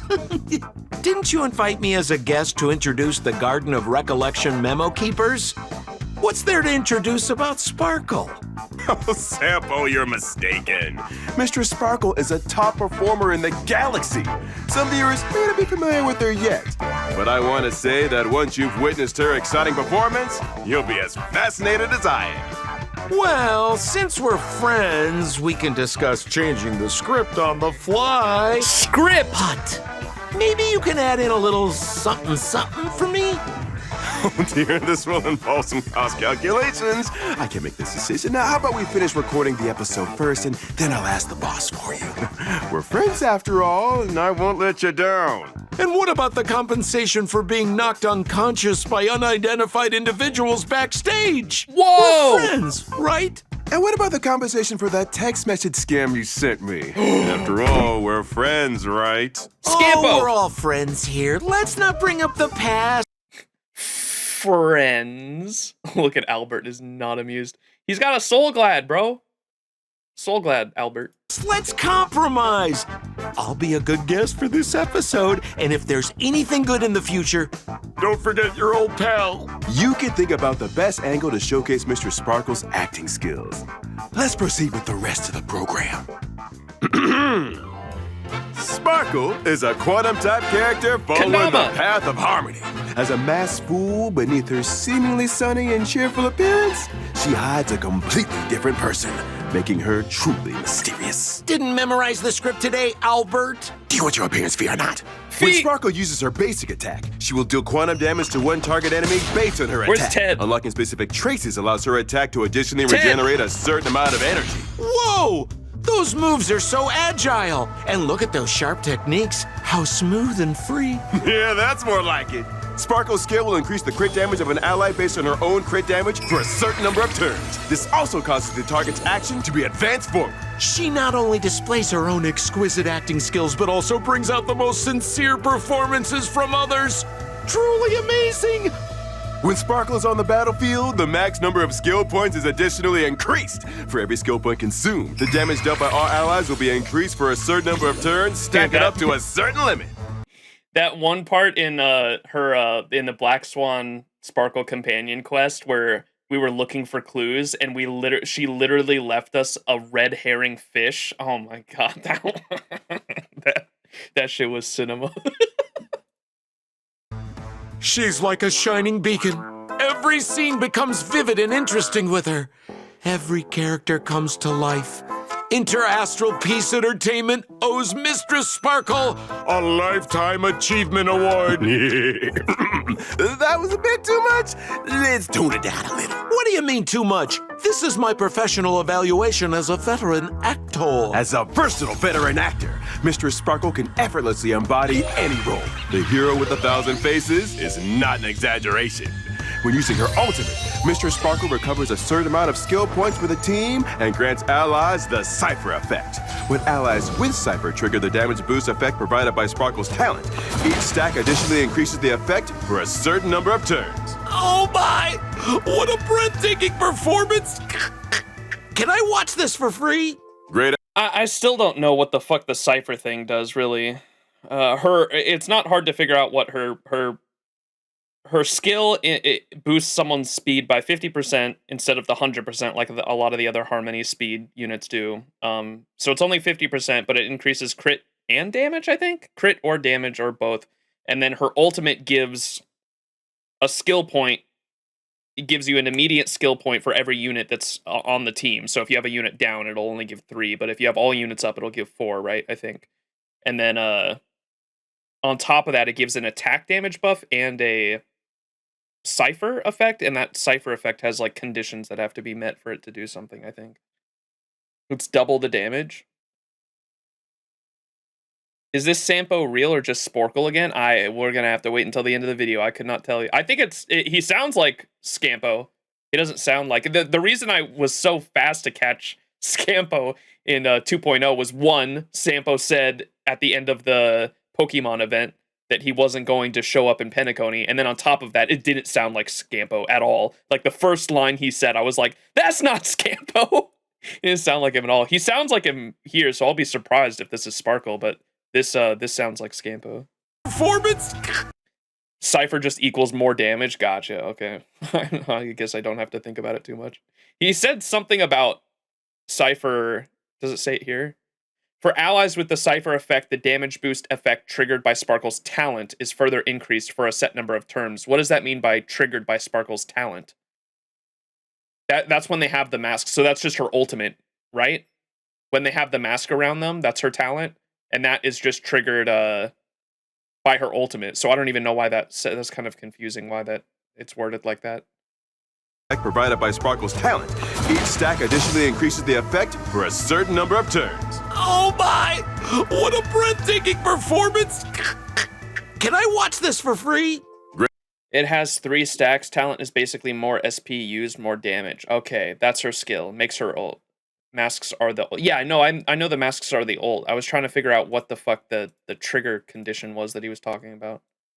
It's every time they use every time they use a skill. So the more skills you use, the more damage, right? This is not an exaggeration. When using her ultimate, Mistress Sparkle recovers a certain amount of skill points for the team and grants allies the Cypher effect. When allies with Cypher trigger the damage boost effect provided by Sparkle's talent, each stack additionally increases the effect for a certain number of turns. Oh my! What a breathtaking performance! Can I watch this for free? Great actors don't just shine on center stage. Sometimes Mistress Sparkle willingly remains behind the scenes. Using her technique, she puts all allies in stealth mode for a certain amount of time. I always forget it does Entering that. battle while in stealth mode recovers a certain amount of skill points for the team. We never settle for mediocrity. I didn't know it That is did the that. highlight of this episode. After relentless efforts, we obtained an unreleased clip of Mistress Sparkle performing. Play the tape! The actress in this scene is a newcomer, and her first performance seems a bit inexperienced. She uses her skill, consuming 1 skill point. Then Mistress Sparkle uses her skill, immediately putting the newcomer into a performance state. Under the influence of Sparkle's skill, her crit damage is increased and her action is advanced forward. Supporting the newcomer, Mistress Sparkle is indeed a great veteran actor. Soon after, another actor joins in, escalating the dramatic tension. This is because she used her skill, increasing the attack of all allies. Truly an experienced actress. Such perfection. I wish she was better, man. It makes me so sad that grandma's not that good. Professionalism. Bravo! Thanks to the action advancing effect of Mr. Sparkle's skill, it's the newcomer's turn again. Oh, no, she's out of skill points. You Kong in this economy? Maybe she forgot her lines. Can this scene be salvaged? Newcomers are prone to stage fright. It's just unavoidable. But Mr. Sparkle timely fills in a line, avoiding an awkward silence. After she uses her ultimate, the team gains a whopping 4 skill points. The newcomer, having used her skill, also remembers her lines and takes action defeating the enemy. Whew, what a She was niche even when she was released, yeah. I can't help but wonder, are there any 5-star Yukong when, and her ultimate is her hopping in a fucking in a fucking, what are they called? The skid riff? The fucking jet? And just any limits to Mistress Sparkle's acting? No, you are asking the wrong question. You should instead ask, what are the limits of the art of acting? Oh, Mr. Sampo, do you have any insight into that? I believe that Mistress Sparkle represents the limit of the art of acting itself. How profound! Starskip, I yeah. applaud you, Mr. Sampo. Unfortunately, your acting is still confined to... Confined to what? Finish your sentence.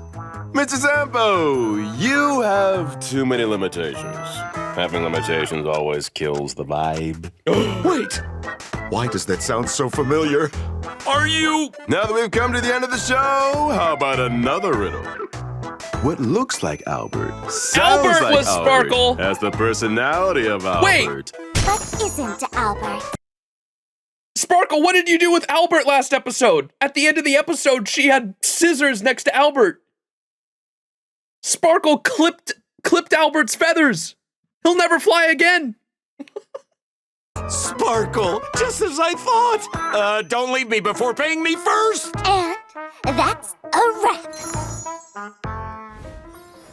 Amazing. Rip Albert. All right. Here was the trailer for 2.1. Let's check this out. The 2.1 trailer. We're almost a Rondo, chat.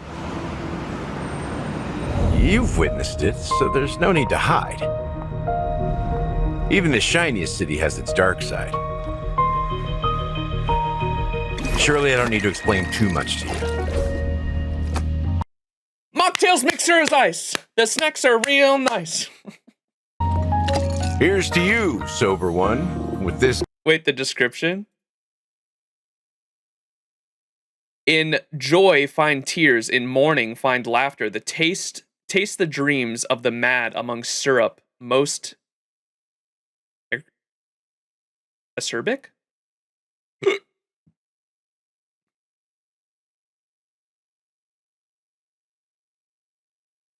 Surely I don't need to explain too much. Mocktails mixer is ice. The snacks are real nice. Here's to you, sober one, with this glass of a dream within a dream. Whoa. It's only when the sword is unsheathed that those hazy memories start to become clearer.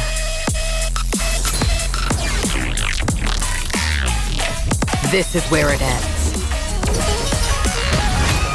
Clock Studios theme park, the most popular entertainment center in PENACONY. The culture of a city reflects its history in the most authentic way.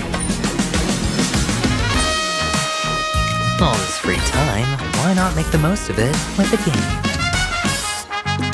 High stakes, high rewards. All or nothing. Bust? Can I get a bust in chat? Using Robin's death as a bargaining chip, I'll ruin this beautiful dream and create the... No way this was in the 2.1 trailer, dude. That's crazy. God, this is why I don't watch these trailers, by the way. I cannot... They had the final boss of 2.1 in the fucking trailer for it? That's crazy. Why? Why did they spoil that? That's crazy. All or nothing. Using Robin's death as a bargaining chip, I'll ruin this beautiful dream and create the grandest death.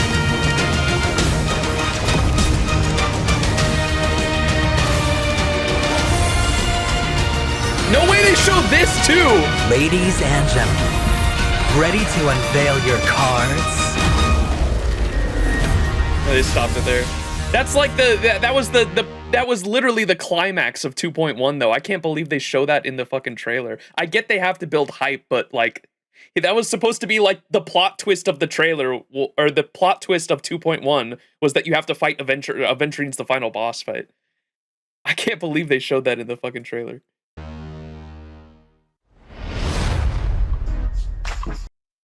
Is there a flash of Firefly in here? Or do you mean they spoil Firefly in one of the other trailers?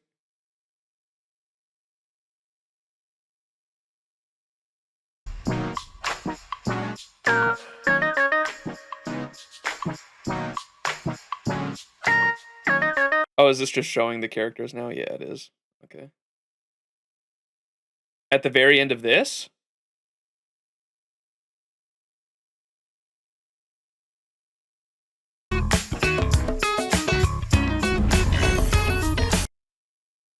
Gallagher's so daddy true.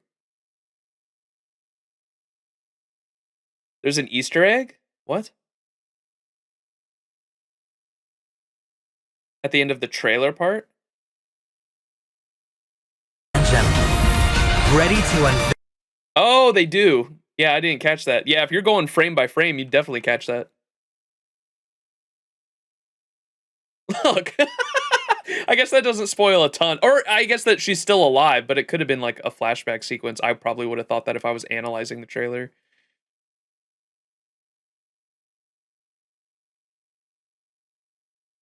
To unveil your cards. Crazy. All right, that's the 2.1 trailer. All right, here we go. Rondo Cinema. 5 minutes, huh? The only thing I know about this is that Black Swan and Acheron dance in it, because I've seen the gifs of them dancing in a ballroom, like Lady and the Beast style. Like every time I see the gif of them dancing in a ballroom, I always think of Lady and the Beast, or like the Lady and the Beast dancing, because that animation was fucking crazy for its time.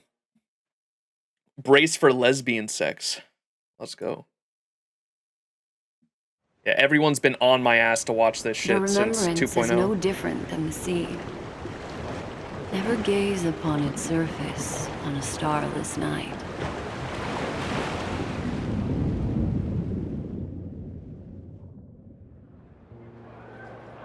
Waiting for someone. Oh my goodness. Then, how about a dance?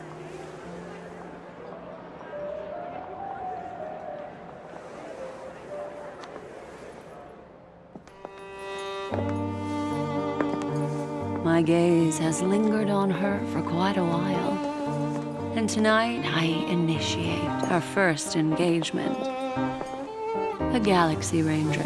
Oh my goodness! As the rumors suggest. A blend of nobility and reticence.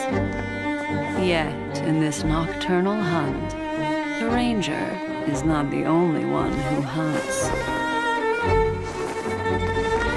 At this distance, you're more enchanting than you seem.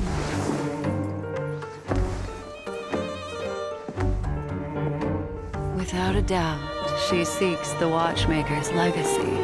In this game, everyone lies. But memories do not.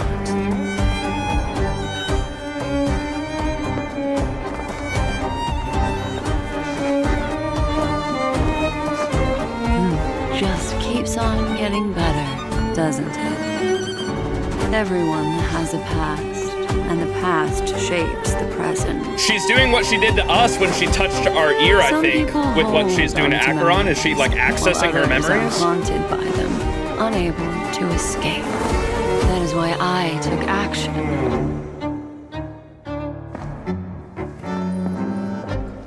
I want to know what she is. Oh my goodness. Many were drawn to this feast. The IPC, the Garden of Recollection, Fools, the Nameless, and the Annihilation Gang. Oh, this is where she found out about that. Or no, she found out later. Present, but Duke Inferno is dead. He and his children won't be attending. What have you done, beautiful ranger?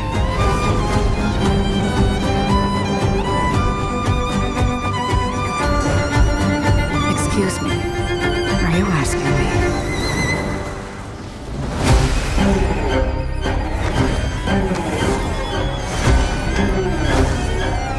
What the fuck? That's crazy animation.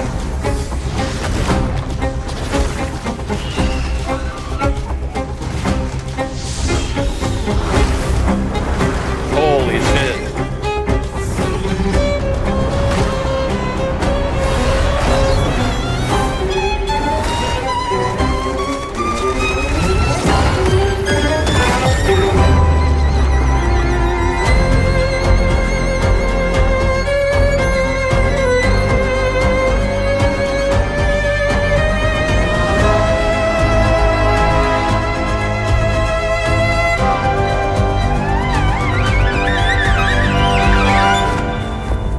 I was not expecting the different animations to come up. Holy shit, the animation styles were amazing. Who are the Annihilation Gang? Yeah, I forgot. Oh, fuck. Classic My Acheron. gaze has lingered on her for quite a while. And tonight is our final engagement. The Galaxy Ranger. No. I've made a grave mistake. An emanator that shouldn't exist, right? Everyone has a past.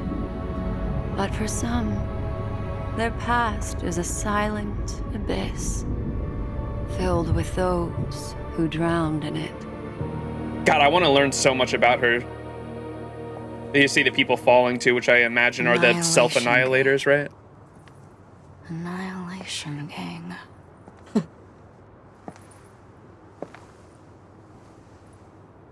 Oh. Those guys. Cinema. That would, dude. The different animation styles in this, especially with all the crows coming out, and I imagine the dead bird, the bones of the bird here was supposed to be like a dead black swan. And you can see flashes in the background. Okay, it's a snake. I was trying to watch the animation of them dancing with all the birds coming out and try to pay attention to what was, there's flashes of something in the background. I couldn't see what it is. It's a snake and a bird fighting, I think. There's a goose or a swan, I assume. Yeah, it's a swan and a snake fighting in the background.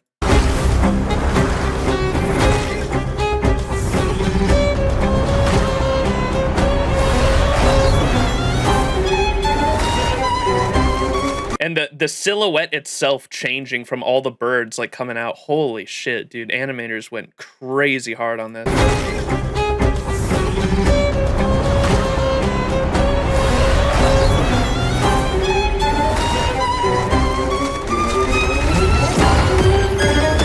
And the flashes of the eye.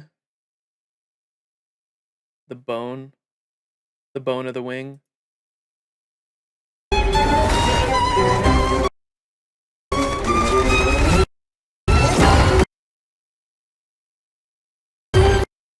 Whoops. Go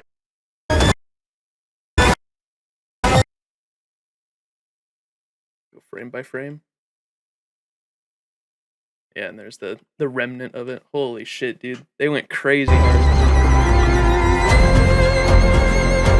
And like this, dude, this shit made my jaw drop. I was not expecting it to go through like multiple different animation styles.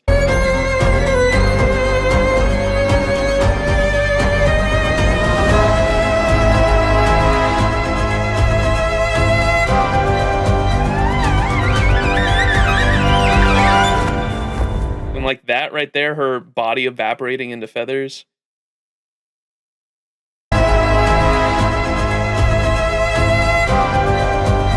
She's getting sucked into the black hole too. That's the IX black hole there in the back. And it ends with Acheron in control. Acheron being the top there, and it started off with Black Swan being the top though when they went into that little dreamscape thing that they had. Duke Inferno is dead. He and his children won't be attending. What have you done, beautiful ranger? Oh wait, did it start there? Where did it start when... Or was it right before that?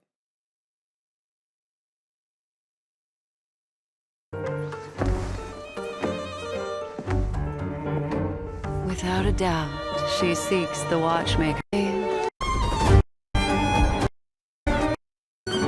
Every one of them. That is why I took action. The ghost. But no, these won't have you done. Excuse me. Where did she lean her down? Was that way near the beginning?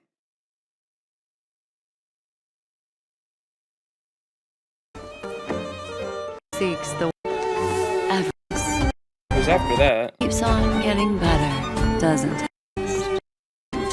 Hold on to magnify them. That is no. Feast. See. Action. The Nameless. And the Annihilation Gang. Have been Where is it? Duke Inferno won't be done.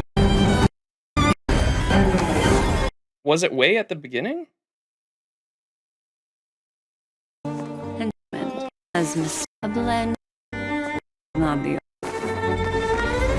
Oh, here it is. It was at the beginning. Okay. At this distance, you're more enchanting than you. She just flipped it on her. That's what I was trying to find. The You're more enchanting than you see. At this distance. The move that Black Swan used on her. At this distance. Right there, and then at the end of this fucking sequence, Acheron does it to her.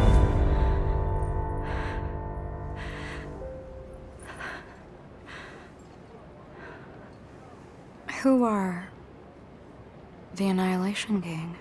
I forgore. Crazy. All right, banger, cinema, absolute cinema. All right, and then here's the Myrid Celestia for Acheron. Let's find out some more lore. Do you still remember why Izumo forged these blades? The fuck is that? Because in times past, when the Yao Yorozu no Kami descended here, they wrought death and disaster on this world and its people. To save the world, Izumo splintered 70,033 blades and forged them into the 12 Sentinels. Wait! Muramasa? The first was truth, forged by the Sovereign of Revelation. What the fuck is this lore? It can lore? teach mortals the way of the law. Is this Honkai Impact 3 shit? Deconstruction of all things. The second was Sky, forged by the Eternal Zenith. It could form a barrier from the firmament and prevent the innumerable gods of misery from passing through. Okay. I was like, bro. I was like, wait, are we getting like a whole nother mythology here that I haven't even brushed the surface of? It's like, well, I'm already trying to understand PENACONY. Please don't drop this shit on me now. What the fuck? Okay, this is Honkai Impact 3 stuff. Gotcha. The third was Howl, able to summon lightning to rend the heavens and meteors to rain down divine punishment. The fourth was Mist, able to break earth and tear cloud with biting wind and rain. The fifth was Frost, freezing the land in an instant. The sixth was Fate, the restless cycle of life and death. Then there was Flare, Thaw, Root, Form, Bind, Maw. With those sentinels, we seized on tomorrow's expectation, winning victory after victory until... All of them were broken. The price of every victory was a world in its entirety. And in the end, that entirety was lost. And so Izumo splintered 12 sentinels and forged them into 2 bearers. The first was Origin. The second was End. The world forged 70,047 blades, and only one could save Izumo. But you and I both know the road to salvation does not exist. There is no trace of tomorrow. Resisting the Kamigami, humanity will eventually become Oni. We pawned everything, all for the destruction of 2 worlds. In times past, Takamagahara, upon which the Kami descended, was surely as beautiful as Izumo. So, do you still remember why Izumo forged these blades? By the way, Max, is YouTube aware that you started Honkai Impact 3? Yeah, I did start Honkai Impact 3. I think where am I at right now? I just finished, or I'm on I'm halfway through the chapter where you're playing as Himiko and you're like fighting a fucking dragon on top of a fucking battleship. That's just crazy. That was the only boss fight. It didn't really give me trouble, but I had to retry it for you can't get knocked down more than 5 times in the fight if you want the achievement or whatever, and so I had to retry it once. But that was the only boss fight, or the only fight so far I've had to retry because it knocked me down more than 5 times. Chat shush. Yeah, I think it's chapter 9. Yeah, that's where I'm at the moment. Yeah, but my Discord community keeps saying, "Oh, you're about to get to the good part," and I'm like, okay, I keep doing it. Like, it's so hard for me to pay attention to that Honkai Impact story too, because they do a lot of yapping in that game too. Oh my god! And who's the main girl? Is it Kiana? Is that the main girl with the white hair? The first character you play as? I think her name's Kiana. Tuna? Kiana, yes. I'm not a fan of her. People might hate me for that. Oh my god, she reminds me of like if March was the main character, essentially. Like, I cannot stand her talking. She annoys me so much with like her like ignorance to like the reality that she's in so often. How dare you? Her dialogue annoys the hell out of me. I don't like her either. Okay, at least it's not just me then. People are gonna fucking crucify me for that shit, but maybe she gets better. I don't know. The ending of the ending of the last chapter that I was just on, where the simulation shit, where it was all in her head or whatever, that was pretty interesting. But yeah, anytime she's talking, I'm like, she is similar to like Paimon almost. I'm like, just like, I'm gonna quit the game because you just will not. Your dialogue is so terrible, man. I don't mind it as a comedic relief, like March every now and then, but the fact that it's like the main character speaking constantly and she just like is oblivious to the shit going on around her annoys the fucking hell out of me. Oh my god. Honkai Impact 3 came out in 2016, so yeah, no, I understand. I know it's an old game. I'm not trying to judge it too harshly on that. I'm judging it strictly from a dialogue perspective on that front. You will come to like her? I hope so. People don't remember very early Kiana. Yeah, it's not fun to listen to. We'll see where it goes, though. Himiko's playstyle is fucking dope, though, by the way. Oh my god. Himiko was, like, the most fun gameplay-wise I've had in that game. I think the entire time of me playing. She reminds me of fucking Guts, like Berserk. Like, her whole kit revolves around swinging around a giant fucking blade. And, it's not even a blade. What would you call that thing? There's, like, a name for it. Himiko's so cool. What's the name of her giant fucking, It's not even a greatsword. It's not a claymore. No. Like the entire, it has one handle. It's like there are Dark Souls enemies that wield them. It's got a handle, but the blade, it's a cleaver. Yes, who said cleaver? Someone said cleaver. Or did I just imagine that in my head? I thought I saw someone in chat say cleaver. It's a cleaver. It's like it's one giant blade that it has the handle, and the blade goes past the handle, and then it's like a great sword in terms of it'll go up like 12 feet. It's a giant fucking cleaver, schizo cleaver. She has a giant ass fucking 12-foot long cleaver, and her ultimate makes it so her basic attacks are enhanced, and I thought that was fucking badass, because like, yeah, like I don't want some cool flashy animation, just make it so I hit harder. It's so fucking cool. God, the base Himiko fighting the dragon was fucking badass. I think that's the most fun in the Honkai Impact 3 gameplay I've had so far, is fighting that fucking dragon. That shit was badass. When can we have a Honkai Star Rail Himiko that has a giant greatsword instead of a pizza cutter? That's where my head immediately went to. I was like, please give us an imaginary, because we have to have an imaginary Himiko so everyone on the Astral Express can be imaginary, right? Give me an imaginary hunt Himiko that just has a giant ass fucking great hammer. Or not a great hammer, a fucking giant ass cleaver.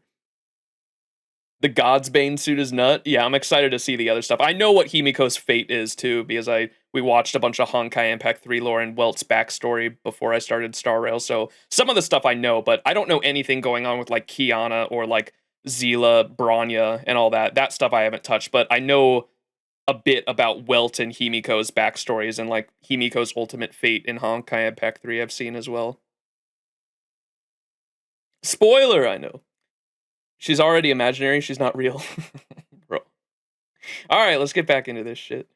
What's going on with this? So this is a different world in the Star Rail universe that just is like a parallel to the Honkai Impact 3 universe, I'm assuming is what chat was saying. Humanity will eventually become Oni. We pawned everything, all for the destruction of two worlds.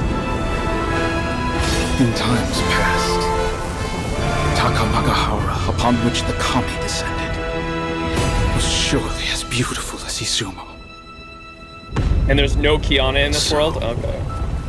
Do you still remember why Izumo forged these blades? Because of a lie. An end that never existed. We long since strode into their shadow. IX. Each step forward one that we can never walk back. Until the last blade is forged into... Oh! Not. What the fuck?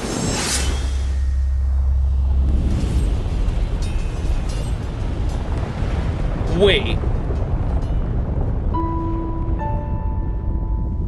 I knew this world was fleeting. And yet...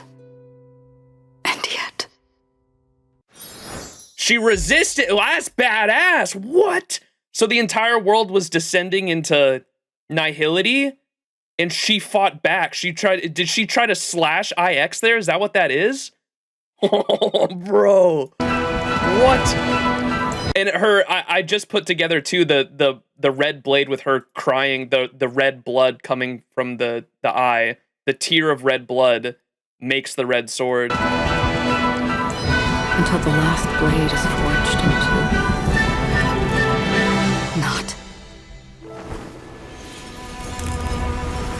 Was this just the first time she used the ult, essentially? Why is her hair turned?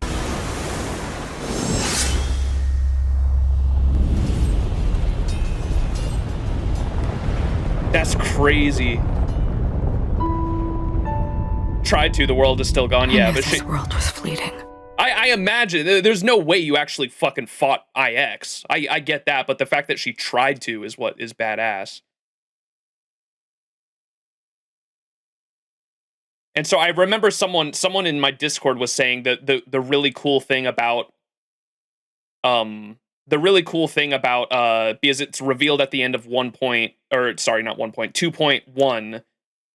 At the end of 2.1, it's revealed that she is a self-annihilator and she's trying to reach Device IX, and Device IX is still shrouded in mystery to this day, as I understand it. No one really knows what it is. It's just like the endpoint that Acheron is trying to reach. And, but Acheron is a self-annihilator, and the cool thing about Acheron as a self-annihilator is that she's a self-annihilator that is trying to resist the self-annihilation like as much as she can, is how someone in my Discord described her, I think, right? Which makes her really interesting. Until the last blade is forged into. Yeah. No, I remember that being pointed out, that the reason why Boot Hill and Don Hung had this conversation at the start of 2.2 that we saw. They say Boot Hill and Don Hung, or Boot Hill reveals that Acheron is an emanator of nihility, and Don Hung's like, that's not possible. IX doesn't gaze onto anyone. And he says, well, what does Boot Hill says? He has a funny comment. He says something like, if you think an emanator of nihility don't exist, well, maybe we're just not nihilistic enough, or something like that. Yeah, so they shouldn't exist, but Acheron does.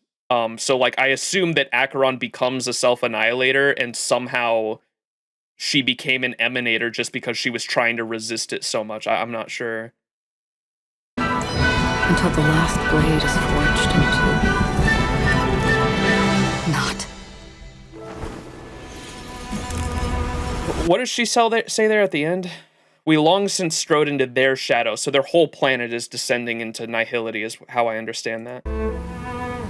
Each step forward, one that we can never walk back. Each step forward into nihility, into self-annihilation, is one that we can never step back, is what she's saying. Until the last blade is... Until the last blade, or life, is forged. Not. What does that mean? Give me your takes on that, chat. What? Until the last okay, she's saying the planet. Never mind, I get it. Okay. So until each step forward into nihility is one we cannot get back, until the last life on this planet is forged into into nothingness, the self-annihilators. Okay, I got it. The last blade is forged into. And she's the only one left, yeah, because she was just so fucking powerful. That's crazy. Tried to slash IX, that's fucking crazy. Maybe that's how she got that's probably how she got the power, actually, now that I think about it. She straight up tried to fight IX and like somehow gained the annihilate, or the emanator ability from that, maybe.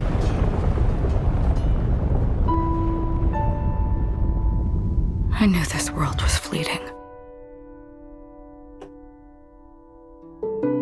And yet. Do you remember the convo with Welt? A little bit. Yeah, I know that because Welt recognized her, but he knew that Welt knew that she wasn't the, what's her name in Honkai Impact 3? I've met her already. She's like in the first mission with Kiana, and Kiana's like head over heels for her. I forgot her name. The Flash May.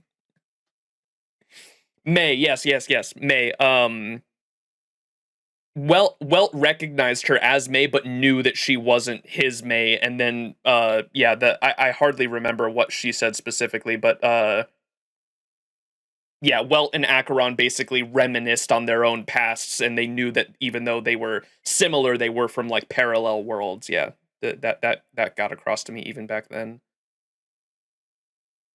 All right, Acheron trailer, your color. Good morning, good afternoon, and good evening, PENACONY. Raiden May? Yeah, the gravitational disintegration, dude. That's such a fucking hard line. Cinema. Morning, good afternoon, and good evening, PENACONY. The Charmony Festival is here, and guests from all walks of life have arrived. More updates right after the break. Apply your color.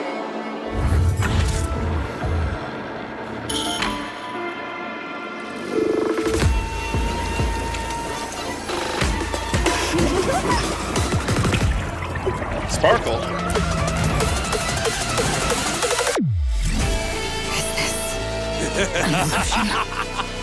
Blade. Illusional reality. Care to guess? Oh, Sparkle fucking with her. Dusk's reign. It too shall fall. It too shall fall. What did you say? What? All the cells are coming through.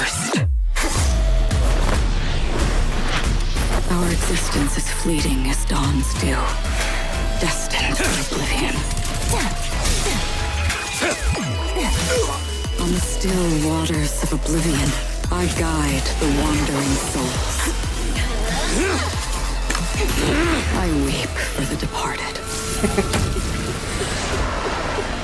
Stream forth the gleam of old blades. Oh, the glass, that looks so sick. What the fuck? Oh, dude. The 2D animation over the 3D was sick. I've seen her before. Find me. Find me. Your end, my origin. What? What's this? All that is past has returned to nihility.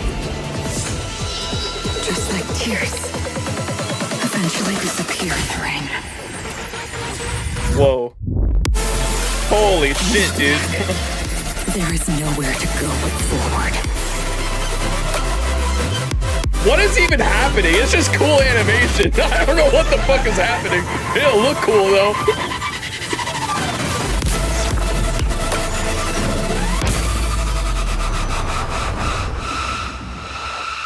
That was cooler than the 2.1 ending. What the fuck?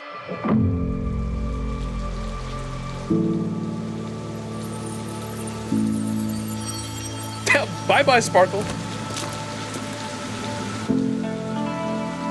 Who is this girl? Apply your color. Find me. What the fuck? That's Robin? Shut the fuck up. Look at her name card again. You see the self-annihilator faded into the back right. Wait, where? Oh, she does have Robin's wings. On this? Wait, what name card?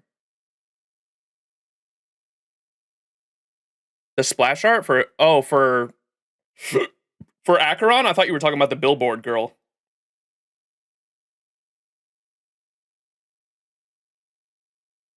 Where the fuck was that? With the umbrella?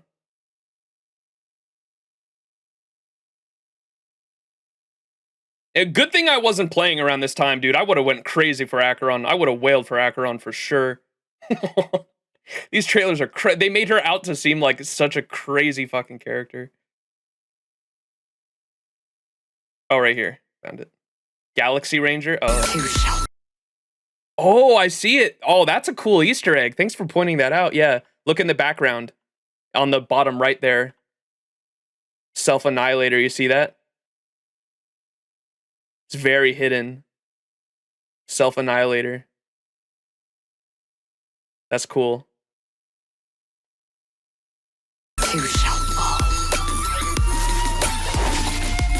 Bro, the drop with the ultimate here, that was a cool, this was cool. They did this cooler in the trailer than they did in the fucking 2.1 ending against Aventurine. It's the same music too. What is past has returned to nihility. Just like tears eventually disappear in the rain.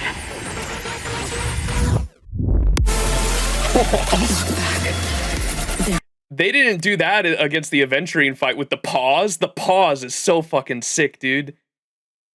Look at the fucking impact frames here too. Holy shit. Look at that. Oh my goodness. That's all hand drawn, by the way. God, the Hoyo impact frames in Star Rail are so fucking cool. Oh, bro. She probably held back against Aventurine. She wasn't trying to kill him, remember? That was like Aventurine's bet, was that she wouldn't kill him. Look at the impact. God, I love impact frames. Holy shit. That's so cool. Thank you, Whales.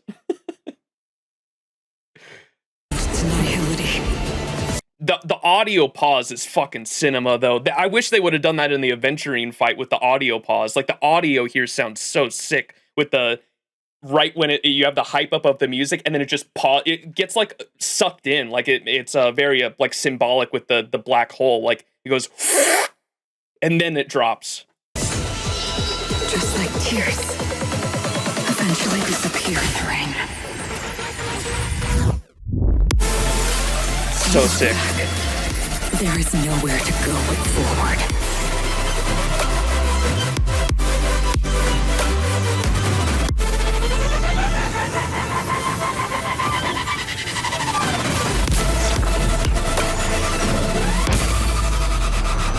What the fuck, bro?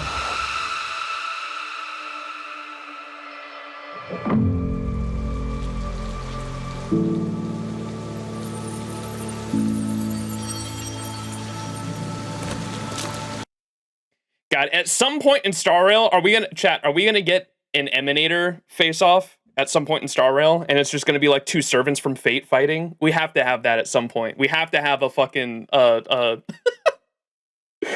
fucking, wait, hang on. I'm gonna pull that up real quick. The, Fate, Apocrypha, the Sieg versus Karna.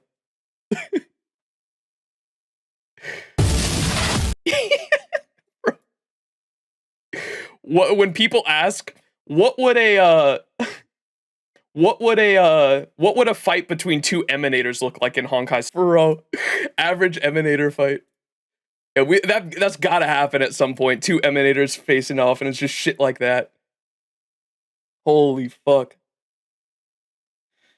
All right. A moment among the stars. Oh, okay. This was your color. Yeah, okay. A moment among the stars. Oh, this was the Robin collab. Okay, that's why y'all said Robin.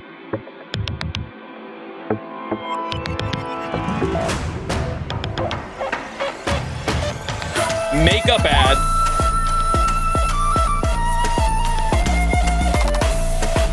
Apply your color.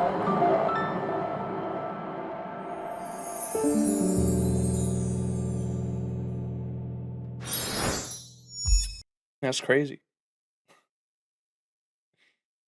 Two Emanator fights would be like Vita versus Sparkle. You should watch it. Oh, is that a fucking Honkai Impact 3 thing? Oh, shit. All right, here's Keeping Up with Star Rail. We have just received an S-Level wanted notice from the IPC.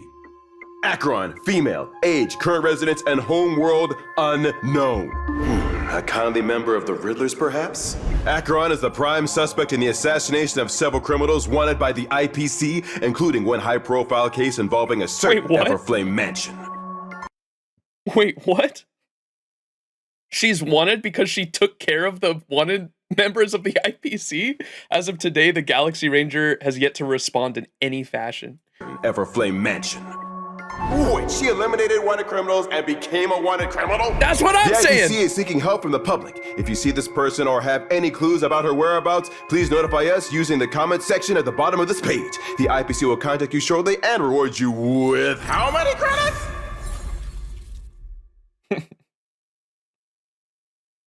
To help us explore the rumors surrounding the enigmatic Acheron, we have invited an eminent soothsayer as today's expert guest. Without further ado, let's welcome Black Swan! Oh my god. Acheron keeps a low profile and operates in the shadows. The IPC doesn't have so any clear pretty. leads. What approach would you recommend? Stories can deceive, but memories never lie. She got the hand. A very Black Swan recommendation. Now then, let's take a look at the precious memory bubble Black Swan brought us today. I see Acheron is a lightning type character on the path to nihility.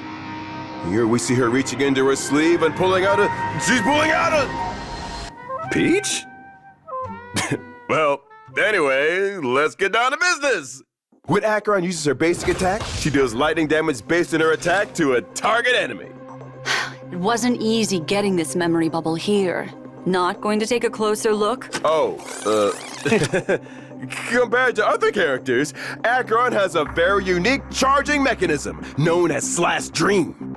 When using her skill, Acheron accumulates a certain quantity of Slash Dream. She then inflicts set stacks of Crimson Knot on a single target and deals lightning damage to adjacent targets based on her attack. After accumulating enough Slash Dream, Acheron can use her ultimate. She frees her right arm and draws her sword, casting everything into a sea of darkness and engulfing her enemies in a black hole of terror. Only the color of blood remains.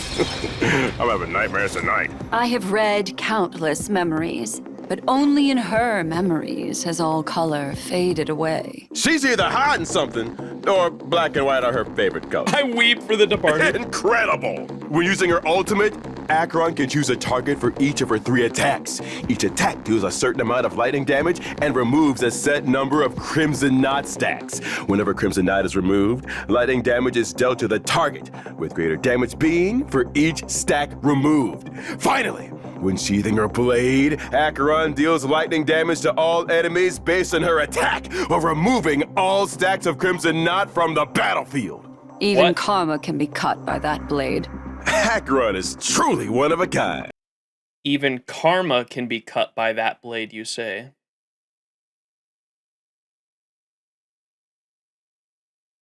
Eh? Anyone? Sumakari Muramasa! What's her secret? Let's keep watching. Thanks to her one of a... There's a Fate reference for anyone who doesn't play Fate. There's a moment, oh my gosh, dude, it was like one of my favorite moments in Fate Go easily is a certain moment where Muramasa uses his noble phantasm for the first time, and he gives the whole speech before using it, saying like, my whole life I searched to forge a blade, not a blade that could cut through bone, flesh, or the living, but a blade that could sever even karma and fate itself. A kind talent.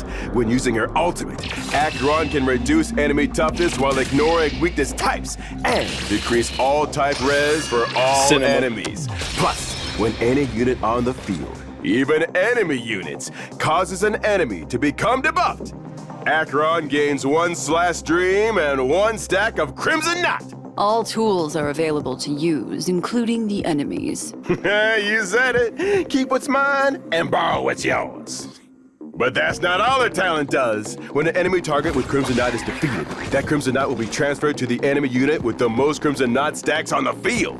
If Acheron wants to maximize her battle prowess and ability to inflict damage, she's gonna need allies on the field who can inflict debuffs. Know oneself, know your allies, and know your enemy. The rain falls on us all. When Acheron uses her technique to enter battle at the start of every wave, I repeat, every wave, she gains a certain amount of Slash Stream after her next ultimate, stacks a certain number of Crimson Knot on a random enemy, inflicts lightning damage on all enemies based on her attack, and reduces toughness of all enemies regardless of weakness type. And that's not all. If Acheron encounters a normal enemy, her technique will vanquish it without even entering battle. And if the hit doesn't land, it won't consume any technique points.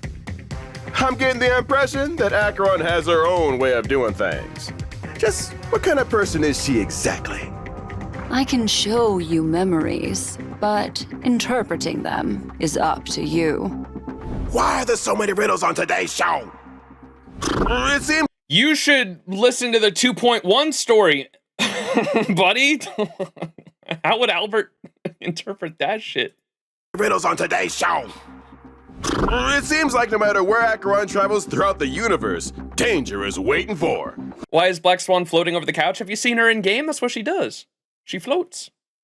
After unlocking a specific trace, Acheron enters battle with a set amount of Slash Dream and inflicts a certain number of Crimson Knot stacks on a random enemy. When using her skill, they gain a set number of Crimson Knot stacks. When allies use a basic attack against the same enemy, they become inflicted with Burn. Acheron gains 1 point of Slash Dream, and the enemy is inflicted with another stack of Crimson Knot. Realizing the combos they can create with Acheron's abilities, allies inflict a debuff on the enemy, triggering another wave of Slash Dream and Crimson Knot. The enemy tries to get smart with a counterattack, but ends up triggering a debuff from Acheron's ally, landing themselves with a stack of Crimson Knot and granting Acheron another point of Slash Dream. Woo! It's ultimate o'clock, and Acheron doesn't hold back. Amid the rain of darkness, her blade cuts blood red slashes between heaven and earth. Just like that, the enemy is vanquished from this plane of existence. We're gonna need a bigger ambulance. 'Cause they're dead. As though they never even existed. We learned all kinds of things about Acheron, and while I've got you, looking at the year ahead, any chance I can get rich and retire early? That's easy. Wait one moment.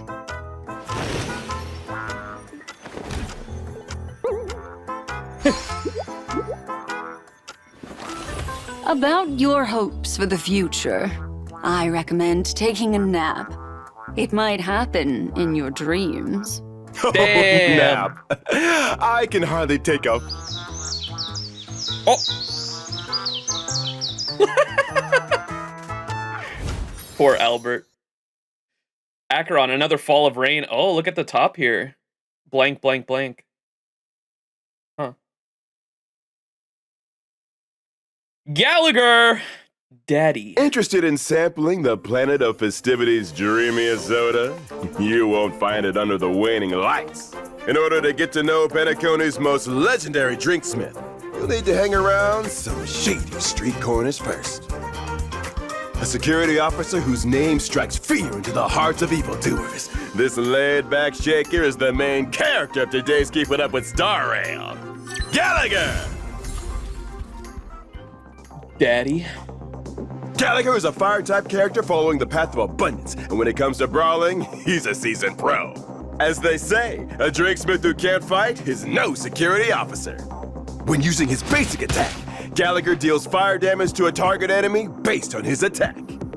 And when using his skill, he hands over his special brew, thereby healing a target ally. And just to be clear, this brew is 100% alcohol-free, guaranteed safe for battlefield consumption. When using his ultimate, Gallagher throws a powerful punch that inflicts Poseidon on all enemies for...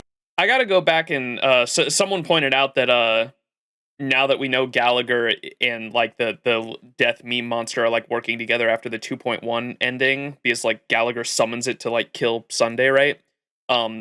Someone in chat was saying that the color of Gallagher's flames here was the same color as the wound that was on Robin's chest when we found her, the memory of her dead in the pool, and I thought that was definitely an interesting catch. A set number of turns while simultaneously dealing fire damage. In the Poseidon state, enemies receive more weakness break damage. When allies attack a Poseidon target, the attacker can restore a set amount of HP. For the world's quintessential non-alcoholic break experience, only one drinksmith will suffice. After using his ultimate, Gallagher's next basic attack is enhanced, dealing increased fire damage to the target enemy and reducing their attack for a set number of turns. After unlocking a specific trace, Gallagher uses the enhanced basic attack Nectar Blitz to attack Poseidon enemies, and the healing effect of his talent... What the fuck is the shit that he uses? I hope we find that out. What the fuck? Because I've been curious about that ever since I started using Gallagher, even before PENACONY. I was like, what is this, like, magic he's using? Because his scars, like, glow. It's like blood magic or some shit. It's crazy looking. We will not find out? Wolverine mutation?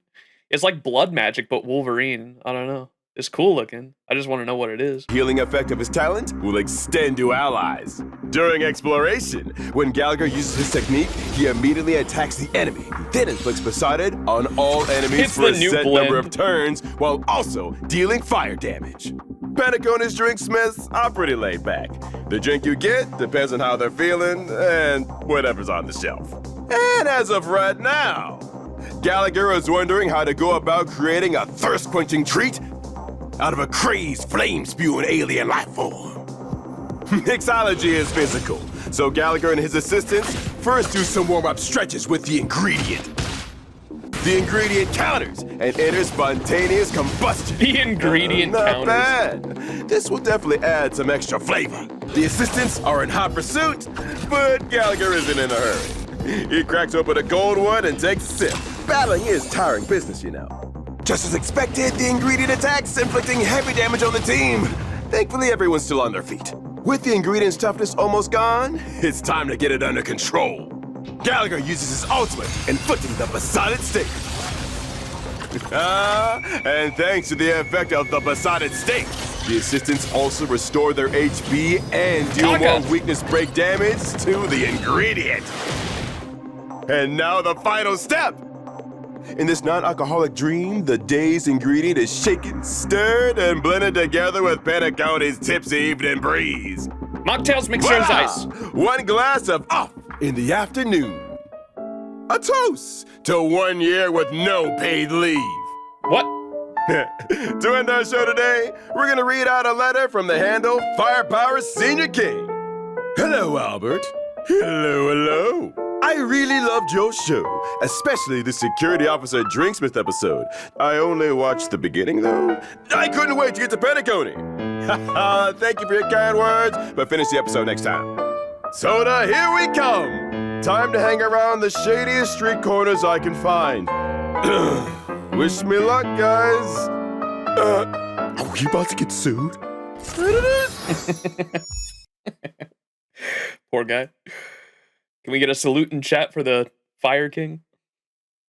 All right, Honkai Star Rail Multiverse Vistas event trailer. What is this, chat?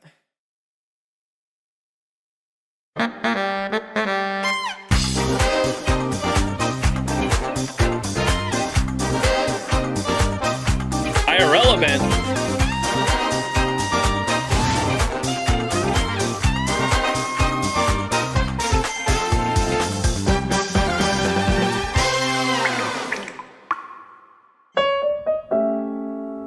崩壊スターレールプレイヤーの皆さん、はじめまして、菅野陽子です。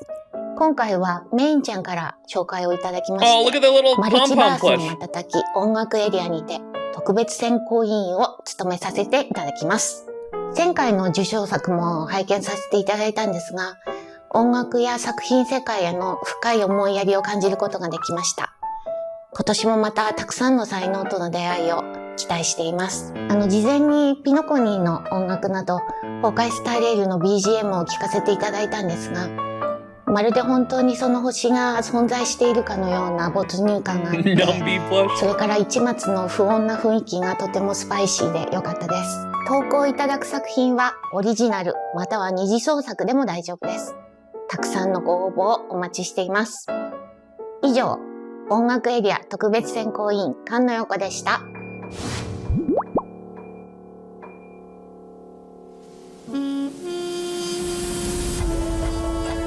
Hi, I'm Felicia Chen, visual development artist in animation and an illustrator, and I'm super excited to be judging this year's annual creator competition. I've heard so many wonderful things about last year's competition, and this year the contest is another opportunity for you to showcase your talents and inspire others in the Honkai Star Rail community. I'm so honored to be a part of this, and I look forward to seeing all your wonderful submissions. Hello everyone, my name is Min. I'm so excited to announce that I've been invited to be one of the judges of the visual arts category in the 2024 annual creator competition called Multiverse Vistas for Honkai Star Rail. This competition offers a stage for illustrators and manga artists to present their creation to millions of people all around the world. What makes it even more exciting is that the prizes are amazing. I'm looking forward to seeing everyone's submissions. Best of luck to all the participants in creating your artwork. 안녕하세요. 일러스트레이터 존 카프카라고 합니다. 이번 2024 창작 콘테스트 멀티버스 순간 일러스트 부분의 심사위원을 맡게 되었는데요. 개인적으로 개성 넘치는 캐릭터를 만드는 것을 정말 좋아하는데 캐릭터를 그려서 풍부한 색감과 디테일로 I'm sorry. John Kafka is a crazy name, bro. 생명을 불어넣는 그 과정이 너무나도 It's like a John Fortnite or like John Microsoft or whatever. John Kafka. 좋기 때문입니다. 이번 스타레일 2024 창작 콘테스트 멀티버스 순간에서 여러분들이 자신만의 독특한 시각과 기법으로 좋아하는 스타레일의 캐릭터를 어떻게 그려낼지 너무나 기대가 큽니다. 여러분들의 많은 참가를 기다리고 있겠습니다. 감사합니다.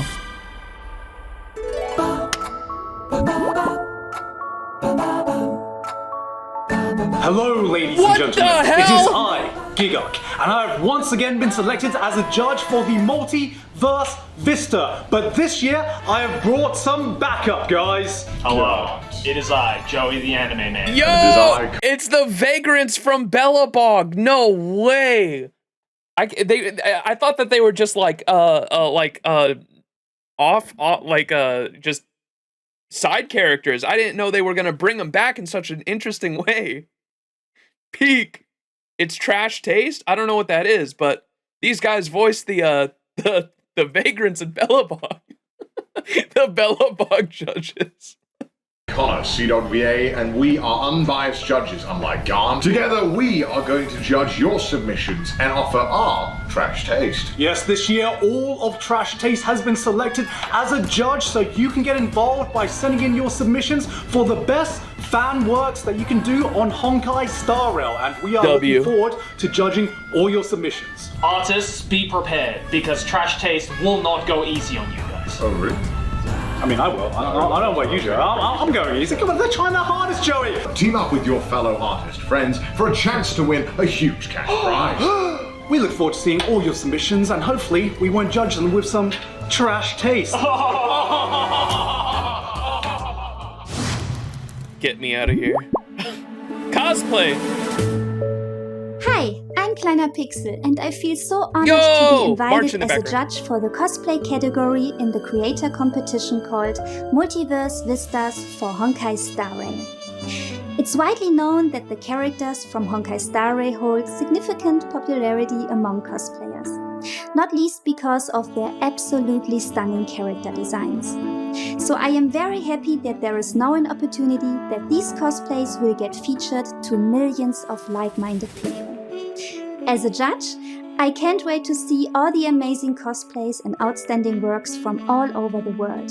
And don't forget, HoYoverse has fantastic awards waiting for you, so don't miss out, join in, and let's make this contest unforgettable. What's that? Is she French? What's that accent? I was trying to figure out what her accent was. I wanted to say French. I don't know if that's right. German? Oh, okay.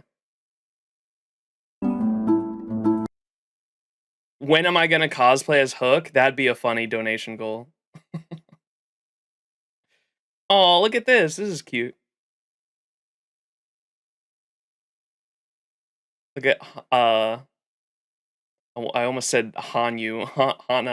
Hanya is doing the light cone back there. That's cute.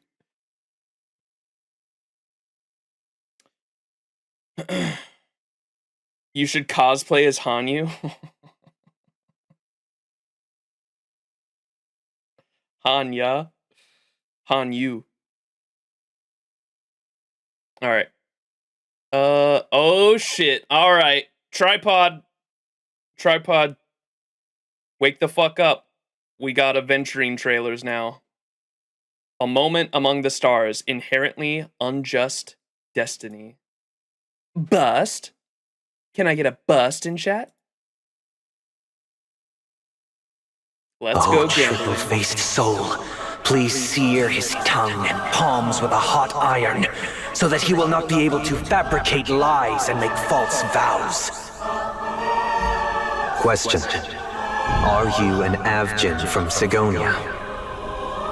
Yes. Are you your clan's sole survivor? Perhaps. As a servant, you should not resist your master. Yet, you went and killed that man anyway. Dub! Rest in peace, bozo! And his soul goes marching on. Best part of Aventurine's backstory for me was killing the slave master. Perhaps you ought to represent yourself. I bet you won't send me to the gallows. Do you hate and wish to destroy this world with your own hands? Let's assume, just assuming now, that every time I roll the dice, there's a possibility of achieving this particular outcome. Then I would be quite happy to make that wager. Bust. Damn, they didn't really tell me anything new. That was just going over everything that happened in 2.1 for the most part. All right. Aventurine trailer, The Golden Touch. The Acheron stuff surprised the hell out of me. I didn't know we were going to get that much backstory out of the Acheron trailers. That was really cool. The Golden Touch. I'm hoping we get something new out of these Aventurine ones. If you had the chance to make a 2,000% return, but risked losing 100% of your principal, what would you do?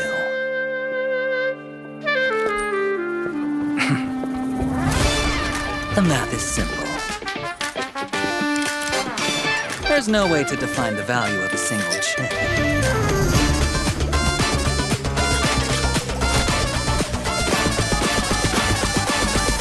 But I believe a chip is worth a miracle. The dice are cast. It's all or nothing now. This is humanity in its most primitive form. But life would be quite dull if it were just an unending series of wins, wouldn't it? Final set. Duel.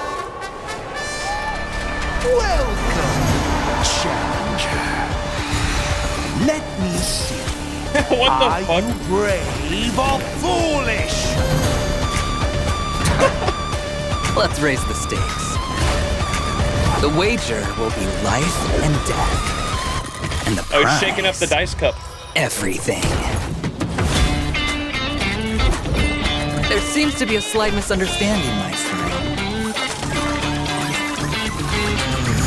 At this table, you are the challenger.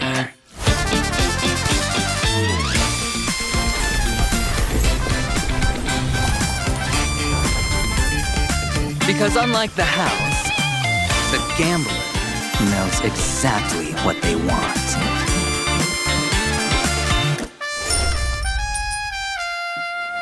You see? Kakabasha. Oh, that's cool. I love how they have the unique titles at the end of these. Huh. Well, that also didn't really tell me anything new. A Moment Among the Stars. What about this one? Non-zero-sum game. This is only 43 seconds. Oh, it's animated. Your humble servant, Aventurine, at your disposal. Just a cog in the machine known as the Strategic Investment Department. I can also play the role of friend.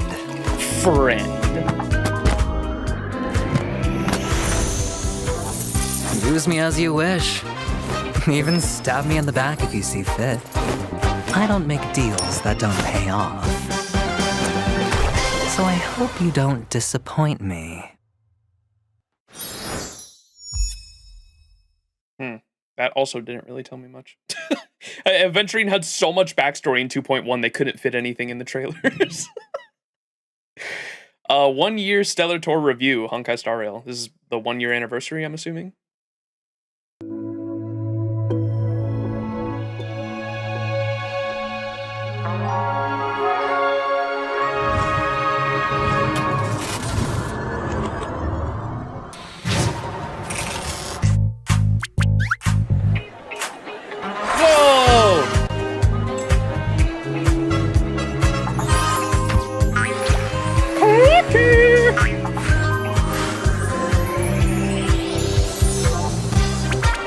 And we find out it's like $500,000 to put an ad on this thing a day.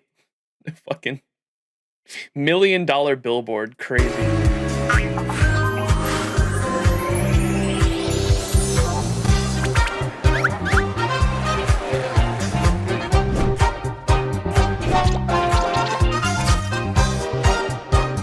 Yo! Train! Public transit! I love public transit!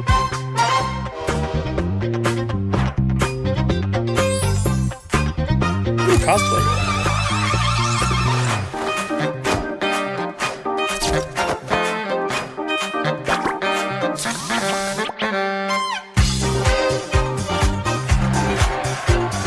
Yo!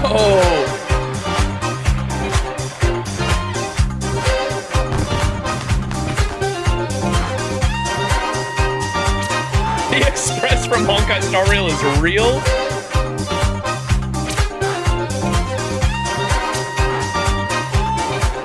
Ho Chi Minh!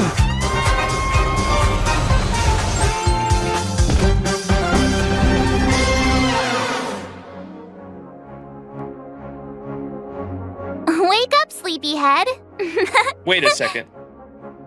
Today marks 1 full year since you boarded the express and the journey's just begun. Come with me, take the journey. Whoa. Sorry. All right, yeah, that was it. We got through all the videos. All right, we're gonna watch this 30-minute video of Aventurine's full plan explained, and hopefully this will help me comprehend the ending of 2.1 a little bit. This video shouldn't go over anything in 2.2 is what I was told, right? So hopefully I don't get spoiled on 2.2 stuff. But this shit should just go over 2.1 and what Aventurine's whole deal was, I think.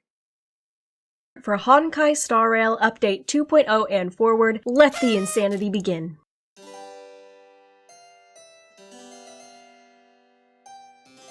If it goes over 2.1, I'll fight someone. Yeah. So this shouldn't go to 2.2. This is all like a recap of 2.0 and 2.1 to my knowledge. And it's explaining Aventurine's full plan and everything. And I'm pretty sure I grasp it all now, but we're going to watch it anyways just to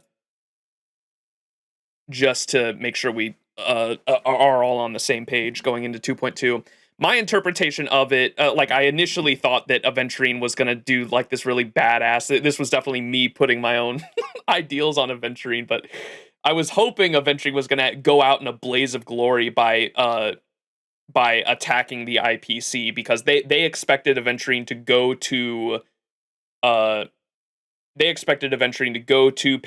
to reclaim its assets for the IPC, right? That's what he was sent there to do. After his whole backstory, because we got his whole backstory leading up to it, and it was very clear by the end of his backstory that what he was about to do at the theater where we fight him was bet his own life. Like he was going to give up his own life. Like he was like literally making amends with like his future and past self to end his life there. Like he was prepared to die, right? And so I was expecting him to literally go out in like a blaze of glory to turn like the public view against the IPC, and also make it so like the IPC would never be able to get PENACONY ever again, is what I thought he was going to do. And what he ended up doing was risking his life to prove the existence of death within the dreamscape, to be able to get the IPC at the table with the family, because now they're essentially going to blackmail the family, I assume, with the existence of death, unless they cooperate in their strategic investment department endeavors, is where I assume we went. And his whole plan was like he bet his life like multiple times, even with like him and I caught that one early on. Him and Dr. Ratio tricked Sunday in order to like push Aventurine to a certain brink. I don't even know if that was part of his plan to get Sunday to specifically put that on him, but his whole plan was to be able to get the Aventurine stone back, right? And so maybe that was his only goal there. I assume. Anyways, we'll watch this video. It'll explain it all. Oh, hello, internet people. I didn't see you there. How have you been? How am I? Oh, you know, just sitting here, enjoying the sun, enjoying my tea. Definitely not banging my head against the wall trying to understand how annoying Peacock Man became my favorite character. I don't know what I expected going into this update. A bit of drama, a bit of excitement, hopefully some answers, more than likely more questions. What I did not expect was for the man I family-friendly swore at for existing. I dislike you. I dislike everything you stand for. You stupid freaking peacock-looking dude. To become the man that I swore at someone else for not giving him the respect he deserves. Shut the up. Oh my gosh. This whole you can't trust anyone in PENACONY thing is really starting to mess with my head. How? I expected him to be nothing more than Bro, I still don't understand any of the main plot though. That was my problem at the end of 2.1. I was like, okay, what is the plot point now? Like, okay, we proved the existence of death. I feel like that should have been like the ending of 2.0, to be completely honest. Oh my god, I have so many problems with 2.0 and 2.1 so far. Anyways, fuck me, man.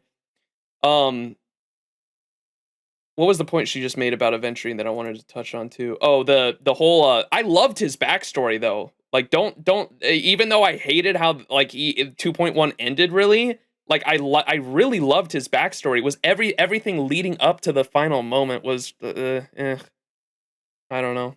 My expectations were shattered, and then I felt different about it. I too like Peacock Man. Him the respect he deserves. Don't care, man is handsome. Oh my gosh. This whole you can't trust anyone in PENACONY thing is really starting to mess with my head. How? I expected him to IMO 2.1 was about building the theme of the arc itself. That's what 2.0 should have been, though, in my opinion, at least. That's where I have like problems with like the pacing issues and the what's the word for delivery, I guess. Like the writing itself, I don't have a problem with. It's how it's the delivery and the pacing I have like major problems with. For 2.0 less so, 2.1 especially, I have like major issues with how it was delivered specifically. To be nothing more than a slightly irritating minor villain who we might share an enemy with. Turns out he is the Space AU Finnick O'Dare that none of us were emotionally prepared for. Not only that, my research for this video has convinced me that he is also one of the smartest characters in the game so far. You would not believe just how many psychological levels this man is operating on. At no point since we've met him is he less than 2 layers deep in some kind of scheme. Seriously, my head hurts just thinking about it. But here's the crazy thing. Our funny gambler man isn't technically a gambler. Yes, I know, his aesthetic is so cool, I'm sorry to ruin it. He makes a big show of doing these insane risk-it-all moments where you have no idea if he's going to win or not, but in reality, his plans are foolproof. Pun intended. This isn't a game of luck for him. This is a game of knowing how people think and planning everything down to the last detail. I can see some of you narrowing your eyes at me like, that doesn't sound like the Aventurine I know. Come closer for a second. That's part of the bluff, my dude. But if I get to the end of this video and there's anything that you don't agree with, or you have a completely different take on the situation, or something you'd like to add, put it down in the comments and we can spend some time talking about it. These past couple theory videos have surprised me over and over how many different people can look at the same seemingly straightforward situations and have massively different takeaways, and more than one of them be on the right track too. I'm pretty confident in the theories and analysis in this video, but I can't wait for you guys to prove me wrong below. One last thing before we get going. I talk a lot about different psychological manipulation tactics in this video, and I want to be clear, I am not encouraging you guys to use them. In fact, I highly discourage it. Unless you're in a high-stakes negotiation with lives on the line and have no other choice but to use tactics like these, it's always better just to communicate as clearly and honestly as you can. From my own experience, genuine connection is always the best bargaining chip. Now let's get started. Some of you are probably going to think that this first bluff was so simple in the game. Does it even need explanation? Joke's on you though, the word simple doesn't exist in Aventurine's vocabulary. Introducing Aventurine's Cornerstone Bluff. Aventurine is one of the 10 Stonehearts, the IPC's elite debt collectors I'm pretty proud of myself for catching on to this. And, or to be honest, it was kind of, did anyone else catch it? Like, there has to be other people that definitely caught it. I just thought it was kind of like a stereotypical, like, heist move. Like, I feel like I've seen that, what Ratio and Aventurine did. Like, I feel like I've seen that, like, several times in either bank heist or, like, spy movies. Specifically, like, Mission Impossible type shit, where they send it's like almost like a bad cop, good cop thing. Like, you send someone in first to, like, gain the trust, and they're acting like they're backstabbing the next guy to come in, and then, like, both of you just played the guy that you were fooling the whole time. That's, like, by the end of the scene, I had caught on what it was doing. I guess I didn't know the exact details of what... I didn't catch on to that the Aventurine Stone was, like, smashed to smithereens, and he just put it back together, and it was, like, hidden among the other gems, but I could tell that, like, neither of the stones were the actual Aventurine Stone, and he had it hidden somewhere else, somewhere. Who wield the 10 cornerstones. The cornerstones allegedly come from the body of Qlipoth, the Aeon of Preservation, and give their holders special abilities, making them not quite emanators, but something similar. Of those 10, we currently know of Aventurine, Topaz, Jade, Obsidian, Opal, and last but definitely not least, Diamond, who is a fully fledged emanator of Qlipoth and wields the Diamond Cornerstone. In summary, the cornerstones are extremely powerful and extremely dangerous, especially if the IPC decides you owe them. Aventurine goes to PENACONY fully aware that the family doesn't allow weapons of any kind in the Reverie Hotel, meaning his cornerstone will be confiscated upon arrival and only returned to him upon his departure from the planet. However, having his cornerstone with him is a major part of his plan, so he's going to have to engineer a way to get it back. So before arriving, he prepares 2 containers. The first one is an ornate box decorated with the emblem of the Amber Lord with an access code known only to the highest level IPC staff. The obvious place to keep a cornerstone. Maybe even a bit too obvious. The second container is nothing more than an innocuous carpet bag filled with the sorts of trinkets and baubles that any tourist with an abundance of cash would bring with them to PENACONY. There are no security measures placed on it other than the fact that it's easy to ignore. And sure, the stuff inside has its value, but it's absolutely the last place you'd expect a priceless relic to be kept. Next, he borrows a cornerstone from his good friend Topaz, places her cornerstone in the box, and that's why I kind of caught on to it early on, was because I was like, if you have someone stupid, like, or stupid's not the right word, but like not completely all there, like stupid enough to fall for a tactic where you make them think that they're smart. You know what I mean? Like they played this bluff and put another fake cornerstone in this bag to make Sunday be like, oh, I know this is the obvious place you'd hide it, so this is a fake, and the real cornerstone is hidden in here with these gems.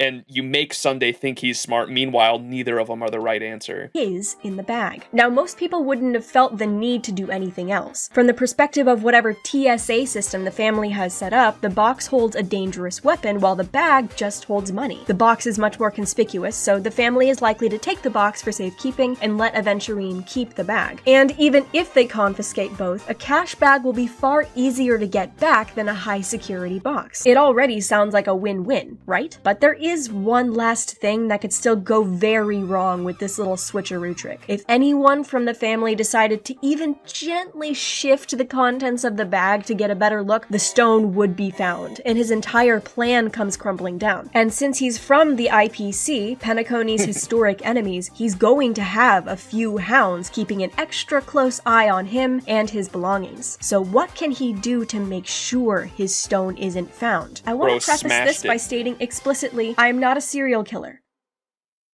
I'm not. If you have something that you would rather people not find and decide to hide it by, say, burying it in a small, inconspicuous patch of woods behind your house, but you're still concerned about the possibility of search dogs finding it, one thing you can do is bury something else, something interesting to a dog, a few feet closer to the surface. So if the dog finds the hiding spot, they find the diversion first, and the dog's handler will think it's a false alarm and tell it to move on. And even if the dog returns to the spot, the handler will just pull the dog away to search elsewhere. And that way, no one finds out what you did at 9:23 a.m. on December 18th, 2022. Anyway, back to cornerstones. Aventurine knows that if someone decided to search his things, there was really nothing he could do about it. But they might stop searching if they think they've found what they're looking for. So he puts his cornerstone in the bottom of the bag and adds a second decoy cornerstone, this one belonging to Jade, closer to the top. And Jade, of course, can be very difficult to tell apart from Aventurine unless they're side by side. So now, if the family does decide to...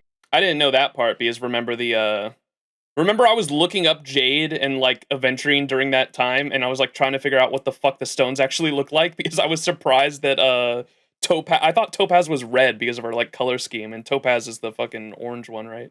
And he also he didn't he smash it into multiple pieces, I thought, or did he just smash it to make it look fractured and like not as expensive as the other one? I thought that the dialogue made it sound like he smashed it into multiple pieces. His stone. To search his bag, they'll find the Jade Stone and think they've found the Aventurine Stone. Of course, they'll realize the one in the box is fake. Aventurine would most likely be sternly scolded, but he still could plausibly get his cash bag back, since by then the family would think the bag no longer has anything dangerous in it. But as one last itty-bitty safety measure, Aventurine takes the precious, powerful religious relic owned and loaned to him by the very, very financially and militarily powerful Space IRS and smashes it into many tiny pieces. Hell yeah.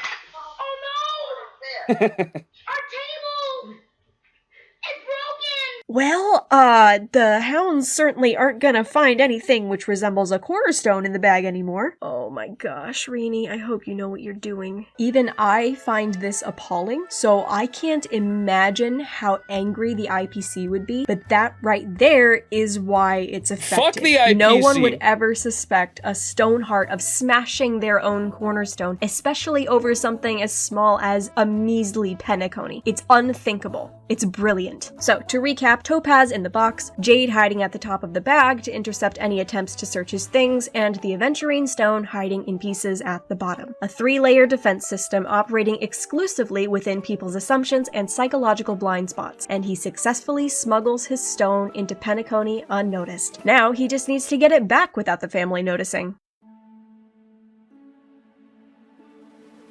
The biggest obstacle to Aventurine quietly getting his cornerstone back is, of course, the Kentucky Fried Overlord. He sees all, and he's extremely suspicious, especially when The what? The biggest obstacle to Aventurine quietly getting his cornerstone back is, of course, the Kentucky Fried Overlord. He sees all, and he's extremely suspicious, especially when it comes to the IPC. Getting the bag back without Sunday's knowledge is just not gonna happen. Security at the Reverie is way too tight, and if Aventurine comes right out and directly asks for the bag, Sunday is gonna wonder why, casual investigation will happen, and, well, let's just say Sunday is one of the very, very few people I can picture seeing a random broken rock and thinking, it's been a while since I've done a good jigsaw puzzle. Wait, isn't that... But honestly, no matter what angle Aventurine approaches this from, because Aventurine is IPC, Sunday will always be suspicious of him. But there is a way to trick him out of that, to get his guard down, just long enough that Aventurine might be able to make a wild grab for the bag and run. The only time Sunday stops being suspicious of everyone and everything around him is when his suspicions are proved right. Oh boy, strap yourselves in for Operation Insert Name Here. I am so tired, please just accept it. Stage 1 of this operation is for Aventurine to tip his cards in such a way that Sunday doesn't realize he's being set up, therefore making him believe he has the upper hand, therefore lowering his guard. Sunday already believes, correctly, that Aventurine has ulterior motives on PENACONY, but as of yet he has no proof of it. However, if he were to, on his own, find a... It's also, I wanted to say it earlier when I was talking about how, like, Sunday is, like, I didn't want to call him stupid, but his weakness is that he's a control freak. He wants to have control, and if you make him think he has control, he will lower his guard, like she's saying here. cornerstone cleverly hidden in Aventurine's bag, and then afterwards he were to catch Aventurine trying to get a hold of said bag, that would confirm his suspicions without kicking them into overdrive. Lucky for Aventurine, Sunday's already halfway there. He already suspects the cornerstone in the box is fake and the real one is hidden somewhere. Unfortunately, because he can't open the box to confirm, he's left in obsessive overthinking limbo, gets tunnel vision, and doesn't even think to look closer at the bag. So to fix this, Sunday must be gently nudged in the right direction. However, that's not something Aventurine can do himself because ratting himself out would give away the entire scheme. Where, oh where, could we possibly find a suitable rat? Introducing Dr. Veritas Ratio. Men. I had to do it, don't hate me. If you've been paying attention at all, you already know that Ratio and Aventurine have a complicated dynamic. They do have a mutual respect for each other, but you wouldn't know it because they never stop bickering long enough to show it. She's touching me! I'm not touching you. You're touching me! Not touching. Touching me! It's free air.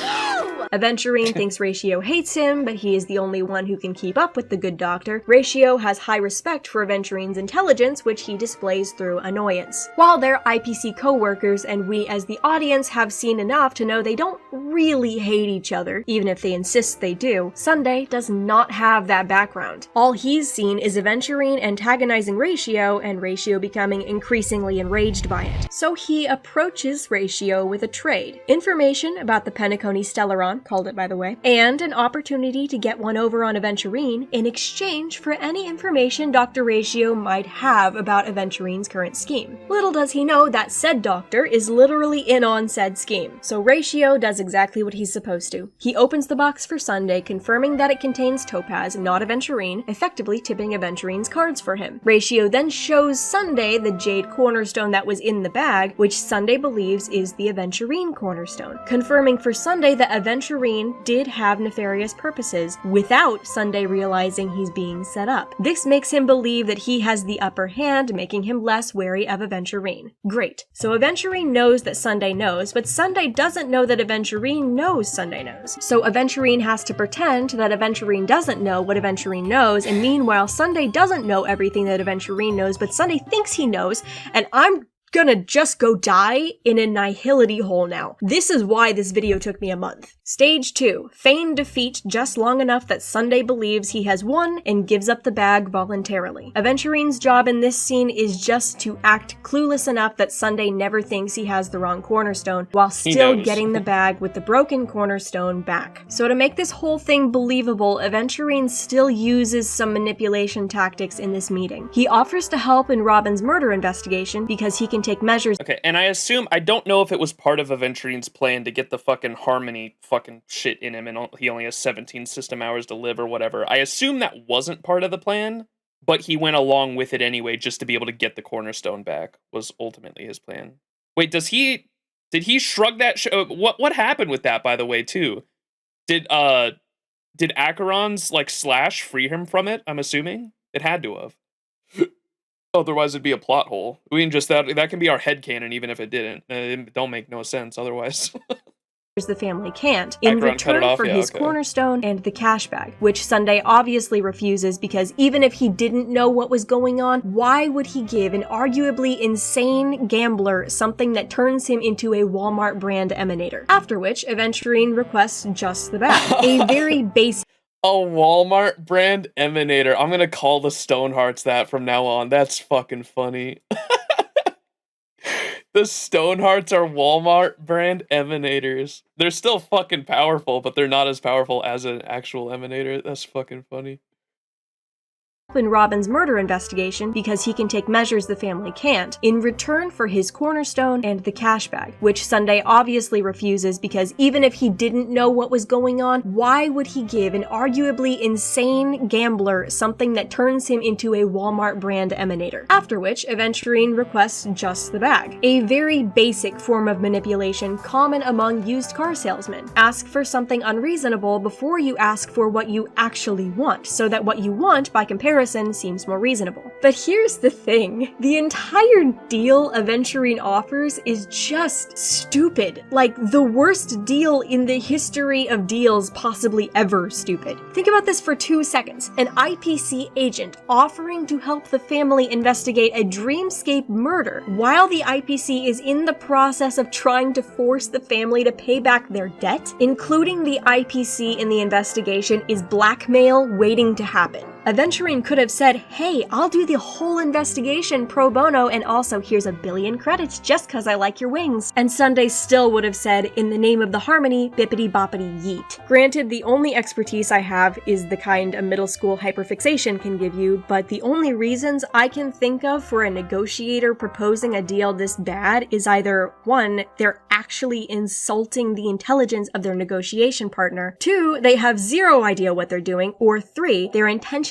using incompetence to distract from something they're trying to hide. And that's what Aventurine is doing. Just one more psychological deception so the Cornerstone bluff looks mildly believable. And I can definitely see why the tavern wanted him.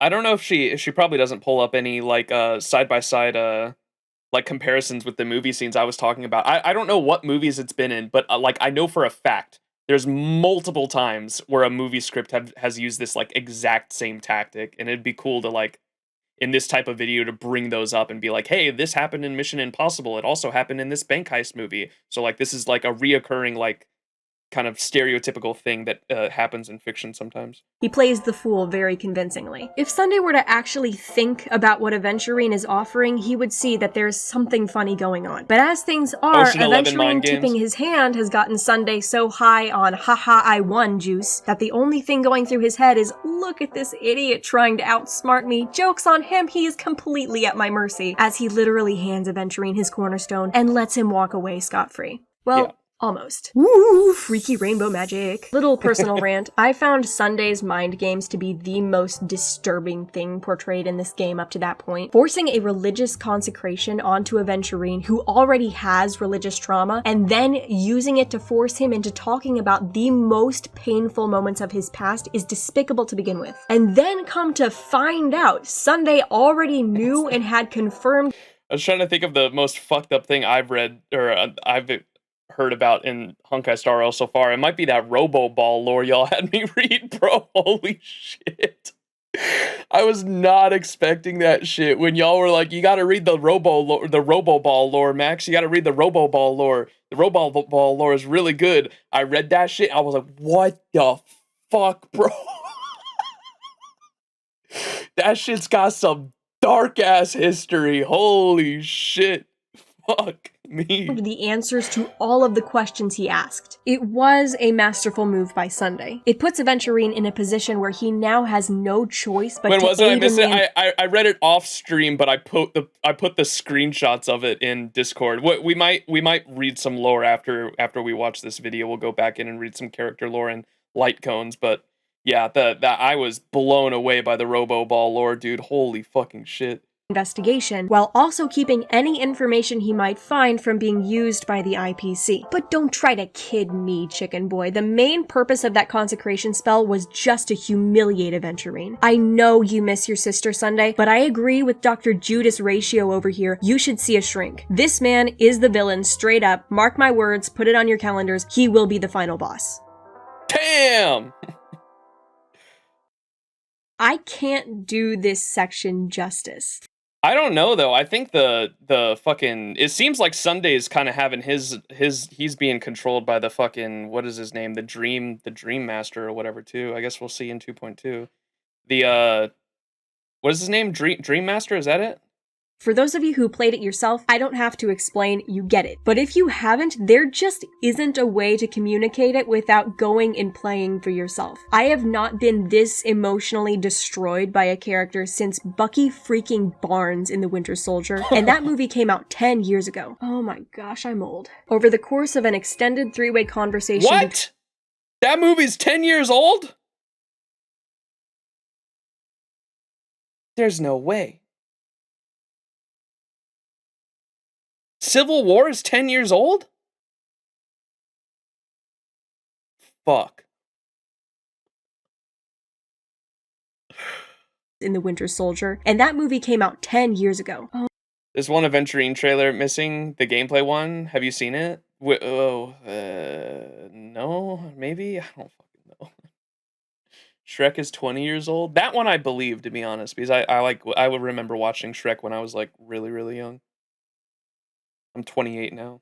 Oh my gosh, I'm old. Over the course of an extended three-way conversation between Aventurine, his past, represented by an image of himself as a child, and his supposed future, represented by a ghostly figure who mocks him at every turn, Aventurine comes to terms with the fact that he has only hours left to live, peeling back his layers one by one. We've already seen flashbacks to his past sprinkled throughout the update, telling us about his early life on Sigonia, the loss of his family, how he was bought and sold, and eventually was recruited by the IPC. During all these flashbacks, we've seen him face each. He'd be such a great asset, bro. He'd be such a great asset in our resistance against the IPC, brothers. Please. Please. We can fix him. Oh, fuck. Each obstacle with the same brazen bravado we've always seen from him. Like he's not afraid of anything, and luck will always be on his side. But in this final conversation, all his flashy defenses finally begin to break down. And we see that not only has he been manipulating everyone around him, he's also been manipulating us, the audience. The arrogant, charismatic gambler who doesn't know the meaning of the word fear is nothing more than a mask. A misdirection just like he'd use in a negotiation. And we finally get to see the person underneath. Kakavasha, a survivor. So you see him as an asset too? In the Resistance? Absolutely, bro. Are you kidding me? Everyone's an asset in the Resistance. Of horrific trauma. I said, like, if his backstory, though, if he wants to just have freedom, like, I wouldn't have a problem with that either.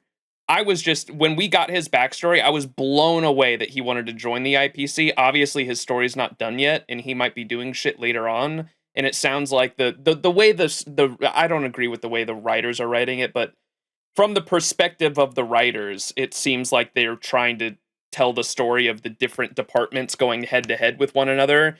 And specifically, Aventurine seems to want to get revenge or get back at specifically the department that colonized his planet, the marketing department, which I jokingly, or it's not even a joke really, they literally are like the colonization department, the fucking imperialistic colonization department. And it seems like his focus might be on them specifically. And Diamond also wants to get at them because the way the different departments in the IPC go head to head is the ones that can like bring back the most profit are able to have like the more control over what the IPC does. And so because the colonization and the imperialization department doesn't give a fuck about morals, they will just do the most immoral shit to make a buck. They're the ones that usually rise to the top, it sounds like, whereas Diamond's department doesn't as much, and they're not as high up on the totem pole, but they could be if they take care of the colonization department, which is, I assume, why Aventurine and Diamond are working together to try to possibly take them down. But yeah. I think. Am I getting that right? Waldo, yeah. 4 ads, why? Subscribe. Did y'all know if you can subscribe, you can miss out on Twitch ads, by the way? There's definitely internal conflict in the IPC, but it's not making waves because they want to stand as a united front for the universe, yeah. Ads are getting wild now. It's probably because it's at the end of the hour or whatever. It plays all the ads at once at the end of like every hour I stream, I think.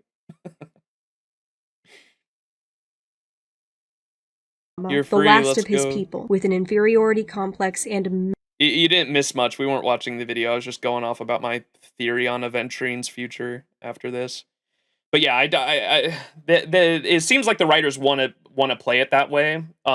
Which is fine. Like I'm not here to critique the way they want to take it. I just would have at the end of Aventurine's storyline in PENACONY, I so much would have preferred if he just would have said "fuck you IPC" and went out in his own way. And like his whole backstory seemed like he never really got a choice in like whatever he did, and like his luck was always seen as a blessing, even though his life was always so tragic, and he was like the only one remaining time and time again. I think it would have been cool to have him go out on his own terms, and that was him finally making his own choice. But that's obviously my own personal bias. I understand.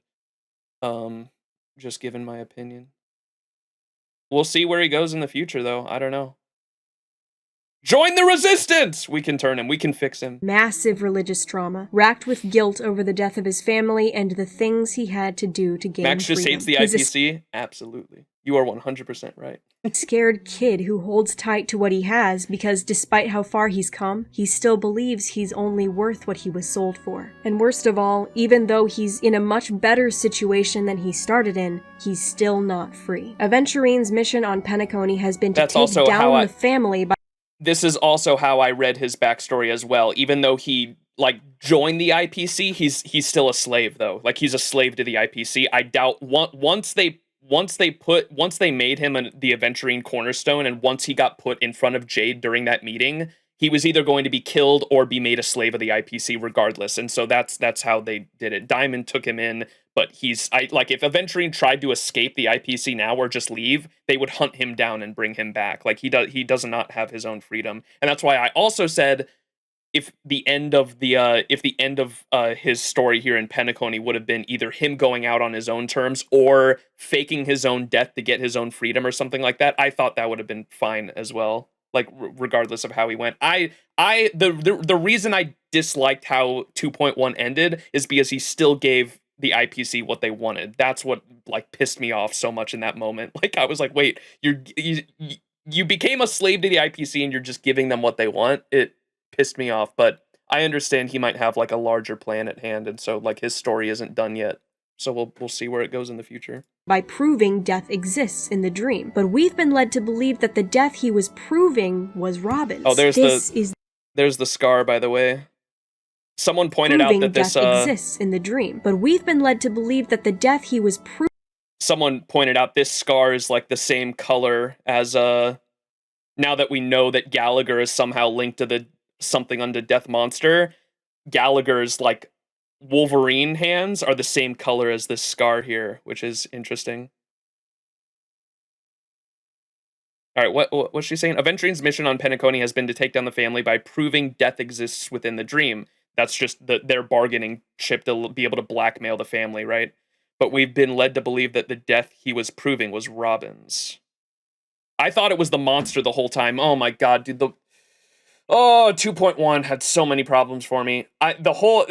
Early on in 2.1, they referred to the something unto death monster, the meme monster, as death. They call it death multiple times. And so whenever Aventurine was saying, I'm trying to prove the existence of death, I thought he was referring to the monster, not the concept of death itself. Dude, shit threw me off so much. What he was sold for. And worst of all, even though he's in a much better situation than he started in, he's still not free. Aventurine's mission on PENACONY has been to take down the family by proving death exists in the dream, but we've been led to believe that the death he was proving was Robin's. This is the third bluff. As the scene carries on and the player slowly is made to understand the depths of Kakavish's self-loathing and self-destructive tendencies. What's the third bluff?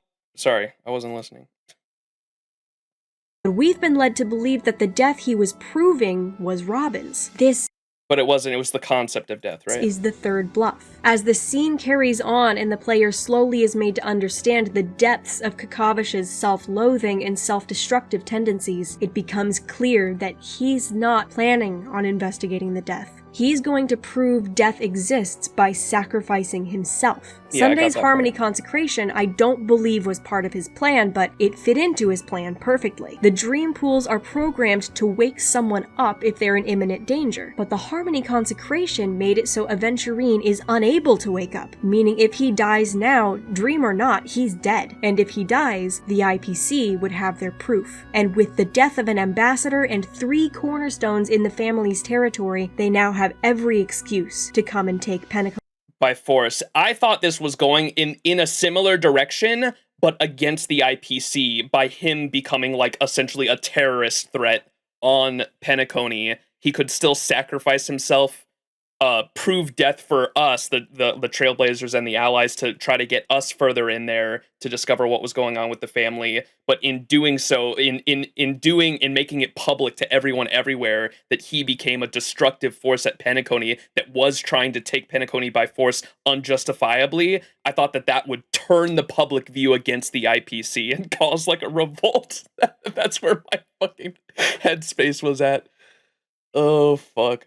PENACONY by force. And so Kakavasha puts together one final incredible show as Aventurine, full of bravado, painting himself as a perfect villain, willing to kill anyone and everyone for his mission. But when the final blow so no one saw this either, by the way, huh? Because like that's what I thought was happening here. Like I thought he became like he was acting as the villain here, right? Like he was putting on a farce, he was putting on a show, he's acting out a villain to try to get us to kill him. I assumed in that moment, I was like, oh, he's trying to shift the public view against the IPC. But that's not, I guess no one saw it. Because they did say they cleared out the fucking, the area, right? Sunday did. To come and take PENACONY by force. And so Kakavasha... You watched Rondo across countless culpas, Max? What? What does that mean? We watched Rondo, yeah. Anti-IPC streamer explains why he wants the plot to be anti-IPC. Puts together one final incredible show as Aventurine, full of bravado, painting himself as a perfect villain, willing to kill anyone and everyone for his mission. But when the final blow comes, he doesn't defend himself. Oh, dude, it actually could have been written that way too. Oh, this is just making me angry that it didn't go my headcanon way. Fuck. I understand. Hey, let them do what. Let them cook. Let them cook. I understand. He might have some greater plan later on that I enjoy. I just fuck. I genuinely thought in that moment when we got the cutscene with Acheron that that's like how it was gonna go, but it didn't. And so we come to the fourth bluff. And as Acheron and Kakavasha converse in the shadow of IX, we learn that Aventurine was lying again. Yeah, sorry to ruin a touching heart. And he's not dead either, which I thought at the end of this cutscene, at the end of the conversation with Acheron and Aventurine, he makes his amends with young Aventurine, with Kakavasha, and he walks into the black hole, and I thought that was like literally him leaving into the afterlife, and then like chat was like, no, he's still alive. I was like, wait, what? Why did they make it? It kind of made it seem like that was like his farewell. I don't know. Weird way to end that. Breaking moment, but he didn't actually sacrifice himself to prove that death is possible in the dreamscape. He actually sacrificed himself to prove that it isn't, and his mission here is a lot bigger than we thought. Real death does not exist in Penacony's dreamscape. So not only has the family been... So was the exit of the black hole area the black hole? That shit makes no fucking sense, bro. Bro exited through the black hole. Can we explain the science of Acheron's black hole dimension? Been telling the truth, but also everyone we've seen die in the dream, Robin, Firefly, Sunday, even Aventurine himself, were never actually in danger. Can one thing... No way! No way! I mean, I caught on... Wait. What is she saying? And as Acheron and Kakavasha converse in the shadow of IX, we learn that Aventurine was lying. Again. Yeah, sorry to ruin a touching, heartbreaking moment, but he didn't actually sacrifice himself to prove that death is possible in the dreamscape. He actually sacrificed himself to prove that it isn't, and his mission here is a... Aventurine goes to Penny, he dies to prove his death exists in the dreams, death doesn't actually exist in the dream, death doesn't actually exist in the dreams. Do you all remember, like, literally seconds after the Firefly death scene, I was like, good thing it's just a dream. And then after Robin's death, I was like, it's a dream. Wait, why are we freaking out? I was like, can we not just go back to reality and check on him real quick? And then we try to do that. And when it was, I guess that's what Firefly's thing is supposed to be. But at that point, I was already piecing together what Firefly actually was. And so I was like, it makes sense that, like, Firefly wouldn't exist in real life because, like, I know she has some kind of connection to Sam, right? I didn't know exactly what it was, but I was like, that would make sense why she doesn't exist in real life when we went to go check on her. I was like, can we not check on Robin? Because Robin's supposed to be dead? I guess not, because she's a rock star. I guess that's what the writers were going for, though. But the whole time, I literally, since seconds after Firefly's death, I was like, this is all a fucking dream. Why are people, like, freaking out about it?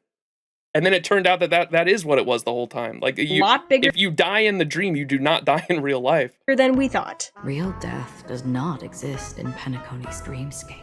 So not only has the family been telling the truth, but also everyone we've seen die in the dream, Robin, Firefly, Sunday, even Aventurine himself, were never actually... And Robin, Firefly, Sunday, even Aventurine himself were never actually in any danger. Yes, that is what I have been saying since 2.0! In danger. Can one thing in Penacony be real? Just like one thing. The other characters told us death wasn't real in the dreamscape. The devs told us. And then in 2.0 it was, and now it isn't again. Acheron has apparently known this all along. My guess is this strangely knowledgeable guy told her. Possible Mikhail sighting? Kakabasha, on the other hand, suspected it. Possible Mikhail? No, that's from her homeworld or some shit. The guy that's talking to her in the cutscenes was, like, from her homeworld, I assume. Or was another self-annihilator that was, like, resisting it like her, one or the other. Knowledgeable guy told her. Possible Mikhail sighting? Kakabasha, on the other hand, suspected it after his conversation with Sparkle, but didn't know for sure. As far as he knew, there was still a very real chance that if he died in the dreamscape, he would just... The theory at the time was that death by death caused a kind of mental death, leaving the body in a vegetable state. How did you come to that conclusion, though? Was there anyone... I don't think anyone was in a vegetable state, no? Because we went back to reality to try to figure out what was going on with Firefly after that. We talked about the I can't remember what they called her, the stowaway girl, right? That was like a backup dancer or a backstage performer for the Iris family is what we asked about, right? And they were like, there's no one that fits that description. And so I assume what the writers were going for was that if you die in the dream, you cease to exist in real life, I think is what they were going for. But because I was already putting together the pieces of Firefly at that time, I knew that I was like, okay, no, it makes sense that she wouldn't exist in real life because she's in the fucking Sam suit or whatever, or she's somehow psychologically connected to Sam.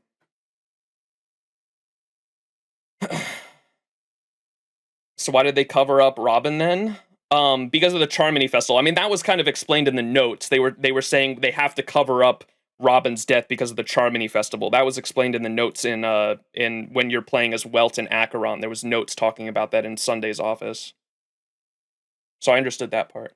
Max is just too big brain. Well, I just listen or I read a lot of fucking media. I was just like, no, it's not me being big brain. Don't say that. Who the fuck else? There has to, please don't tell me I'm the only one that was like, if you die in the dream, surely you just wake up in real life. No one asked that in the game. I was losing my mind. There was not a single character that asked that question. I was losing it. I was like, can we please ask the question? And then Himiko finally asks it, and then that's when we did the Firefly thing. I was losing it, bro. Alright, anyways, let's keep going. Just be dead. And so that's what all the soul searching was about, but he decided to go through with the gamble anyway. Can someone please get my boy some therapy that isn't conversing with his snarky future self? But then the question becomes, if the they kept telling us you can't die, so I thought it was a dumb question. I didn't. I was like, surely we can just check. Like, surely we just wake up and just go check on them after they die. That's what and then we finally did it with Firefly. I keep reiterating on that point, but I assume that was the writer's way of trying to make it seem like if you died in the dream, you cease to exist in real life. We went up in the reality area and asked the front desk about it. People who experience death in the dreamscape aren't dead. Then what happens to them? Because once they die, they don't wake up. In the real world, their bodies are fine, but they're effectively in a coma. So where does... When was that mentioned? What? Oh, it was, and now it isn't again?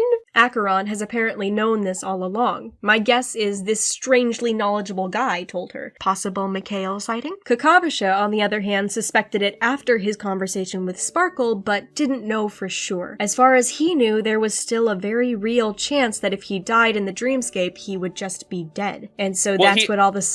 He also said, That's what all the soul searching was about. He also said, there was dialogue of Aventurine saying, didn't he say he tried to kill himself multiple times? And I assume that this stage thing was that he just wanted to put on a presentation to prove to everyone watching that death exists. But I thought he said earlier in one of the dialogue, or unless he was joking, he might have been joking, but I swear there was a dialogue line where he said, "Oh, I've already tried to kill myself several times, but every time I do, I wake up back in reality," right? Wasn't that what there was dialogue about that? Soul searching was about, but he decided to go through with the gamble anyway. Can someone please get my boy some therapy that isn't conversing with his snarky future self? You talked to Ratio about that? Okay. But then the question becomes, if the people who experience death in the dreamscape aren't dead, then what happens to them? People who experience death in the dreamscape aren't dead, then what happens to them? Because once they die, they don't wake up. In the real So we're assuming this is what happened to Robin then? world, their bodies are fine, but they're effectively in a coma. So where does their dreamscape self, their consciousness go? And this is where everything changes. I assume, back when Firefly died, I assumed you either wake up or go deeper in the dream. So if their body's unconscious in real life, I assume their consciousness goes like deeper into another dreamscape. Learn that this is not PENACONY. According to Kakavasha, the family used the harmony to portion off a small part of the memory zone, sort of like constructing a seawall. And you cut, I couldn't, in the cutscene where, in the cutscene with, what's it called,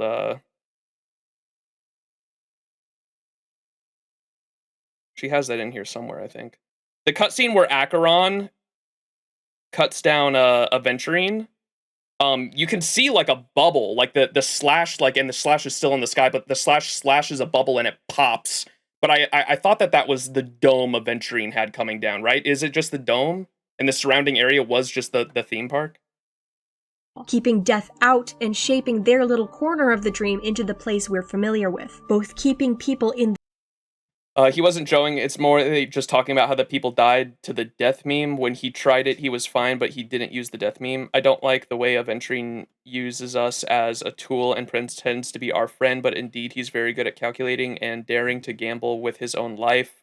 When chance is passing, though, the background story formed his character very well. Such a twist, child can't go a normal way, but can only gamble with everything he has to earn a ray of hope. Yeah, no, I got that part of his story. I liked Aventurine. I like Aventurine's character. I just didn't like it's similar to like Bellabog for me, where it was a 9 out of 10. The ending was the only part I didn't like. Like I feel like for me personally, the ending could have been so much better. But because it was just left open. Like Aventurine's character now is just like left open to be like picked up somewhere else in another story. And I personally didn't like that. But I explained this earlier. I'm also a Fate player.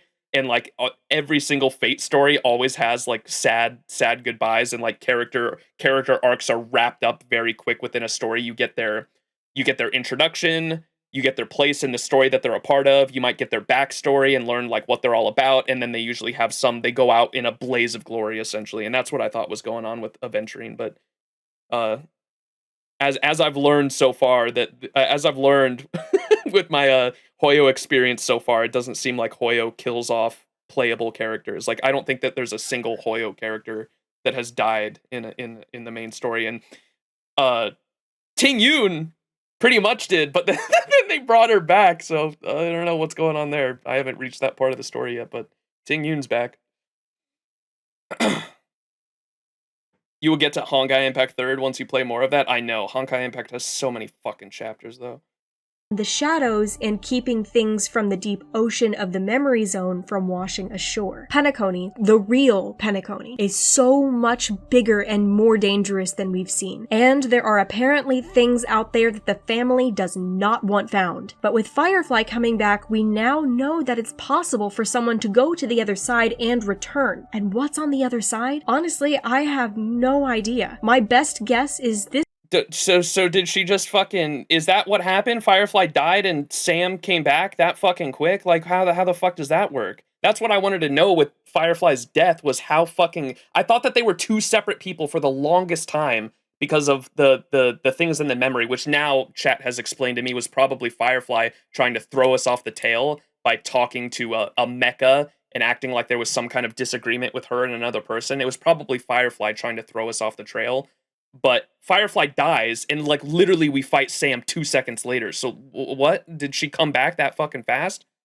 Other Wait side for and 2.2? return. Oh. And what's on the other side? Honestly, I have no idea. My best guess is this might be where Mikhail skipped off to when he left Misha behind. Maybe he never left PENACONY. Maybe he's the second mute Sparkle mentioned in her conversation with Kakavasha. No, that's Firefly.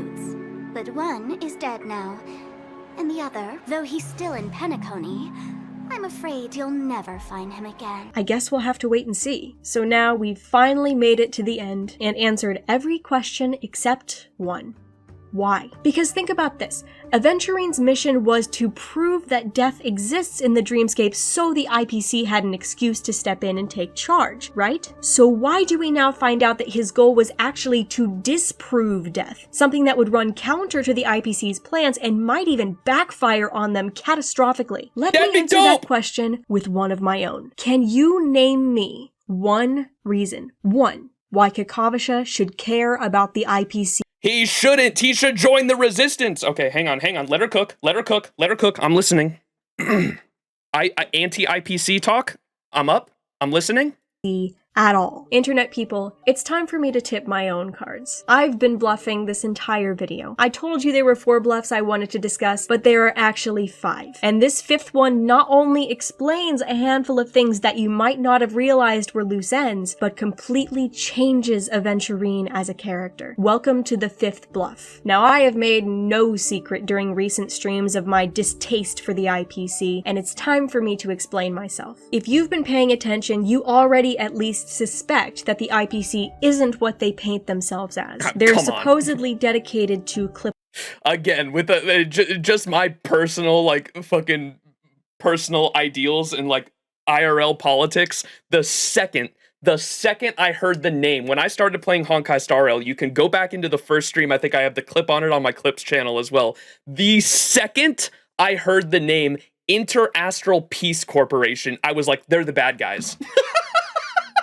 The second I heard that name, man, I was like, they're the bad guys. Lepoth the Preservation, and according to the databank, this should mean helping civilizations in crisis stay on their feet enough to endure. And we have seen them attempt to do this, but their methods, oh boy. Let's take Belobog as an example. Before the Eternal Freeze set in, the architects saw it coming and took out a loan from the IPC to build Belobog's walls and finance the fantasy IRS. There's so much more than an IRS too. They're more akin to like they're more akin to like a global superpower. A global superpower that works as its own bank, right? That because they have their own currency and they lend out loans and they want a return on that. They're more akin to a bank than like a government taking taxes. For the record, how their debt system works at least, because they give out loans and they expect a return on those loans, and if they don't get it, they will come take it by force. Oftentimes, that's why they're what do they call the Stoneheart division? What is that part called? If America was a bank, pretty much, yeah, but especially with their colonization efforts as well. What's the name of their the strategic investment department? They have liquidation in there somewhere as well as a word. I can't remember what they call it. Like that when they go to when they went to Belobog, they were telling Topaz like she's there to liquefy the assets of the area. Pretty much, it is fuck, dude. Oh my goodness. It's good writing though. God, I love Star Rail's writing. They did a great job on that, like with the in IRL fucking inspirations. But their method, the non-performing asset liquidation specialist. Yeah, Jesus fucking. That's a terrifying name, by the way. Jesus Christ.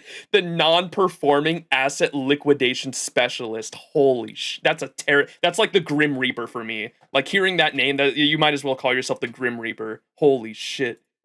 scary-ass name. Oh boy. Let's take Belobog as an example. Before the Eternal Freeze set in, the architects saw it coming and took out a loan from the IPC to build Belobog's walls and finance the Engine of Creation, Svarog, and the other robots we see running around. So the IPC, an organization meant to help civilizations in crisis, knew about Belobog's situation and yeah, they're just uncivilized. What did they called Kakavasha's world unclaimed territory too. Oh my god, I got so fucking angry hearing that shit. Unclaimed territory. Yet not once in 700 years did they intervene. And when they finally do arrive, it's only to collect Belobog's tab. When it becomes clear that Belobog can't pay it back because they've been quite literally snowed under for 700 years, Topaz basically says, okay then, well, we're in charge now and there's nothing you can do about it. If you've played the quest, you know Topaz does change her tune and is able to arrange more time for Belobog to pay off their debt once she understands they will be able to. And then Topaz gets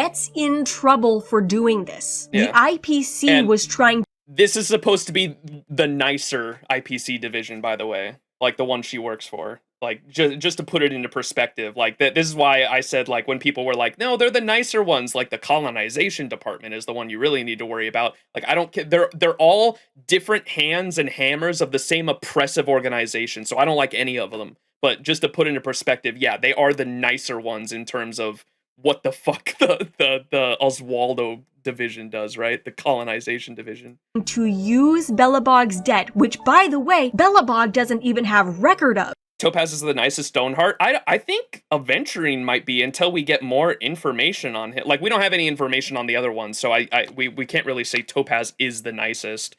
I want to know what Aventurine's history is in terms of the other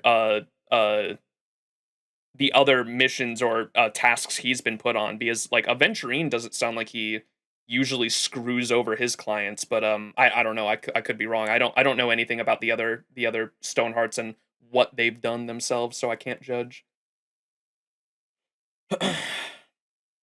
It's only Topaz is nicer. The department is different. Aventurine just gambles. Depends. He probably wouldn't have been so lenient with Belobog as Topaz has been. Then again, it's not even his job. He's an investor. I know. That's why I want to learn more about all of that, but I don't know. We don't have a lot to go on at the moment, or at least where I am in the story. As a way of forcing the planet under IPC control. Now let's look at Sigonia. Kakavasha was born very soon after the IPC acquired Sigonia. But as we learned, the IPC's involvement didn't improve or even much change the lives of the Sigonians at all. Both of Kakavasha's parents died to a rival nomadic clan, and when his clan of nearly 10,000 people was attacked and destroyed, literally, Kakavasha is the only known survivor. The IPC did nothing but release a statement about how their profit margins were affected and clean up the mess. Internet people, I am enraged. Klapoth is notorious for remaining. If that makes you angry, you should hear about the shit that happens in real life. Neutral, and in most situations, I'd say neutrality is a good thing. But what the IPC is doing is not neutrality. This is inaction. People can remain neutral while still stopping or at least minimizing the damage of the conflict. I'd use the word mediator. And in representing Klapoth, this is what the IPC is supposed to do. But instead, they have made a habit of compromising their mandate of preservation in favor of a policy of quote-unquote neutrality. And it indirectly caused the extinction of an entire civilization. But wait, there's more. I've not seen anyone else catch this, but the IPC is responsible for Kakavasha being bought and sold. And I mean directly. In the first couple flashbacks to Kakavasha's early life, the IPC are referred to as the Men in Black. And in his conversation with his younger self, Kakavasha clarifies that this is because low-level IPC employees wear black uniforms. Then, in the flashback with this scumbag, he says, "The guys in black didn't say much, but I figured you must have had good luck, so I bought you." With the way he words it, I can't call it confirmation, but it is heavily implied that those 60 tanba went directly into the pocket of the IPC. On its own, this might not mean much because the IPC is also full of corruption. But later in Kakavasha's audience with Jade, not only does she scold him for killing his master, she even says that as a servant, which, use the right word here, girly, that is not what this was, he shouldn't have resisted the things he was asked to do. And and I'm gonna freaking throw up every time I so much as dip a toe into the absolute horror fest that is Kakavasha's backstory. My blood pressure blows the roof off the house. I'm not even joking right now. I can hear my heartbeat. The IPC does not stand for preservation, nor do they represent Klapoth in any meaningful way. No way! They only take action where there is money to be made or lost, regardless of the lives affected by their action or lack thereof. And the only thing that can truly get their attention is an interruption in their cash flow. Enter Kakavasha, a scrawny Sigonian kid with an apparent death wish who knows exactly how to interrupt that cash flow. And oh boy, does he get their attention. He nearly bankrupted them with one con job, and then he starts working for them. Now pause, because this just doesn't make sense. The IPC is bad. Kakavasha knows they're bad. He has been on the receiving end of every bad thing the IPC is capable of dishing out, and yet he becomes a Venturine. Why? On the surface level, it looks like he's just after fame and fortune, selling his soul for the sake of fancy outfits, deep pockets, and finally being free. Except he isn't. Kakavasha has massive survivor's guilt. He doesn't believe he deserves the life he has. So let me draw your attention to an interesting detail. In his first scene with Jade, he 3 separate times tells her he wants to be brought before Diamond. 2 separate times. I want your Lenore, chief, to meet with me. I have something to say. Yeah, I remember this. I wager you won't give me this chance, which is why you should call him. You should call Diamond here.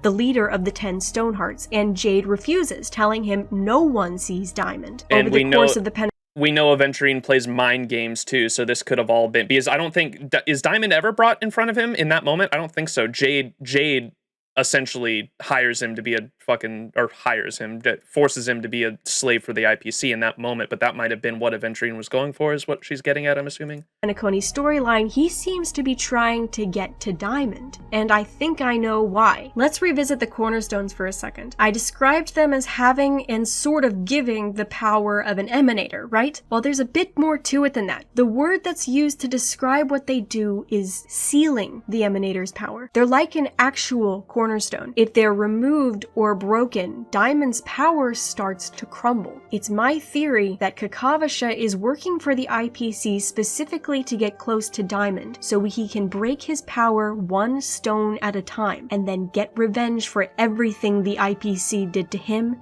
and his family. And I can't. Part of the reason I want to know more, that'd be cool, but part of the reason why I want to know more about Aventurine's back, or like in terms of what he does as an IPC employee, essentially, an IPC slave for the most part. I want to know like who he affects though, because like if your path to revenge puts innocent lives in your path, like I couldn't agree with that. So I'm curious to get more information on what Aventurine does on his personal missions, because if he does like what Topaz does, I couldn't agree with it if he's playing this role to try to get revenge, and in the meantime innocent people are being caught in the crossfire. Anarchy. Up the event. Up the IRA, make them run like hell away. An emanator, right? Well, there's a bit more to it than that. The word that's used to describe what they do is... You don't need to agree. I am the commentator of the story. That's what my streams are. That's why I'm just giving my opinion on the story. Sealing the emanator's power. They're like an actual cornerstone. If they're removed or broken, Diamond's power starts to crumble. It's my theory that Kakavasha is working for the IPC. I think it'd be more realistic though that he'd be going after the that's why chat explained the whole departments to me. The Oswaldo department is the department that colonized his planet, and so I would assume he'd want to go after them, and it wouldn't surprise me if he's working with Diamond to go after them as well. Specifically to get close to Diamond, so he can break his power 1 stone at a time. He just needs revenge, fuck morality. I stand against all oppression whatsoever. That's why I fucked with Boot Hill too, because what did Boot Hill say when one of his first lines on the fucking train was, he was like, us members of the Galaxy Rangers stand for 2 things. What did he say? He said you'd never hurt the weak, and never do something else. I can't remember what it was. It was never hurt the weak. What was the other one? They share the bottom line. He's monologuing that chip he's constantly placing on the table first and foremost. It's himself, so I don't think his plans affect others too much. I know that. I just wanted to like learn more about his story, like what he does anyway. Boot Hill says fudge everything but morality. What was his line? Boot Hill said, never hurt the weak and never something else. And he said, no, never kill the innocent. Well, that kind of goes with I think it was something about the innocent though. Yeah. Never hurt the weak and never kill the innocent. And he was like, anyone who crosses these lines though, you can be sure the hunt will come calling. And I was like, oh, fuck, I fuck with this guy so hard. God, I love Boot Hill. That's pretty much my whole ideals. You just fucking fuck oppressors, man. That's why I hate the IPC and why I was also saying, like, I fuck with Aventurine and I love his backstory, but if he uses his power to get to the other, it'd be an interesting revenge story at least.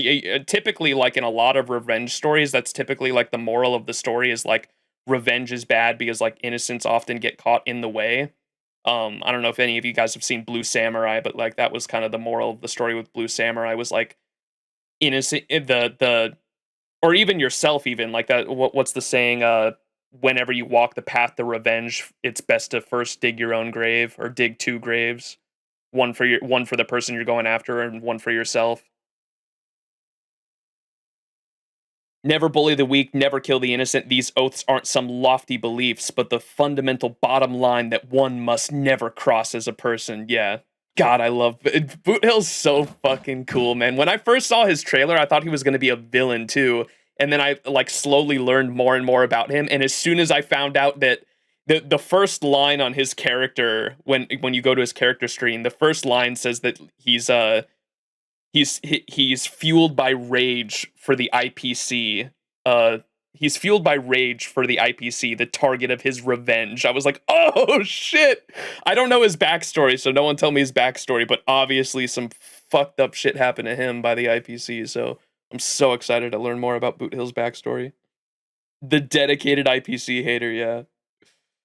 You're the Hunt fan, aren't you? Not fully. I fuck with the what I've heard from Boot Hill. The Galaxy Rangers are pretty awesome. I'm less so with the Xianzhou Lafu, even though I like them. I don't dislike them, but I'm not like fully on board with them or anything. I also dig Equilibrium in a way. Just because I love the ideology of with nature, at least with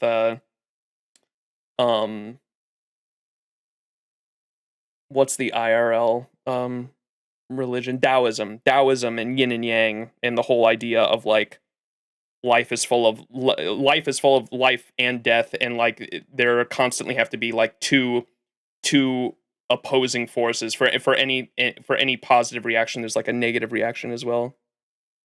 Not Fooly. Fooly's cool. I assume we're gonna learn more about Fooly with the Remembrance path coming in 3.0. So that should be interesting. Fooly's cool or interesting though. Balance in all things. Aha and Enigma for obvious reasons, but also Nihility. Nihility's yeah, they're all pretty interesting. I don't know if I'd say I have a favorite, to be honest. Galaxy Rangers are probably my favorite at the moment, but I also don't know a whole lot about the other ones. I think it's just I guess we got jebaited with Acheron. So the only two that we have currently are Boot Hill and Rappa then.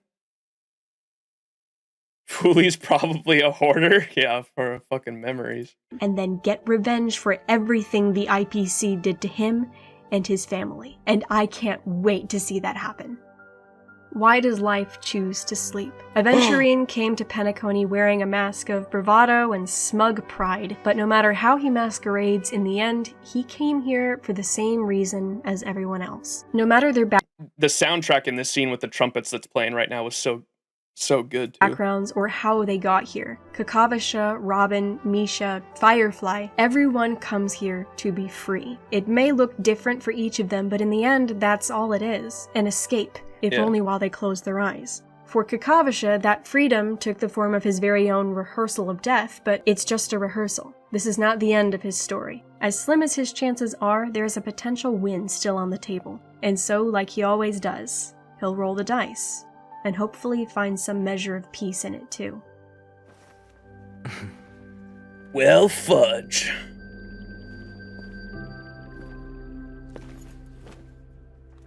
I don't think you would get along with equilibrium. Balance means evil has to exist on par with good. Those are human concepts, which is why I knew someone was going to ask that. That's why I said, in terms of nature, at least. Like, probably not so much with the... I hate the debate on, like, what is human nature? Is, like, is evil intrinsic in human nature? Or is greed intrinsic in human nature? I hate that debate. I'm not even going to get into it. It's like it's a never-ending debate that could go on for fucking ever because it's all based on perspectives. Are you going now? Beast class moment. The human sins.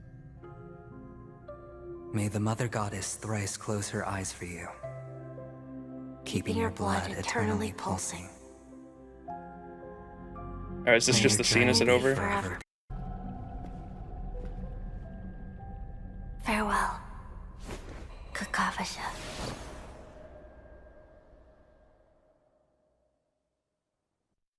Hey guys, I just wanted to thank you for over 30,000 views on my last 2 lore videos, as well as over 2,000 subscribers and getting me to YouTube Partner. You guys are insane, and you have given me the world which you deserve. There should now be a button down below for you to become a channel member if you want, so check that out. I put together a few tiers so you have some flexibility with. Alright, I'm also going to put this in chat, just in case anyone wants to go show support. I usually like to do this with creator videos that I watch. And if you're watching the VOD on YouTube, it'll obviously be in the description. I always make sure to include the links in the description below as well. Alright, here's the Adventuring trailer I missed. Describing the IPC Strategic Investment Department, the first things that come to mind are their composure and the belief that the cosmos is in their hands. The most dazzling members of the department are certainly those handpicked by Diamond himself, the 10 Stone Hearts. With careful planning and precise calculations, they hunt down the debts owed to the IPC. But there is one Stoneheart who stands out, who does not believe in meticulous calculations. He trusts only the chips in his hand and has the guts to risk it all. Yes. He is the right... watch the IPC trailer. IPC Daft Punk, yeah. Albert is part of the IPC. He's part of like the entertainment or the news department. They go over that in the IPC trailer. If you want to check that out on the Honkai Star Rail main channel, they have like an IPC trailer that goes over all the different departments. Albert is narrating it, and he talks about like the department that he's part of. Rising star of the Strategic Investment Department, Adventuring. Albert's the only good IPC member. I like fuck with the employees. Like they're victims of their own. They're victims of their own circumstance themselves. If you look at the lore on just the IPC goons that you beat up, it talks about how their wages are so low they can only afford like a measly fucking closet-sized cabin on one of the IPC ships, dude. That's where they live. Like I feel bad for them. Like you still gotta beat them up because they're being paid to be opposition to you. But yeah, like I still feel bad for them. They're victims of the system, unfortunately. Yeah. This episode of Keeping Up with Star Rail, Mr. Adventuring's good friend, the it's the same with like Topaz and Adventuring too. Like I can't agree with their actions because like they're at the end of the day they're being paid to oppress others. But I understand that they're still victims in their own right as well. Ginger Gill's brilliant Dr. Veritas Ratio! I wouldn't say we're friends, but he is not awful to work with, compared to the rest of the fools. Not awful means outstanding in Dr. Ratio's dictionary. I think there's even, I'm such a big Star Wars fan, sorry, I compare so many things to Star Wars.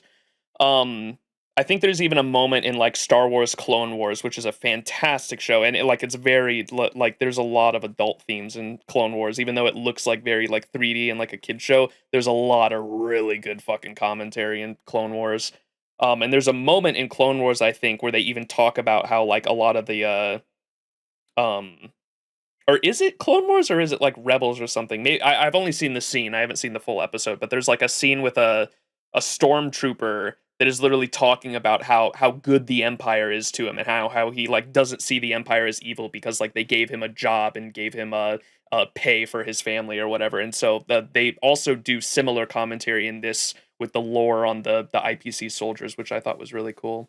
The like gray area there on like how you're supposed to view the goons of the enemy that you're fighting. I think that's really cool. Not awful means outstanding in Dr. Ratio's dictionary.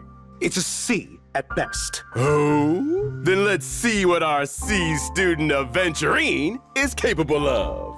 Aventurine is an imaginary character following the path I think you're talking about Rebels. Yeah, it might have been in Rebels because I was thinking about it. I was like, wait, I don't think the Stormtroopers aren't in Clone Wars. Not until like the very later seasons when they're kind of in the transitionary stage, right? Yo, there he is.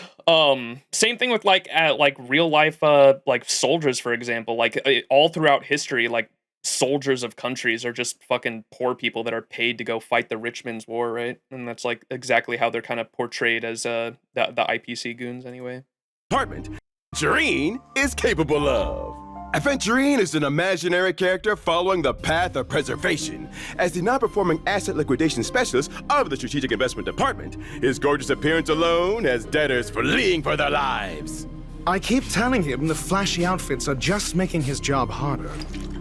But that's all right, because Aventurine never lets the enemy get away. Aventurine's basic attack can deal imaginary damage to a single enemy based on his defense. Running away is probably wiser than foolishly putting up a fight. Exactly! Faced with foolish enemies, Aventurine unleashes the power of the Amber Lord. Aventurine still provides allies with a fortified wager shield for a set number of turns. Kezuke, do you mind checking out how long the VOD was earlier so I don't go over this certain amount of hours? So I don't go over 12 hours? Because we got cut off, I think, like a few hours into the last VOD.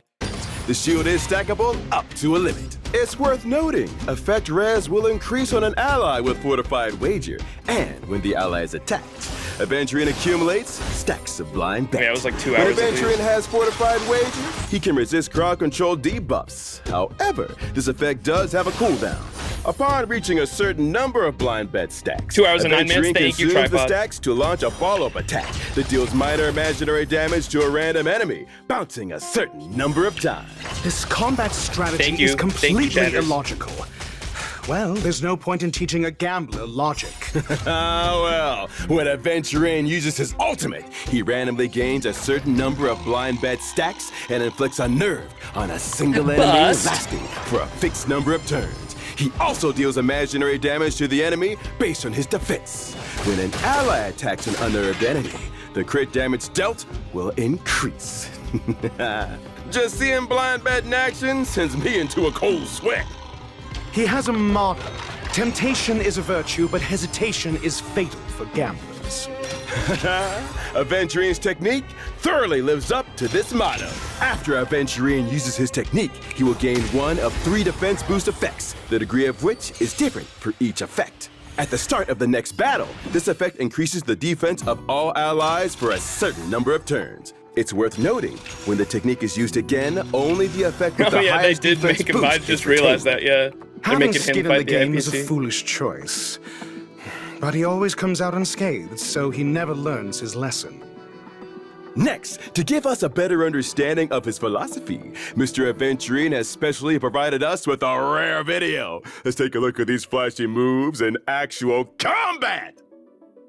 It's interesting they chose Bellabog for this as well. Like down where the IPC were fucking with the miners, right? He actually provided this material himself. What a show-off. After unlocking a certain trace, Aventurine provides a fortified wager shield to the entire team at the start of the battle. This shield effect is based on his skill and lasts for a fixed number of turns. And don't forget, allies with the shield effect will accumulate blind bet stacks for Aventurine when they are attacked. Aventurine only believes in striking first. I fear his frontal lobe will never learn to wait and counterattack. Not to be outdone, the enemy immediately strikes at the team. Foolish. Attacking at this time will only make Aventurine's victory even sweeter. As expected, the enemy's endless stream of attacks do not break the shield. And because of Aventurine's trace, March 7th, who has fortified wager, counters while accumulating blind bet stacks for Aventurine. Due to the enemy's non-stop attacks, the stacks quickly reach the number required to trigger a follow-up attack. And because of another trace's effect, Aventurine's defense increases his crit rate, and follow-up attacks more easily trigger crit hits. Due to this trace, when the follow-up attack to blind bet is triggered, it replenishes the shield effect for all allies. Your partners at the table are also part of the game. Those who understand this have already surpassed ordinary gamblers. The enemy continues to attack, but it's only increasing the number of blind bet stacks. Aventurine casts his skill, replenishing his shield again. He casts his ultimate, stacking up enough blind bets to trigger the sustain, follow-up acting like attack they're max. again. Hey! The enemy is utterly destroyed without dealing any damage to the team. Aventurine's opponents think they're players at the table, but in reality, they're just chips in Aventurine's game. Dr. Ratio may have a sharp tongue, but it seems there's some mutual respect. Wait a moment. Mutual? What did he say about me? Aventurine personally asked for Dr. Ratio to be our guest today. He said, perhaps only Dr. Ratio can succinctly explain my combat style. Nonsense! He's a system of chaos devoid of logic. Unintelligible. Tsundere Dr. Ratio. That gambler can't possibly think my mathematics are suited to this pinball, can he? He also said, Dr. Ratio will vigorously deny this, but if he didn't fully understand my abilities, why would he accept the invitation to come on the show? That's not... I approve of this show's dedication to truth and knowledge. Nothing more. I Sure, really can't buddy. tell what the deal is between you two. Gauge. All right, cool. Let's pop back open the game and read some lore real quick. I think we only got like an hour left before I'm gonna end stream. We're gonna start off with Black Swan because everyone kept telling me Black Swan's character lore. Someone said that like her body isn't even like real, like she's using like memories for her body itself or something. Good choice if so.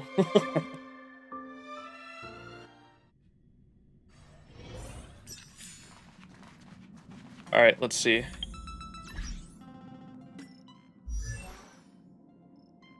Black Swan, okay. Details, how do we do it? Information, I think right here, right? Maybe I should close my webcam and stuff while we read this.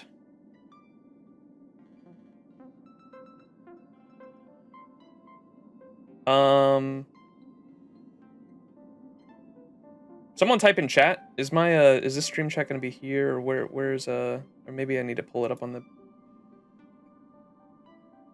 PNG tuber stuff.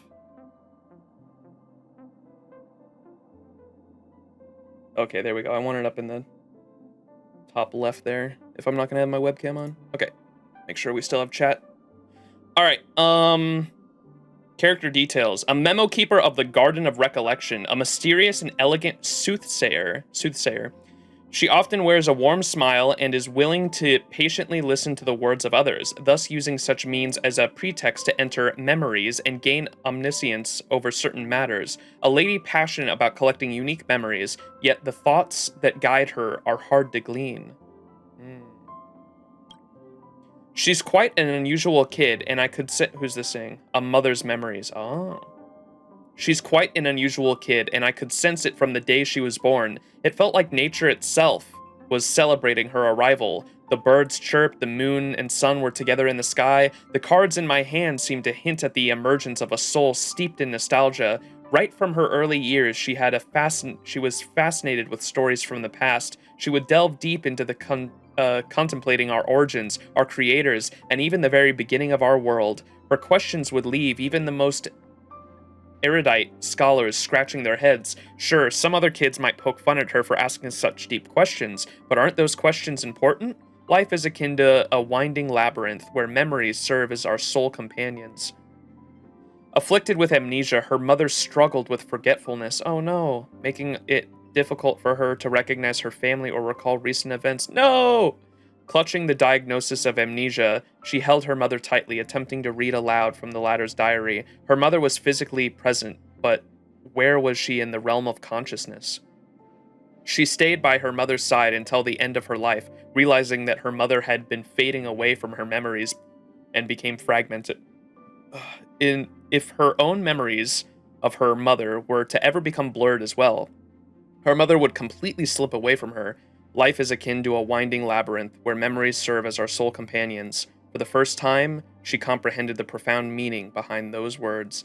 Yeah, I think I told chat in a previous stream how much like memories are important to me, and how like literally getting amnesia or I always forget the disease, amnesia or Alzheimer's is like my biggest fear in life, because like for me the meaning of life is the experience itself, and to be able to forget those experiences without your own consent or without your own willing is like terrifying to me. Like I hate the even the idea of that terrifies me. So like my biggest fear would probably be like literally losing my memories. Very scary, because like to me the meaning of life is the experience, and that's also a big reason why I do content creation and why I upload all my VODs and why I hate how Twitch gets rid of the VODs, because like I want to be able to look back on my experiences like in video games and fun times with chat and all that, like in the like even years from now in the future. Character story part 2. I arrived on who is this speaking? I guess we don't know, they're just quotes. Memo keeper. I arrived on this planet as an explorer. My usual tasks involved observing the flow of rivers, examining the materials of the city's bricks and tiles, analyzing the steepness of the roads, and documenting the number and distribution of chimneys. These duties aligned with people's imagination of preserving a planet's memories. However, such efforts were far from sufficient. Once I started working in secrecy, I would often come across that girl. Sometimes sunlight would dance through the leaves as she walked beneath them, disappearing around the corners once the street lamps illuminated the surroundings. On other occasions, her gaze would follow a carrier pigeon, which left high in the priest's quarters every Wednesday night, only to return to the following morning to the palace's chief on the guards. A known political adversary of the high priest occasionally... Oh, okay, that was a run-on sentence. Left the high priest's quarters every Wednesday night, only to return the following morning to the palace's chief of the guards, a known political adversary of the high priest. Occasionally, she would quietly observe rain trickling down into the sewers, scarred by artillery fired by the opposite shore, and sometimes waves would dampen her skirts, while an elderly woman washing clothes by the river recounted the story of the previous sovereign and his 5 illegitimate children. Few individuals apart from us understand that a planet conceals and safeguards its memories in such a manner. I trailed behind her until we reached a rock on the moor. I knew that it was the time to invite her. "What do you see?" I asked, in a form visible to her. What do you see? I asked in a form visible to her. She pointed at a patch of weeds and lingering traces. "I see a stone, perhaps once part of a fireplace, but it must hold more significance." I nodded and assisted her in removing the weeds and dirt from the crevices of the stone. "It was once a monument," she murmured, gently caressing the engravings adorned on its surface. "Indeed, but the memory holds more significance." Thus, I revealed to her that the stone on the moor had once served as a fireplace, a monument before that, a flower bed, and even an altar, and before all that, it had simply been a stone on the moor. What price would I pay if I want to witness those memories? People will remain oblivious to your presence unless you are willing to reveal yourself, just as people fail to acknowledge the existence of black swans until they encounter one. Yo! Yes, just like that. Remember the black swan theory we read about? That's that right there. That's so cool. Wow. That is what her name is for. People will remain oblivious to your presence unless you are willing to reveal yourself, just as people fail to acknowledge the existence of black swans until they encounter one. Yes, just like that. For anyone not in my thesis video? Yes, that would have been on YouTube VOD part 3 if you want to go check it out, where we didn't do 2.0 or 2.1. It was just side quests and shit. It's on Twitch, it should be the part 2 stream, but because we split up part 1 into 2 parts on YouTube, it should be part 3 of my PENACONY playthrough. At the beginning, when I'm going over my thesis on all my notes, I actually did look up the Black Swan theory, because I was just curious why Black Swan's name was Black Swan, and I delved into the real-world history of Black Swan, and Europeans like didn't think black swans existed for the longest time, and so whenever they referred to something that didn't exist, almost like pigs flying, like they would use it as a phrase, almost like, yeah, when pigs fly, or like, yeah, when there's a black swan or something like that. Like it was a saying to say like something doesn't exist, or like it's a fairy tale to refer to something as a black swan. And then explorers went to Australia and they found actual black swans and they were bewildered. But that's what that's where her name comes from. I thought that was cool. Just as people fail to acknowledge the existence of black swans until they encounter one. Yes, just like that. Memo Keeper, an explorer's memories. Memo Keepers travel to numerous planets, collecting the memories of each city they encounter. They are careful not to leave any trace of their presence, ensuring that nobody remembers them, unless they come across someone with the potential to become a Memo Keeper, whom they then take away from the city into a vast expanse of the stars. Can that be me, chat? Can that be me, chat? Can I leave the path of the Trailblaze and become a Memo Keeper if she'll take me under her wing? No, Max, why not? Fun fact, we were aware of Black Swan since 1.0. What? Was that because of the trailers? I know she shows up in some of the trailers. The Eon trailer? Yeah. Yeah. Path of the Twitch VODs. What was the, Akivilli would be disappointed with you. That's all right. Akivilli can be disappointed with me as long as I get the caring mommy here.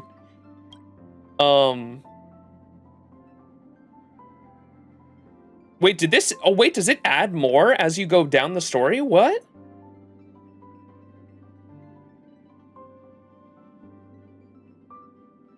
Oh, maybe not. I don't know why that had new there. We know what you are. What am I? Say it. Speak with your chest.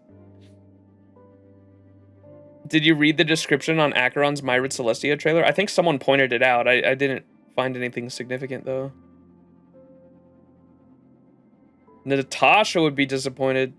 Nuh-uh. It's based on levels, I think, but Acheron's changes. Mommy lover, rat fricker, cyborg fricker. What the hell are these accusations?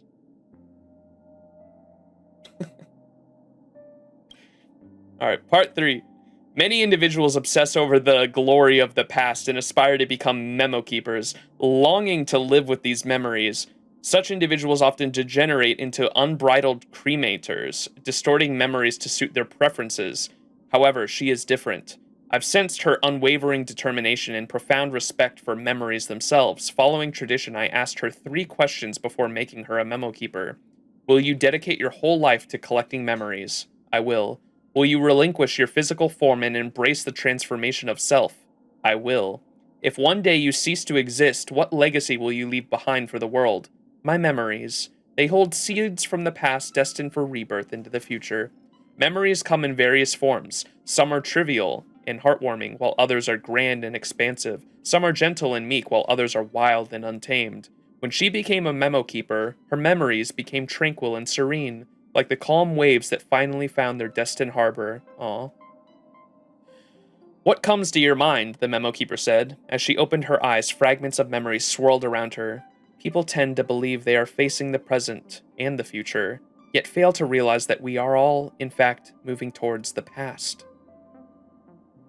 What does that mean? Like it all comes full circle?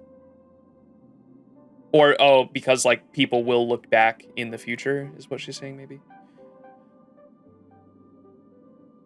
Did you finish? I don't know what the fuck we did this stream, to be honest, Minuji. We did some crazy shit this stream.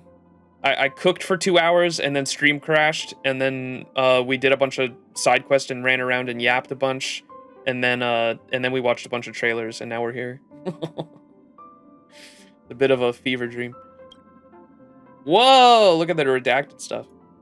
Location: PENACONY. Date: blank. Guests: blank, blank, blank, and blank. A sorrowful memory from blank. This opulent memory, adorned with ostentation and longing conceals an unknown sadness that will linger for years, influencing its owner for an extended period. A joyous memory from blank, this dramatic memory is filled with vibrant hues of joy, confusion, and humor. But it can hardly be called true happiness, such as the future it portrays. A regrettable memory from blank, the fleeting happiness in this memory is beautiful yet short-lived, like a shooting spark from faded ashes. Cherish your limited moment, dear guest, for it informs me that it too shall vanish. A vague memory from blank. This memory is faint, chaotic, and disorienting, akin to an endless downpour with no respite in sight. I yearn to capture the future it points to, whether it be filled with rain or sunshine. Black Swan's memories. Fate! I saw the figure of a woman gracefully leaping and transforming amidst images and patterns. No, I'm not crazy. I did indeed see her. I remember her voice, its velvety texture, and the colorful cards in her hands, imbued with some sort of magic. Oh, and she invited me to partake in fortune-telling. She said, whether you want to foresee happiness or misfortune in the future, retrieve lost possessions, or seek unexpected gains, all I need is an honest story, for the past and for the future are overlapped on the same point of a single circle. My head spun, and she exuded such gentleness. I talked so much to her, and she patiently listened to all my ramblings, and then followed her divination results. I retrieved a lost mirror for a guest of the hotel. Oh, you asked what I said to her? Oh, nothing important, just some rumors about the past, a native PENACONY resident's memories. Currently, she journeys through various realms as a diviner, uncovering memories entwined with her path and eons. She believes that those memories are as enduring as gems, impervious to the eroding forces of oblivion. Numerous memo keepers have ventured to PENACONY, only to discover it as a mere illusionary mirage dancing upon the water's surface. Ooh. However, dreams, they represent a distorted form of memories. I shall delve into its depths and catch a fleeting glimpse of the buried memories before those memo snatchers and cremators arrive. Ooh. What the fuck? I want to read her message again that we had, where she talked about her past, remember?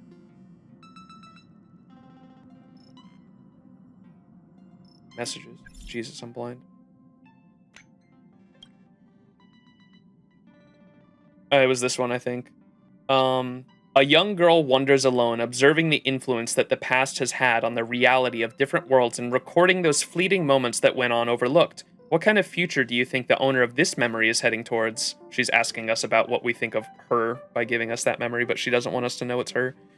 Being able to roam alone through different worlds, she must be a considerably powerful person. She enjoys observing the lives of others, but is still able to leave without causing a disturbance. I imagine she is an attentive and optimistic person, so I imagine she will live happily, no matter what happens. I'm glad I was able to hear your thoughts. Not bad. Did that give you the sense of power within memories? It leads towards a future and allows us to catch a glimpse of the whole picture. However, keep in mind that the future can also change. Never forget that. So who is the owner of this memory? What is her future like? She may be someone you know. She may also just be a passing figure in your life. A customer for divination. Talk to you again soon. Wait, you didn't answer my question. I like that one. Your camera's dead? I know, I have it off because we're reading lore at the moment and I didn't want to cover it up. Kafka? We haven't read Kafka's. On the Inter-Astral Peace Corporation's wanted list, Kafka's record only shows her name and a note about her interest in collecting coats. Little is known about this Stellaron hunter, aside from her being one of Destiny's slaves. Elio's most trusted members. In order to achieve Elio's envisioned future, Kafka gets to work. Kafka, female, human. Hails from New Babylon. Oh, I was like, where have I heard that before? That's Honkai Impact 3, right? Isn't there an area in Honkai Impact 3 called New Babylon? Interesting. Patrudes 5, core member of the Stellaron Hunters. Babylon Tower, yeah, that's what it was. I'm literally on that chapter right now in Honkai Impact 3. I was like, where isn't that something I just went through? Core member of the Stellaron Hunters, the next in command of Destiny's slave, responsible for the following infractions. The Pierpoint Incursion. The Pierpoint Incursion, good. 2 counts. The Pierpoint Heist, good. When people, I think there was a comment recently that was like, I can understand not liking the IPC, but I don't know why Max likes the Stellaron Hunters. They're terrorists. I mean, look who they're doing the terrorism against, buddy. I'm just saying. The Pier Point, for those who don't know, Pier Point is the IPC headquarters. That's the IPC headquarters planet that they're based out of, is Pier Point. Now explain the Stellarons. Yeah. Core member of the Stellaron Hunters, the next in command of Destiny's Slave, responsible for the following infractions: the Pier Point incursion, 2 counts; the Pier Point heist; the Travi's disappearance; the Stellaron events of Gemora's, I cannot pronounce any of these words; the Stellaron events of 1, 2, 3, 4, 5, 6, 7 planets; cyber attacks against Pier Point. Again, more IPC terrorism. 4 counts. Cyber attacks against planet Skrullum. Oh, what's that about? Cyber attacks against planet Skrullum. Cyber attacks against Herta Space Station. The Japella Rebellion, suspected to be related to the following infractions: the Stellaron events of Siklala. The Stellaron events of 1, 2, 3, 4, 5, 6, 7, 8 different planets. Wanted level, highest, dead or alive. Wanted order for the Interstellar Peace Corporation. Yeah, the cyber attack's gotta be Silverwolf, and they just, for whatever reason, they have it on Kafka's record too.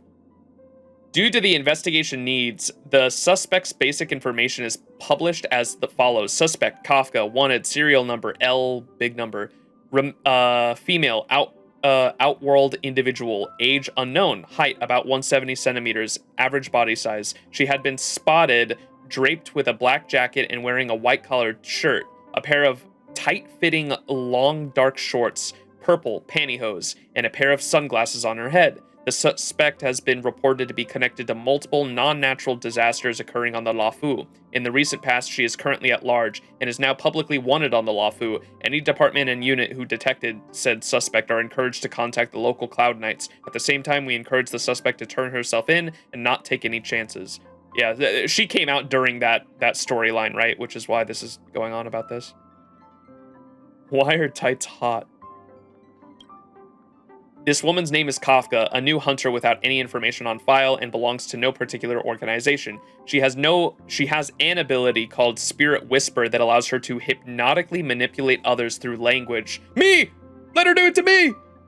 Recently, she has appeared in Riverland, New Babylon. She was seen communicating with its overchief, Shilde, and abscond with him in witness of 143 people. She then made an appearance at a clothing store and stole a black jacket, 2 white shirts, and a red dress with 6 witnesses. After that, she was seen by 28 people at an old music record store where she purchased nothing before she emerged at the River Guard station to claim her rewards. She was spotted at Central Park with 2,695 citizens present. We wanted Kafka's head, as her lethal crimes cannot go unpunished.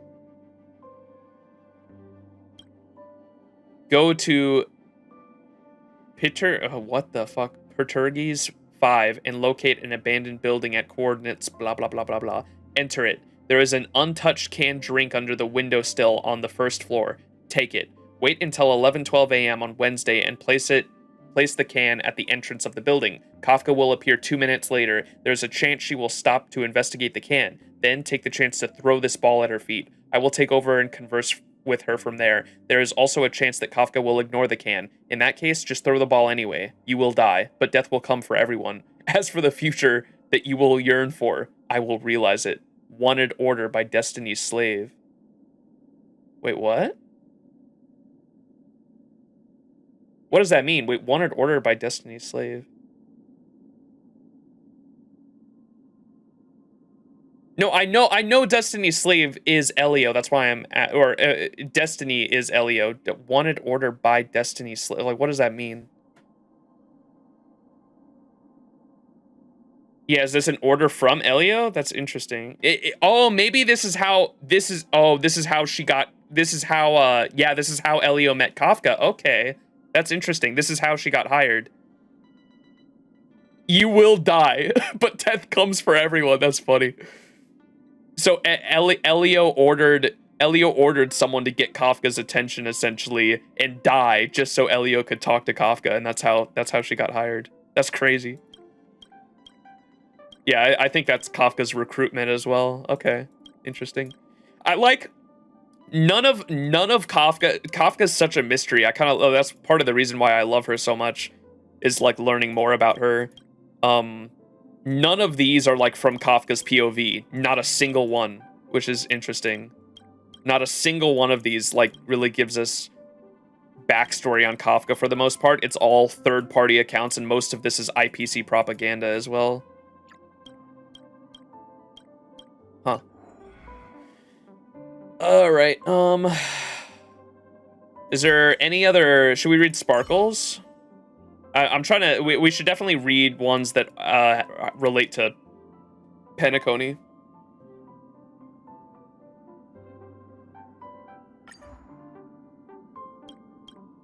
A member of the Masked Fools, inscrutable and unscrupulous, a dangerous maestro of theatrics, utterly engrossed in the art of performance, adorned with innumerable masks. She is the hero with 1,000 faces. Wealth, status, power, none of those matter to Sparkle. The only thing that can get her attention is amusement. The girl, an abandoned orphan, lived without knowledge of her origins or destination until she encountered a passing troupe. From a distance, she watched a black-haired lady with a double ponytail gracefully moving across the stage like a fish. Oh, wait, what the fuck? Okay.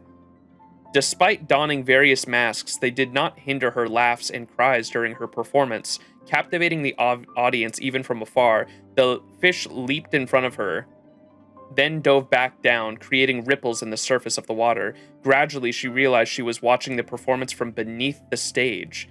Intrigued, she continued to watch the performance for countless days, but she remained an audience member, never stepping into the spotlight. After one of the shows ended, she went backstage, where the black-haired lady handed her a mask. Can I perform too? Why not? If the others believe you are Sparkle, then you are. Go on, it's time for your show. What the fuck? So the performer we saw in her Myrid Celestia, like, definitely wasn't her. She's like someone that wanted to act as that person. What the fuck? As the curtain served as the fourth wall was drawn, the stage remained dimly lit, revealing an unsettling black void. Through wearing the mask, she knew the audience could see and hear her. She kept recalling Sparkle's performance, imitating her movements, voice, and demeanor. You've done very well for your first time, but my imitation was not perfect.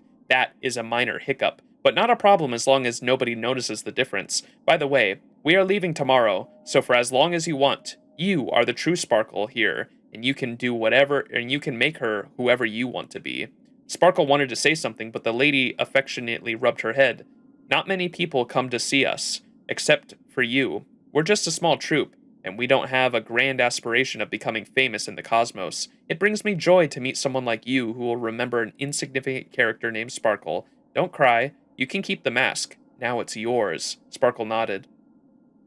When you don this mask, you have the power to become anyone and no one. If you truly aspire to be an actor, don't limit yourself to the small stage. Set your sights on the larger world and explore new horizons. So who's the real Sparkle? Yeah, that was the question at the end of this trailer. I wish this shit was more in the main story, man. Like, I don't know. Like, Aventurine's backstory was so good. I would have loved to have, like, this and then entwined with her own ambitions, like, at the same time as Aventurine. You know what I mean? Because her, Sparkle's, from her Myrid Celestia, I was so interested in her backstory and what was going on with her character. Character story part 2. As the last descendant... The last descendant? Wait a second. That's a game. As the last descendant of the Puppet Clan, the girl lacked the freedom to choose. She was bound to live her life according to the dictates of the mask, as puppets were mere vessels for the masks. And there's that light cone where she's like playing with the puppets too, right? As puppets were mere vessels for the masks. What the fuck? So is it trying to, because I know Sampo has a mask too, and he seemed kind of scared of his. Like, he got rid of his and then came back for it because he might need it for a disaster that Belobog is going to come across in the future. Is like why he came back for his mask. So are the masks themselves for the masked fools like pieces of aha or some shit? I don't fucking know. it's saying the human beings that don the masks are mere fucking vessels for the masks or some shit. What the fuck? According to their legend, the longer a puppet dons the mask, the higher the chances of the puppet acquiring a soul resembling a true human. What the fuck? However, in human folklore, masks were depicted as tools used for resurrecting the deceased, thus leading to the dwindling numbers of her people. However, as she had no interest in becoming human, being a doll was not an unfavorable choice for her. She dutifully obeyed the commands of the mask, despite the risk of the attracting pursuers, as defying the mask proved to be challenging. Every time I think of Aha, I hear the sound that he makes in the simulated universe. From her trailer, the mask is Sparkle. Yeah, that's kind of what I understood as well. I said at the end of her Myrid Celestia, it reminded me of that old movie with Jim Carrey, The Mask, where he like puts on the mask and like becomes a different person, right? Movement was a crucial aspect. By the will of the mask, she needed to smile sweetly when happy, hold her forehead while crying, grit her teeth when angry, narrow her eyes when jealous, and make a scene when in despair. There were also signature gestures, such as raising her eyebrows slightly to face others with the left side of her face, and raising her hands to express love, cinema. Although she had to lower it later, as slightly biting her lower lip was the way to convey her true desires.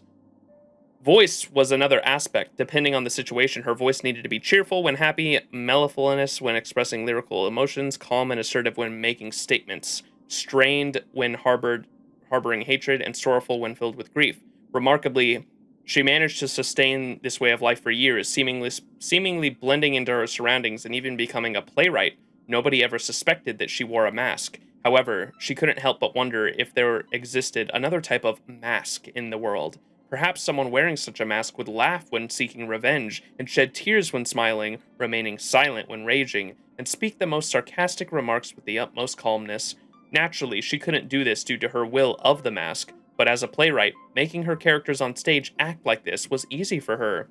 One morning, the doorbell rang, but it wasn't her usual delivery person at the door. "Dear Miss Sparkle, I wonder if we could have a chat. We have read your latest work, and we're curious if you know anything about the mask." The faceless girl realized that she must be under some kind of curse. Why else couldn't she feel any stimuli? Her sense of pain, taste, and smell were all intact, yet she was unable to react to them. Naturally, she couldn't experience joy, anger, sadness, or a range of emotions. She could only strive to observe others' reactions in various situations to understand their feelings. How would you feel if you were drinking in a cup of bitter tea? How would you drink it? Although tied to the chair and immobilized, the homeless man on the left made an appreciative gesture and nodded. The girl in the middle immediately cried and shook her head in denial, while the madam on the right wrinkled her nose in disgust.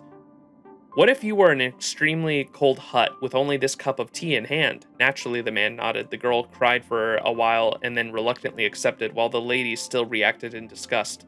She continued to change her scenarios and ask questions day and night until the interviewers passed out. She would send them home and seek out new targets for her interviews. During that time, the town's inhabitants all had the same nightmare. They found themselves trapped in a place where a blurred-faced young girl politely asked them questions, and then they had no choice but to answer. They could only provide responses repeatedly until the young girl meticulously recorded every detail on paper masks, one after another. Wherever a mask was filled, it was replaced by another. This nightmare was soon replaced by another, as residents claimed to see paper masks flying through the air in the middle of the night. The masks would talk to each other, faintly glowing before eventually fading out, resembling sparklers in the night sky. They appeared every night as if they were residents living in the shadow of the town. In a dark basement, a young lady remained unaware of this nightmare. She had gathered enough information about people's nuanced emotions and their perceptions of different things to make more paper masks. She firmly believed that although she possessed no emotions, the masks she created had flesh and blood. She even believed that one day they would become real beings. Remembrance Path Sparkle when? And she just summons a bunch of fucking masked fools, bro. I could see it. Or that's kind of what Aglaya is with the fucking Aglaya's fucking art had like a bunch of, like, she's definitely gonna summon like a bunch of dummies or some shit, right? I could see Sparkle doing something similar to that. There are a few versions that are particularly popular. When Sparkle arrived at the Fool's Tavern, she admitted her deeds. Liking and believing are two different things, but people are more likely to believe in their favorite stories. Lies? Come on. I'm not trying to tell a grand story to fabricate an eye-catching experience. I'm wholeheartedly exercising my imagination for my own sake. I imagine various lives, seek excitement, and then recreate them as best I can, and pump the brakes on my imaginative balloon just a second before it bursts! Seriously, having a script is far from enough. First and foremost, I need to wholeheartedly believe that the character I'm portraying truly exists. Then I need to imagine the other stories where the character would appear. I always need extra information to make their motivation logical and emotional. And only then will I feel like I grasp the essence of the character without being influenced by others. After all, I might encounter other fools, and I won't know what they want until I know who they are. Sometimes you simply like the appearance of a character, and sometimes you just want to experience it for fun. I do that sometimes too. And of course, there are those who play solely for the sake of gain or are regarded in that way, hoping for unimaginable wealth, status, or power. Anyway, what I'm trying to convey is that in such an environment, who but myself can guarantee that I won't stray from the intended path and become a character in someone else's story? Nobody! That's why I have to tirelessly imagine and immerse myself in the act. No, I'm not denying it. It's truly addictive to me. The more I imagine, the more I get absorbed in those characters, the wonderful and tragic situations I create for them, and the emotions they experience in those circumstances. Sure, I used to think about that kind of life. Joining a troupe, becoming an actor, traveling to unknown planets for performances, creating a character with my own name on it, but then, one day, I had the sudden realization. If you want to perform, is there a stage more captivating than your own life?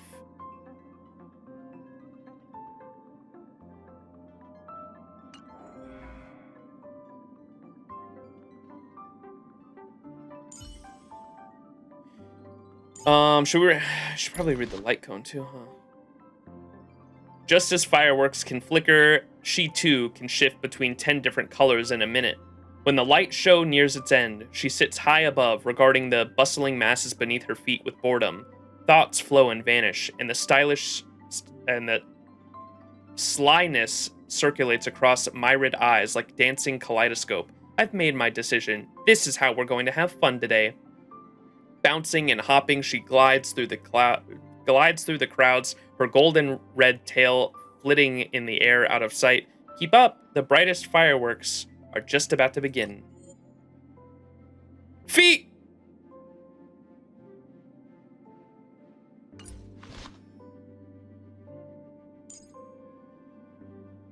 Kafka's? I think we read this one when I rolled it. Could it be that there's something you haven't told me? She watches as their neck stiffens.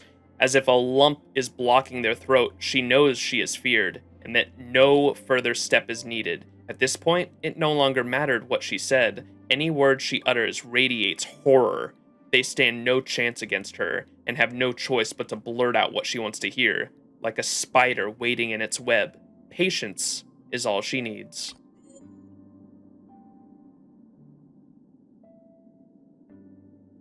Pretty.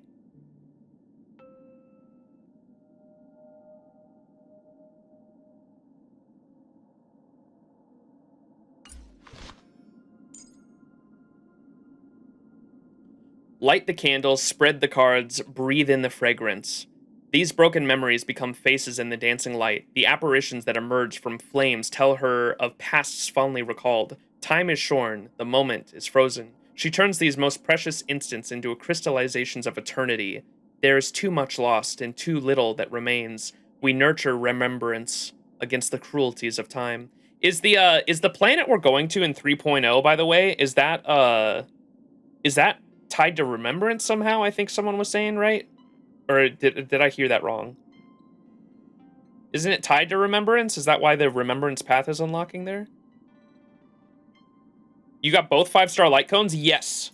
I had to pay money for this one. That's when I got Fei Xiao as well, I think, because I paid for Fei Xiao's light cone, and I used the money that I had I got both of these with the fucking top-up that I used. Ignore chat, you're shushing? Okay, well, I'm assuming we get Remembrance there, so it's got to be tied to Remembrance somehow, I assume. I don't know. Maybe not. It doesn't have to be, but it'd be interesting. How many kidneys did you sell? I didn't sell no kidneys. I'm probably gonna for the fucking Fate collab, though. Oh my god, dude. Like, I don't have any, like, I don't think there's a single 5-star character that I have, or I have the permanents. Fucking, where's Himiko? Jesus Christ, Himiko's copies. I think I have a decent amount of, oh, I only have one. I want to get E4 for Bronya for the follow-up attack for Fei Xiao. The limited 5-stars, though, there's not a single character that I have, E1 on the limited characters yet, but I probably will for the Fate collab, that's for sure. I was thinking about it for Boot Hill too, but I don't know. It probably depends on how much I have saved up before then. On Lingsha's rerun, I'm probably going to try to get the E1 and the S1 because we messed up on the S1. We tried to get it and we lost the 50-50, or the 75-25, I mean. Do you think Fate will be canon? I hope it's written by Nasu. Yeah, I hope it gets its own story chapter, and I hope it's written by Nasu as a guest writer. That would be my personal wish, but I don't know if it's gonna happen. I'm sure it'll be a story and it'll be canon, though. It wouldn't make, or I wouldn't. I can't really see them adding the characters and not giving them some place in the story somehow. Like, it could also just be an event, though. I don't know. Like, there's no way they give those characters voice actors and everything and not, like, give them a place in the story somewhere.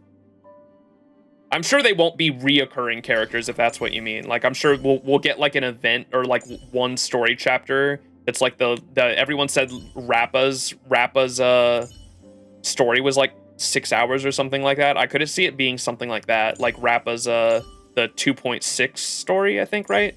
Y'all said was, like, 6 hours long. I could see it being like something like that, and then just like they just get their conclusions and they're never seen again in the main story, but it'll probably be something like that, I would assume.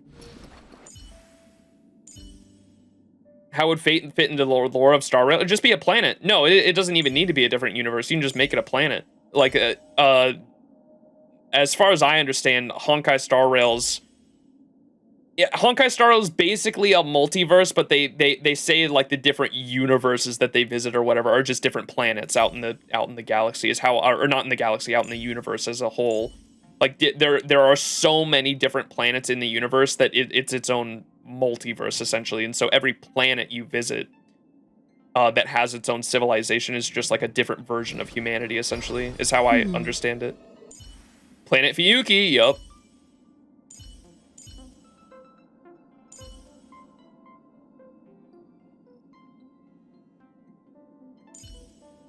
Yeah, it's literally a planet verse. Yeah, that's like how I understand Honkai lore for the most part, is it's like a planet verse. Relics 2, yeah. Is there any other characters I should read that are related to PENACONY? Oh, I shouldn't read Misha's until the end, right? Oh, look at that. I just noticed. Yo! That's what I picked up on in the gameplay too. That's the fucking, that's the okay, so Misha was given that. Huh.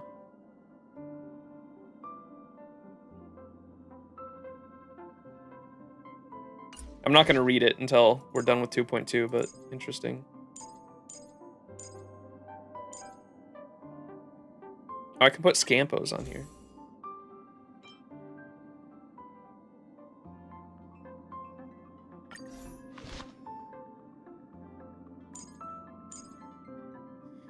Chicken wing!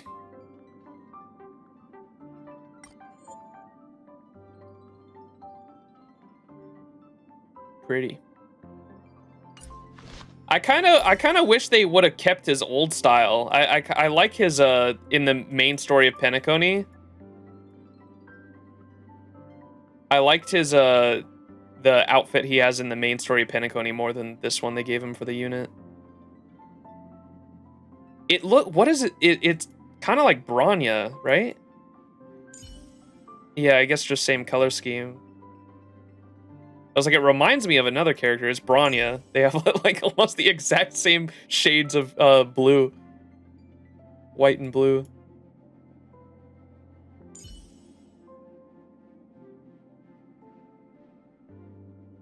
Get away, he's full of spoilers. Yeah, I know. I was just looking at his character design anyway.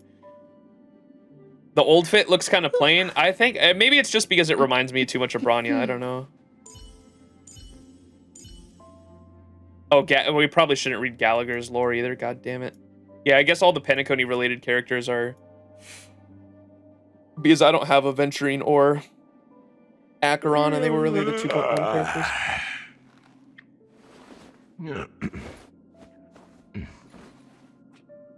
Yeah. Yeah.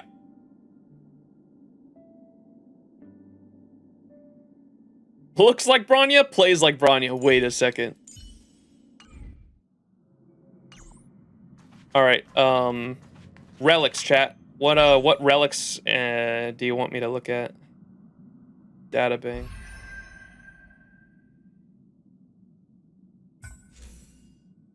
.0 was the Watchmaker and Pioneer Diver, Deadwaters, and Venturine's Home. And oh wait, I had to show y'all the fucking Robo one, right? His chat was like, wait, what's so fucked up about the Robo Ball? Where's this one, the Robo Ball? Y'all are not ready for this shit. How Robo Ball was made. Planet Tachyon was once an IPC scuttle site for spaceships where value assessors were dispatched to clean up an old ship wreckage for any remaining value. Assessors regarded an assignment to the station in planet Tachyon as an exile with no return. On this tiny planet, mountains of carbon fiber and stainless steel trace the decommissioned outlines of giant ships, casting a shadow of emptiness over the steel ruins. Out here, the exiles' desire to be recalled intensified to a boiling point. Assessors wearing propulsion equipment fought for high-quality parts below deck for many years, their lightning-fast figures mutually fleeing from and in pursuit of each other in the corridors of sunken ships. They had formed their own underground rules in the shadows, and yet none of these trapped beasts had their wishes fulfilled.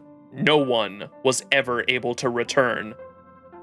These rules established by these abandoned humans reduced to caged animals did not escape the IPC's surveillance. Footage from their wearable cameras were transmitted back to the IPC and passed down as after-dinner laughingstock by the high and powerful. The investor of the traditional project department, however, scented out the faint possibility for entertainment after some consideration.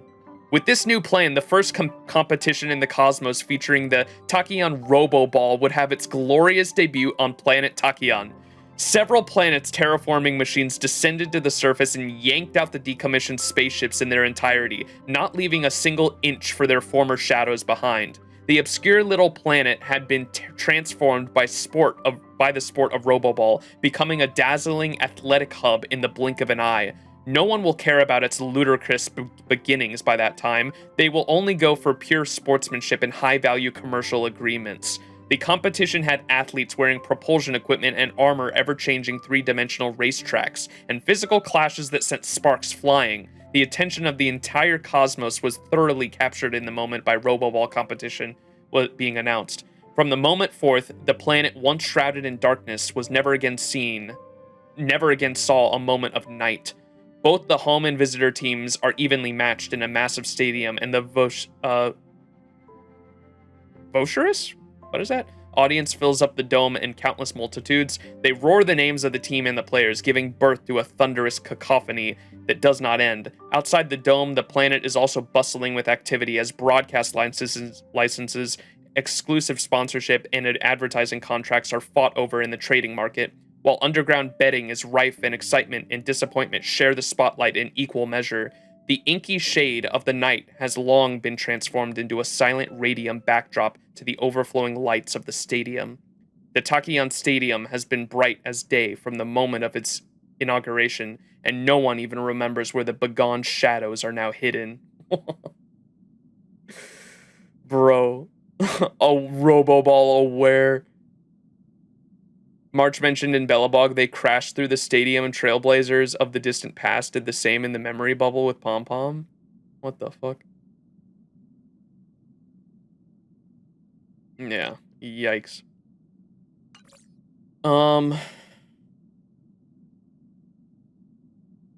Alright, what the fuck are we reading? Let me go back to what Kesuke said. 2.0 sets are Watchmaker and Pioneer Diver. Okay.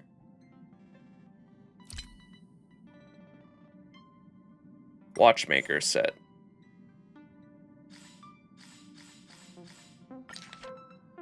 I can probably turn on my webcam again too, huh?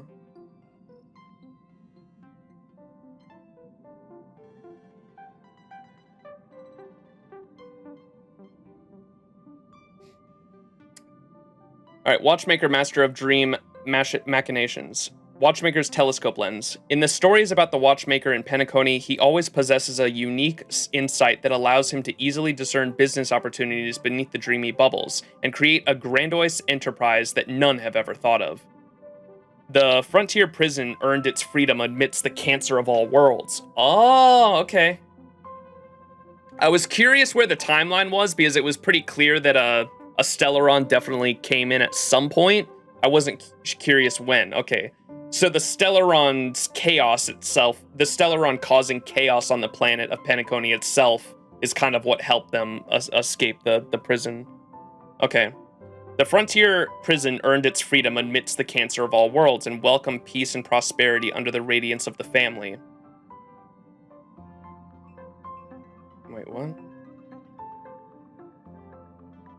It is said that was when the Watchmaker entered the fray. His eyepiece reflected the essence of the dreamscape. People spend like wastrels in the moment of dusk only to seek the impossible in dreams. From then on, PENACONY's dreams started to contain many incredulous objects, teapots that can tell jokes, race cars that twirl as they drive, and mansions that switch their location every day. Most of them are utterly useless, however they are being sold at astronomical prices, and those who visit from afar are willing to toss in mountains of cash for them. This is a fantastical dreamscape. Why not indulge in the madness? The words exclusive and only in the dream are enough to redefine the worth of luxuries in the dreamscape. The Alfalfa family and old dream chasers from the commercial world often feel regret about this, lamenting that they did not spot those opportunities at earlier times. The Watchmaker simply saw a bit further than them, just a bit further, every time. The tourist trap. Watchmaker fortuitous wristwatch. Why the Watchmaker is called the Watchmaker is the biggest puzzle in this serialized story. Some say he was once a craftsman at a clock tower. Some say he was once a merchant who sold timepieces. There are even those who say his head is shaped like a watch face, just like Clocky, which he created. That's what I thought the reason he was the Watchmaker was because of Clocky specifically. It could also be because isn't the entire dreamscape shaped like a clock where there's 12 different dreamscapes and each one is a different hand on the clock, right? I figured that was why.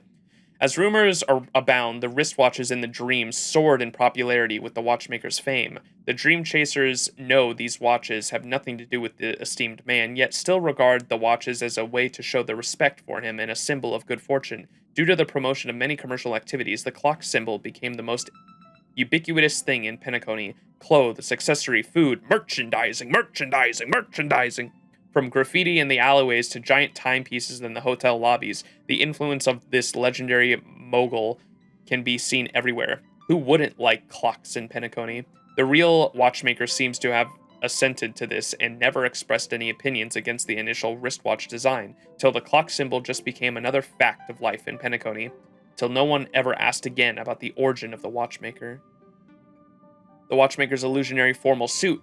In the various legends of PENACONY, the Watchmaker has very diverse identities and appearances. In these rootless fables, he is sometimes a kind old gentleman and an elegant lady, and even a giant gentleman hundreds of feet tall. However, no matter the version of the story, he is always magnificently dressed. Legends say that the Watchmaker will share his secret with his dance partner at the dreamscape, where dusk and dawn intertwines. What?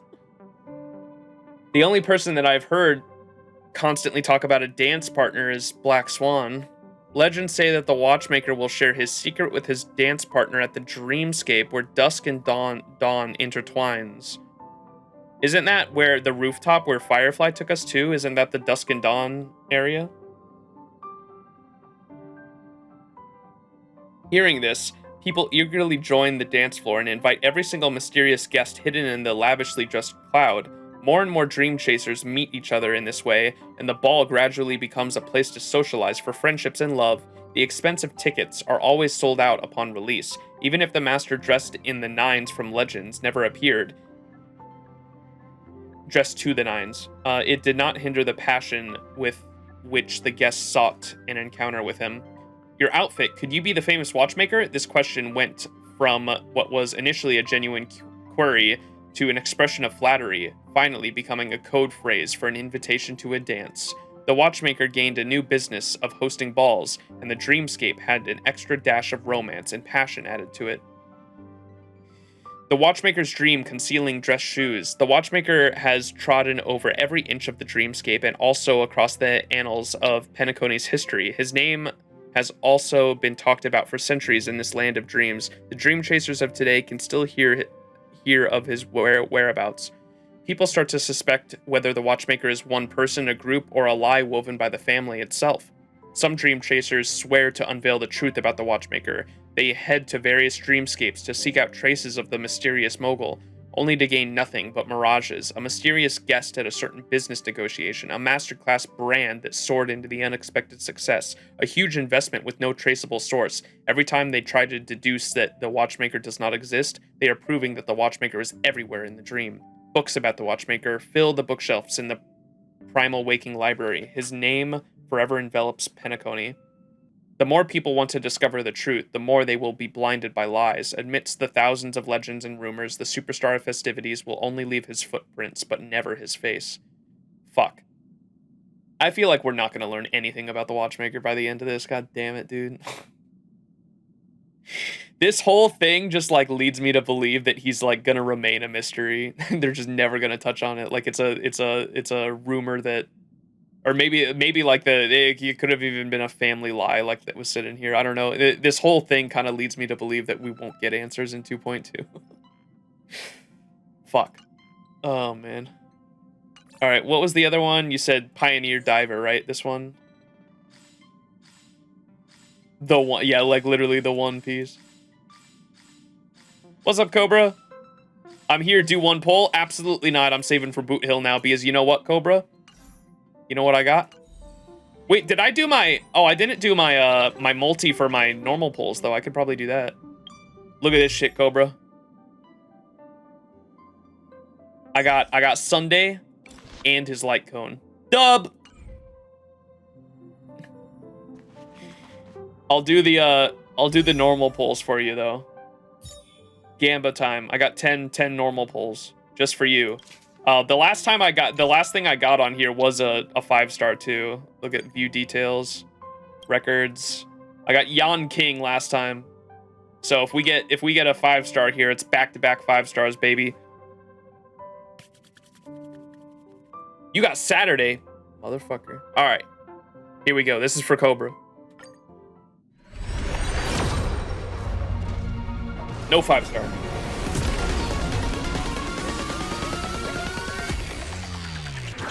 I got back and you're still here? No.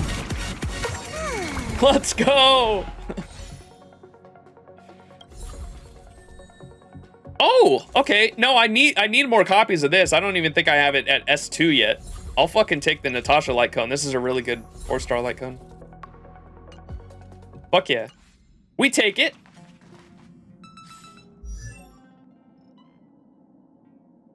Yeah, no, not even copium. Like, I actually need it because I don't have Lingsha's. It's probably the best 4-star for Lingsha. I have it on Natasha right now because I don't have Lingsha's fucking traces.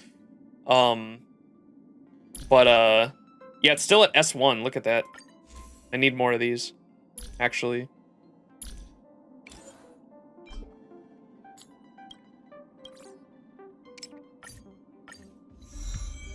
Hell yeah. I got back just in time to watch the 10-pull. Easy, baby. We're reading lore right now. We're about to end stream. I've been live for more than 9. It says 9 hours and 45 minutes on this stream, but we were live for like 2 hours before my stream crashed. So we're coming close to... Fuck, are we like about to hit 12 hours actually? Yeah, we are, aren't we? Fuck, with the two things combined. Okay, maybe we'll only read the... We're only going to read this last one, and then I gotta end stream, I think. This last relic set. I believe you, it's 1:30 a.m. here. Fuck. Yeah, we've almost been live for 12 hours. Fuck. Whoops. Alright. God damn, time fucking flies when I'm streaming at Honkai Star Rail. Relics, we're gonna read this last relic set, and then I'm gonna have to hop off because of time, unfortunately. But here we go. Pioneer Diver of the Dead Waters. Pioneer Heat-Proof Shell. Clouds accumulate over Orkron's night sky. Is this, where is this taking place? Is this Acheron's homeworld? Like, it clearly looks like it revolves around Acheron because of the red corruption here. Like, what's the context here for this? Do I spend 100 for a shot at M2 Miyabi? Yes. Somewhere else? Okay. Clouds accumulate over Orkron's night sky, and shimmering planetary rings are concealed within them. Planetary rings, you say? Scarlet snowflakes fall on the heavy helmet, quietly filming the grooves of rusted iron, covering the traces of erosion. The two girls sit in the cedarwood forest, taking a momentary break in their journey. Look! The air on the Orkron smells like raspberries. Scarlet snowflakes fall on top, cloud like sugar threads, and quickly disappear. The little nameless from Toidro laughs and then bends over. The little nameless? Holding her stomach, she laughs at her choice of words. How can one see a scent with one's eyes? After a moment of shared laughter, the silence cuts like a sharpened blade, and the air seems to frost over in an instant. Freebass, are you still going to the depths of IX? What? The question comes from her companion, who always carries a long blade. She is a good companion, but no one knows where she comes from. A little nameless hides inside her bulky diving suit. A long pause later, she hands her companion a slightly burnt marshmallow, her eyes narrowed like a silhouette of a fully opened sail. Of course, because I will walk on a road deeper than and further than Akivilli's. Okay, so these are people following the path of IX. I assume one of them with the blade is Acheron, I assume? And this other person was a nameless that was following Akivilli. And they went down the path of nihility, and I'm assuming they became a self-annihilator and died, but they met... I'm assuming the person with the blade was Acheron. Okay, so maybe these are people that encountered Acheron. The stories are about. Next one. The undercurrent in the sea. Whispering as it pecked at her bones, in one rise and fall of a time, she experienced the stages of old age and youth, and entered the vortex. The girl has heard a story like this. In the story, the world people inhabit is depicted as a towering tree, composed of ownerless energy. This kind of energy is invisible, intangible, incomprehensible, and meaningless. She thought, just like how IX has no meaning. The little nameless is somewhat melancholic. Worrying about how she would orient herself after stepping into the depths of nihility. But soon, she had an inspiration. On her 14th birthday, her mother left her with one last gift, a small compass. If that's the case, as long as the compass senses not the magnetic field but energy, wouldn't that solve the problem? The little nameless removed the magnetic needle from the compass, but when the girl descended into the darkness, she realized that the compass's only direction was down. Pioneer sealed lead apron. Freebass, the nameless from Toidro, died for 14 days and nights. What? She forgot the cries of the seagulls, the roar of the abyss, and the gains and the losses. The little nameless gazed at the planetary ring, wider than the boulevards of Toidro. She decided to launch herself into the singularity, into the black hole. Even Akivilli didn't manage to go there. The girl could always hear the distant sound of the waves echoing in her heart. I will walk a road deeper and further than Akivilli's. She prepared herself thoroughly. Unidentified rusty metals, used oxygen tanks, discarded gyroscopic posture control devices, a self-circulating life support system, and a rectifying hood. She shouldered all the materials together, ensuring that the entire suit was all airtight. She believed it would protect her from the harm of nihility. She picked up the diving helmet, her father left behind and wore a self-made medallion of honor. Before leaving, she and her companion once again went to the cedarwood forest, toasting marshmallows one last time. Later, when Freebass's spacecraft approached the edge of the black hole, this was all she could recall about Orcon. Oh, you who turn the wheel and watch the wind, think of Freebass and how she was once beautiful and stood as tall as you. The lead boots, like iron anchors, drag the girl down further and further. They are dutifully carrying out the task bestowed upon them from the beginning of their conception. The girl never closes her eyes, fighting boldly against the cold and lonely darkness. She remembers the first time she heard stories about Machiavelli. She remembers the first day she set upon the journey and the medallion of honor she forged herself. She remembers the 30 days she spent journeying with her companion. She remembers the forest glade they gathered in for the first and last time, and how the air there tasted like raspberries. She remembers the whistles, the guitars, and the flute, and the songs they sang together. She remembers the scarlet snow falling on the slightly burnt marshmallows and disappearing. The vast void looms near the end of the vivid memories. She then suddenly sees a dash of crimson blinking briefly into existence in the center of the pitch-black world. Therefore, the little nameless remembers the smile she gave from the bottom of her heart when the girl with the sword took the marshmallows for the final time. Yes, definitely Acheron. I never thought I would meet anyone similar to me. You've walked so much further on this road than me. Therefore, you will surely walk with me till the end, right? Of course, our end has already been determined. However, just like you said, even though I may turn into a shallow puddle of dead water in the end, there is still a lot I can do on my journey towards that moment. Therefore, no matter what, I have to go try it, because I will walk on a road deeper and further than Machiavelli's. Huh. It kind of just gives you an idea of the people who resist the self-annihilators that resist the self-annihilation, I assume, right? Is like what this story is telling. A lot of it is kind of confusing, but that's the overall premise of this story, I assume, right?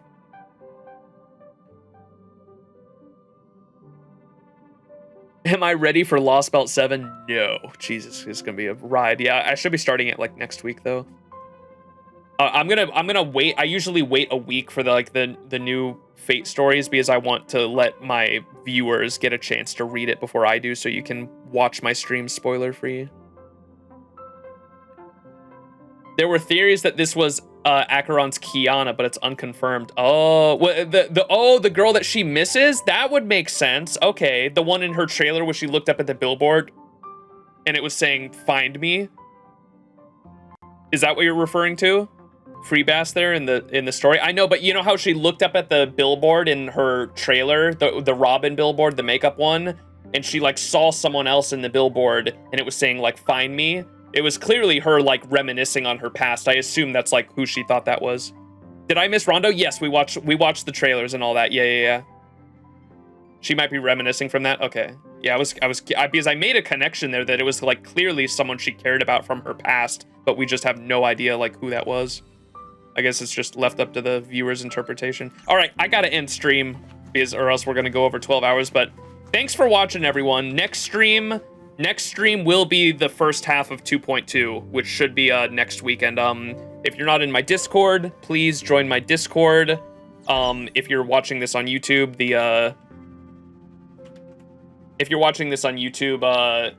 the Discord link is always in the description down below. I usually post in my announcement chat, I try to post in my announcement chat a day or two ahead of time when I know like exactly when the stream is going to be. For the main story quests, I will make sure to keep those, I'll give you guys an exact time that I plan on, an exact day and time that I plan on streaming it. So join the Discord and you should have updates for when the stream is going to happen. But this weekend, we should be starting 2.2. I plan on doing the streams for 2.2 back to back. So we will be streaming the first half of 2.2 one day and the second half of 2.2 like literally the next day. And so we'll be doing them back to back to experience the whole story. So get ready for that. Excited to experience 2.2 and see the end of PENACONY. Surely we get some fucking answers, dude. Surely we get some fucking answers. What's up, Vizsla? Thanks for hanging, everyone. Love y'all. Have a good Christmas. It's Christmas Eve, where I'm at. Anyway, it's 5 p.m. Christmas Eve for me. So enjoy your holidays, everyone. If you don't celebrate Christmas, just enjoy the holiday season and New Year's, of course. So thanks so much for watching, everybody. Hope you guys have a good holiday season with your family, and I will catch you all this weekend. But yeah, until then, have a good one, everyone. Later!